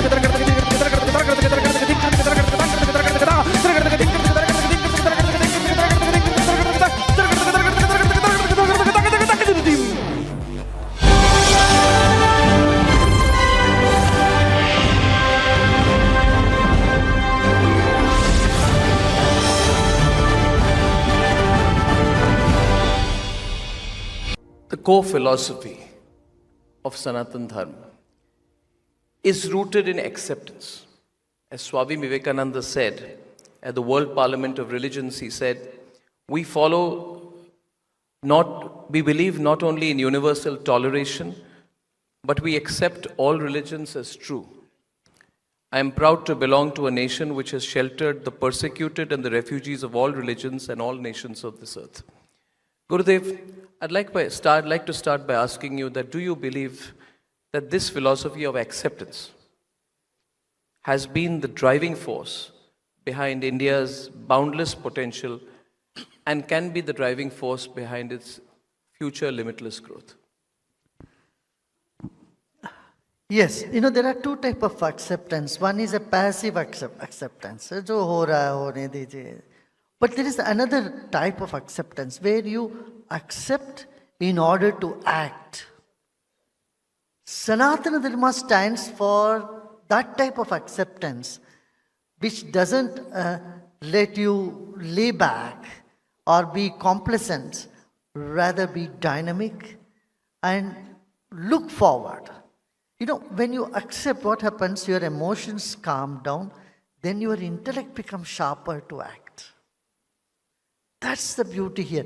We always say Sanatan Dharma. I always say, in Hindi, I say that which is Puratan and Nit Nutan, that which is ancient, at the same time new and very adaptable to situations, to events, to people and geopolitical situation, retaining its original flavor. That is Sanatana. So just to take this forward, this relates also to how our society is, how our country is, how we have been as a people. Yeah, see, we can never become fanatics. Yes. Fanaticism begins when you shut down your intellect. You start questioning. You start pondering. You put a lock on your intellect. That's when fanaticism begins. Our country has never been fanatic.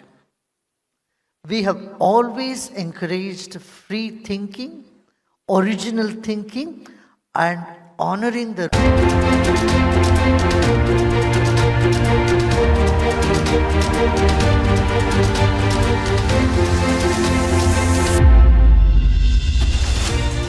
सबसे पहले Republic plenary summit में मौजूद सभी मेहमानों का बहुत बहुत शुक्रिया.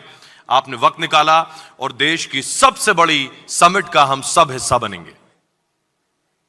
Namaskar and a warm welcome to all our visionaries, innovators and believers of limitless India. Welcome to the Republic Plenary Summit 2025, the nation's most anticipated forum for ideas, debate and action. Ladies and gentlemen, a request to please be seated, to keep mobile phones in the silent mode. तो जोरदार तालियों के साथ स्वागत कीजिए हमारे साथ बहुत खास मेहमान, दुनिया भर में पूजनीय आध्यात्मिक गुरु श्री श्री रविशंकर जी का. और मैं जोरदार तालियों के साथ स्वागत कीजिए श्री श्री रविशंकर जी का. Ladies and gentlemen, it is a great honor to call upon Gurudev Sri Sri Ravi Shankar, a global spiritual leader, a guiding force of wisdom, who is here with us, and I invite Gurudev to light the lamp and commence the Republic Plenary Summit 2025. This is today's Bharat.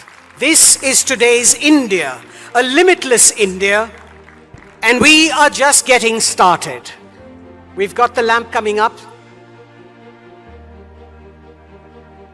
Bharat is a force that rises with every challenge, transforms every obstacle into an opportunity, and marches forward with unshakable conviction.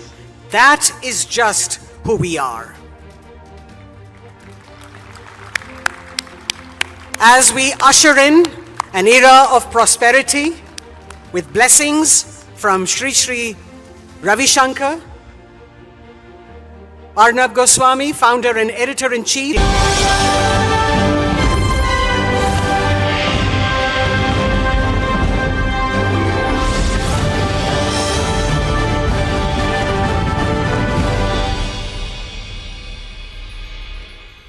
We can. That's the mantra of a limitless India right now. How do you perceive this idea of limitless India? As Indians, we can do anything and everything in terms of sports, in terms of cinema, in terms of literature, education. How do you perceive that? I think, we've seen that, in 75 years of our, independence. I think we have done wonderful things. And just to reflect on sports itself, just to reflect on my own sport, which is cricket, we have come a long way. Today we are consistently in finals. Yes, we have won a couple of tournaments, won World Cup recently in the T20. The last ODI World Cup, we were runners-up, and we're going to play again on Sunday. So in that sense, we've been sort of not just competing, but there. 1983 was a breakthrough moment for Indian cricket when India won the World Cup. But since then, I think we have moved really high up in the ranks as far as cricket is concerned.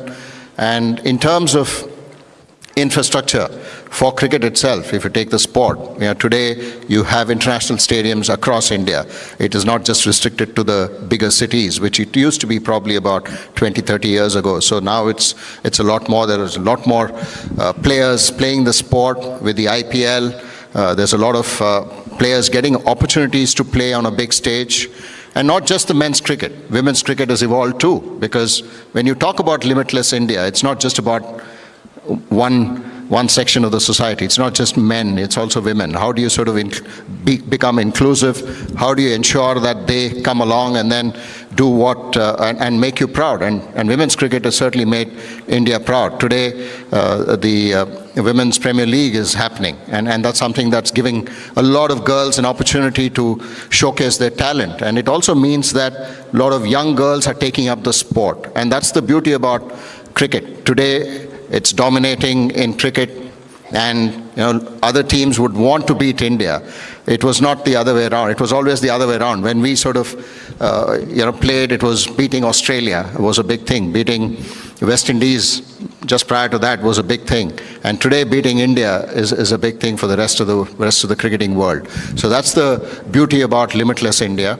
And when you talk about sport itself and how we have grown in sport, I strongly believe that when you want to become a sporting nation, when you want to create sport as a part of your livelihood, as a part of your lifestyle, it's important to create icons in sport. And today we have icons in athletics, in Neeraj Chopra, we have Manu Bhaker in shooting, and they also had someone to look up to in Rajavardhan Rathore, then Abhinav Bindra, then Gagan Narang in shooting. So you had someone to look up to. Badminton has had superstars, with Prakash Padukone being the first one to win the All England Championship. After that you had Gopi Chand, and then in women's badminton you had Saina Nehwal, then now PV Sindhu. In tennis, Sania. So you have all these icons who then represent and give you that feel that when you're growing up or taking up the sport, you have someone to look up to, saying, you know what, if they can make it, even I can make it. I think that's the beauty about sport, and that's the beauty about the new India, because you have icons in every walk of life, not just in India. When you go outside of India, when you travel abroad and meet high-profile CEOs, and most of them are Indians. And that's the beauty about Limitless India. I think we have a great opportunity. The talent is there. It's just a matter of ensuring that we are all single-minded and determined in our approach, and things will, sky is the limit. That's all I can say.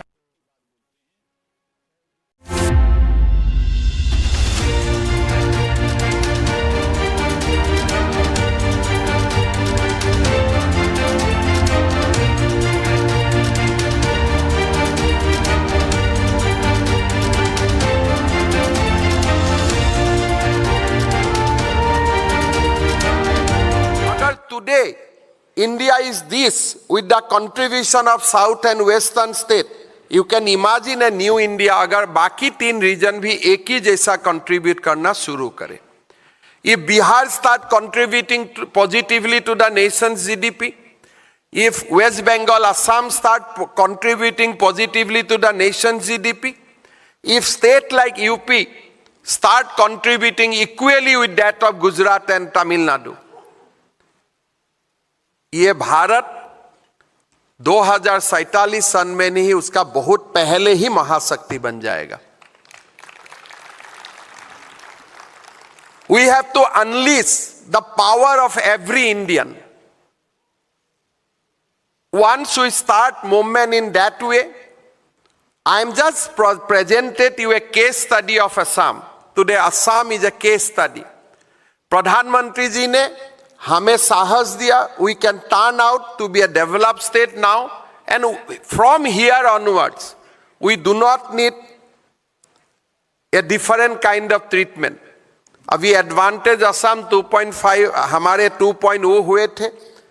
The primary theme of my speech was कि I don't want to be a dependent state from now onwards, I want to be a contributory state. अगर हर state Bharat का विकास के लिए contribution start करे, हमारा देश कैसे चमकना शुरू करेगा. Even if you see at the cricket ground, Dhoni has emerged from Ranchi. आप हमारे स्टार्टअप देखें, हो सकता है development is taking place in Chennai, Bangalore, but the startup are from different regions of India. गांव से आए हैं लोग. ओलंपिक ने जो प्राइज ले रहा है, they are not from the richest part of this country, they are coming from every parts of this country. एक बार हमें पूरा भारतवर्ष में if we unleash the hidden power जो छुपा हुआ है, उनको अगर अनलिश करना हम शुरू कर देते हैं, if we address the question of regional imbalances. आज मैं नहीं बोल रहा हूं कि असम को कुछ चाहिए. I think now Assam will not ask for special treatment because I have completed that journey and with a proud Assamese I am speaking to you कि हमें आज level playing field हो गया हमारे लिए. PM has done enough for us, Government of India has done enough for us. यहाँ से हम will compete because now we can compete. But if you today ask many other states of India to compete with Gujarat and Tamil Nadu, probably that may not be the best things to do.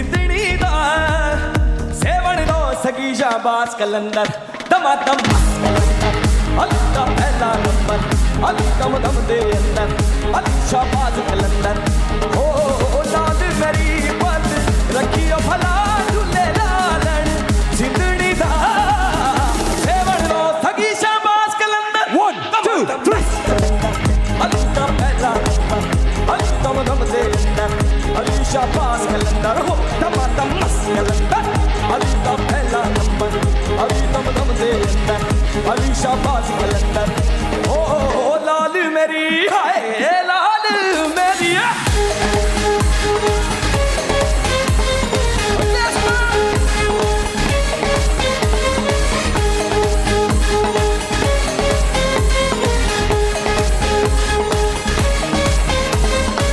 झनन झनन तेरी नौबत बाज झनन झनन तेरी नौबत बाज नाल बजे घड़ याद बला झूले लालन मौला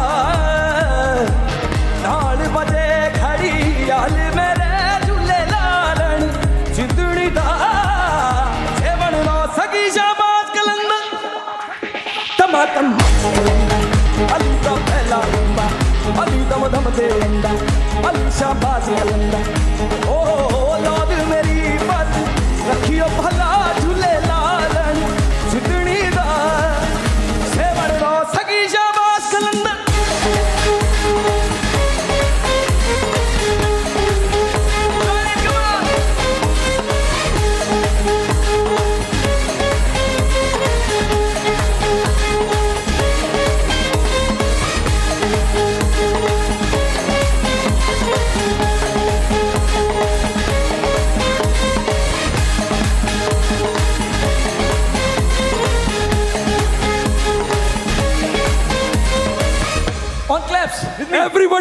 stand up now. Everybody stand up and clap. Come on. Dam lal lal, dam lal lal, dam lal lal, dam lal lal, dam lal lal, dam lal lal, lal lal, dam lal lal, dam lal lal, dam lal lal with me. Damadam, damadam, come on. Damadam, Alida, damadam mast kalandar, Alida pehla number. Damadam mast kalandar, Alida pehla number. Damadam mast kalandar, Alida pehla number. We're getting there. Alisha Baz, come on. Tamatam Kalanda. Tamatam Kalanda. Tamatam Kalanda. Tamatam. Now you have to jump.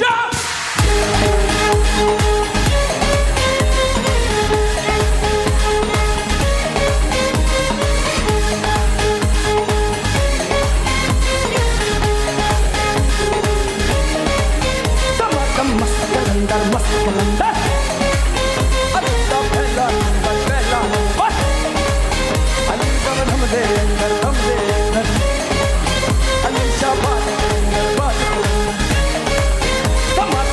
Calendar.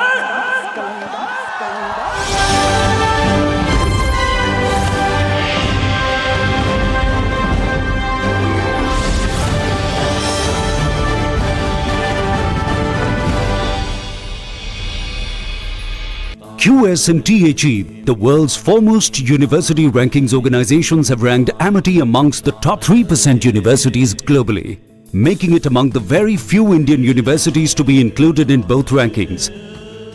Yet another top ranking for Amity University. Namaskar.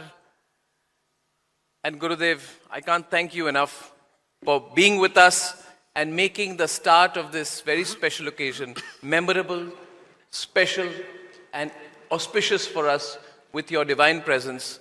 Gurudev, from all of us here at the Republic Media Network, you have been a source of wisdom. You have been our guiding light from the start of this network. You have been with us through thick and thin.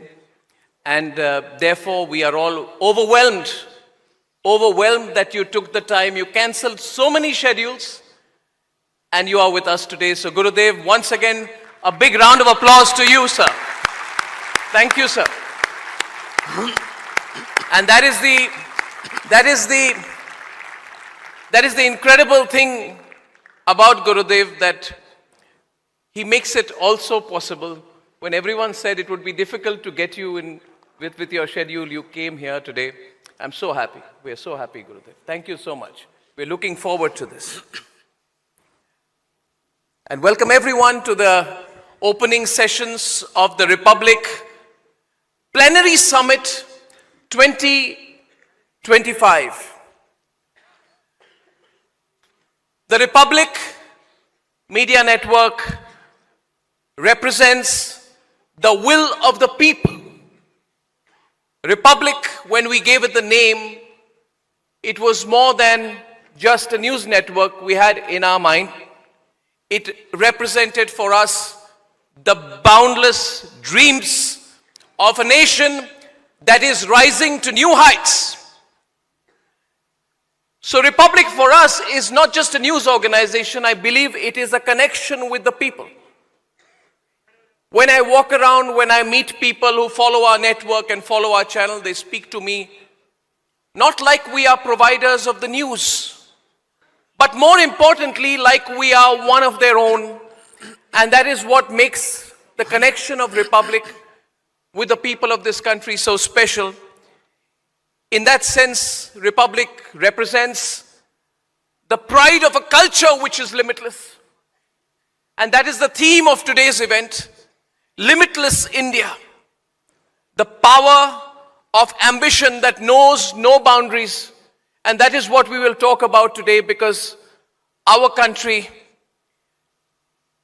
today is bound by the unstoppable energy of a people who realize that their time has come, that we are very close to achieving the destiny that lays in store for us. And we are completely aligned with the country. People say, what is it that moves you? What are you moving towards? Why do you expand this network? And for us, we say in response just one thing, Gurudev. We say that we are in sync with the country. If the country grows, we grow. If the country expands, we expand.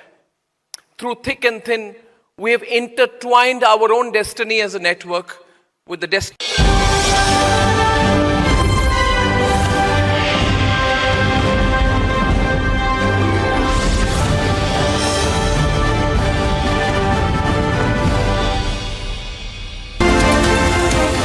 First country to meet the Paris Agreement commitments, achieving 9 years ahead of 2030 our Paris commitments. 9 years ahead. We all talk in terms of energy, traditional energy not being friendly because it's a fossil fuel, hydrocarbons, you need to move away. Yes, I think we do need to move away. And India is in the forefront of doing that. If you look at our achievements, we were doing biofuel blending up to 1.5% when Modi ji assumed the reins in 2014. What is the limitless India? One, clearly you can't have a limitless India only in terms of saying we are rich in resources. But I think if you have to look at that limitless India's true potential, it lies in all the kind of people who are gathered here. For our youth to be able to imbibe and across the country and for visitors. Connectivity is absolutely paramount. In 2014, we had 74 airports. Today, we have more than 155 airports. Our civil aviation is growing from leaps and bounds. I believe you had the privilege of listening to Mr. Scindia this morning. I mean, one of the statistics I'm very fond of saying is that after Jewar Airport near Delhi is completed, India, Jewar and Delhi, Indira Gandhi International Airport, will provide 140 million passengers footfall, which is bigger than London, Heathrow, Gatwick and Stansted put together. If there is any segment of our society that will truly be a beneficiary of Viksit Bharat, it is you guys. If the average age here today is say 20, 22, I mean literally the weighted average, then we are in 2025 and clearly in 22 years you will be in the prime of your life, but more important than that, you would have shaped the journey to a Viksit Bharat from today onwards to a $40 trillion economy.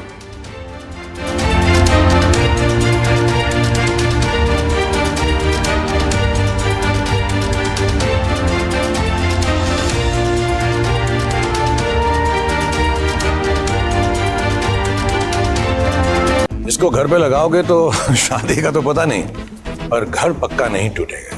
Rungta नहीं तो घर strong नहीं। Rungta steel TMT बार एकदम solid. पहाड़ों में एक hiking stick भी बन सकती है। The core philosophy of Sanatan Dharma is rooted in acceptance. As Swami Vivekananda said at the World Parliament of Religions, he said, we believe not only in universal toleration, but we accept all religions as true. I am proud to belong to a nation which has sheltered the persecuted and the refugees of all religions and all nations of this earth. Gurudev, I'd like to start by asking you that do you believe that this philosophy of acceptance has been the driving force behind India's boundless potential and can be the driving force behind its future limitless growth? Yes, there are two types of acceptance. One is a passive acceptance. जो हो रहा है होने दीजिए. But there is another type of acceptance where you accept in order to act.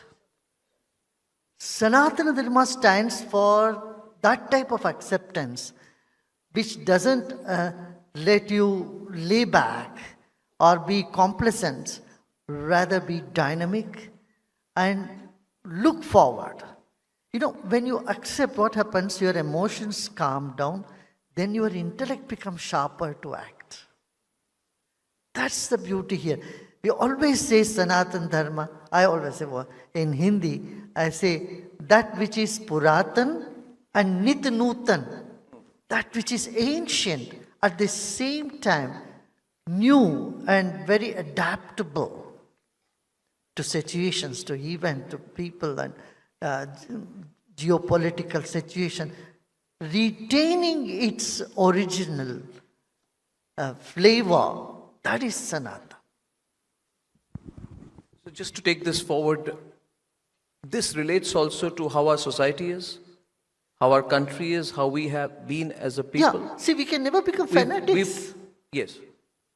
Fanaticism begins when you shut down your intellect. You start questioning. You start pondering. You put a lock on your intellect. That's when fanaticism begins. Our country has never been fanatic. We have always encouraged free thinking, original thinking, and honoring the roots at the same time. सबसे पहले Republic plenary summit में मौजूद सभी मेहमानों का बहुत बहुत शुक्रिया। आपने वक्त निकाला और देश की सबसे बड़ी समिट का हम सब हिस्सा बनेंगे। Namaskar and a warm welcome to all our visionaries, innovators and believers of limitless India. Welcome to the Republic Plenary Summit 2025, the nation's most anticipated forum for ideas, debate and action. Ladies and gentlemen, a request to please be seated, to keep mobile phones in the silent mode. तो जोरदार तालियों के साथ स्वागत कीजिए हमारे साथ बहुत खास मेहमान, दुनिया भर में पूजनीय आध्यात्मिक गुरु श्री श्री रविशंकर जी का। और मैं जोरदार तालियों के साथ स्वागत कीजिए श्री श्री रविशंकर जी का।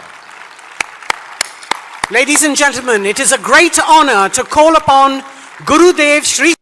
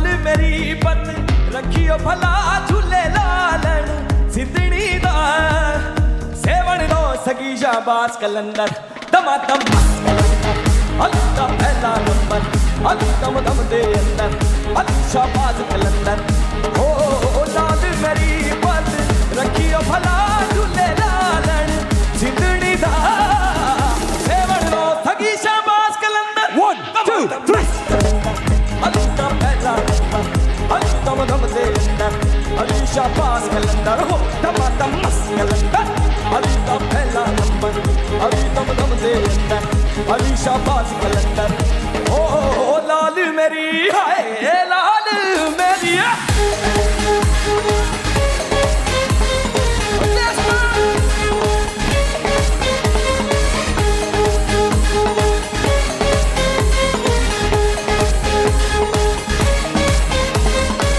झनन झनन तेरी नौबत बाज झनन झनन तेरी नौबत बाज नाल बजे घड़ याद बला झूले लालन मौला नाल बजे घड़ी याद मेरे झूले लालन जिंदड़ी दा सेवन लो सगी शाबाश कलंदर तमातम अली का पहला नंबर अली दम दम दे अंदा अली शाबाश कलंदा ओ लौद मेरी बात रखियो भला झूले लालन जितनी दा सेवड़ रो सगी शाबाश कलंदा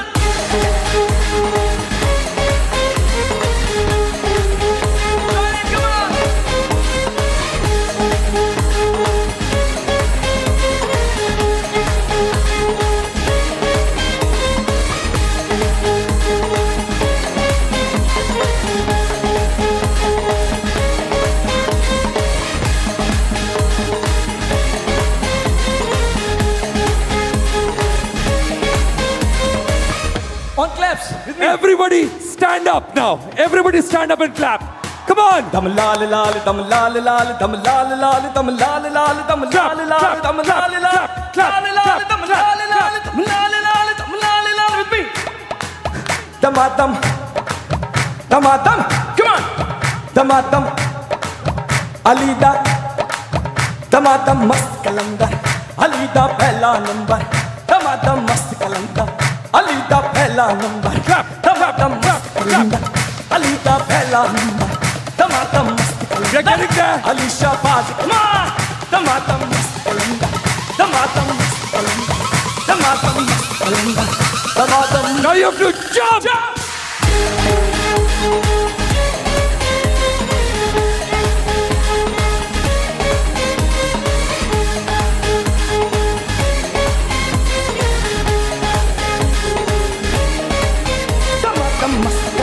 Mast kalandar, Alida pehla number, Ali dam dam de andar, Ali Shahbaz kalandar,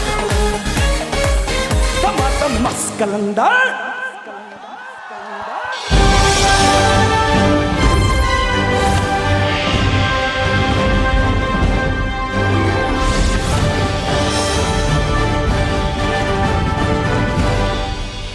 Namaskar.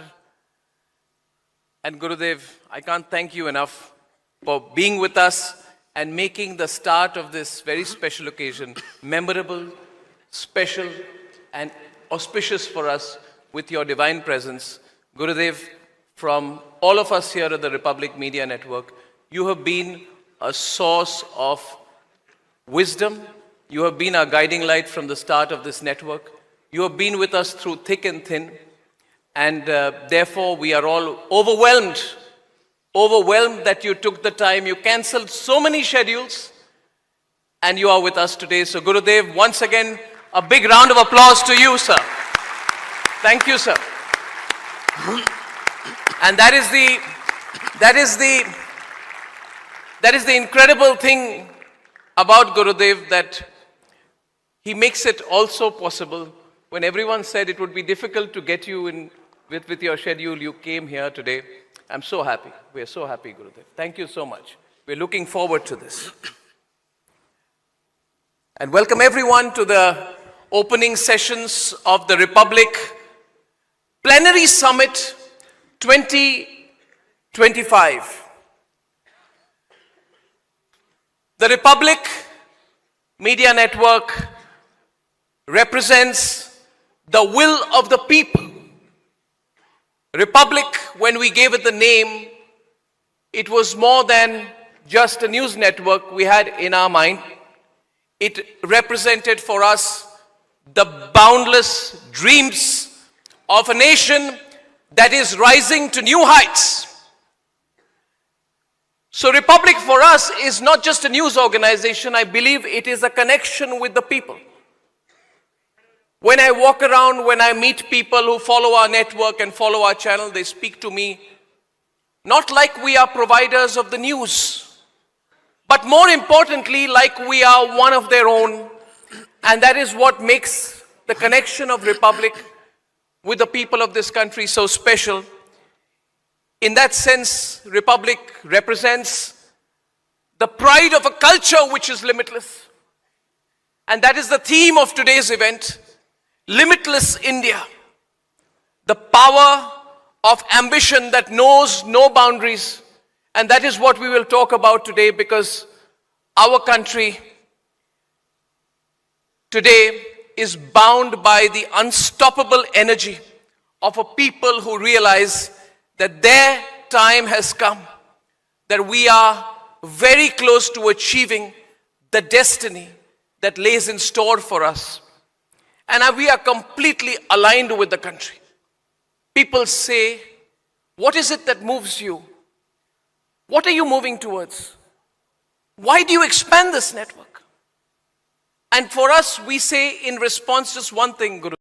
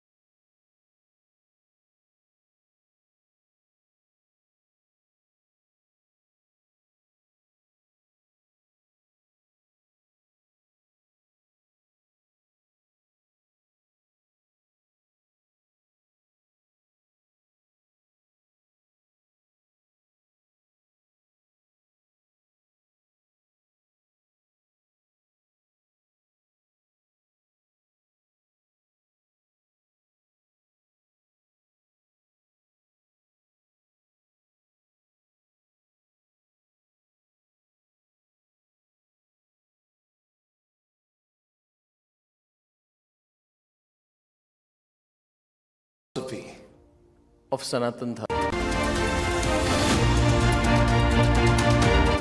Professor Kalam, और मैं आपको बता सकती हूँ ये छोटा सा इंसिडेंट कि जब वो वहाँ आए थे, मैंने पूरा तैयार किया था। वो 2005 में आए थे वहाँ पर जी। मैंने तैयार किया था कि सारे इंडियंस सर्न में क्या कर रहे हैं और किस तरह से हम यहाँ के टेक्नोलॉजीज़ को लेवरेज कर सकते हैं अपने कंट्री के लिए। और मुझे लगता है कि हम क्योंकि जुड़े हैं, हमारे सब साइंटिस्ट जुड़े हुए हैं इन सब काम में, तो जगह जगह पर इंडस्ट्री, एकेडेमिया, रिसर्च सब जुड़ी हुई है। तो उन्होंने मुझसे ये बोला, आप कीजिए, हम आपके पीछे हैं।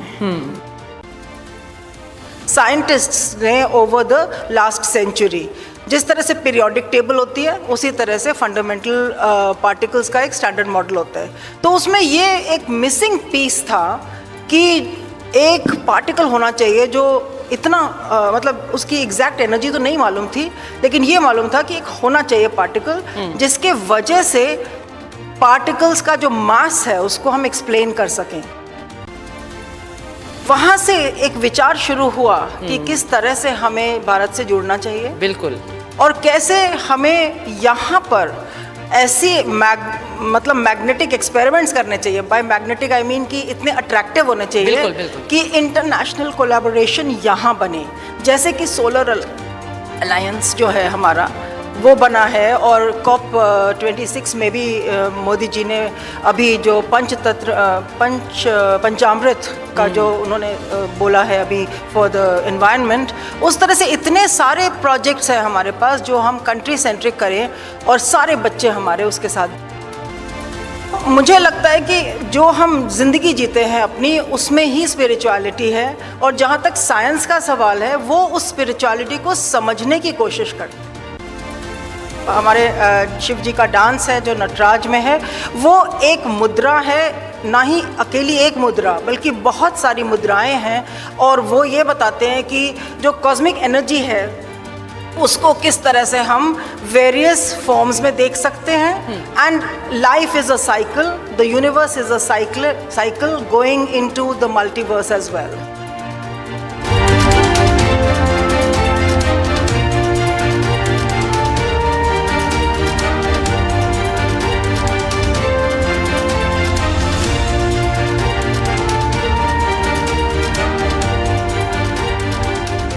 आज तक लोगों ने भारत को एक लायबिलिटी समझ के ट्रीट किया था। 2014 से पहले सपेरों का देश, विश्व के किसी भी कोने में जाते थे तो भारत के बारे में एक परसेप्शन था। सुनते हुए और बोलते हुए भी बुरा लगता है, ऐसे ऐसे शब्द लोग भारतीयों के बारे में इस्तेमाल करते थे। पर 2014 के बाद एक अलग ही अध्याय शुरू हुआ, डिफरेंट इरा, जिसमें माननीय नरेंद्र मोदी जी जो देश के प्रधानमंत्री बन के आए और जो चीजें देश के लिए लायबिलिटी थी वो एसेट बनना शुरू हो गई और बनती चली गई और आज भी बन रही है और भविष्य में उसके लिए और अधिक योजनाएं चल रही हैं। इतनी बड़ी पॉपुलेशन जिसको जापान ने अपनी एसेट के तरह यूज किया, जिसने चाइना ने यूज किया, पर भारत ने मोदी जी के आने के बाद इसे सोचा। लिमिटलेस इंडिया, ठीक टाइटल दिया आपने। इतना स्कोप है भारत में, इतने आयाम है कि आज पूरा विश्व भारत से जुड़ना चाहता है। भारत के साथ जुड़ के एक गर्व की अनुभूति करता है।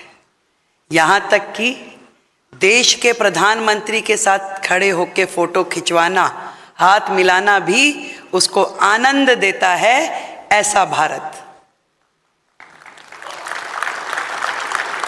और हर भारतीय 140 करोड़ का पॉपुलेशन जब अपने देश के लीडर को, देश के प्रधानमंत्री को विश्व के पटल पे सभी राजनेताओं की श्रृंखला में सबसे आगे खड़े हुए देखते हैं तो हर भारतीय का सीना चौड़ा हो जाता है, मैं ये कह सकती हूं।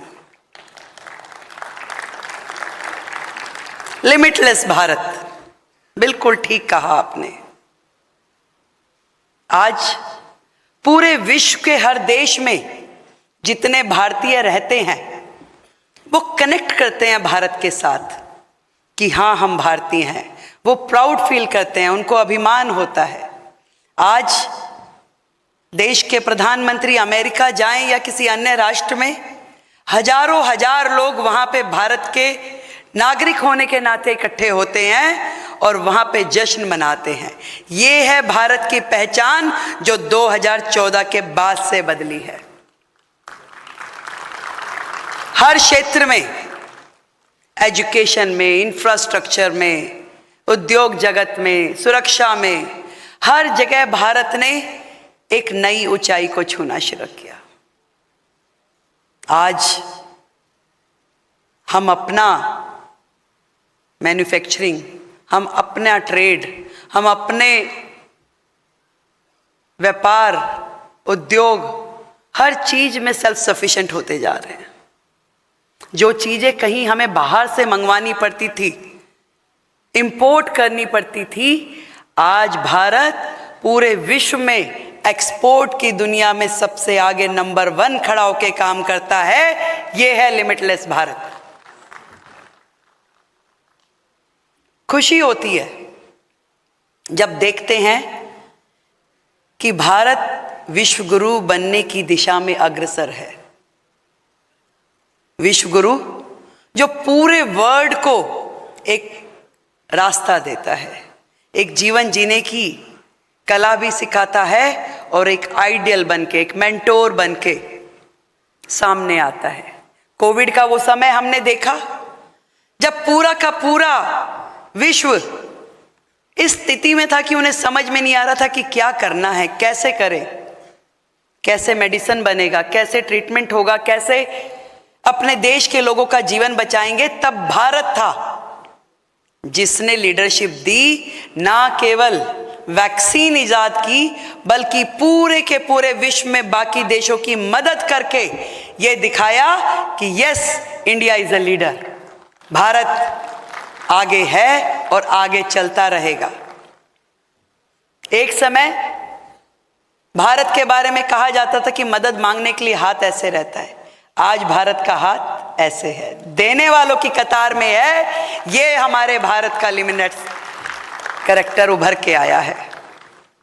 आज कहीं पूरे विश्व में कुछ भी घटना दुर्घटना होती है तो भारत पहला देश होता है जो उसकी मदद करने के लिए आगे आता है। ये हमारे भारत की सच्चाई है जो दिन प्रतिदिन एक एक सीढ़ी बढ़ते हुए आगे जा रहे हैं।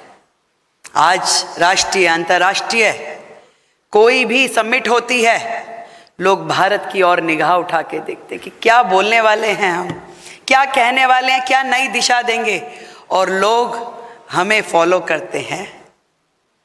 और इस पूरे भारत में जहां हमारी संस्कृति, हमारी सभ्यता के साथ साथ अपनी आधुनिकता के भी हम बढ़ा रहे हैं, ये मोदी जी का नेतृत्व है।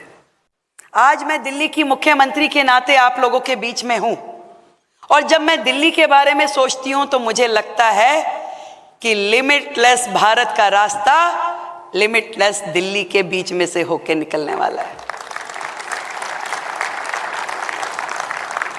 दिल्ली तो देश की राजधानी है भाई, देश का दिल, तो दिल्ली कैसे पीछे छूट सकती है। दिल्ली को देश के साथ ताल में ताल मिला के बढ़ाने के लिए आज मैं दिल्ली का शुक्रिया अदा करती हूं कि डबल इंजन की सरकार जो दिल्ली में बनाई गई है, आज तक जो होता रहा दिल्ली में, आज 27 साल के बाद वो मौका आएगा जब दिल्ली असल में प्रोग्रेस देखेगी, गति देखेगी और विकसित दिल्ली का सपना साकार होगा। तकलीफ होती थी मुझे जब मोदी जी की योजनाएं पूरे देश में लागू होती थी, पर दिल्ली में कुछ लोग अपनी संकुचित मानसिकता के चलते उसे दिल्ली के लोगों को महरूम रखते थे। आयुष्मान योजना, क्या तकलीफ थी उसे दिल्ली में लागू करने के लिए? केवल एक सोच जो कहीं ना कहीं बहुत संकुचित थी। आज दिल्ली के करोड़ों लोगों को उसका फायदा मिल सकता था। जन औषधि योजना क्योंकि प्रधानमंत्री जी के नाम से जुड़ी थी, उसे रोका गया। पर मैं दिल्ली की मुख्यमंत्री होने के नाते ये कहना चाहूंगी कि केंद्र की मोदी सरकार की जितनी भी योजनाएं, उस पे दिल्ली का अधिकार है और वो सारी योजनाएं अब से दिल्ली में लागू होंगी और दिल्ली का एक एक व्यक्ति उन योजनाओं का लाभ उठाएगा। दिल्ली देश की राजधानी, लिमिटलेस दिल्ली। दिल्ली को हमें एक विश्व स्तरीय शहर बनाना है। वो इंफ्रास्ट्रक्चर, वो फैसिलिटीज दिल्ली में लेके आनी है जो लोग दिल्ली में आते हैं सपने लिए हुए। दिल्ली का अपना कोई कल्चर नहीं है। दिल्ली एक मिनी इंडिया है। देश भर से, राजस्थान से, हरियाणा से, पंजाब से, उत्तराखंड से, केरल से, हर राज्य के लोग दिल्ली में बसे हैं। नॉर्थ ईस्ट से, गुजरात से, जम्मू कश्मीर से। और वो लोग जब अपने राज्य से चलते हैं और दिल्ली आते हैं, उनके मन में एक सपना होता है, कुछ कर गुजरना है, जीवन में कुछ करना है। बहुत मेहनत करते हैं, पर दिल्ली में जब उसे ईज ऑफ डूइंग बिजनेस नहीं मिलता था तो वो दुखी होते थे, परेशान होते थे, दौड़ जाते थे। आज आधी दिल्ली एनसीआर की ओर शिफ्ट होती जा रही थी। लोगों को लगता था कि यार इससे बेहतर तो हमें गुड़गांव में माहौल मिल रहा है, हमें नोएडा में, हमें फरीदाबाद में जाने से बेहतर है। पर मैं दिल्ली को ये विश्वास दिलाना चाहती हूँ कि अब आपको कहीं जाने की जरूरत नहीं पड़ेगी, आपको दिल्ली में ही हम वो सुविधाएं देंगे। केवल दिल्ली को इंफ्रास्ट्रक्चर की जरूरत नहीं है, इंफ्रास्ट्रक्चर चाहिए, एजुकेशन सिस्टम ऐसा चाहिए जो वर्ल्ड लेवल का हो।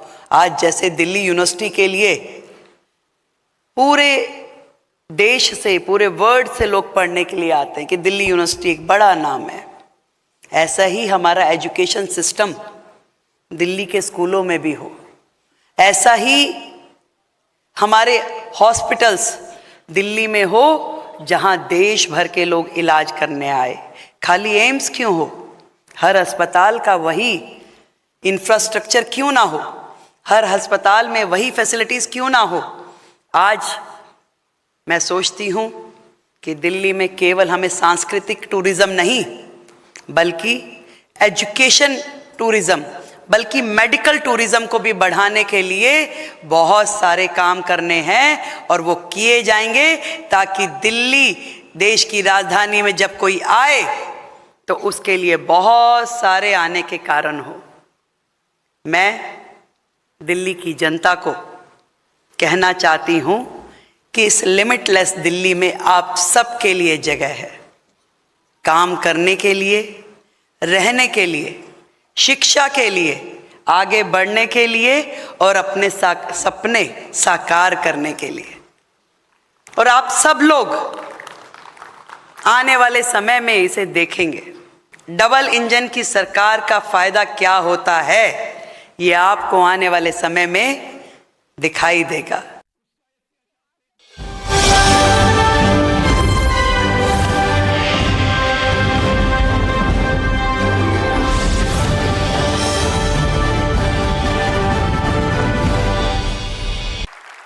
I truly believe that one day Gurudev will come to our campus. He has promised us, which we have built. It's Asia's largest campus, Gurudev.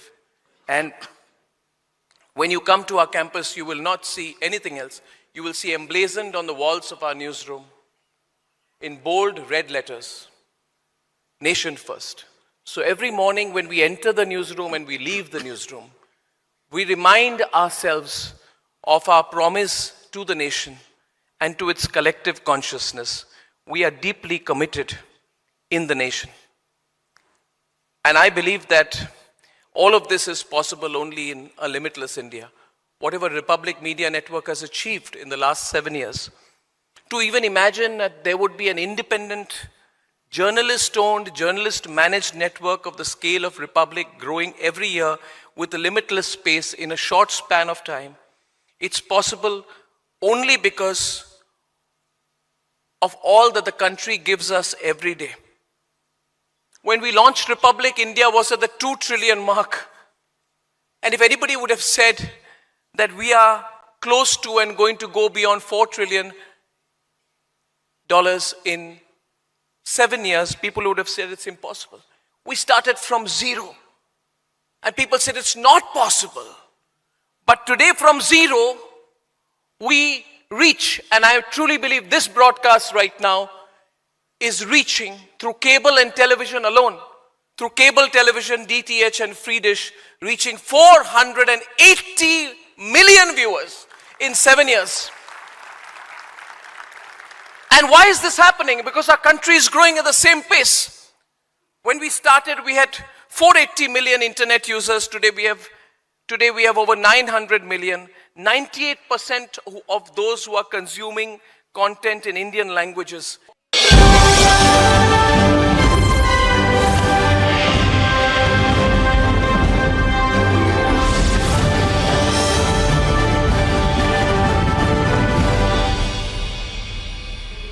The Art of Living is a huge global organization. And I think that is such an incredible thing what you've built, an organic growth, not inorganic, but just organic because it's received with love, blessings and wisdom. Now, I want to understand how you read global events and global politics, and you lead a large global organization. I found this quotation of our fantastic foreign minister very interesting, because I feel that there's a new world order which is emerging now, Gurudev, with the West, as you have yourself said, declining a little bit, and we wanting to reclaim our identity, and we becoming more confident as a people. So Dr. Shankar had rightly pointed out when he went to Europe, he had talked about a Eurocentric mindset, and he said, Europe has to grow out of the mindset that Europe's problems are the world's problems, and the world's problems are not Europe's problems. So this is a new way of thinking, and we love the way it is enunciated. Gurudev, can you enlighten us something, because we want to receive your wisdom in terms of your experiences. Can you enlighten us with your experiences which have shown you that the world is embracing India's way, and what can the world learn from India in India's ethos and India's way of life? If you can share some of your experiences, you meet world leaders, you meet incredible personalities, you meet people all over the world, and you're everywhere, from Iceland to Australia, you're everywhere. So can you tell us a little bit about what you see? There's a lot of things to say. We would like to hear. But I would say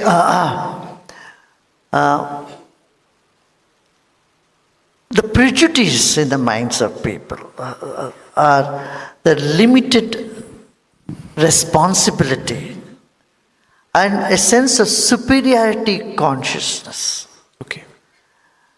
can block someone to keep their eyes open. And the recent changes in the world have broken those eyes, have broken those walls. Now people are able to see beyond their, sense of, this is the world. If you see the news, Arnab, in United States, the way the news is covered, rest of the world is only 2%, 3%, 4%, and America occupies 95%. Yes. So, and if there are some influencer people there, so Middle East, it will occupy more space there. Yes. Other than this, nobody matters at all. What is happening in Korea or in Japan or another place, it's none of their business. But this is changing fast now. It's no more the same narration that was being promoted and consciously thrust upon the rest of the world. Social media has done a good thing in breaking this. Yes. And then also, people are waking up because we are becoming more financially strong and independent. Yes. You may say so much about your culture, but until you are technologically and financially strong, and of course our military is also very good, yes. have become very strong, the defense in this country. So these things will make people wake up and listen to us more. Yeah, and with world leaders, I would say they all have many challenges and very highly stressed. And so they don't know who is their friend and who is not. This is what happens. Well, Gurudev, we have so many challenges in our country also. I'm very troubled by the attempts to break our national unity. Mahakumbh is a symbol of our cultural unity. But cultural unity can be the base of national unity, but it cannot substitute national unity. Linguistic unity, religious unity, cultural unity and national unity. Now, there are attempts to break our country now. North versus South, Gurudev. Linguistic divisions, big debates on delimitation, regionalism and regional nationalism. Then there is this caste issue.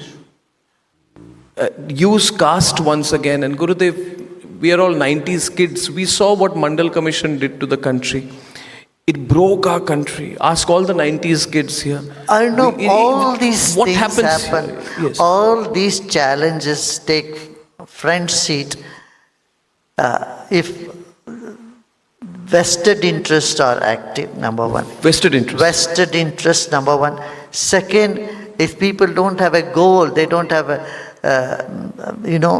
path to move on, they don't have something to cling on, they don't have something to do in their life, then their energy, our youth have tremendous energy, And it is diverted in these destructive tendencies. No, I want to talk about caste, Gurudev. I'm very troubled by it. And I believe that when we are all here today, we don't look at the person sitting next to us and we don't define ourselves by our caste. Do we ever do that? We define ourselves by our belief, by our nationalism. Am I right? Am I speaking for all of us? But these politicians, but these politicians, Gurudev, we have in politics, it becomes an easy vote bank. Yeah, but that's dangerous for us. Very dangerous. Then what do we do here? People normally in this country, if they want a good doctor, they don't ask you what is your caste. They want a lawyer, they don't go for a caste. Correct. What does Gurudev's intuition reveal about India's future and India's growth story? In one word, I would say, very bright. India's future is bright. We will be stronger, prosperous, moreover, more spiritual and happy society, which would showcase a model to the whole world. You know, just this one kumbh with so many different sampradayas, so many different traditions coming together, celebrate everyone doing their own thing, has showcased to the world there is possibility for unity in all diverse faiths, in diversity. We don't have to fight over things. And billions of people coming there, yet no crime. This shows that India's greatness is its spiritual glory, where we stand for ahimsa, non-violence. We stand for Vasudhaiva Kutumbakam.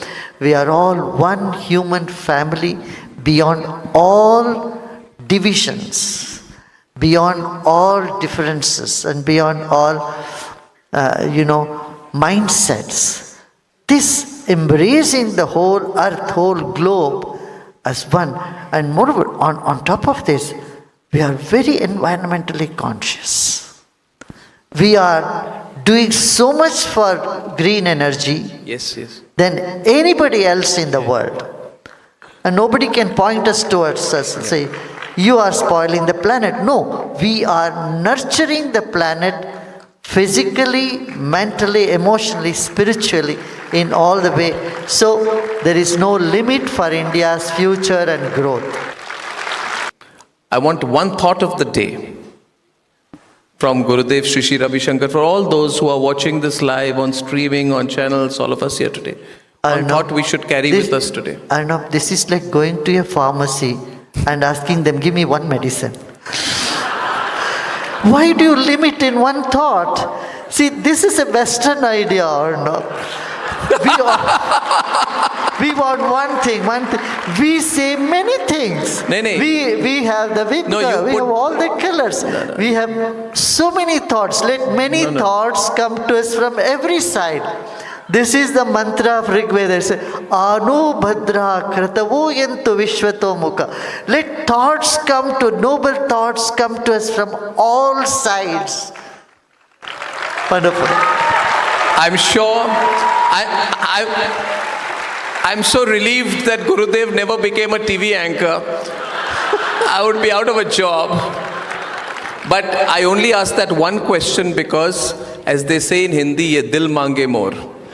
When you are on the stage, ye dil mange more. We love you with all our dils. We believe in you. You bless us. You make us feel positive. You've left the room today with a lot of energy around. Aren't we more energized after this?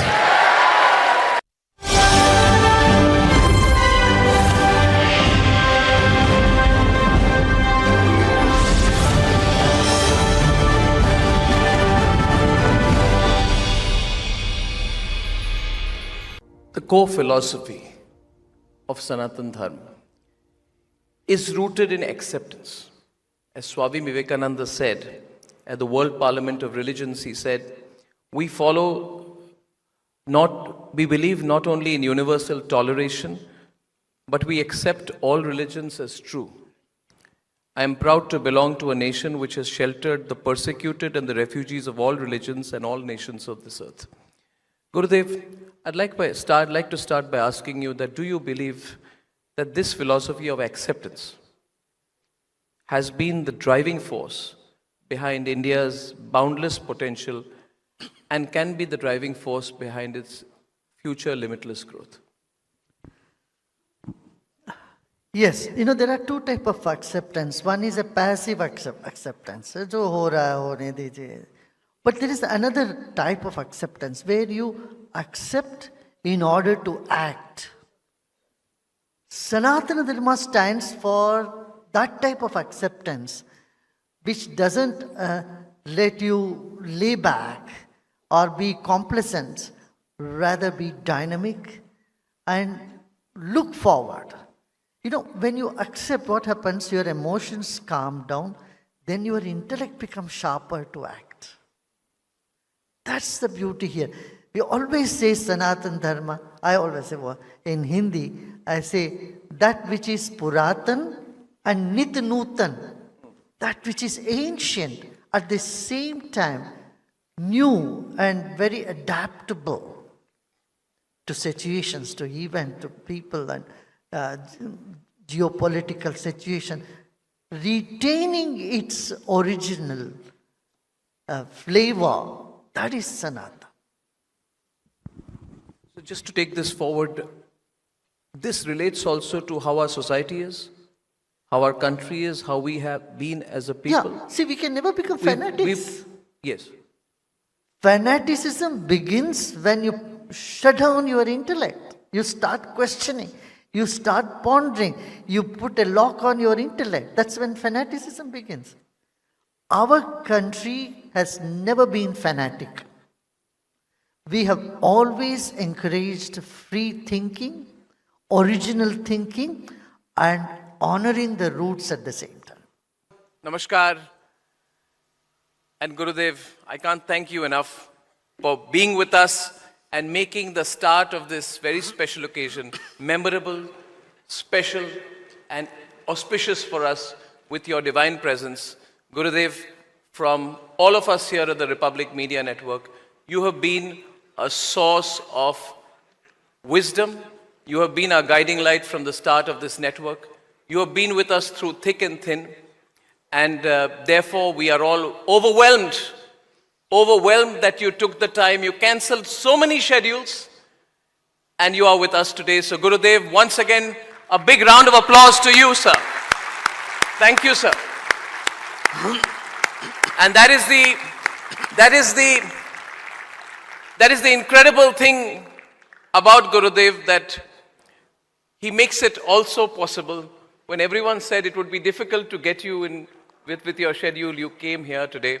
I'm so happy. We are so happy, Gurudev. Thank you so much. We're looking forward to this.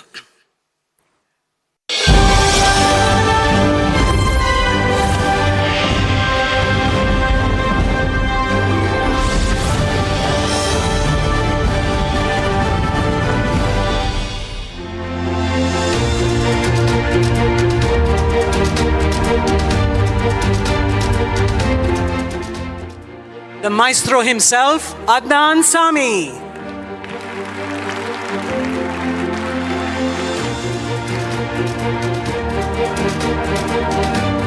Ladies and gentlemen, I think we can do with a better round of applause and a musical round of applause, because Adnan doesn't like anything which is remotely not musical. So musical round of applause for Arnab Goswami. And Adnan, as I start, the theme for today's summit is Limitless India. India that is roaring, India that is surging ahead, India that is confident to move ahead. And अगर आप लोग अदनान समी के गानों को जानते हैं, मैं ये जानती हूँ, तो उनका जो गाना है एक, जो लिमिटलेस इंडिया को एक तरह से डिफाइन करता है. Adnan, before you take your seat, I just want to tell people, because they know this song, they've been singing it all these years, और जो भारत का हर व्यक्ति कहता है और उस सपना को आज पूरा भी कर रहा है. कौन सा गाना है वो? बंगला मोटर कार दिला दे, एक नहीं दो चार दिला दे, मुझको एरोप्लेन दिला दे, दुनिया भर की सैर करा दे. तो आई थिंक भारत का लिफ्ट मोमेंट कब का आ चुका है. And I think if you agree, then a round of applause for that. So why don't we start with that? I think. Okay. And everyone needs to do the step that Adnan does it so well. नमस्कार नमस्कार तेरी ऊंची शान मौला मेरी अर्जी मान ले मौला तू है सब कुछ जानने वाला मैं हूँ तेरा मानने वाला मुझको भी तो लिफ्ट करा दे थोड़ी सी तो लिफ्ट करा दे बंगला मोटर कार दिला दे एक नहीं दो चार दिला दे मुझको भी तो लिफ्ट करा दे मुझको भी तो लिफ्ट करा दे थोड़ी सी तो लिफ्ट करा दे Lift kara de. Thank you. There's a reason that I chose this song, Adnan. And as I said, it truly embodies the spirit of Limitless India. We don't want to look back, we want to surge ahead, we want to look forward. And this song embodies that. और मैं अदनान से कहूँ कि वो बैठे उससे पहले एक और बात बताना चाहती हूँ और हमारे दर्शक ये जानते हैं अदनान कि you also in a way embody that limitless spirit. He's a singer, he's a musician, and he plays 20 odd instruments. Who does that? He wants to move forward, and it's in the field of please. And of course, not to speak of the fact that once upon a time I was limitless. Okay. Now I came back into a little bit of a budget. And that is also a journey that I think a lot of people take inspiration from. Adnan. वो भी एक ऐसा सफर है जिसको लेकर लोग बहुत प्रेरणा लेते हैं आपसे, बहुत इंस्पिरेशन लेते हैं. और जैसा मैंने कहा कि अदनान पियानो बजाते हैं और इतना तेज बजाते हैं that he's also recognized as one of the fastest pianists in the world. और मैंने ये भी सुना अदनान कि आपके हाथों की तो इंश्योरेंस भी कर दी थी. Moving fastest fingers. हाँ, एक जमाने में, yes, that's true. So Adnan, how do you see this? This is a beautiful crowd here, waiting to listen to you, waiting to listen to your story, and waiting to listen to your idea of Limitless India. देखिए, बात ये कि मेरी परवरिश ऐसी हुई है कि मैं पूरी दुनिया में रहा हूँ. Not as a tourist, but I've lived in different parts of the world. And you know, जब वक्त आया ये डिसाइड करने का कि कहाँ पर अपना बसेरा होना चाहिए, तो जिस तरह का प्यार मुझे यहाँ पे मिला और जिस तरह की खूबसूरती मुझे यहाँ पे दिखी और डाइवर्सिटी यहाँ पे मुझे दिखी, तो I had all kinds of opportunities. I have family in the US, Canada, my wife is from Germany. But for me, there was absolutely no doubt कि मुझे जिस तरह का यहाँ पे प्यार मिला और अपनापन महसूस हुआ, तो it had to be India. It had to be India. So Adnan ने जब भारत की नागरिकता ली तो उस समय बहुत सारे सवाल उठे थे. बहुत सारे लोगों ने पूछा कि अदनान ने भारत को क्यों चुना है, जिसकी बात आपने अभी करी, क्योंकि इतने सारे देश हैं दुनिया में, लेकिन भारत ने मुझे चुना. ब्यूटीफुल. और भारत ने अपने इस तरह से हाथ और अपने इस तरह से बाहर रखे और मुझे इस तरह से गोद ले लिया, गले लगा लिया, गोद ले लिया. और ऊपर वाले से भी एक तरह का मुझे हिंट मिल गया, क्योंकि ऊपर वाले ने कहा कि इसकी बर्थडे जो है ये 15 अगस्त कर दो, ताकि उसको कोई शक ना हो कि he belongs here. Now, a lot of people don't know this. A lot of people who don't know this, please tell them. Adnan is born on the 15th of August. अब आप सोच लीजिए, वो रिश्ता आप जोड़ लीजिए. बिल्कुल. तो आप ये कह रहे हैं कि रिश्ता ऊपर वाले ने जोड़ दिया. रिश्ते तो बनते ही ऊपर हैं और हम तो यहाँ पे निभाते हैं, लेकिन ये सब चीजें जो हैं, destiny is written from up above. We just are there to execute them.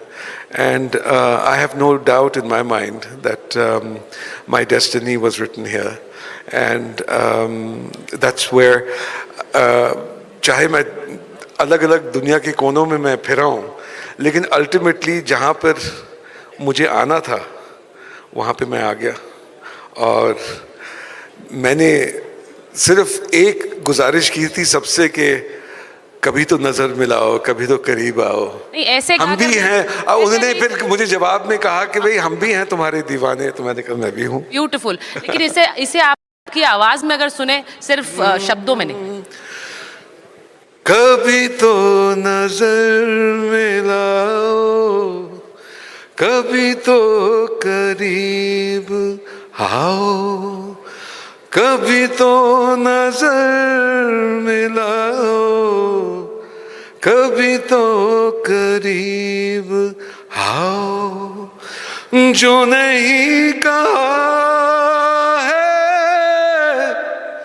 कभी तो समझ भी जाओ। भारत, हम भी तो हैं तुम्हारे दीवाने हो दीवाने, हम भी तो हैं तुम्हारे दीवाने हो दीवाने। ब्यूटीफुल, बहुत ही सुंदर। Adnan, there's an iconic India-Pakistan rivalry. I today don't want to talk about it, but we have a living legend here, Mr. Anil Kumble, sitting there. He's right there, and he's lived that rivalry on the field of sports. We have Major General G.D. Bakshi sitting here. Yes, of course. We've seen him. We've seen the kind of he's a legend in his own right. Of course. But when we think about Adnan Sami, we know that you're also very good at troll bashing. And we've seen that on social media. A lot of people get attack you, but you give it back. And how do you see this? Because was there a lot of hatred that came your way when you took up? Initially, yes. There was quite a hostile kind of a reaction, and I guess these things happen. I'm not one person who sort of takes things lying down. I do take it. I'm very patient. I'm very tolerant up to a point. But when the other person, regardless of who that person may be, starts getting the impression that maybe he's quiet because he's either he doesn't have something to say or he's being defensive, then you need to sort of show them the door. And boy, do I show them the door. Adnan की हमने बहुत सारी तस्वीरें देखी हैं। मैंने आपकी बहुत सारी ऐसी तस्वीरें जिसमें देखी हैं जिसमें आप तिरंगा लिए खड़े हुए हैं, आपके पीछे तिरंगा चल रहा है। अगर हम कुछ तस्वीरें वहाँ चला भी सकें, और जब वो तस्वीरें चलती हैं तो मैं आज आपसे पूछना चाहती हूँ, क्योंकि बहुत से लोगों को लगता है कि जब हम भारत की बात करते हैं, लिमिटलेस इंडिया की बात करते हैं, उस भावना को, क्योंकि जब वो तस्वीर मैं आपकी देखती हूँ, उस भावना को आप एक गाने के रूप में या संगीत के रूप में कैसे पिरोत पाते हैं? क्योंकि कहते हैं कि सबसे ज़्यादा जो भाव आप अपने लोगों के सामने रख सकते हैं वो संगीत के ज़रिए। देखिए, मैं आपको एक चीज़ बताऊं कि जब कोई इंसान पैदा होता है किसी चीज़ के साथ, तो एक तरह से उसको वो चीज़ जो है वो विरासत में मिलती है। तो कभी कभी क्या होता है कि उसको खुद एहसास नहीं होता कि उसके पास कितनी कीमती और कितनी खूबसूरत चीज़ है। तो लिहाजा कभी कभी they sort of don't value it and they sometimes take it for granted,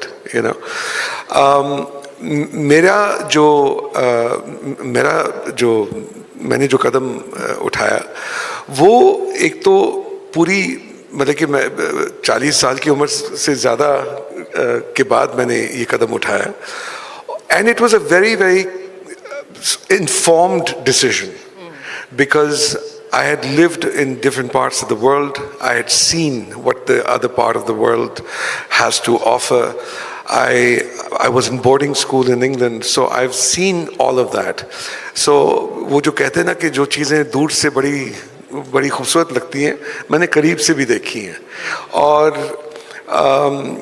so when I decided to take this step, it was after all the experiences that I had had, and then seeing what I had experienced over here.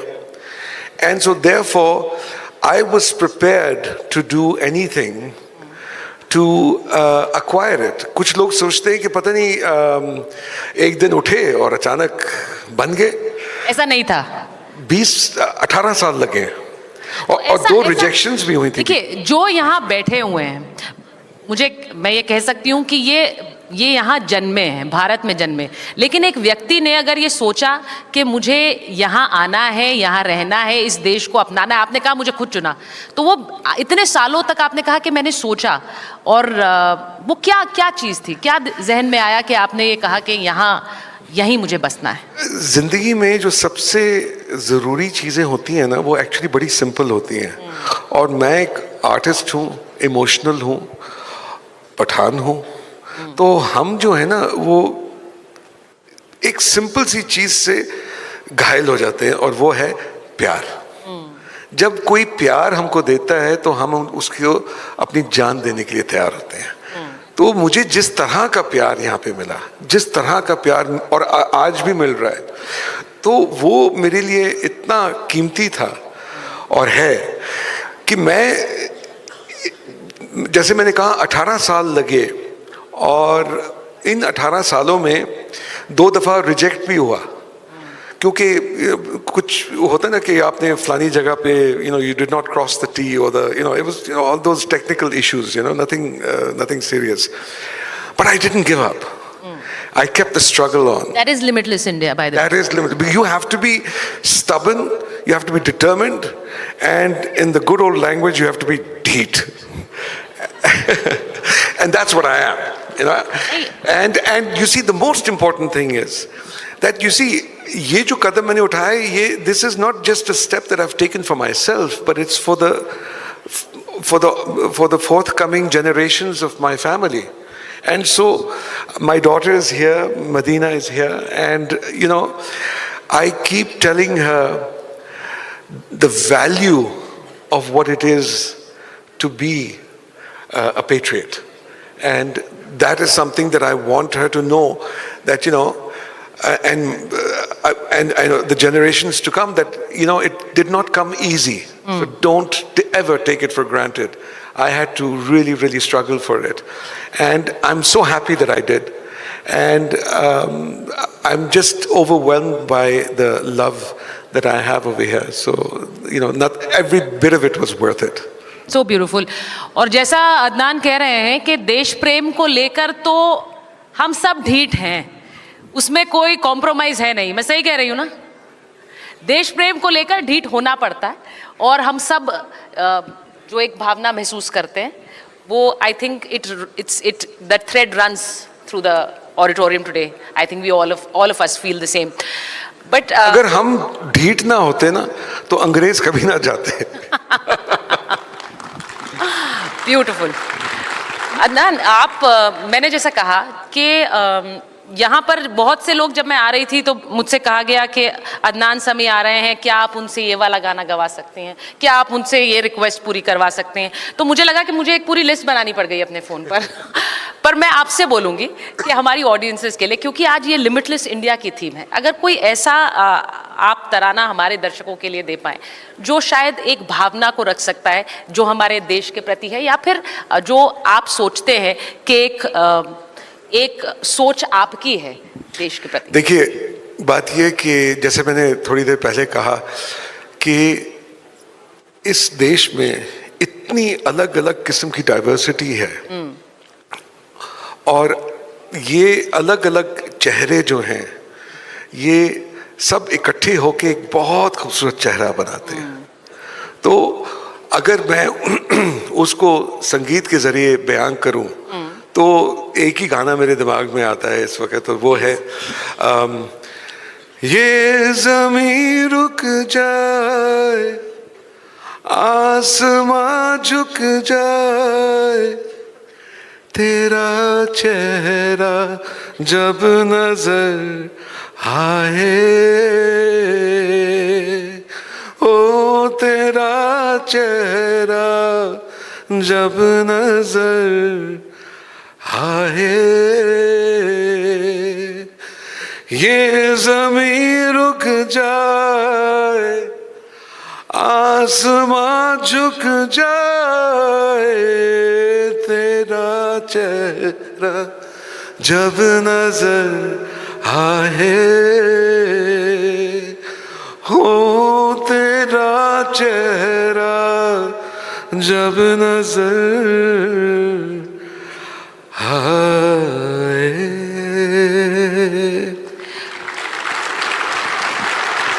जब तालियां बजती हैं तो मेरा role खत्म हो जाता है, मुझे कुछ कहने की जरूरत नहीं है। ये सीधा जुड़ाव आपका और ऑडियंस के बीच का है और ये संगीत लाता है। मैं बस आपसे ये जरूर पूछूंगी अदनान, क्योंकि आज प्रधानमंत्री थोड़ी देर में यहाँ आने वाले हैं, हमारे सारे दर्शक उनका इंतजार कर रहे हैं।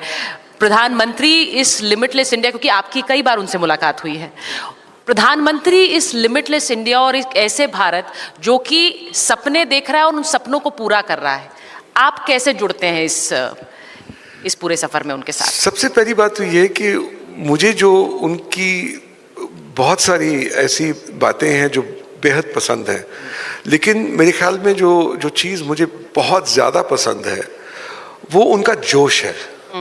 क्योंकि उनका जो एक इंथुजियाज्म है अच्छाई करने का, वो एक मिसाल है सबके लिए। और वो जिस तरीके से उनको जो कुछ ऊपर वाले ने अता किया है, उसके बावजूद वो कभी आराम से बैठते नहीं हैं।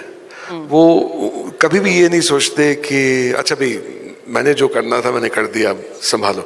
नो, वो अपने पास्ट लॉरल्स को गिनते ही नहीं है। वो बस ये देखते हैं कि आगे क्या देखना है, आगे क्या करना है, आगे क्या अचीव करना है, क्योंकि बहुत कुछ है अचीव करने के लिए। तो ये जो एटीट्यूड है ये हम सब के लिए एक इंस्पिरेशन है। और आज जो उन्होंने अपना एक मकाम पूरी दुनिया में बनाया है वो सब देखते हैं। और उसके ज़रिए सबसे ज़रूरी बात यह है कि भारत का जो एक इमेज उन्होंने पूरी दुनिया में एक तरह का रीबूट किया है, वो इतना खूबसूरत है कि आज आप जिधर भी जाते हैं तो लोगों का जो एक एटीट्यूड है आपकी तरफ, जिस नज़रिए से वो देखते हैं, वो बदल गया है for the good. And so the point is, I think the greatest lesson that I see from him is do not sit and pat yourself on the back. Keep marching forward and don't rest on any laurels. Keep going forward and trying to go for yet another achievement. मैं आप लोगों को बताऊंगी कि अदनान से जब मेरी कल बात हो रही थी तो उन्होंने एक बात बड़ी खूबसूरती के साथ कही कि कैसे जो हिंदुस्तानी म्यूजिक है, हिंदुस्तानी जो हमारा संगीत है, उसको कैसे आगे लेकर बढ़ना है वो बहुत ज़रूरी है। और अदनान ने ऐसा किया भी है। उनके कई ऐसे गाने हैं जिसमें हिंदुस्तानी राग को उन्होंने पॉप में बदल दिया है और वो बहुत आप लोगों के बीच बहुत हिट हुआ है। तो मैं चाहूँगी अदनान, जिससे पहले हम इस सेशन को अंत करें क्योंकि हमारे और भी कई मेहमान आ रहे हैं और प्रधानमंत्री जी के आने का समय हो रहा है, आपका कोई ऐसा गाना जो आपको लगता है भारतीय संगीत को भी परिभाषित करता है और उसको विश्व मंच पर भी रखता है? देखिए, मेरी जो बुनियाद है मेरे संगीत की, वो चाहे मैं बाहर बड़ा हुआ जैज़ के साथ शुरू किया, मैंने वेस्टर्न क्लासिकल के साथ शुरू किया, लेकिन हिंदुस्तानी क्लासिकल म्यूज़िक में मेरी एक बुनियाद है और ख़ास तौर पे पियानो बजाने में। तो मेरी हर कॉम्पोजिशन जो है उसके अंदर हमेशा मेरी कोशिश ये होती है कि मैं कोई ना कोई राग लूँ, उसकी एक बुनियाद रखूं और फिर उसके ऊपर मैं अपना एक रंग दूं और उसमें फ्यूजन भी लेके आऊं। तो उसमें लाइक फॉर एग्जांपल राग दरबारी है। अब राग दरबारी के जो सुर हैं वो ला रा डा डा ला रा डा डा डा ला रा डा।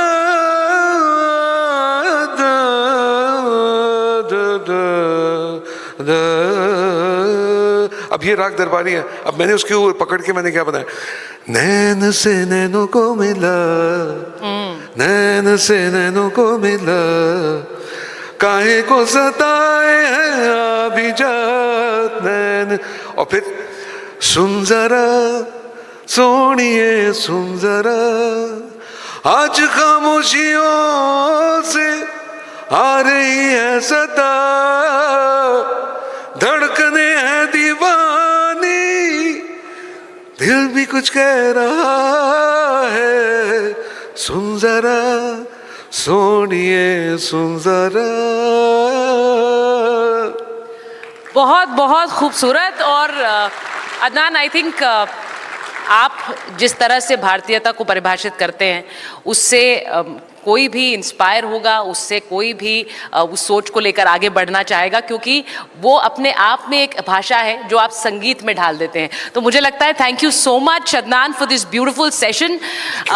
As I said, a musical round of applause for Adnan Sami for being on the republic plenary summit. That says it all, Adnan. Thank you so much. Thank you so much. Thank you so much, Adnan and Sucharita. Please take your seats. Ladies and gentlemen, true artistry is limitless, and you have seen Adnan display that, breaking all barriers in his life as well as professionally. We've now got our guest who slams patriarchs and patronizers as hard as she slams the tennis ball on a tennis court. She's a limitless Indian with sheer determination, resilience, and an unbreakable will to do it on her terms. Her journey is more than trophies and titles. It is the story of a nation rising, of breaking conventions, and of never accepting limits. She's inspired an entire generation to dream beyond constraints and chase victory with unwavering resolve. The session is presented by ACO. Save up to 36,000 rupees on new insurance with ACO Auto Insurance, championing those who break barriers and redefine the game. A legacy built on grit, glory and greatness. Sania Mirza. हमने सानिया मिर्जा को नहीं देखा, हमने Steffi Graf को नहीं देखा, मोनिका सैलिस को नहीं देखा, लेकिन सानिया मिर्जा को हम सबने देखा है। जोरदार तालियों के साथ स्वागत कीजिए भारत की टेनिस लेजेंड सानिया मिर्जा का। May I also invite the one and only Suhail Seth? कैसी लगी test drive? In conversation with the living legend. और इंश्योरेंस कहाँ से लेना है? Wow, what a question. Showroom से। और कोई ऑप्शन ही नहीं है सर। कोई जबरदस्ती है क्या? कोई जबरदस्ती नहीं है। डायरेक्ट ACO से लो और 36,000।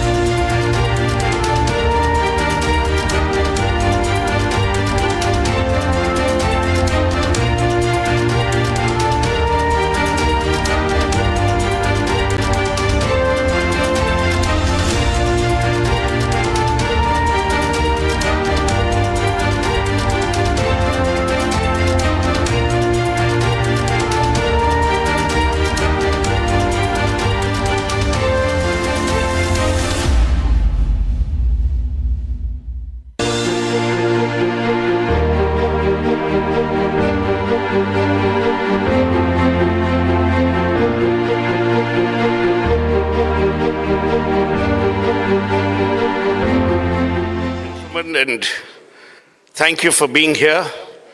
Very brave of you and courageous to stay on till the very end. This is a very special section and a session because I have with me, as all of you know, Sania Mirza, who unarguably is one of India's most delightfully talented individuals who epitomizes limitless in a manner that you and I can't fathom. I'm delighted she chose tennis as her career because she could easily have been a politician or in a cinema industry. So let's start with the beginning. And I don't want to make it mushy, we'll make it fun, no controversies. So I'm not going to ask you any questions that would evoke or stoke controversy. How did this all begin? And what was the one thing that drove you consistently? Because there are many naysayers in our country. You know, I lived in Bengal most of my life. in Bengal, we had a problem for every solution. So that's the mindset we were brought up with. So how did you manage all the obstacles that came your way? And many must have. Well, good evening, everyone. Thank you for that lovely introduction. You really switched roles really fast because you were really funny about 5 minutes ago and then you went into this whole compere mode right now. It's amazing. No, that's because I asked her, why didn't she choose tennis as a career? Then when I read the sheet, I discovered she was a tennis player. To answer your question, 32 years ago is when my parents said, we want our child to play a sport. And, you know, I mean, I'm okay to say my age because it's on Google, so I'm 38 now. And when I was 6, my parents said, you know, boy or girl, it doesn't matter, we'll make them play a sport, which in itself was very weird in those times, because especially when you had girls, sport wasn't really something you chose, and when you had boys, they played cricket. So we had a lot of cricketers in our family, and similarly, if I was probably a boy, I would have probably played cricket at that point, but thankfully that wasn't the case. I was a girl. My parents said, oh, you know what, I used to skate, I used to swim, I used to play tennis. And I happened to be a lot better at tennis than anything else that I ever did. Whether it was, I mean, I was good at studies, but I was much better at tennis. I was good at swimming, but I was much better at tennis. And it was always like that, no matter what I did. And a couple of months into me playing, my mom had to actually fight the coach and say, please take her. And he said, she's too small. She's only 6. And she said, but she's my daughter. I want her to play a sport. And my mom's the feisty go-getter. My dad's the more calmer person in the family. And my mom said, I don't care. I want her to play. And after about 2 months, the coach called and said, I've never seen a 6-year-old hit a ball like this. So that was the beginning of the journey of how I happened to choose this path in my life. So interesting. Now, you talk about the fact that there were encouraging parents, and there were parents who actually went out of the way not to stress academia, because the problem in India that I've always said is we lay too much of importance on education and very little on knowledge, which is why we have such bright people everywhere around us. And obviously I'm being sarcastic. But having said that, you know, it's interesting you mention your age. Because I've seen 40 Wimbledon finals, and I'm going to be 62 on May 28. You can all send me wishes. Arnab Goswami is turning 27 tomorrow. So you can send him a wish in advance. But it's interesting, Sania, because I've always believed, unlike cricket, and I have a lot of respect for our cricketers, for their fitness, for their game, and I believe tennis is such an individual, tough sport because you're there alone. How did that ever impact you? Or who were your role models, for instance, at that time? Well, I mean, you know, when you look up Sania Mirza on Google, and I get this question a lot of, you were the first one to do this, and you were the first one to do that, and you're the first one to, you know, whatever it may have been. To answer your question, I didn't have any role models back home at that point, because the only other female athlete close to home that I could really look up to, and I think a lot of, you know, I see younger people here probably grew up looking up to was P.T. Usha, because she was the only other female athletic superstar that we had. But because of lack of social media and electronic media, we didn't really actually know what she looked like. We just heard of P.T. Usha, you know. So for me, I had to find those role models outside. So for me, Steffi Graf was my role model. For example, growing up, I wanted to be like her. I wanted to hit a forehand like her. I wanted to act like her. And and then one of the biggest compliments in my life that I got was that my forehand was very similar to hers, and that was someone who I was trying to emulate.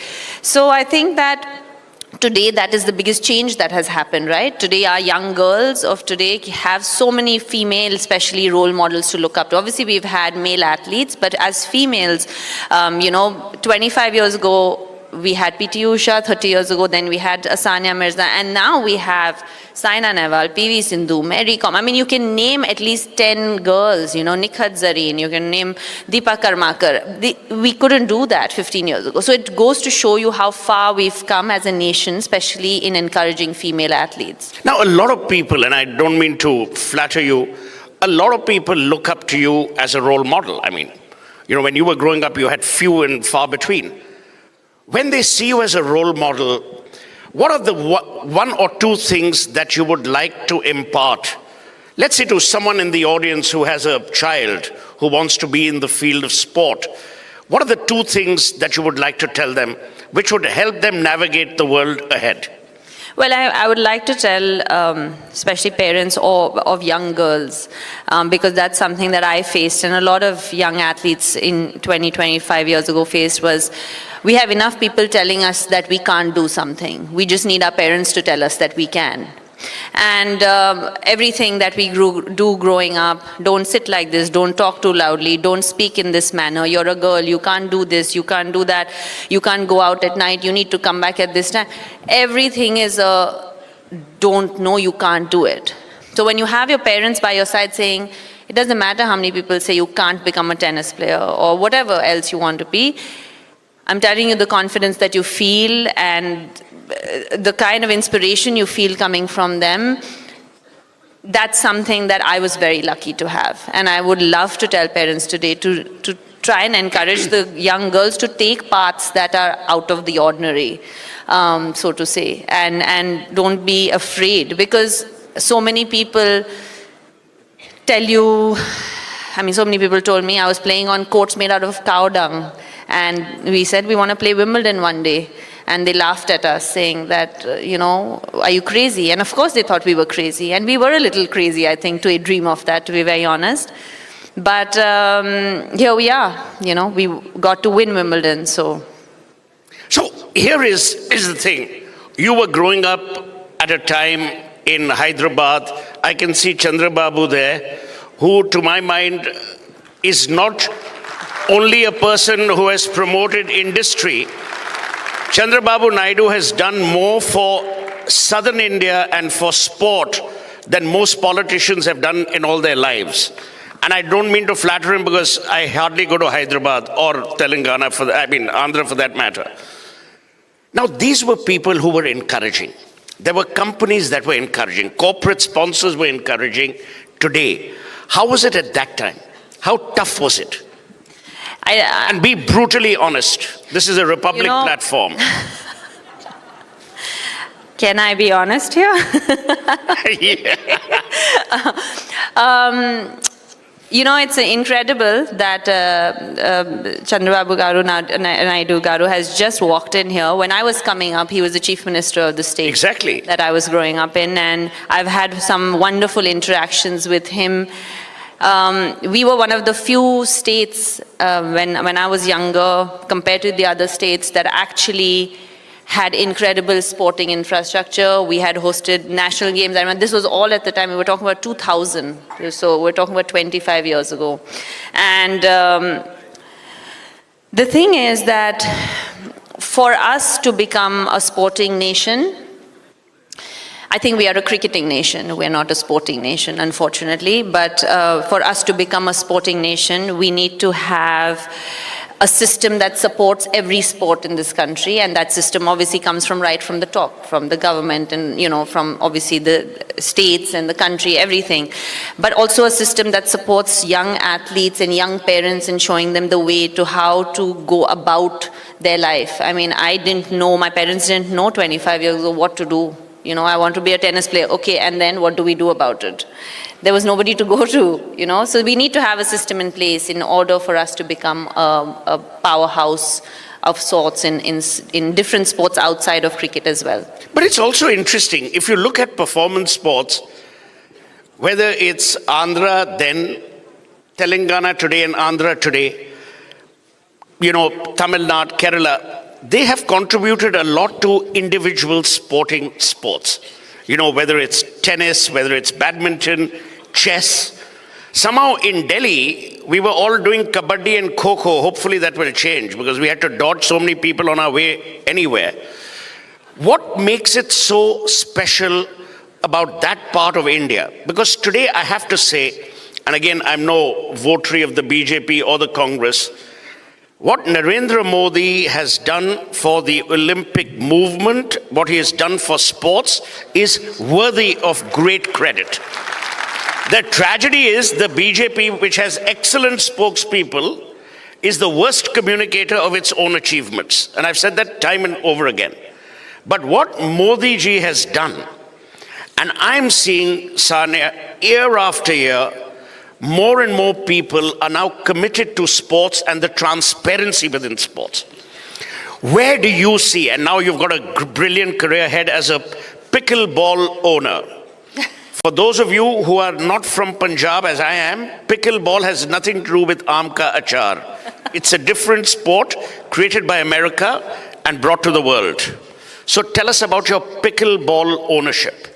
No, I think we'll get into the pickleball later, but yes, I second what you're saying, and that is the reason, going back to the first point that I made of how many young champions that we have today, how many brilliant athletes we have today that we can look up to as global superstars. And obviously we've had that in cricket, but I'm talking about outside of cricket, and that's where we were really lacking over the last hundreds of years. So the fact is that goes to show you that when the system gets involved, the kind of success you actually get. And you're 100% right about what you said about our great Prime Minister. And pickleball is a sport that a lot of people actually think is going to is become super popular. First of all, I don't know how many people know pickleball here. Guys, how many people? Raise your hand. Very few people. But remember, this is largely a Delhi audience. If you told them how many of you know pickle without the ball, all the hands would go up. See, there you are. Okay, then. And how many people have been put in a pickle, all the hands would go up. No, pickleball is just played on a smaller court. It's a cross between paddle, table tennis and tennis, and it's actually a super family and social sport, which is humongous in America. That's where it started from. A lot. Andre Agassi and Steffi Graf, biggest ambassadors today, playing in front of thousands of people, playing these exhibition matches. Andy Roddick's playing. So all the ex-tennis players and a lot of current tennis players actually are moving to pickleball a little bit at the end of their careers, but it is a game for a lot of people to go with their families, to make a lot of friends. It's a very social kind of game. Lots of fun. I don't know if it has the potential to become a humongous like Olympic sport or whatever, but I do think it has the potential to definitely bring people out of their iPads and TVs and come on and live a healthier life. As we end, I can see Rini Simon from the corner of my left eye gradually climbing the stage to tell us to get off. And I also see there's 1 minute, 10 seconds left. But I want to thank you, Sania, for three things. For being Sania Mirza, for being feisty, and for being a limitless Indian. Thank you. And I must say, Arnab and your entire team, enough in this country is discussed through the prism of negativity. But there is a lot of good that this country has and that this country will remain to have. We are not just a limitless nation, we are a nation at the threshold of legitimate greatness and glory. We need to recognize that, we need to celebrate that, and we need to stop being cynical. We need to be proud of every Sania Mirza, as we must be proud of every Narendra Modi and every Chandrababu Naidu. We must be proud of our people. The fact is, we are ready to pick fault when actually we must celebrate greatness. On that note, thank you, ladies and gentlemen. I hope you have a splendid evening, and you will see two great architects, Chandrababu and then the Prime Minister, and in between two great artists. And I hope you have a splendid evening. Thank you, and may God bless India forever. Ladies and gentlemen, a round of applause for Suhail and Sania, a conversation proving that champions are not just measured by victories, but by the courage to defy norms and inspire a billion dreams. We're on to our next guest. He's truly a limitless leader, a pioneer of modern governance, a force behind some of India's most transformative strides in technology. A three-time chief minister, he's always been ahead of the curve in his governance. And in his 40s, he powered the IT revolution in India. And in his 70s, he's leading the AI push for a limitless India. Ladies and gentlemen, the iconic and future-forward leader of limitless India, Chandrababu Naidu Garu. May I request Arnab Goswami to please come up and welcome Chandrababu Naidu Garu with a shawl.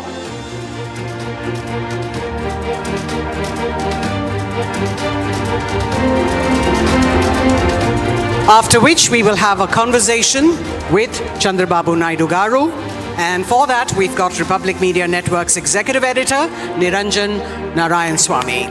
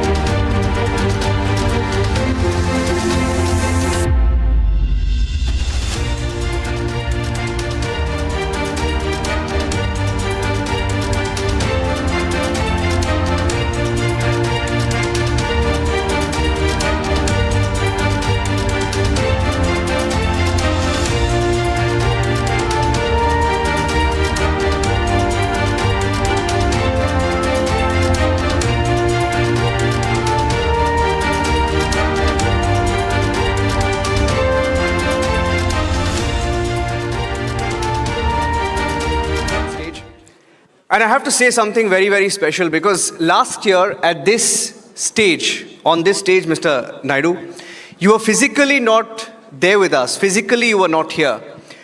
But he joined us virtually last year, and it was the first time after he had broken away from the NDA.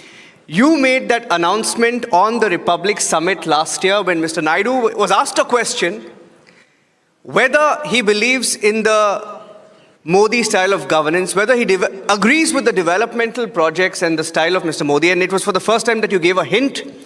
Today, you are with the NDA, and you're a successful and the most powerful ally of the NDA. So first of all, thank you, Mr. Naidu, for being with us. Thank you. Very nice. So, Mr. Naidu, we are on this stage at a time when many states in the south, Tamil Nadu has its own issues, Kerala has its own issues, Telangana has its own issues. But the issue they want to debate, they want to talk about delimitation, they talk about languages. Yesterday I heard a fantastic soundbite of yours. You said, why 3 languages? If I could, I'll bring in 10 languages. So your mantra seems to be, while they are saying north versus south, your mantra seems to be, together we can. Is that what makes Mr. Naidu different? No, I am very happy to be here. I like this subject. Republic TV has taken up a subject, Limitless India. This is where I am visualizing future is for India, future is for Indians. I don't have any doubt about it. Some people may have doubt. They are all very, very pessimistic. But all the ways, I am optimistic. I am confident what I am saying today, you write down. Under Narendra Modi ji leadership, India will be number 1 or 2 by 2047. Globally, Indians will be number 1. Today we are all talking Jewish. One Jewish anywhere in the world, they are the richest community, most influential. I am proud to announce here, anywhere you go today, no need to ask anybody, any posh locality you go, that past localities belonging to Indians, that is the Indians' prosperity all over the world. Not one country. That is where we are saying limitless. I am telling you, it is happening today. If you can imagine in America, average per capita income is double among Indians compared to any other nations in America. Yes. So, it is very nearer to me. Right time, right leader for the country, that is Narendra Modi ji. Under his leadership, India will grow from strength to strength. Earlier we had so much of confusion. There is no confusion today. There is a clarity, there is a vision, there is things are happening, very inspiring time. So, according to me, we are all in an inspiring time. I used to talk 95. Sania is here. I'm very happy to see her here. At that time, nobody used to promote sports. Everybody only cricket. I wanted to give importance for sports. Then I started. First time she got medal. Then I remember very well, around 25 lakhs cash at that time I have given. First time, even sports persons can earn money. That is how we changed it totally. I am very happy. We announced in 2000, Olympic Games will bid. It didn't happen afterwards. Today, by 2036, we are going to host Olympic Games. That is possible because of Narendra Modi ji under his leadership. And also, I am telling all of you, 3 advantages we are having. One is 1991, we started economic reforms. Mid-90s, Indians took advantage of, first mover advantage of technology. Demographic dividend has come windfall gain. Our Indians are most acceptable community globally. Now entrepreneurs, you name anything, they are doing extremely well. Earlier, 95, I used to talk about IT. Today I am talking about AI. At that time, I promoted every family, one IT professional should be there. Now I am asking every person has to use IT or innovate use cases in IT, AI, then only it is possible, it is happening. AI has come, data is available on cloud. Real-time data can be captured through drones, CCTV cameras, apps, or IoTs, or wearables. Then real-time solution, you can find it and communicate. It is sometimes people are saying AI will destroy the ecosystem or some disadvantages. Always, any system, there are problems. We have to take positives, then we can move forward. That is what I'm saying. According to me, I'm telling you, if you see our economy under Narendra Modi's time, 10th economy in the world. Now we are 5th economy in the world. By 2027 or 28, we will be third largest economy in the world. Then we have to climb second and first economy in the world. And also, you are seeing globally, all global leaders, you are watching the stability. I don't want to mention names. You name any country. But India is very fortunate, very balanced leader, and also to say proud of him, wherever you go, he is commanding respect because of his conduction. So many crises we are watching, India's foreign policy is the very good policy because of Narendra Modi ji. All these things are going to happen, very good advantage for India. that is nearer to. I'm going to ask you a question, and even though it might sound a little rhetoric, right? You are the OG, what they say, original digital visionary. Because you remember in the 1990s, it was Chandrababu Naidu who was talking to Microsoft. You were talking to Microsoft, you were bringing the industries to then a united Andhra. Today, if you have to start all over again and just focus on 3 areas, because you saw 20, 30 years ahead, today if you have to start from scratch and look at 3 areas, just 3, what would those be? One is IT to AI. IT to AI.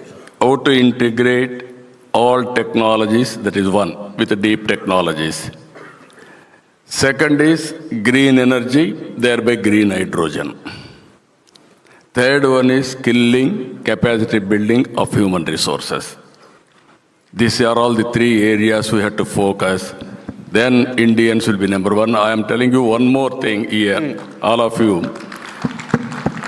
Population management is very, very important for India.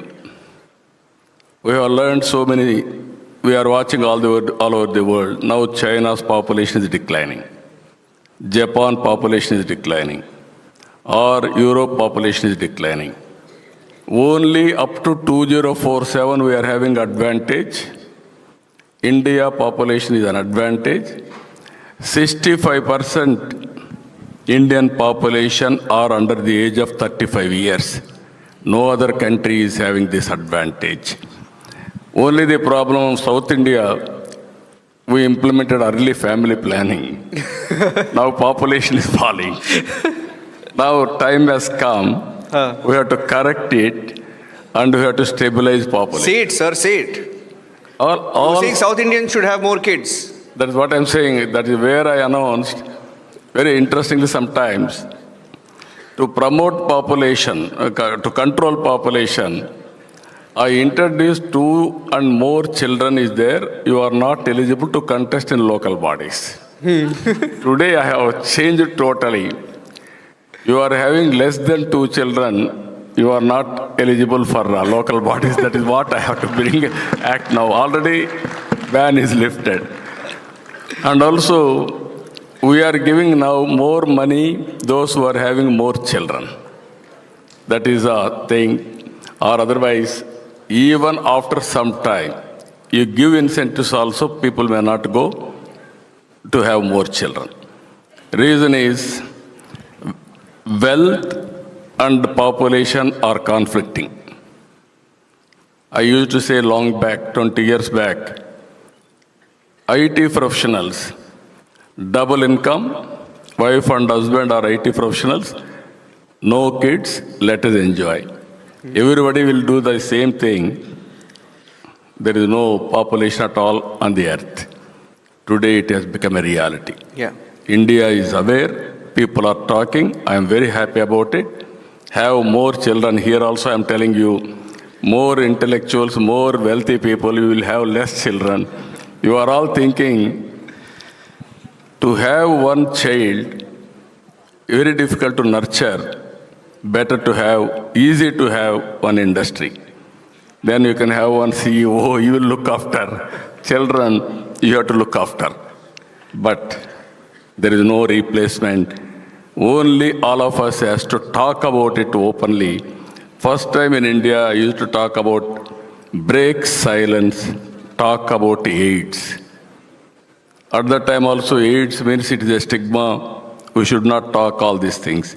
Now all of us has to talk about population management. I am very happy. I am congratulating Bihar and UP. They are saving the nation by having more children today. It has to continue other parts of the country. Okay. You know, Mr. Naidu, you're an example of what a limitless Indian can be. And the reason I'm saying this is because, yes, you have had many successes on the governance front. You've been revolutionary, you've been a visionary, but you also faced a lot of setbacks, personal setbacks, and you've bounced back every time. You've been physically attacked, you've been subject to a personal attack, you were arrested. And every time you have hit back and hit back hard. What's your outlook? Isn't it, how many of you, I mean, we felt shocked and sad at the way you were picked up physically and taken to jail. When all of us knew there is an element of vendetta perhaps. But what kept you motivated, and did you know you're going to come back as the Chief Minister? No, very interesting question you asked me. I am always ahead of times. In 1995, I spoke about IT. Nobody used to talk about IT. They heckled me at that time. But with the determination, what I am doing is right, I continued. In this country, you know very well, telecommunication sector, once it was in public sector, BSNL, VSNL monopoly. Even I want to talk anywhere as Chief Minister, I may not get lines immediately. If I know one operator, he will connect me directly. That was the system. 3 successive prime ministers I fought. Finally, Vajpayee has done deregulation of telecommunication sector. Today, that is the biggest revolution in telecommunication. What I wanted to impress upon all of us here, doing right things one, always keeping people on our side is another. With obsession also, if you won't communicate properly to the people, at that time they may have so many problems, they may not vote for us.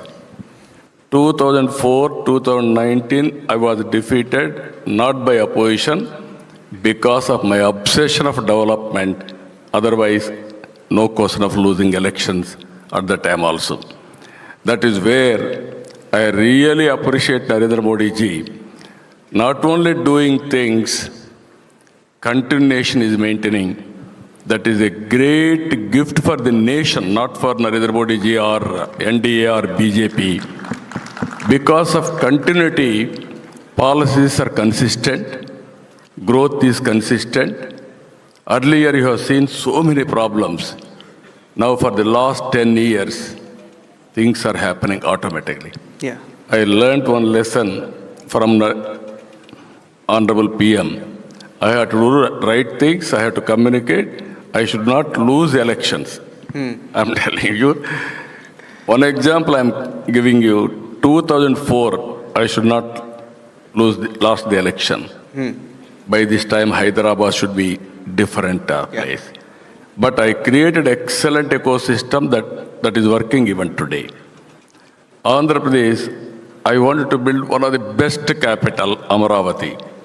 By name Amaravati, everybody is appreciating. That is the angel's capital. Yeah. But that capital was totally destroyed, derailed. Now 10 years over. Again I am putting on track. One example here, all intellectual audience. Around 35,000 acres of land. 29,000 farmers has given land under land pooling. Nowhere in the world it has happened.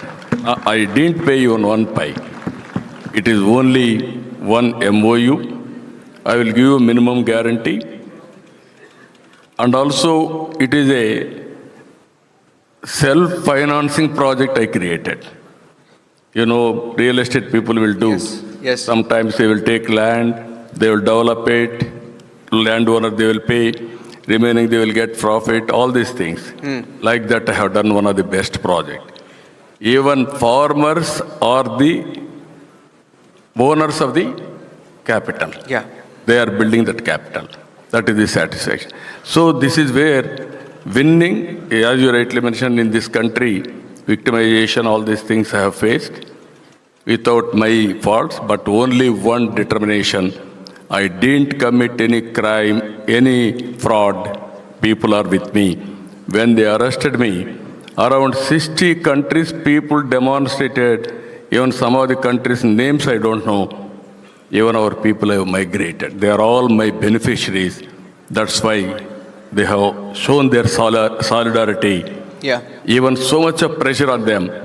But 53 days they are on the roads. Sometimes after our death, people will appreciate. Even I am alive, I have seen that support. I am grateful to my community, what is the stand they have taken. So, when you won't commit any mistake, you do not bother anything.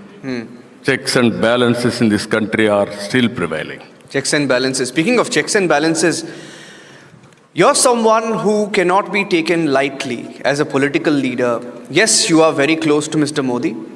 Yes, your style of politics matches with a lot of what the Modi government does. You'll have something very similar. You'll both believe in development. You'll both believe in IT. You'll both believe in digital revolution. But you're also a very strong leader. You have your ethics. You have your stand. Federalism is very important to you. How do you balance that for limitless India? To be successful, to be a caption for you, how do you balance regional politics, national politics, and federalism? How easy or difficult is it? Overall, all of us have to think nation first. Once you think nation first, all other things will be worked out very easily. Even sometimes in a cooperative federal politics, states are having their role play. But sometimes we have completed around 30 years' time economic reforms. I want to give a call. Even Delhi recent elections you have seen. Yeah. Even Andhra Pradesh you have seen. Yeah. In Telugu Desam party history, first time 93% strike rate, 57% vote share. Never in the history of Telugu Desam or any other political party they have given mandate. Only single reason, what they have done is not acceptable. Delhi also after 10 years, you have seen the results. Yes. AAP model is not acceptable, not scalable, not replicable. What I am promoting now, any politician has to create wealth. To create wealth, he has to do development. He has to generate revenue. Then he has to go for welfare. That is how we have to empower continuously. If I won't do development, I don't have any right to distribute wealth by borrowing. That is my firm conviction. That is the politics in India, everybody has to do it. Then only sustainability will be there. Yeah. You spoke of Delhi. Let me ask you a question. I'll ask you a question about Hyderabad. Hyderabad used to be very close to your heart. When you look at Hyderabad the way you envisioned it, if the Naidu model envisioned Hyderabad a certain way, are you happy with the way Hyderabad is being governed now? No, I don't want to get politics here. Then tomorrow they will attack me. That is a different issue. We laid a strong foundation in Hyderabad. One of the best ecosystem. 25 years back, I started constructing one high-tech building. That was the first beginning. Then I started number of engineering colleges. I am proud to say today, when I started colleges and recruitment, they have migrated all over the world. Today, any country you go, highest per capita income Indians, among Indians, 33% are from Telugu community, that is Telangana and Andhra Pradesh. I am proud of it. If you can go to Hyderabad, you can see that outer ring road. Yeah. 163 kilometers, 8-lane road, before national highways reforms. Yeah. I brought that. And also airport. First time in the country, greenfield airport. Not spending money, by giving policy. That is how we built one of the best greenfield airport. IT, BT, you are all here. Yesterday, recently, Corona. I started biotechnology park around 2000. Recently, COVID vaccine has come from Hyderabad Biotechnology Park, Bharat Biotech. And also we are able to give 100 countries. Yeah. At that time, everybody told me what is biotech. Yes. I created Genome Valley and also Biotech Park. That is how future advanced technologies we started. That is giving rich dividends for the nation. You have a vision for Andhra and it extends beyond one state. If you were to, and this is my last question to you, if you had to tell me the role that Andhra Pradesh will play in the India story in the years ahead, what would that be? Oh, India is a great country. There is no doubt about it. I am a strong believer of that. You are seeing as of today, infinite, limitless, you have used that words. According to me, you imagine anything that can be done that is possible only with Indians, not any other community in the near future. It is going to happen. That is my confidence. Yes. Not only confidence. 25 years I spoke all these things. Nobody believed me. Not only ordinary people. Even country heads never believed me. They used to come to Hyderabad. At that time, coming to Hyderabad has become a big passion. Around 2001 or 2, yes, Bill Clinton came. I never invited Bill Clinton at that time because I thought he may not come. He said of visiting India, I wanted to visit Hyderabad.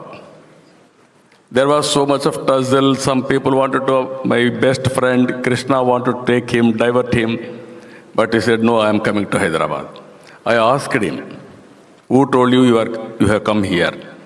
Then he told me, nobody told me. I have seen so many articles in international magazines. If at all I visit, I have to visit this place. That is how I came. Yeah.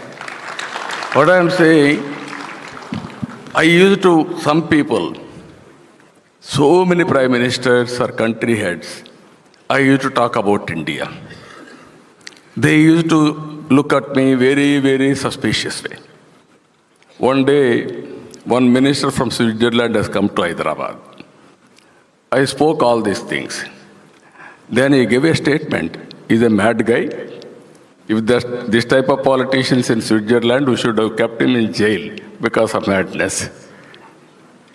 After 7 years, I went to Davos. He came and met me. I'm sorry, what all you said is happening in India. That is the greatness of Indians. That is where he confessed before me again. Yeah. 20 years back, nobody believed. Today, not only believing, people are expecting Indian support. Another 10, 15 years, I'm telling you, global community needs Indian support for their service sector, physically and also online. It is going to happen. That is because of aging problem. They want nursing, they want doctors, they want so many things. Only Indians can provide all these things by using technology effectively. But ultimately, I am requesting 145 crore Indians. We are having a very bright future. We are having very good advantage. And at the same time, we are having excellent leadership. It is now or never. You wanted to make India limitless. It is with us.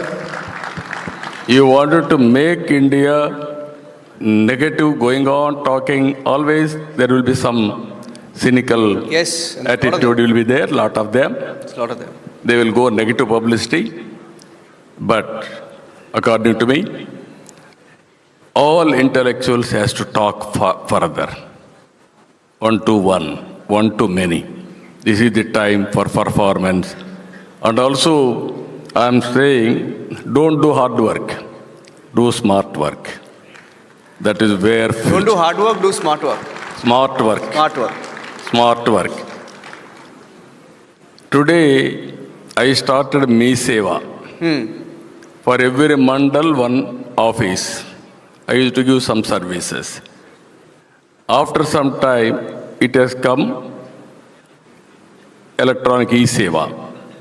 Today, I am going WhatsApp governance.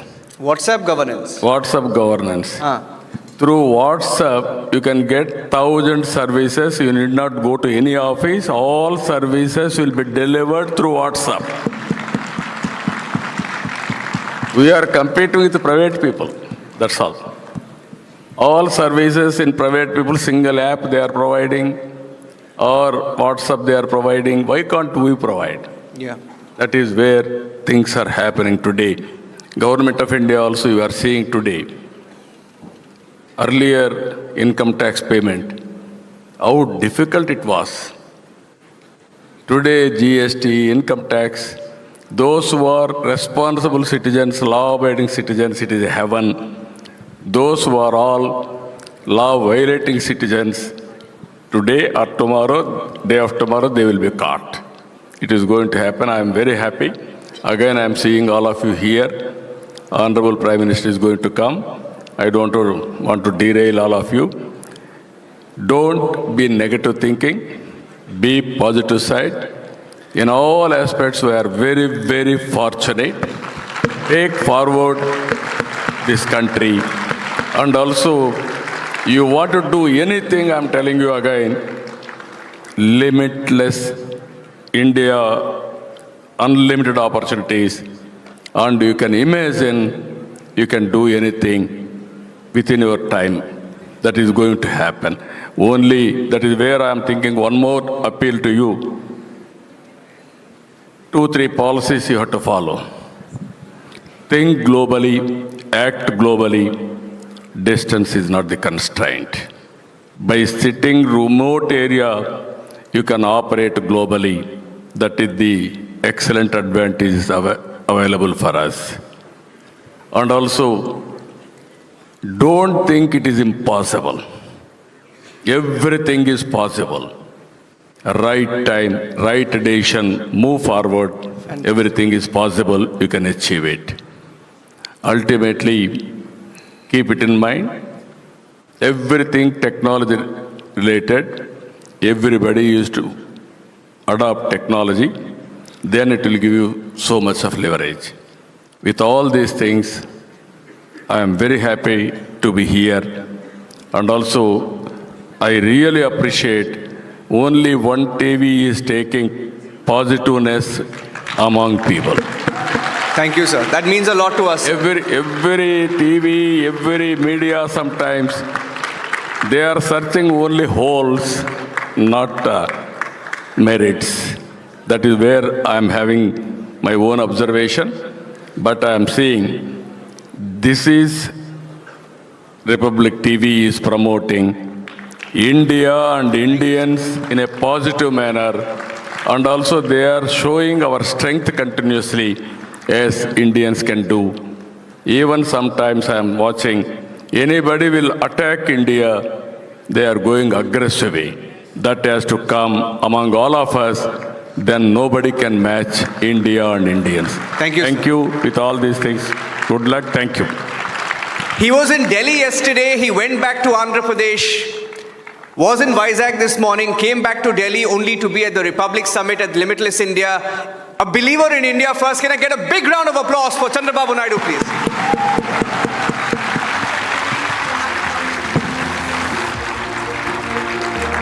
So we'd like you to please take a photograph with our young hackathoner. In the category of digital economy, we've got the limitless idea of Arun Gupta here.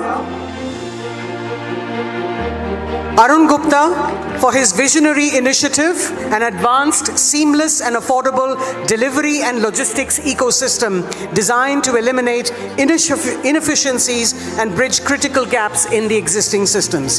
Thank you so much, Chandrababu Naidu Garu, for that session, for your bold leadership, and for your relentless progress. Please remain in your seats, ladies and gentlemen.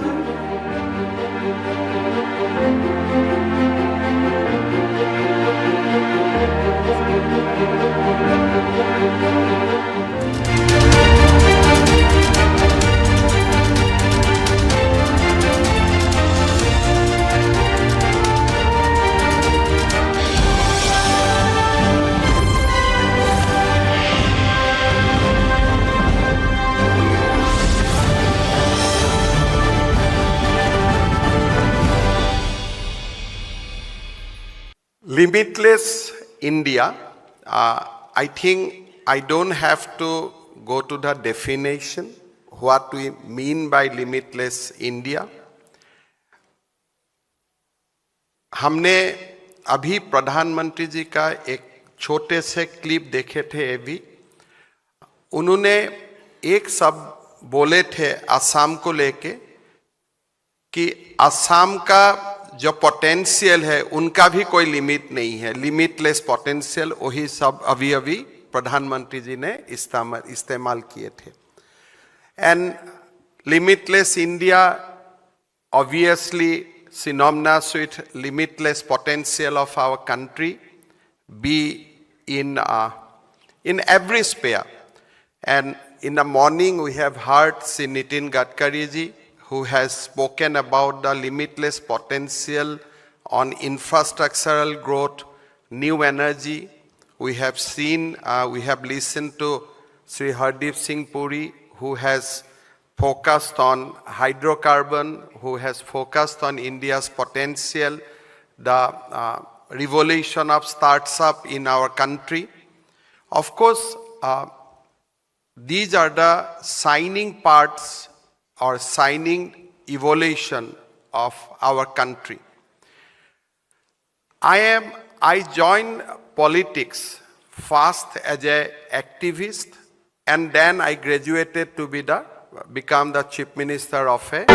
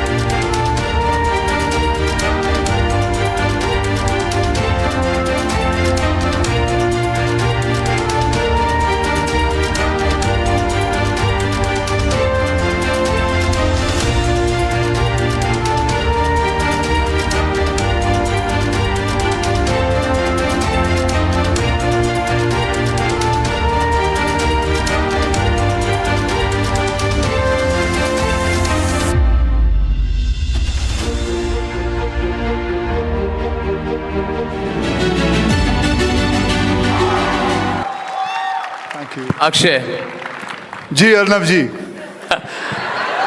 Thank you Akshay. And हम Bharat Republic के लिए बात करेंगे, इसलिए हम हिंदी में बात करेंगे. मैं पहले ही बता देता हूं, फैंटास्टिक. भारत रिपब्लिक के लिए बात करेंगे. दिल्ली में हिंदी में बात करनी पड़ेगी. हाँ जी, दिल्ली में हिंदी में बात करनी पड़ेगी. नहीं, दिल्ली में कहीं भी हो, आप बैंगलोर चले जाओ, हैदराबाद चले जाओ, हम हिंदी में ही बात करेंगे. हिंदी के मजा ही कुछ और है. That's it. थीम है limitless India, India without limits. We want to know from you, पूछता है Bharat, the nation wants to know what is limitless India for Akshay Kumar. Akshay, floor is yours, आप पहले बताइए. देखिए, मैं पीछे बैठा हुआ था, मैं एक्चुअली 1 घंटे जल्दी आ गया. तो मैं पीछे बैठा हुआ था, मैं सबके स्पीच सुन रहा था, सब अपने अपनी बातें बता रहे थे. हिंदुस्तान के इंफ्रास्ट्रक्चर के बारे में बात हो रही है, आईटी के बारे में बात हो रही है, और बहुत सारी चीज़ें हैं कि इंडिया को. लेकिन मैं ये सोचता हूँ कि हिंदुस्तान लिमिटलेस होने के लिए, लिमिटलेस जो चीज़ें यहाँ बन रही हैं, एंजॉय करने के लिए सबसे इंपॉर्टेंट चीज़ है लिमिटलेस सेहत, हेल्थ। हम इतने बड़े बड़े एयरपोर्ट्स बना रहे हैं। हैदराबाद का मैंने एयरपोर्ट देखा, बहुत लंबा है। मुंबई का एयरपोर्ट है, बहुत बड़ा है। बेंगलोर का, इट्स अ ब्यूटीफुल एयरपोर्ट। लेकिन वहां लोगों को तकलीफ होती है चलने के लिए। वो फायदा क्या उस चीज का अगर आपकी सेहत अच्छी ना हो?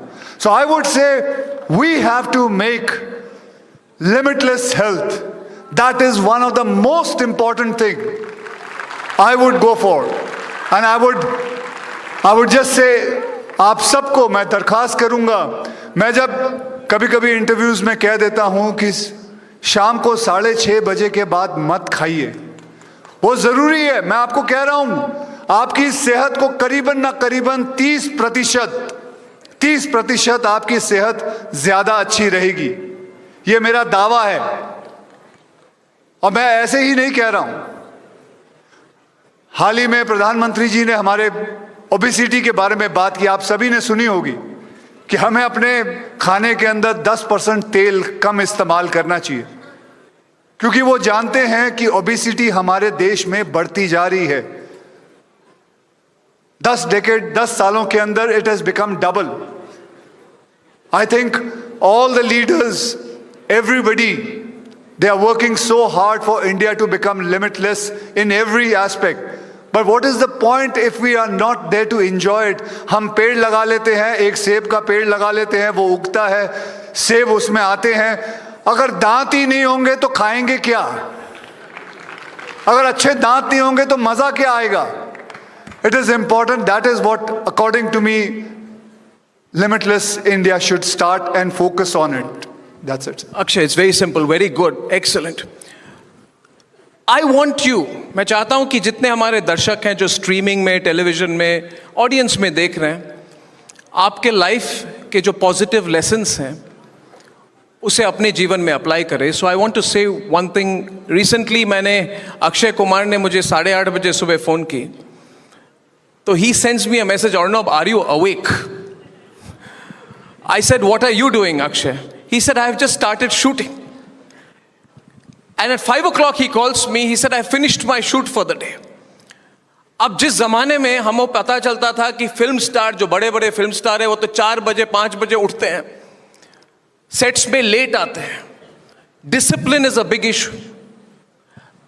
How do we make India limitless if there is no discipline? I want you to tell our viewers about the importance of personal discipline, personal habits. First of all, I will say it, Arnab ji, I don't want to be a star, because star है ना रात को निकलते हैं, मुझे सुबह निकलना, I want to be the sun.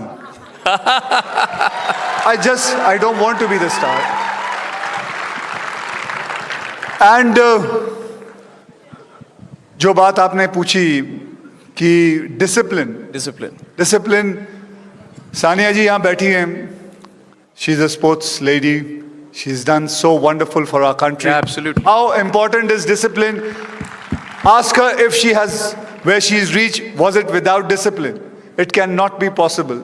She had to be a discipline. She had to get up in the morning, go, do her play tennis, everything. Was it easy? Discipline is an important thing. Yes, ma'am. Absolutely. Anil Kumble ji is there. Yeah. Another amazing. sportsman. Anil sir, would you be able to just nod your head because the camera is on you? Is it important discipline? यहाँ कोई है, सब यही मानते हैं। देखिए हमारे लिए डिसिप्लिन, यहाँ कोई भी ऐसा नहीं है। जब पैदा हुआ था, जो स्कूल जाता था, तो सुबह ही स्कूल जाते थे कि रात के स्कूल पे कोई गया है? सुबह के स्कूल पे ही जाते थे। हम उठते थे सुबह, पिताजी के साथ कसरत के लिए जाते थे, फिर उसके बाद या अपने दोस्तों के साथ जाते थे, फिर उसके बाद उठ के हम स्कूल जाते हैं, उसके बाद वापस आते हैं, होमवर्क करते हैं, उसके बाद अपने परिवार के साथ खेलते हैं, कभी लूडो खेल लिया या कभी ताश खेल ली या जो कुछ है कर लिया। उसके बाद हम जल्दी, पिताजी कहते थे, माता जी कहते थे सो जाओ। ये पता नहीं हमारी आदत, I didn't understand it. Arnab ji, I am telling you, I really didn't understand it, why it changed, because just we grow up, everything change. I didn't understand. And the worst thing is, there are a lot of media where sometimes they ask me this question, sir आप इतनी जल्दी क्यों सो जाते हो? तो बेटे मैं क्या करूं? मैं क्या करूं? आप इतने जल्दी क्यों उठते हो? How can this be a question? आप इतने जल्दी क्यों उठते हो? Don't you think so? They should ask the person कि आप इतनी लेट क्यों सोते हो? They should be asking that kind of a question, but things have changed. And I think that is important to change. It is important, very, very much important to change, and that is how we are going to go towards limitless India with good health. Yeah. Every time you are talking about bad habits, आप मेरी तरफ इतना घूर क्यों रहे हैं? नहीं, मैं आपकी तरफ। I am feeling a little insecure. बल्कि मेरा प्रोग्राम तो 11 बजे खत्म होता है, मैं 12:30 बजे घर आता हूं। अर्नब जी, आपसे घूर नहीं रहा मैं, बल्कि दूर चला जा रहा हूँ। घूर नहीं रहा हूँ, आपसे दूर जाके मैं बैठ रहा। But you have maintained yourself so well. मुझे तो लगता है जिस हिसाब से आपने अपने आप को रखा हुआ है, आई थिंक रात को आप फ्रिज में जाके सो जाते हो।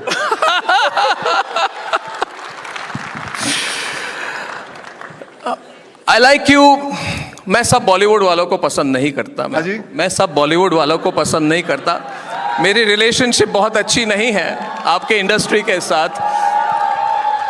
ऐसा मत करिए। We need you.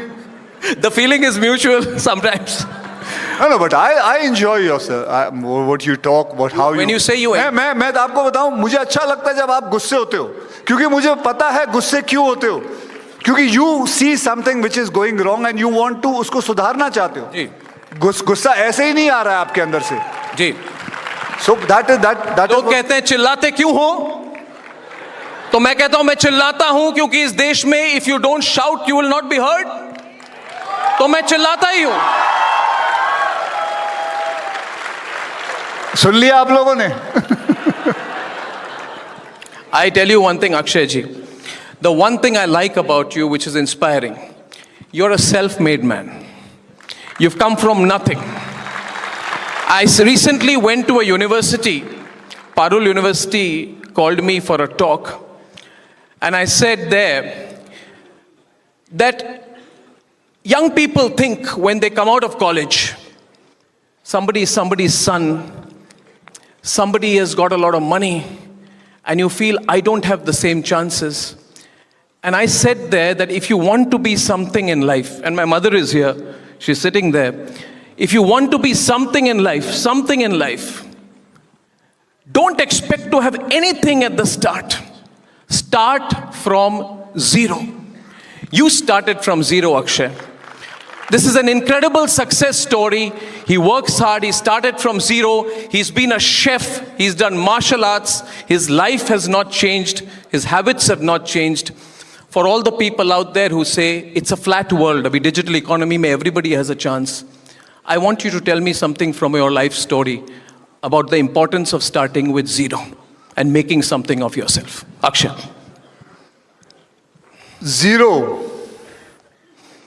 Zero, as you all know, was discovered by an Indian only. हाँ, पीछे से कोई चिल्लाया, आ रहा है भट्टा। बिल्कुल, हर इंसान को जीरो से ही शुरू करना पड़ता है, तभी जाके उसको वैल्यू होती है बाकी आगे के नंबरों की, 1, 2, 100 करोड़, उसको जाके तब जाके वैल्यू होती है। यहाँ आज सोनू निगम जी भी बैठे हुए हैं। आई सोनू। इन्होंने भी जीरो से ही शुरू किया था, मेरे साथ ही, बल्कि एक फिल्म में मेरे साथ ही इनकी पहली फिल्म एक्टिंग थी, इन्होंने की थी, जो मुझे लगता है मैंने और इसने दोनों ने नहीं देखी थी। हाँ, बराबर बोल रहे सोनू जी, आपने भी अपनी जिंदगी जीरो से ही शुरू की और आज ही is one of the top singers we have. I really envy him. So,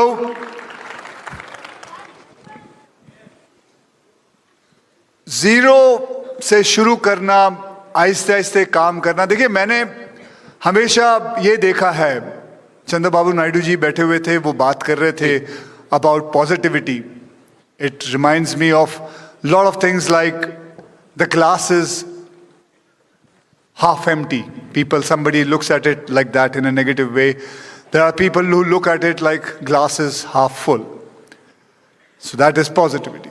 But I am saying there is a third way of looking at it, which my father told me about it, is let's fill the half glass empty. Let us fill it. Wonderful. Let us fill it and let us make it full. Stop thinking that somebody is going to help it for you. And that is where we are saying it. You have to, whatever you have to do it yourself. Yeah. There's nobody who's going to help you. Yeah. There is only you, आपकी किस्मत, आपका भगवान, आपके माता पिता का आशीर्वाद, यही 5 चीज मिला के आपको जीरो से लेके ऊपर तक ले जाएंगे. And that is what has happened with me also. Whatever luck, whatever hardship, whatever my parents taught me, today whatever I am, and this I always tell, कि अगर जिंदगी में आपको जीरो से आगे बढ़ना है तो कभी भी अपने माता पिता का आशीर्वाद लेके ही घर से निकलना, वरना आप आगे नहीं जा सकते. Amazing. Simple and touches our heart. Akshay, your movies have an impact. Movies are a very powerful medium. बहुत power इनमें. Do you know, viewers, 1 billion movie tickets are sold in India every year. 1 billion movie tickets are sold in India every year. That's the power of your industry. You can reach. Now ये जो power है, ये positive तरीके से भी use की जाती है, negative तरीके से. अब आपने लोगों को इंस्पायर किया है through your roles and your dialogues and your films, और मैं पिछले 10-15 साल से ऑब्जर्व कर रहा हूं, करीब 10-15 साल से, कि आपने डिलिबरेटली उन विषयों को आप you have brought together which unites the country, whether it be about Mission Mangalyaan, whether it be about a patriotic story. In fact, your dialogues are very popular. You know your dialogue in Namaste London. Do you know the dialogue in Namaste London when he talks about the country? Anyone remembers it? You guys remember it? I'll tell you something, my question to you is, is it a well thought thing? Are you doing it for a purpose? Because you have done it after you've achieved stardom. So what moves you? उस तरह की movies जो आप बनाते हैं, तो आपके मन में क्या emotion है, क्या सोच है, क्या विचार है? मैं आपको बताऊं, yes, मैंने जिंदगी में जब से मैंने अपना खुद का production cape of good films शुरू किया है, I have made lot of films on my country. मैंने अपने देश पे बहुत सारी फिल्में बनाई हैं, यहाँ तक कि मेरी वाइफ मुझे चिढ़ाती भी है कि अब कितनी बार देश को बचाओगे. लेकिन मैं आपको बताता हूँ, आप भी इससे सहमत होंगे, मुझे बताइए, हमने जिंदगी में इतनी सारी हॉलीवुड फिल्में देखी हैं. जब भी दुनिया में कोई प्रॉब्लम होती है, एस्ट्रॉइड्स गिर रहा होता है, तो कौन बचाएगा? अमेरिका. कहीं आतंकवादी आ जाते हैं, कौन बचाएगा? अमेरिका. एलियंस घुस आए हैं, कौन बचाएगा? अमेरिका. तो मैं बोला, यार ये सब काम अमेरिका ही करेगा तो हम कब कुछ करेंगे? क्या हम जानते नहीं भारत क्या कर सकता है? India can do lots. तब मुझे एक कहानी मिली जहां पे 1,75,000 लोग कुवैत में फंसे हुए थे और हिंदुस्तान के सारे एयरफोर्स, एयर इंडिया मिल के जाके उस एयर लिफ्ट करके लेके आए थे. तब मुझे एक कहानी मिली थी और मैंने वो फिल्म बनाई. आई made a movie called airlift. Yeah, fantastic. Well done, Akshay. Superb film. उसके बाद मंगल के ऊपर फिल्म मिली मुझे कि लिमिटेड पैसे में लिमिटलेस जर्नी हमने हासिल की. Then I made a movie called mission Mangal. ऐसे बहुत सारी कहानियां हैं. अभी मेरी फिल्म आई थी स्काई फोर्स 1971-65 वॉर के ऊपर. I made it. लेकिन मैं मैं जानता हूं इस फिल्म का जो बिजनेसेस होता है, इसका बिजनेस होता है, वो इतना बड़ा नहीं होता है क्योंकि लोगों को एंटरटेनमेंट देखना है। लेकिन मैं बताता हूं, मेरा दिल बोलता है I want to make these film and I will keep on making film about my country.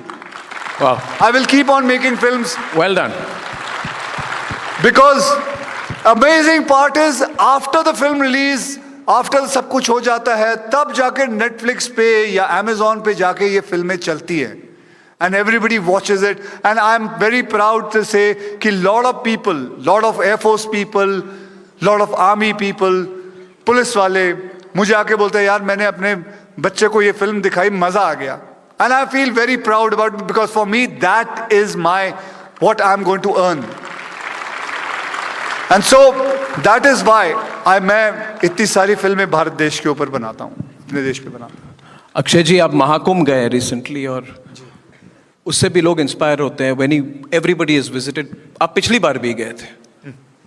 This time 67 crore people were at the Mahakumbh and we had Gurudev Shri Shri Ravi Shankar in the morning. He told us about the importance of that in bringing the country together. Can you tell all our viewers about your experience at the Mahakumbh, what it meant for you to be among a sea of people and what you experienced in as much detail as you can, please? Arnab जी, बहुत ही शांतिपूर्वक था. मजा आया उधर डुबकी लगा के. यार इसमें हंसने की क्या बात थी. मजा आया उधर डुबकी लगा के, मजा आया उधर प्रार्थना करके, इतने सारे लोगों को देख के बहुत अच्छा लगा. और एकदम सब कुछ शांतिपूर्वक, सब प्यार से आ रहे हैं, जा रहे हैं, इतने लोग घूम रहे हैं और इतनी श्रद्धा है. there was some kind of energy. कौन सी एनर्जी थी मैं नहीं जानता, लेकिन एक एनर्जी थी. वहां बैठा हुआ हूं, आंख बंद करके डुबकी लगा रहा हूं, स्नान कर रहा हूं, but there was there is some kind of energy which was there. And I'm sure यहां भी मैं पूछना चाहता हूं कितने लोग गए थे महाकुंभ, हाथ खड़े कर लें.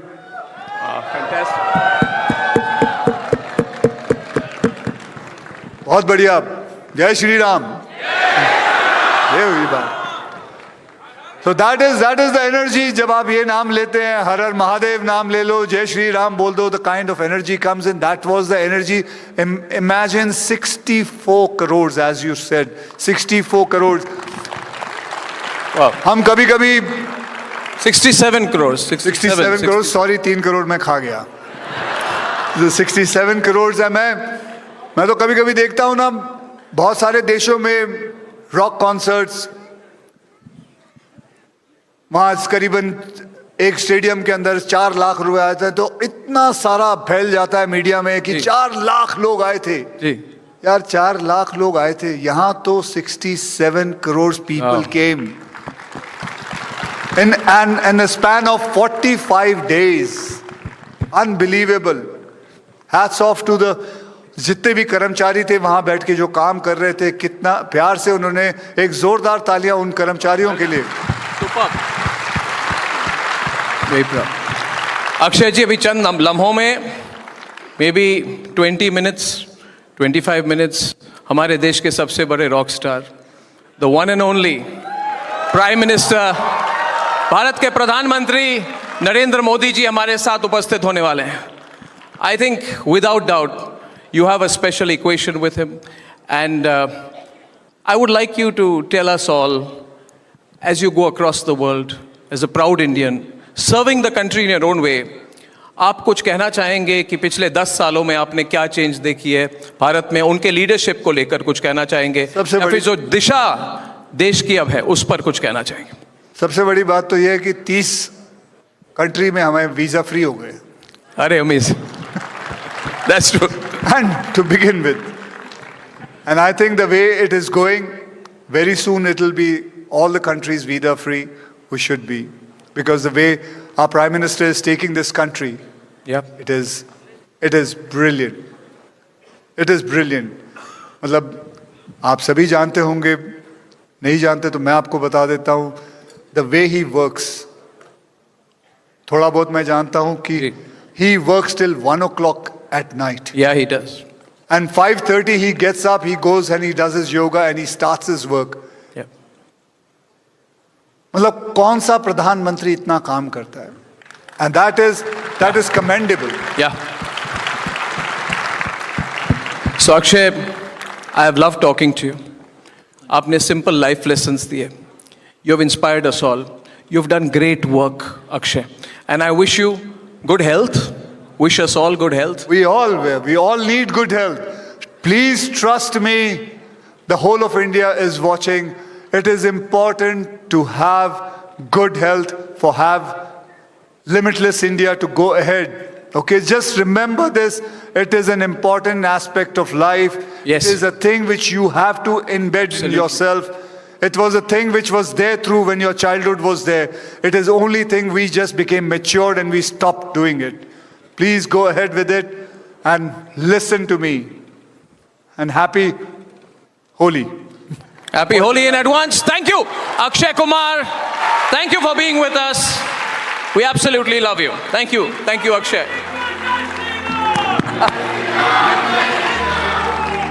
Thank you so much, Akshay and Arnab.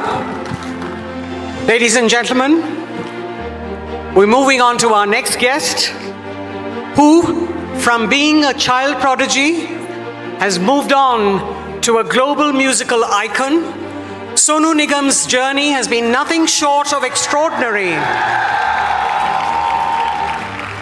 Sonu wears his heart and religious identity on his sleeve, embracing his roots while reaching new artistic heights. In a testament to his boundless energy, he made history last year by performing non-stop for 8 hours at the prestigious Sydney Opera House.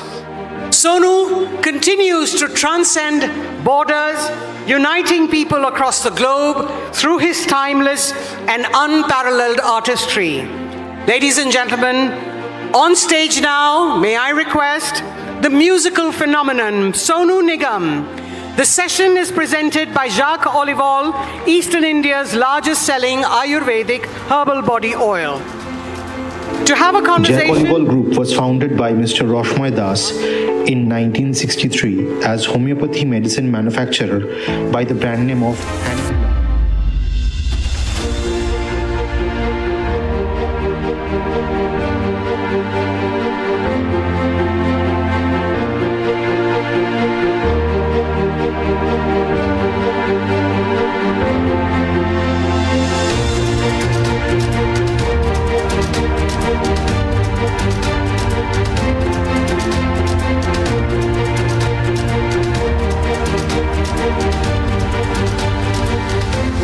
QSMTHE, the world's foremost university rankings organizations, have ranked Amity amongst the top 3% universities globally, making it among the very few Indian universities to be included in both rankings.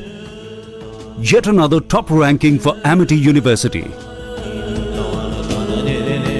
जब alpha का movement शुरू हुए, थोड़ा उसमें लोगों ने, हमारा tribal लोगों ने देखा कि इसमें थोड़ा सा आसामी सोविनिज्म का एलिमेंट्स है.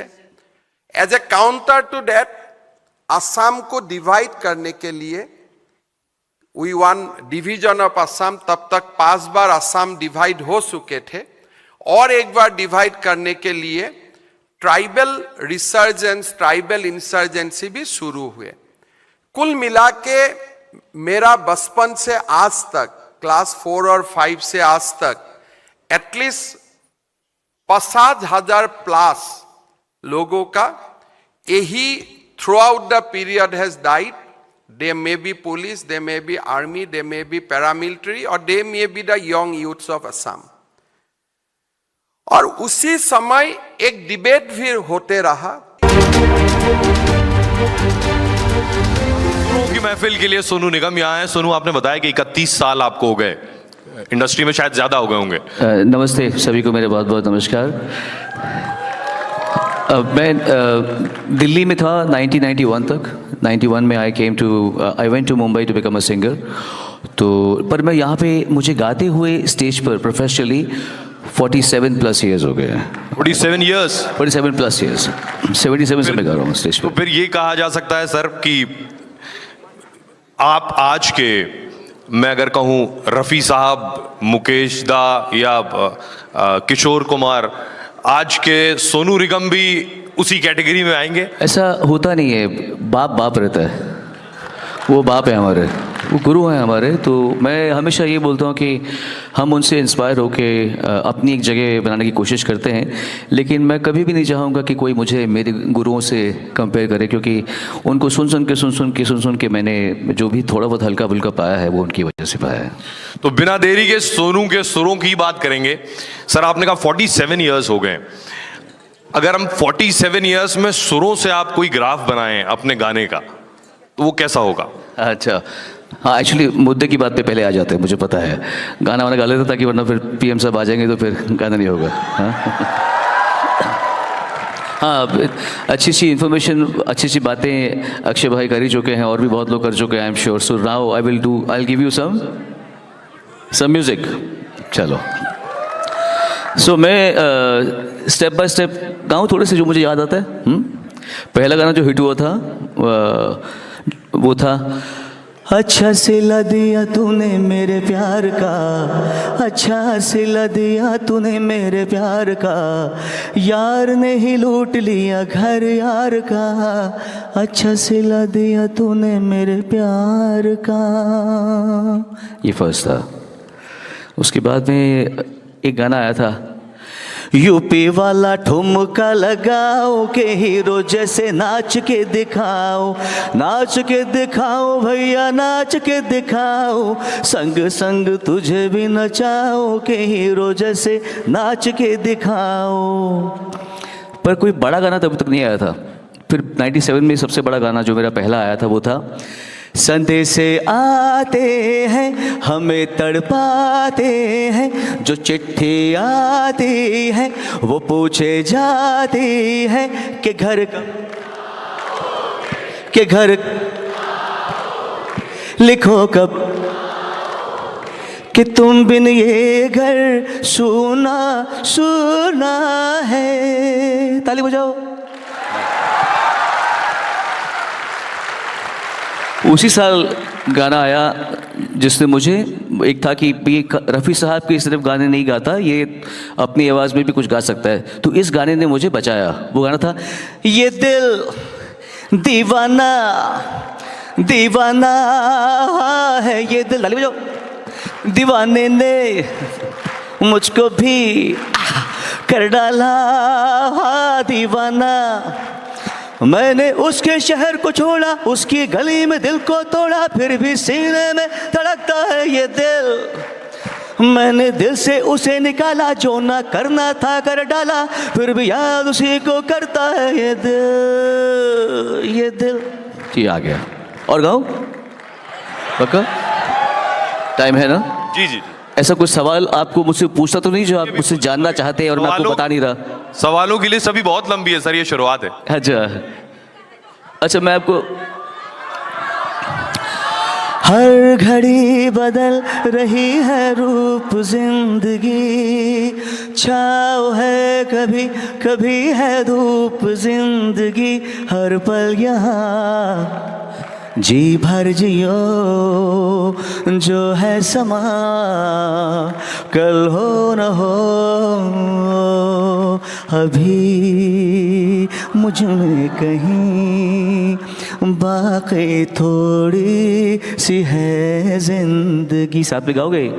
जगी धड़कन नहीं, जाना जिंदा हूँ मैं तो अभी, कुछ ऐसी लगन इस लम्हे में है, ये लम्हा कहाँ था मेरा, अब है सामने इसे छू लूं जरा, मर जाऊं या जी लूं जरा। Thank you. बहुत खूब सोनू, लेकिन आपका एक गाना जो है भूल भुलैया 3 का, मेरे ढोलना, मैंने सुना और आपका वो देखा भी जो आपने पोस्ट किया, आप बहुत इमोशनल हो गए, उसमें रो पड़े, ऐसा क्या हुआ उसमें? कुछ चीज़ें, कुछ गाने एज वी गेट ओल्डर तो इंसान को थोड़ी अकल और आती है, थोड़ा हम्बल होता है इंसान, जो छोटे मोटे अपने बारे में खुश फहमियाँ होती हैं वो टूटती हैं। तो मेरे ख्याल से ये गाना जब आया पिछले साल नवंबर में, तो मैं एक बहुत ही अच्छे, पीसफुल और इमोशनली रिच समय से मैं गुजर रहा, कई साल से गुजर रहा हूँ मैं। I am in a very happy space, touch wood. So thank you. तो ये गाना जब आया तो मुझे बहुत अच्छा लगा, मतलब लगा कि इतने सालों बाद भी एक ऐसा गाना आया है जो सारी दुनिया इस पर रियाज़ कर रही है। मतलब इसकी मेरे ख्याल से किसी एक गाने की इतनी रील्स नहीं बनी होंगी सिंगर्स की, जितने सिंगर्स ने इस पर प्रैक्टिस किया है, जितने सिंगर्स ने इसको गा के या बजाया है। सो क्या भाग्य है मेरे, how fortunate I am, how kind is God. मैं कहता हूँ इंसान की औकात नहीं होती, ये देता है जब तो हम क्रेडिट लेते हैं कि हमने किया, हमने मेहनत की, हमने रियाज़ किया, हमने किया। लेकिन रियाज़ भी इंसान तब कर पाता है जब सद्बुद्धि आती है। सद्बुद्धि भी ईश्वर देता है। तो वो सद्बुद्धि दी भगवान ने कि मैं ऐसा गा पाया, और वो गाना लोगों को इतना पसंद आ रहा है और आया है। अब तो जब मैंने स्टेज पे फर्स्ट टाइम गाया तो आई कुडंट सिंग, मैं रो रहा था उस समय। मैं चाहूँगा यहाँ जो ऑडियंस है इन्हें भी आप यहाँ पे रो, इमोशनल मैं गया तो बिना रोए गाऊंगा। भोला भाला था, सीधा साधा था, मैं तो नादान था, दुनियादारी से होशियारी से मैं तो अनजान था। लगी चोट ऐसी मेरे भोले दिल को, बिखर सा गया टूट के, जो धागे से छूटा ये रिश्तों का मोती, जुड़ेगा न अब छूट के। जहरीले सपनों ने, मेरे ही अपनों ने मुझको है धोखा दिया। मेरे ढोल ना सुन, मेरे दर्द की धुन, मेरे ढोल ना सुन, मेरी नफरतें तो फिजा में रहेगी, जिंदा रहेगी होके फना। तननन तुम, तननन तुम, तननन तुम, तननन तुम, ताना देर देर ना।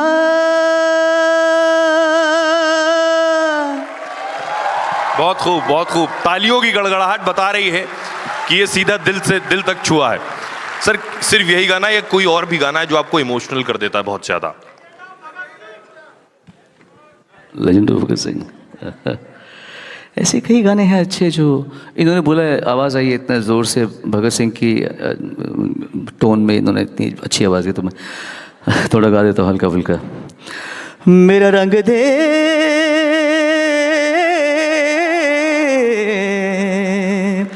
मेरा रंग दे बसंती चोला, माए रंग दे, मेरा रंग दे बसंती चोला, माए रंग दे, मेरा रंग दे बसंती चोला, रंग दे, रंग दे, रंग दे बसंती चोला, माए रंग दे, मेरा रंग दे।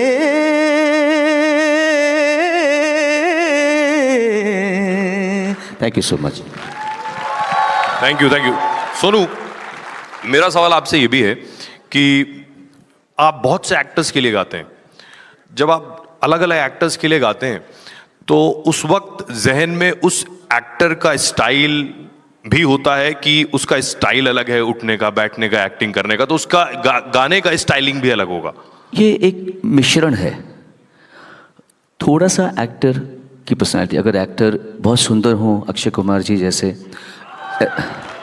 बहुत एनर्जेटिक हो, तो अगर आप उनके लिए सॉफ्ट या दुख वाला गाना भी गाएंगे तो भी आपको मद्देनजर रखना पड़ेगा कि इस बंदे की पर्सनैलिटी क्या है। ये एक लेड बैक बंदा नहीं है, ये एक जगी हुई पर्सनैलिटी है, जगा हुआ शख्सियत है। तो अगर ये मान लीजिए हम इनके लिए पहली पहली बार बलिए ऐसा भी गाएंगे तो उसको, आपके लिए था भाई, है ना? हाँ, तो ये गाना आप इनके लिए था।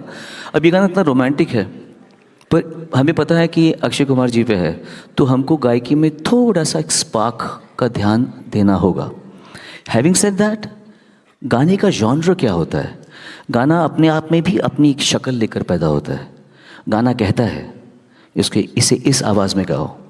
जैसे ये गाना है किशोर कुमार जी का, मुसाफिर हो यारो।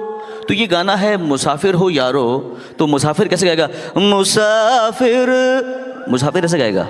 मुसाफिर ऐसे नहीं गाएगा, मुसाफिर हो यारो, ऐसे नहीं गाएगा वो। तो गाना भी कहता है कि मुझे ऐसे गाओ।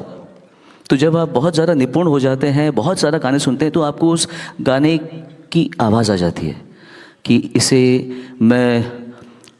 अगर मैं सपोज, सूरज हुआ मध्यम चांद जलने लगा, अब इस गाने को मैं सूरज हुआ मध्यम चांद जलने ऐसा गाऊंगा तो गाना पूरा ख़त्म हो जाएगा। आपको गाना गाना है कि भाई रोमांस है, हीरो हीरोइन से कुछ कह रहा है, उससे एक्सप्रेस कर रहा है। एक्सप्रेस कैसे करेगा कि भाई सूरज मध्यम हो गया है, चांद जलने लगा है। कैसे गाएंगे? सूरज हुआ मध्यम चांद जलने लगा, तो बताएगा वो। और अगर आप ये गाना गा रहे हैं, मान लीजिए ये सोनिया ओ सोनिया, अब ये गाने में जो हीरो होगा वो ही इज कॉलिंग, वो बुला रहा है। सोनियो नहीं बोलेगा ऐसे वो, ओए इधर आना, इधर सोनियो, तो गाना बताएगा उसको कि भाई ऐसे बुलाना है तुमको गाने को। सो ऐसे ही हर गाने में आपको समझ में आता है। सोनू, एक अच्छी चीज, मुझे बहुत ज्यादा सुरों की जानकारी नहीं ना पता है, लेकिन गाने सुनाई देते हैं और अच्छे लगते हैं। आपका जो वेरिएशन है वो बहुत शानदार है। मुझे बताइए, जो लोग सुर में हैं वो आप जैसे हैं, बहुत से लोग बेसुरे हैं हमारी तरह, तो सुर वाले बेसुरे कैसे सुर वाले बन सकते हैं, मैं ये जानना चाह रहा हूँ, या सुर वाले गॉड गिफ्टेड होते हैं? मेरे हिसाब से सही उम्र में अगर किसी भी आर्ट फॉर्म को इंट्रोड्यूस किया जाए तो आप भले ही उसके पारंगत ना बने, पर आप कुछ ना कुछ तो उसको जान जाएंगे। बचपन में जब हम कहीं भी बाहर किसी देश में जाते हैं तो हम लोग देखते हैं कि वहाँ के लोग ज़्यादा सुर में गाते हैं, क्योंकि बचपन में उनको पियानो, गिटार्स, वायलिन्स से इनको मुखातिब किया जाता है, तो वो सुर में आ जाते हैं वो। वैसे हमारे देश में अगर संगीत को जल्दी से सिखाया जाएगा स्कूलों में प्रॉपरली, तो जल्दी सब संगीत सीखेंगे। मेरे ख्याल से कोई मैसेज आ गया आपको शायद। मेरा सवाल आपसे सोनू की, जो हमारे थीम है लिमिटलेस इंडिया, तो टुगेदर वी कैन का विचार लिमिटलेस इंडिया की तरफ भारत के सपनों को हकीकत में बदल सकता है? बदल ही रहा है मेरे ख्याल से। काफ़ी अच्छा समय चल रहा है भारत का, भारतवासियों का, बहुत एकजुटता के साथ में आगे बढ़ रहे हैं। I think we doing our best, putting our best foot forward. Ji Sonu, बहुत बहुत शुक्रिया, बहुत बहुत शुक्रिया। Thank you so much Sonu, thank you.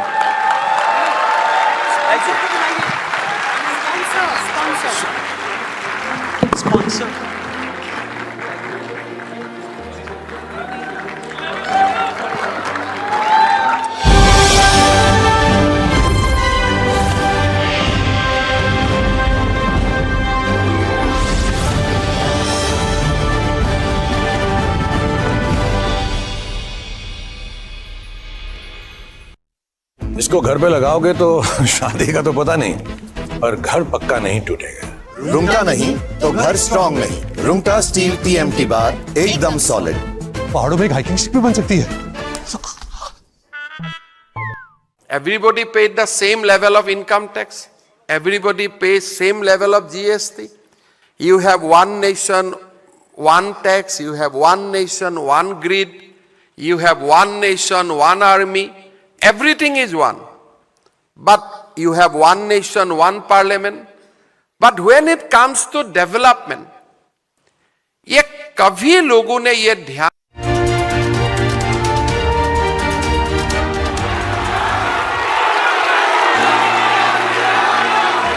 May I invite the Editor-in-Chief, Republic Media Network, Arnab Goswami, to please welcome the Honorable Prime Minister.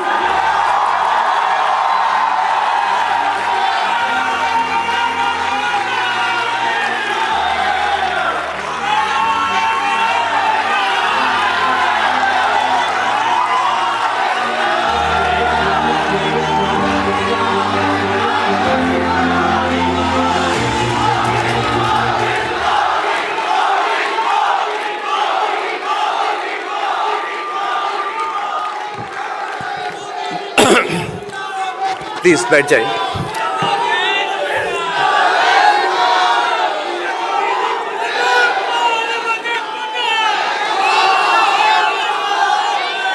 माननीय, कृपा करके please, कृपा करके। माननीय प्रधानमंत्री श्री नरेंद्र मोदी जी, रिपब्लिक प्लेनरी समिट 2025 में आपका स्वागत है। मैंने आपसे अभी कहा और दिल की बात आपको कही कि जब से ये नेटवर्क शुरू हुई है, आप हर रिपब्लिक समिट में आप हमारे साथ रहे हैं। मुझे लगता है कि इससे हमें, ये हमारी सबसे बड़ी अचीवमेंट है। बहुत बहुत धन्यवाद प्रधानमंत्री जी, आपने जो आपके जिस तरीके से हमको सपोर्ट किया है, I am very grateful for that. मैं सभी के लिए ये सौभाग्य की बात है हमारी कि हर बार प्रधानमंत्री जी हमारे साथ रहे हैं। This is the 5th time प्रधानमंत्री ji you are among us and you are back, and how we are so proud of you in your 3rd term. This is limitless India. प्रधानमंत्री जी, हमारी थीम है लिमिटलेस इंडिया। और प्रधानमंत्री जी, आप limitless India बना रहे हैं। आपने लिमिटलेस इंडिया की नींव बनाई है। एंड एवरी डे प्रधानमंत्री ji, you are inspiring us because never before, आज से पहले कभी नहीं, never before has an Indian leader inspired conflict resolution around the world. आज जब ग्लोबल लेवल पे कोई भी इवेंट होती है, कोई भी बड़ी डिसीजन में होती है, it cannot be done without the involvement, inspiration and guidance of our honorable Prime Minister Narendra Modi ji.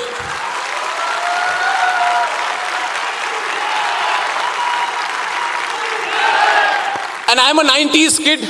90s में कॉलेज में जाते थे, हम कभी सोच भी नहीं सकते थे।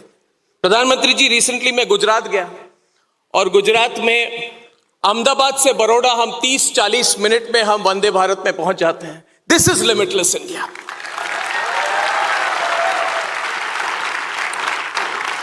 What is limitless India that Narendra Modi has created? When you stand in front of Eiffel Tower in France, आप पेरिस जाइए, आईफिल टावर के सामने खड़े हो जाइए, या अरुणाचल के कोई भी गांव में जाइए, या लक्षद्वीप के बीचेस में जाइए, आपको फाइनेंशियल इंक्लूजन दिखती है थ्रू यूपीआई।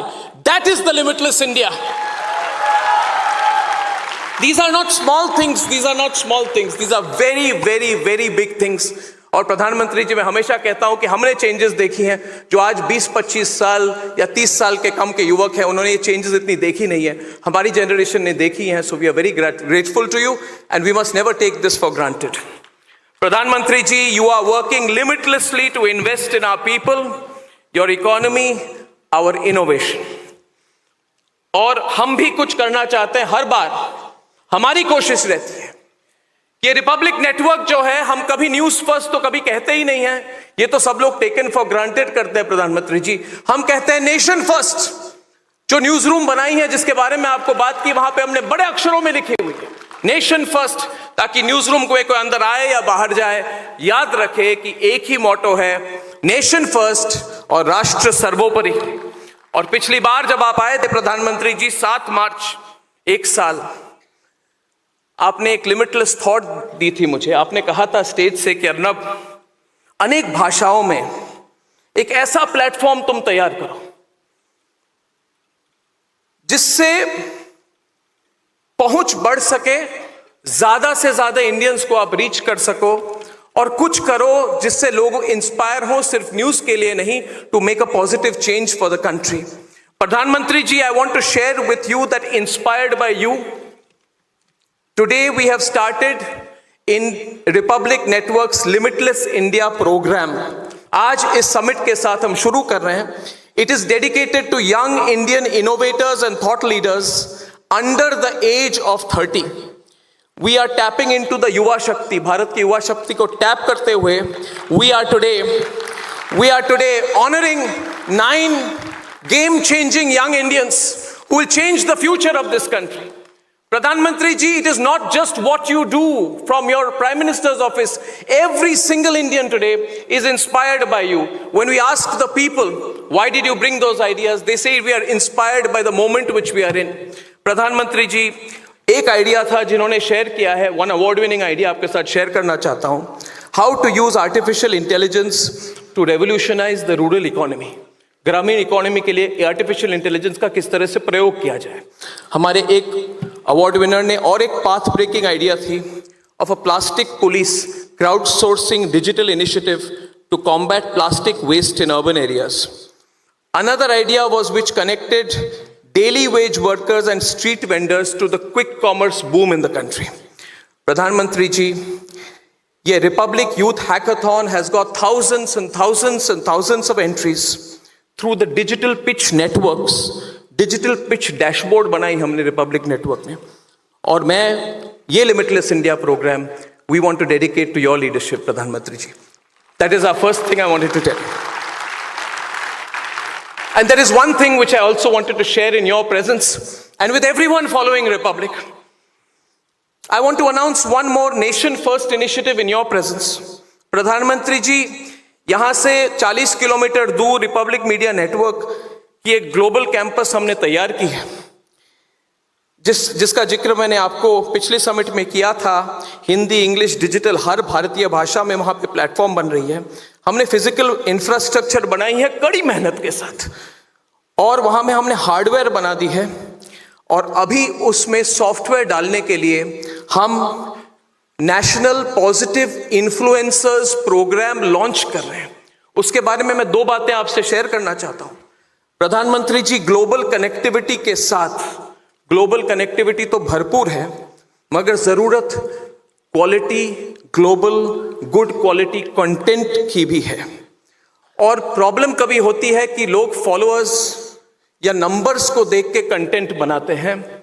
प्रधानमंत्री जी, हम चाहते हैं कि नैरेटिव को देख के कोई कंटेंट बनाए, नंबर्स को देख के नहीं. नंबर्स आ जाती हैं प्रधानमंत्री जी अगर नीयत सही हो. जैसे आपने हर बार मुझे कहा अर्नब हिंदी में बात करो, तो मैंने कहा कि मेरी तो हिंदी खराब है मगर मेरी नीयत साफ है. तो प्रधानमंत्री जी, हमारी नीयत बहुत क्लीन है जहां भी पहुंचे हम, क्योंकि we have clear intent in our hearts, और हम पॉजिटिव इन्फ्लुएंसर प्रोग्राम बना रहे हैं. अंडर दिस प्रोग्राम 4 हफ्ते बाद हम 100 पॉजिटिव इन्फ्लुएंसर्स को रिपब्लिक मीडिया नेटवर्क के कैंपस में लाके उन्हें रिसोर्सेज देंगे, उन्हें फाइनेंशियल सपोर्ट देंगे, उन्हें प्लेटफॉर्म देंगे, उन्हें हम हमारी एडवांस्ड प्रोडक्शन सिस्टम्स देंगे, और भारत की nationalist platform of Republic media network का जितना सपोर्ट है हम दिल से देंगे, ताकि इंडिया के लिमिटलेस क्वालिटी कंटेंट भी बने, which will have a huge impact on this country. प्रधानमंत्री जी, पर्सनल रिक्वेस्ट है, कभी आपने जैसे समय दे, एक बार कभी आप हमारे कैंपस में आके इन इन्फ्लुएंसर्स को मिले और इनको भी इंस्पायर करें जब भी आपको मौका मिले. तो प्रधानमंत्री जी, ज्यादा समय नहीं लेते हुए मैं ये कहूंगा कि you are the limitless India. We owe our limitless dream too. We owe it to you. And I have said this, that history will remember, and history is already recording today what you have done for India, for Asia, and for the changing balance in the global order. You have brought a new balance in the global order, Pradhan Mantri ji. We owe our drive and ambition to you. We owe our ability to make vaccines, satellites, and missiles to you. And we owe it to you because, Pradhan Mantri ji, you have given us the confidence that we can do it. You have shaped India's future. We owe it to you because your absolutely limitless vision is leading not just the country but the world. Pradhan Mantri ji, from the bottom of our heart, I welcome you once again to our Republic Media Network Plenary Summit. And thank you so much for giving me the time to present my thoughts to you. बहुत बहुत धन्यवाद प्रधानमंत्री जी.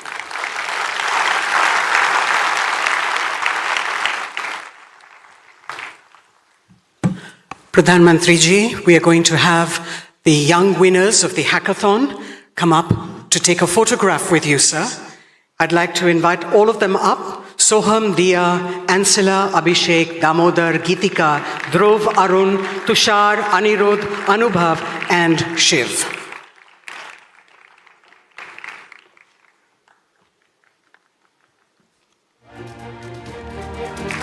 This is Young India, ladies and gentlemen. Give them a round of applause and keep that applause on.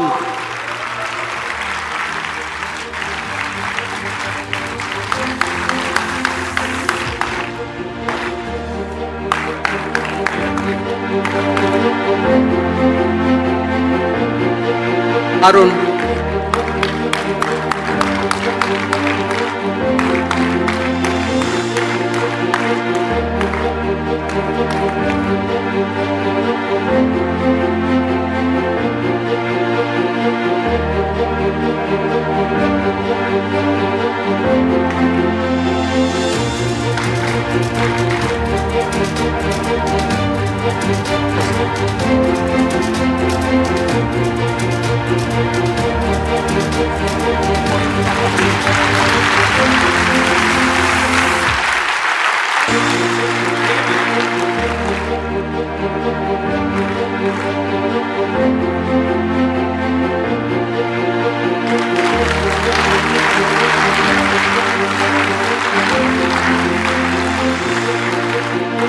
Thank you, Mr. Prime Minister, sir.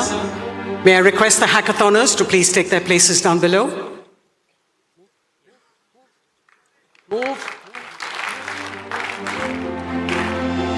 May I request the Honorable Prime Minister now to please share his thoughts with us.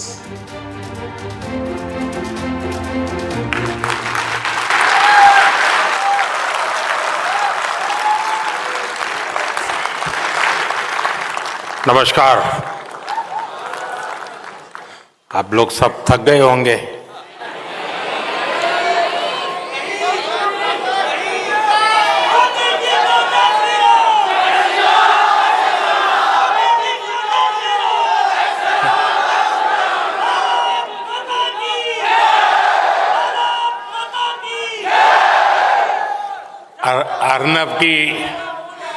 Arnab की ऊंची आवाज से कान तो जरूर थक गए होंगे।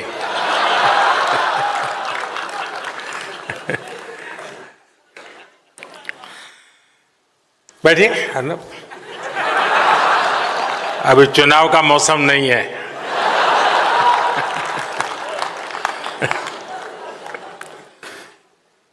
सबसे पहले तो मैं रिपब्लिक टीवी को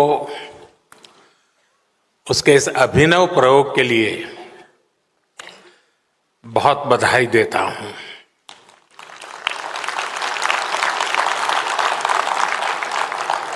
आप लोग युवाओं को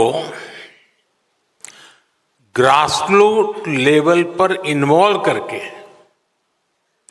इतना बड़ा कंपटीशन कराकर यहां लाए हैं। जब देश का युवा नेशनल डिस्कोर्स में इन्वॉल्व होता है तो विचारों में नवीनता आती है। वो पूरे वातावरण में एक नई ऊर्जा भर देता है और यही ऊर्जा इस समय हम यहां महसूस भी कर रहे हैं।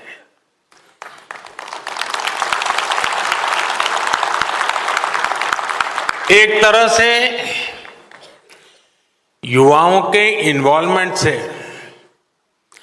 हम हर बंधन को तोड़ पाते हैं, सीमाओं के परे जा पाते हैं।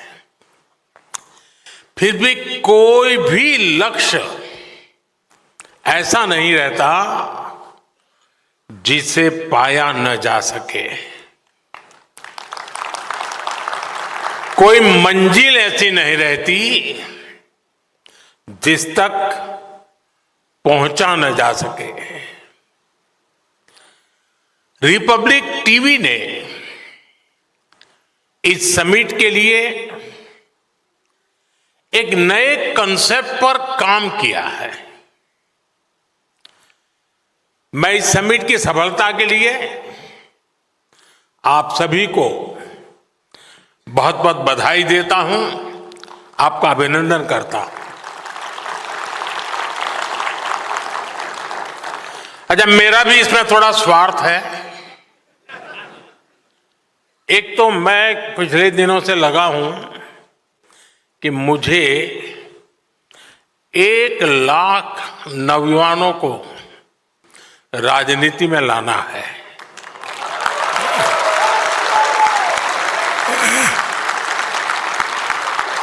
और वो 1 लाख ऐसे जो उनकी फैमिली में फर्स्ट टाइमर हो।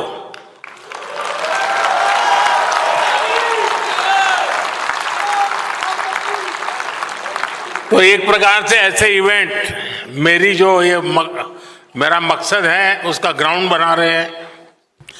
दूसरा मेरा व्यक्तिगत लाभ है। व्यक्तिगत लाभ ये है कि 29 में जो वोट करने जाएंगे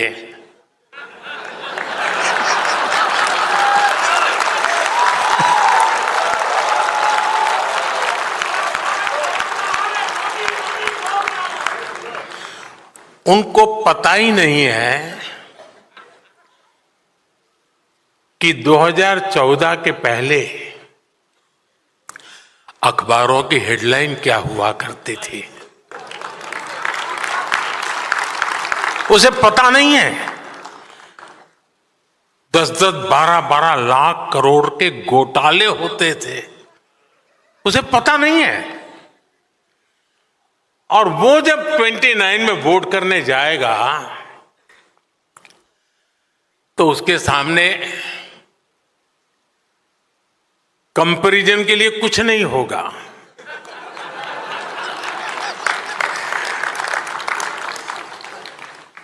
और इसलिए मुझे उस कसौटी से पार होना है। और मुझे पक्का विश्वास है ये जो ग्राउंड बन रहा है ना, वो उस काम को पक्का कर देगा।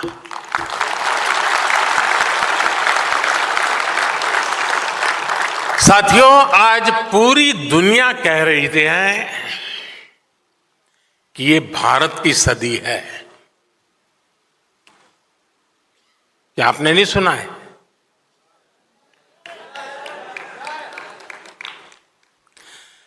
भारत की उपलब्धियों ने, भारत की सफलताओं ने पूरे विश्व में एक नई उम्मीद जगाई है।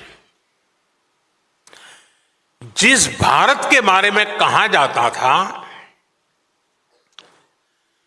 ये खुद भी डूबेगा और हमें भी ले डूबेगा, वो भारत आज दुनिया की ग्रोथ को ड्राइव कर रहा है।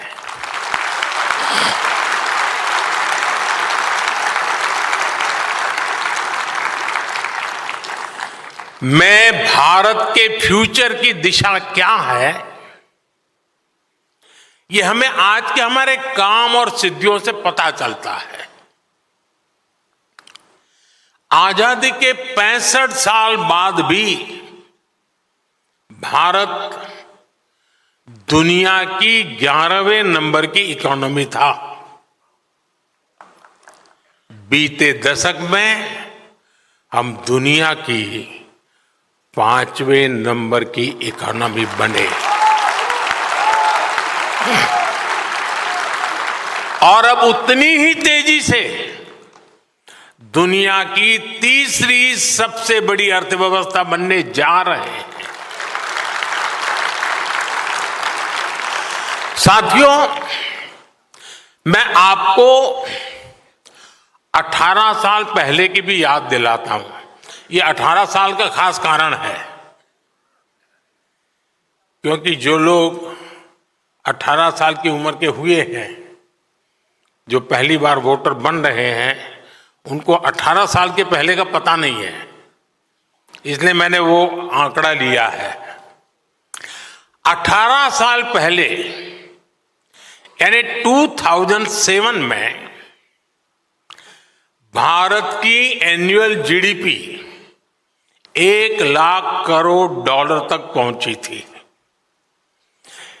यानी आसान शब्दों में कहें तो ये वो समय था जब एक साल में भारत में 1 लाख करोड़ डॉलर की इकोनॉमिक एक्टिविटी होती थी, अब आज देखिए क्या हो रहा है। अब एक क्वार्टर में ही लगभग 1 लाख करोड़ डॉलर की इकोनॉमी एक्टिविटी हो रही है। इसका क्या मतलब हुआ?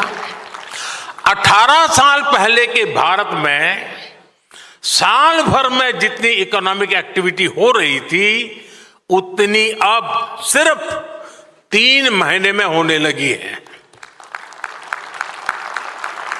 ये दिखाता है कि आज का भारत कितनी तेजी से आगे बढ़ रहा है। मैं आपको कुछ उदाहरण दूंगा जो दिखाते हैं कि बीते 1 दशक में कैसे बड़े बदलाव भी आए और नतीजे भी आए। बीते 10 सालों में हम 25 करोड़ लोगों को गरीबी से बाहर निकालने में सफल हुए हैं।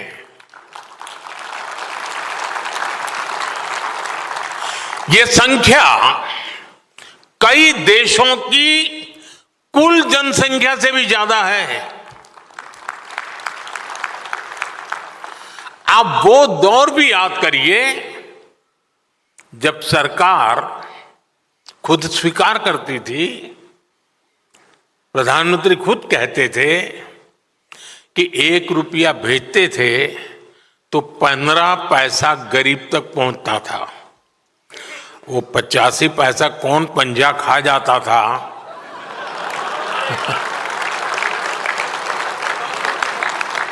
और एक आज का दौर है। बीते दशक में गरीबों के खाते में डीबीटी के जरिए डायरेक्ट बेनिफिट ट्रांसफर, डीबीटी के जरिए 42 लाख करोड़ रुपए से ज्यादा ट्रांसफर किए गए हैं। 42 लाख करोड़ रुपए।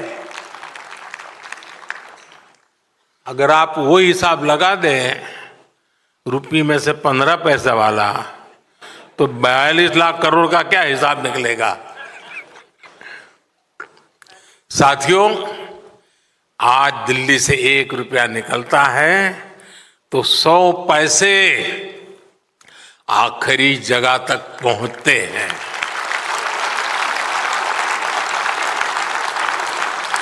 साथियों, 10 साल पहले सोलर एनर्जी के मामले में भारत दुनिया में कहीं गिनती नहीं होती थी, लेकिन आज भारत सोलर एनर्जी कैपेसिटी के मामले में सोलर एनर्जी कैपेसिटी के मामले में दुनिया के टॉप 5 कंट्रीज में से हैं। हमने सोलर एनर्जी कैपेसिटी को 30 गुना बढ़ाया है। सोलर मॉड्यूल मैन्युफैक्चरिंग में भी 30 गुना वृद्धि हुई है। 10 साल पहले तो हम होली की पिचकारी भी, बच्चों के खिलौने भी विदेशों से मंगाते थे। आज हमारे टॉयज एक्सपोर्ट्स 3 गुना हो चुके हैं। 10 साल पहले तक हम अपनी सेना के लिए राइफल तक विदेशों से इंपोर्ट करते थे और बीते 10 वर्षों में हमारा डिफेंस एक्सपोर्ट 20 गुना बढ़ गया है। साथियों, इन 10 वर्षों में हम दुनिया के दूसरे सबसे बड़े स्टील प्रोड्यूसर हैं, दुनिया के दूसरे सबसे बड़े मोबाइल फोन मैन्युफैक्चरर हैं और दुनिया का तीसरा सबसे बड़ा स्टार्टअप इकोसिस्टम बने हैं। इन्हीं 10 सालों में हमने इंफ्रास्ट्रक्चर पर अपने कैपिटल एक्सपेंडिचर को 5 गुना बढ़ाया है। देश में एयरपोर्ट की संख्या 2 गुनी हो गई है। इन 10 सालों में ही देश में ऑपरेशनल एम्स की संख्या 3 गुना हो गई है और इन्हीं 10 सालों में मेडिकल कॉलेजों और मेडिकल सीट्स की संख्या भी करीब करीब 2 गुनी हो गई है। साथियों, आज के भारत का मिजाज कुछ और ही है। आज का भारत बड़ा सोचता है, बड़े टारगेट तय करता है और आज का भारत बड़े नतीजे ला करके दिखाता है। और ये इसलिए हो रहा है क्योंकि देश की सोच बदल गई है। भारत बड़ी एस्पिरेशन के साथ आगे बढ़ रहा है। पहले हमारी सोच ये बन गई थी, चलता है, होता है, अरे चलने दो यार, जो करेगा करेगा, अपन अपना चला लो। पहले सोच कितनी छोटी हो गई थी। मैं इसका एक उदाहरण देता हूं।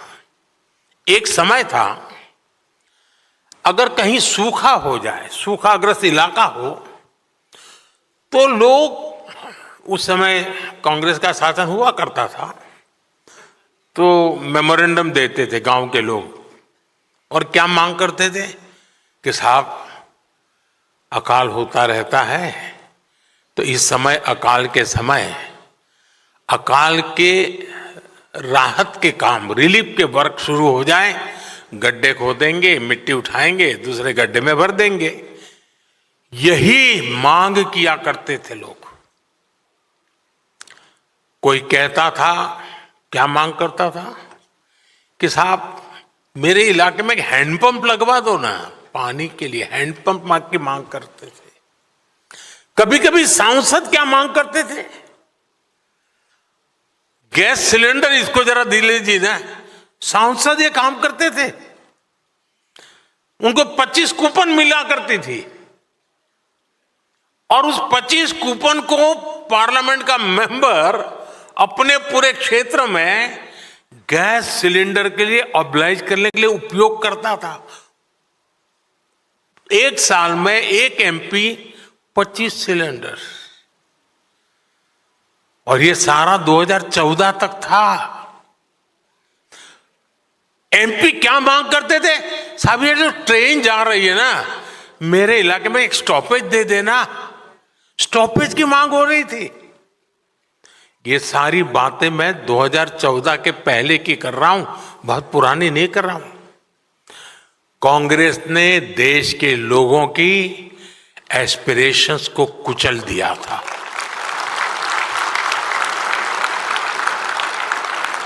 इसलिए देश के लोगों ने उम्मीद लगानी भी छोड़ दी थी। मान लिया था यार इनसे कुछ होना नहीं है, क्या कर रहा है। लोग कहते थे कि भाई ठीक है, तुम इतना ही कर सकते तो इतना ही कर दो। और आज आप देखिए हालात और सोच कितनी तेजी से बदल रही है। अब लोग जानते हैं कि कौन काम कर सकता है, कौन नतीजे ला सकता है। और ये सामान्य नागरिक नहीं, आप सदन के भाषण सुनोगे तो विपक्ष भी यही भाषण करता है, मोदी जी ये क्यों नहीं कर रहे हो। इसका मतलब उनको लगता है कि यही करेगा।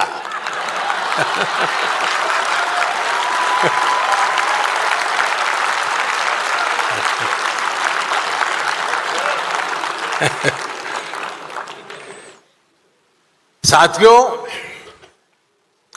आज जो एस्पिरेशंस हैं उसका प्रतिबिंब उनकी बातों में झलकता है। कहने का तरीका बदल गया। अब लोगों की डिमांड क्या आती है, लोग पहले स्टॉपेज मांगते थे, अब आकर के कहते जी मेरे यहां भी तो एक वंदे भारत शुरू कर दो।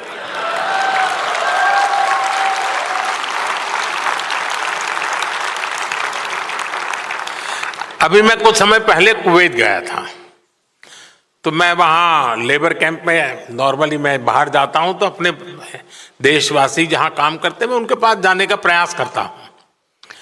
तो मैं वहाँ लेबर कॉलोनी में गया था, तो हमारे जो श्रमिक भाई बहन हैं जो वहाँ कुवैत में काम करते हैं, उनसे कोई 10 साल से कोई 15 साल से वहाँ काम, मैंने से बात कर रहा था। अब देखिए, एक श्रमिक बिहार के गांव का जो 9 साल से कुवैत में काम कर रहा है, बीच बीच में आता है। मैंने जब उसको बातें कर रहा तो उसने कहा, साहब मुझे एक सवाल पूछना है। मैंने कहा पूछिए। उसने कहा, साहब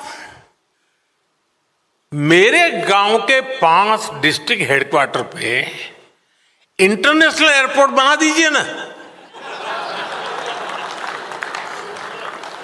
जब मैं इतना प्रसन्न हो गया कि मेरे देश के बिहार के गांव का श्रमिक जो 9 साल से कुवैत में मजदूरी करता है, वो भी सोचता है अब मेरे डिस्ट्रिक्ट में इंटरनेशनल एयरपोर्ट बनेगा।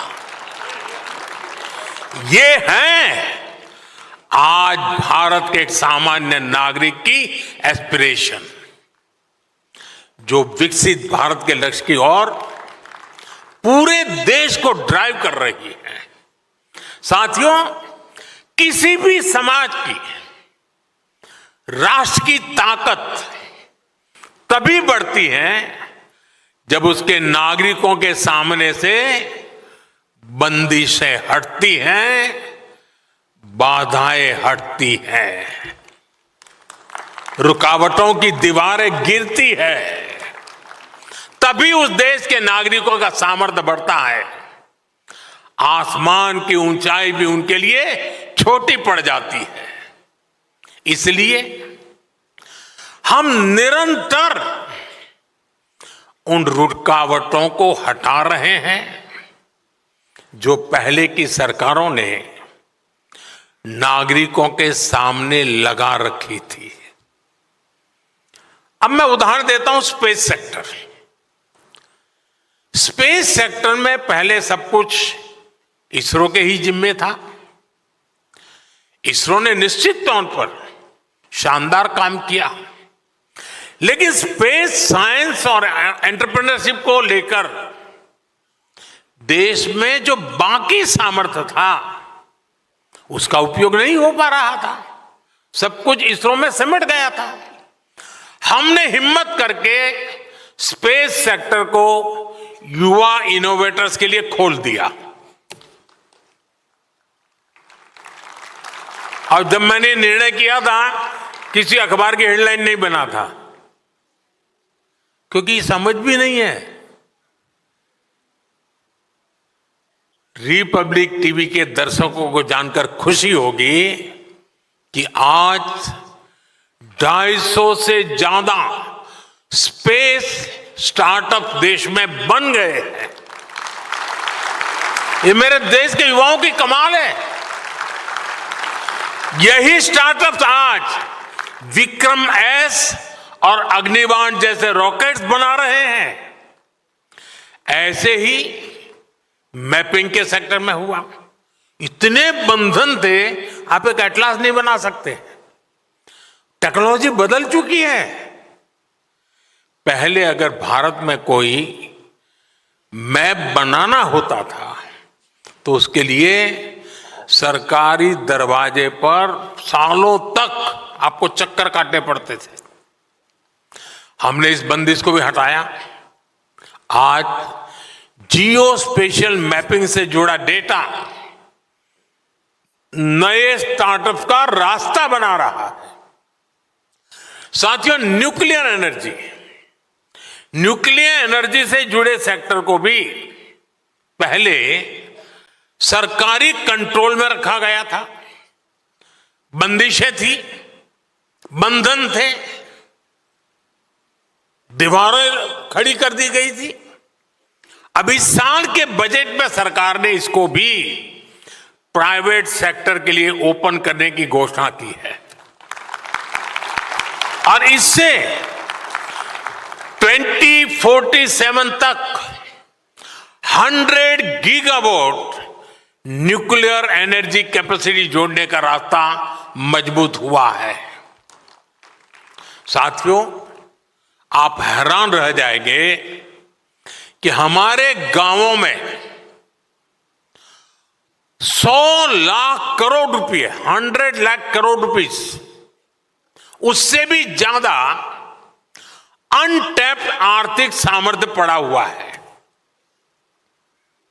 मैं आपके सामने फिर ये आंकड़ा दोहराऊं, 100 लाख करोड़ रुपए, ये छोटा आंकड़ा नहीं है। ये आर्थिक सामर्थ्य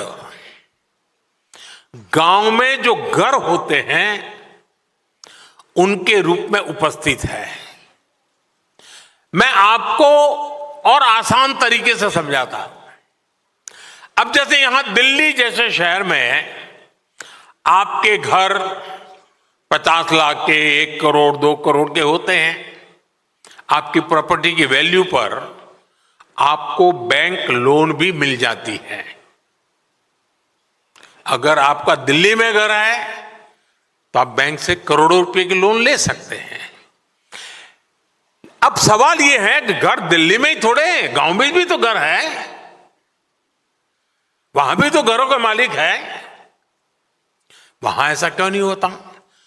गांवों में घरों पर लोन इसलिए नहीं मिलता क्योंकि भारत में गांव के घरों के लीगल डॉक्यूमेंट्स नहीं होते थे,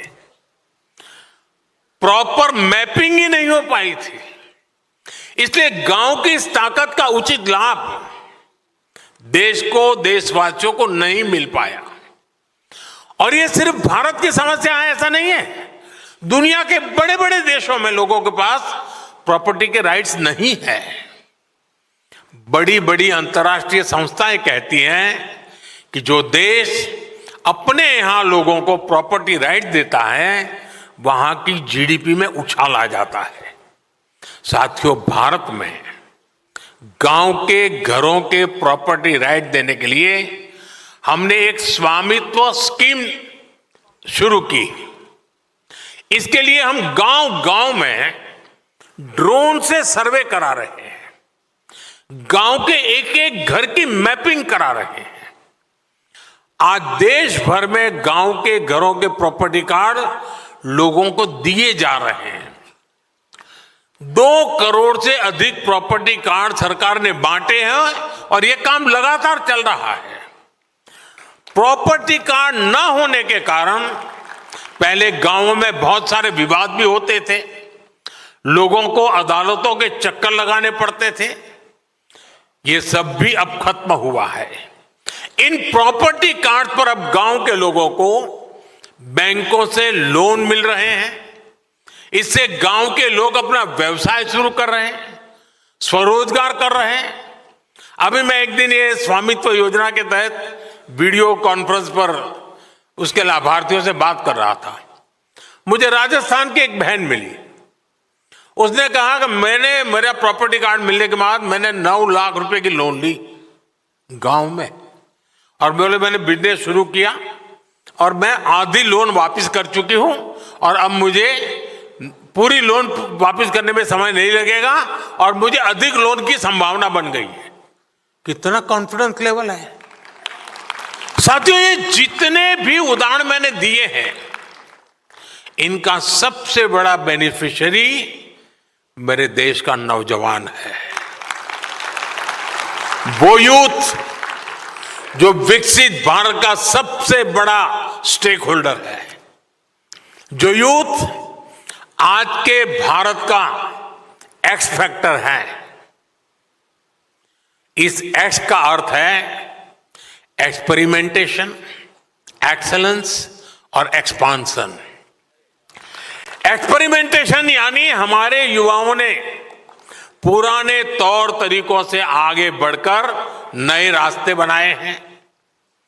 एक्सेलेंस यानी नौजवानों ने ग्लोबल बेंचमार्क सेट किए हैं, और एक्सपांशन यानी इनोवेशन को हमारे युवाओं ने 140 करोड़ देशवासियों के लिए स्केल अप किया है। हमारा यूथ देश की बड़ी समस्याओं का समाधान दे सकता है, लेकिन इस सामर्थ्य का सदुपयोग भी पहले नहीं किया गया। हैकाथॉन के जरिए युवा देश की समस्याओं का समाधान भी दे सकते हैं, इसको लेकर पहले सरकारों ने सोचा तक नहीं। आज हम हर वर्ष स्मार्ट इंडिया हैकाथॉन आयोजित करते हैं। अभी तक 10 लाख युवा इसका हिस्सा बन चुके हैं। सरकार की अनेक मिनिस्ट्रीज और डिपार्टमेंट ने गवर्नेंस से जुड़े कई प्रॉब्लम और उनके सामने रखे, समस्याएं बताई कि बताइए भाई आप खोजिए क्या क्या सॉल्यूशन हो सकता है। हैकाथॉन में हमारे युवाओं ने लगभग 2500 सॉल्यूशन डेवलप करके देश को दिए हैं। मुझे खुशी है कि आपने भी हैकाथॉन के इस कल्चर को आगे बढ़ाया है, और जिन नौजवानों ने विजय प्राप्त की है, मैं उन नौजवानों को बधाई देता हूं, और मुझे खुशी है कि मुझे उन नौजवानों से मिलने का मौका मिला। साथियों, बीते 10 वर्षों में देश ने एक न्यू एज गवर्नेंस को फील किया है। बीते दशक में हमने इंपैक्टलेस एडमिनिस्ट्रेशन को इंपैक्टफुल गवर्नेंस में बदला है। आप जब फील्ड में जाते हैं तो अक्सर लोग कहते हैं कि हमें फलां सरकारी स्कीम का बेनिफिट पहली बार मिला। ऐसा नहीं है कि वो सरकारी स्कीम पहले नहीं थी, स्कीम्स पहले भी थी, लेकिन इस लेवल की लास्ट माइल डिलीवरी पहली बार सुनिश्चित हो रही है। आप अक्सर पीएम आवास स्कीम के बेनिफिशियरीज के इंटरव्यू चलाते हैं। पहले कागज पर गरीबों के मकान सैंक्शन होते थे, आज हम जमीन पर गरीबों के घर बनाते हैं। पहले मकान बनाने की पूरी प्रक्रिया गवर्नमेंट ड्रिवन होती थी। कैसा मकान बनेगा, कौन सा सामान लगेगा, ये सरकार ही तय करती थी। हमने इसको ओनर ड्रिवन बनाया। सरकार लाभार्थी के अकाउंट में पैसा डालती है, बाकी कैसा घर बनेगा ये लाभार्थी खुद डिसाइड करता है। और घर के डिजाइन के लिए भी हमने देश भर में कंपटीशन किया, घरों के मॉडल सामने रखे, डिजाइन के लिए भी लोगों को जोड़ा, जनभागीदार से चीजें तय की। इससे घरों की क्वालिटी भी अच्छी हुई है और घर तेज गति से कंप्लीट भी होने लगे हैं। पहले ईंट पत्थर जोड़कर आधे अधूरे मकान बनाकर दिए जाते थे, हमने गरीब को उसके सपनों का घर बनाकर दिया है। इन घरों में नल से जल आता है, उज्ज्वला योजना का गैस कनेक्शन होता है, सौभाग्य योजना का बिजली कनेक्शन होता है। हमने सिर्फ 4 दीवारें खड़ी नहीं की हैं, हमने उन घरों में जिंदगी खड़ी की है। साथियों, किसी भी देश के विकास के लिए बहुत जरूरी पक्ष है उस देश की सुरक्षा, नेशनल सिक्योरिटी। बीते दशक में हमने सिक्योरिटी पर भी बहुत अधिक काम किया है।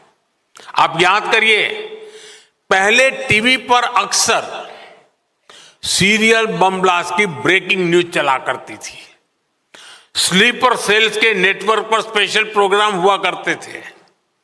आज ये सब टीवी स्क्रीन और भारत की जमीन दोनों जगह से गायब हो चुका है।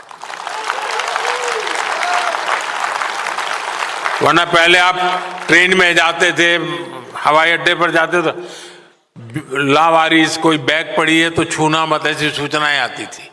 आज वो जो 18-20 साल के नौजवान हैं उन्होंने वो सूचना सुनी ही नहीं होगी।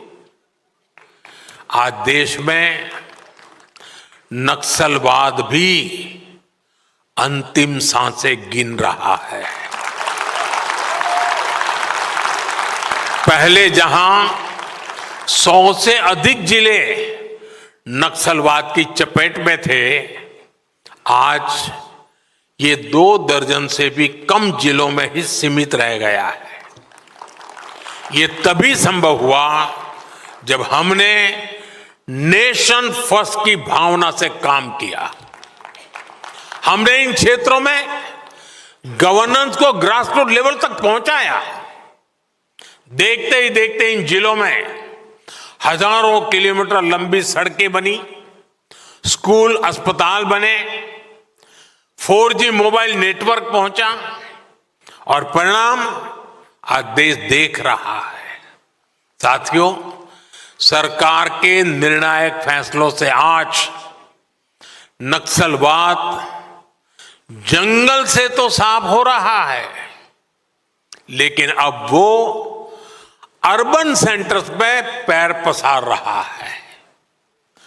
अर्बन नक्सलियों ने अपना जाल इतनी तेजी से फैलाया है कि जो राजनीतिक दल अर्बन नक्सल के विरोधी थे, जिनकी विचारधारा कभी गांधी जी से प्रेरित थी, जो भारत की जड़ों से जुड़ी थी, ऐसे राजनीतिक दलों में आज अर्बन नक्सल पैठ जमा चुके हैं। आज वहां अर्बन नक्सलियों की आवाज उनकी ही भाषा सुनाई देती है। इसी से हम समझ सकते हैं कि इनकी जड़ें कितनी गहरी हैं। हमें याद रखना है कि अर्बन नक्सली भारत के विकास और हमारी विरासत, इन दोनों के घोर विरोधी हैं।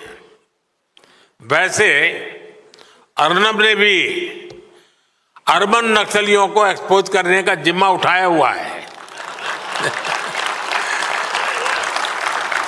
विकसित भारत के लिए विकास भी जरूरी है और विरासत को मजबूत करना भी आवश्यक है, और इसलिए हमें अर्बन नक्सलियों से सावधान रहना है। साथियों, आज का भारत हर चुनौती से टकराते हुए नई ऊंचाइयों को छू रहा है। मुझे भरोसा है कि रिपब्लिक टीवी नेटवर्क के आप सभी लोग हमेशा नेशन फर्स्ट के भाव से पत्रकारिता को नया आयाम देते रहेंगे। आप विकसित भारत के एस्पिरेशन को अपनी पत्रकारिता से कैटलिस्ट करते रहे। इसी विश्वास के साथ आप सभी का बहुत बहुत आभार, बहुत बहुत शुभकामनाएं। धन्यवाद।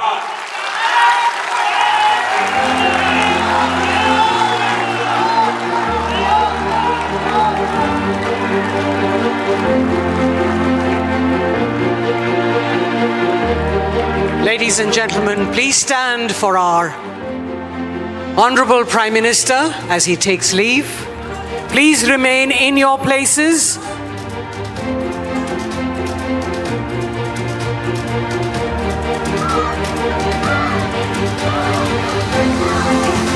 What a phenomenal day it has been, ladies and gentlemen.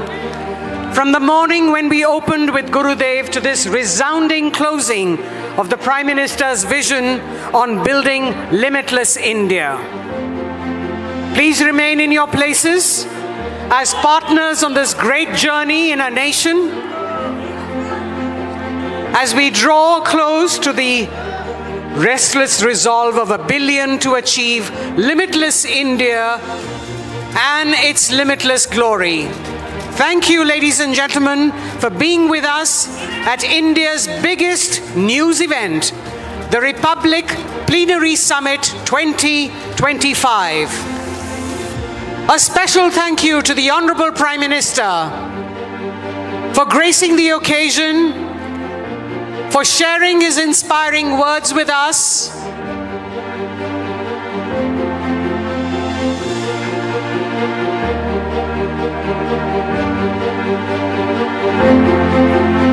Please remain in your places, ladies and gentlemen. Please do not push.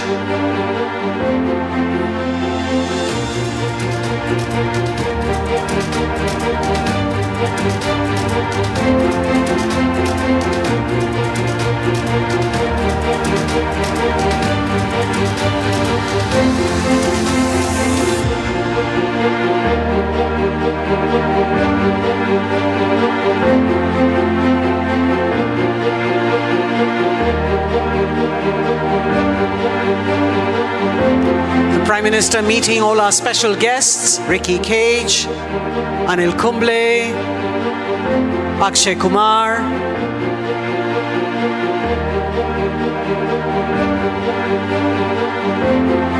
Sonu Nigam.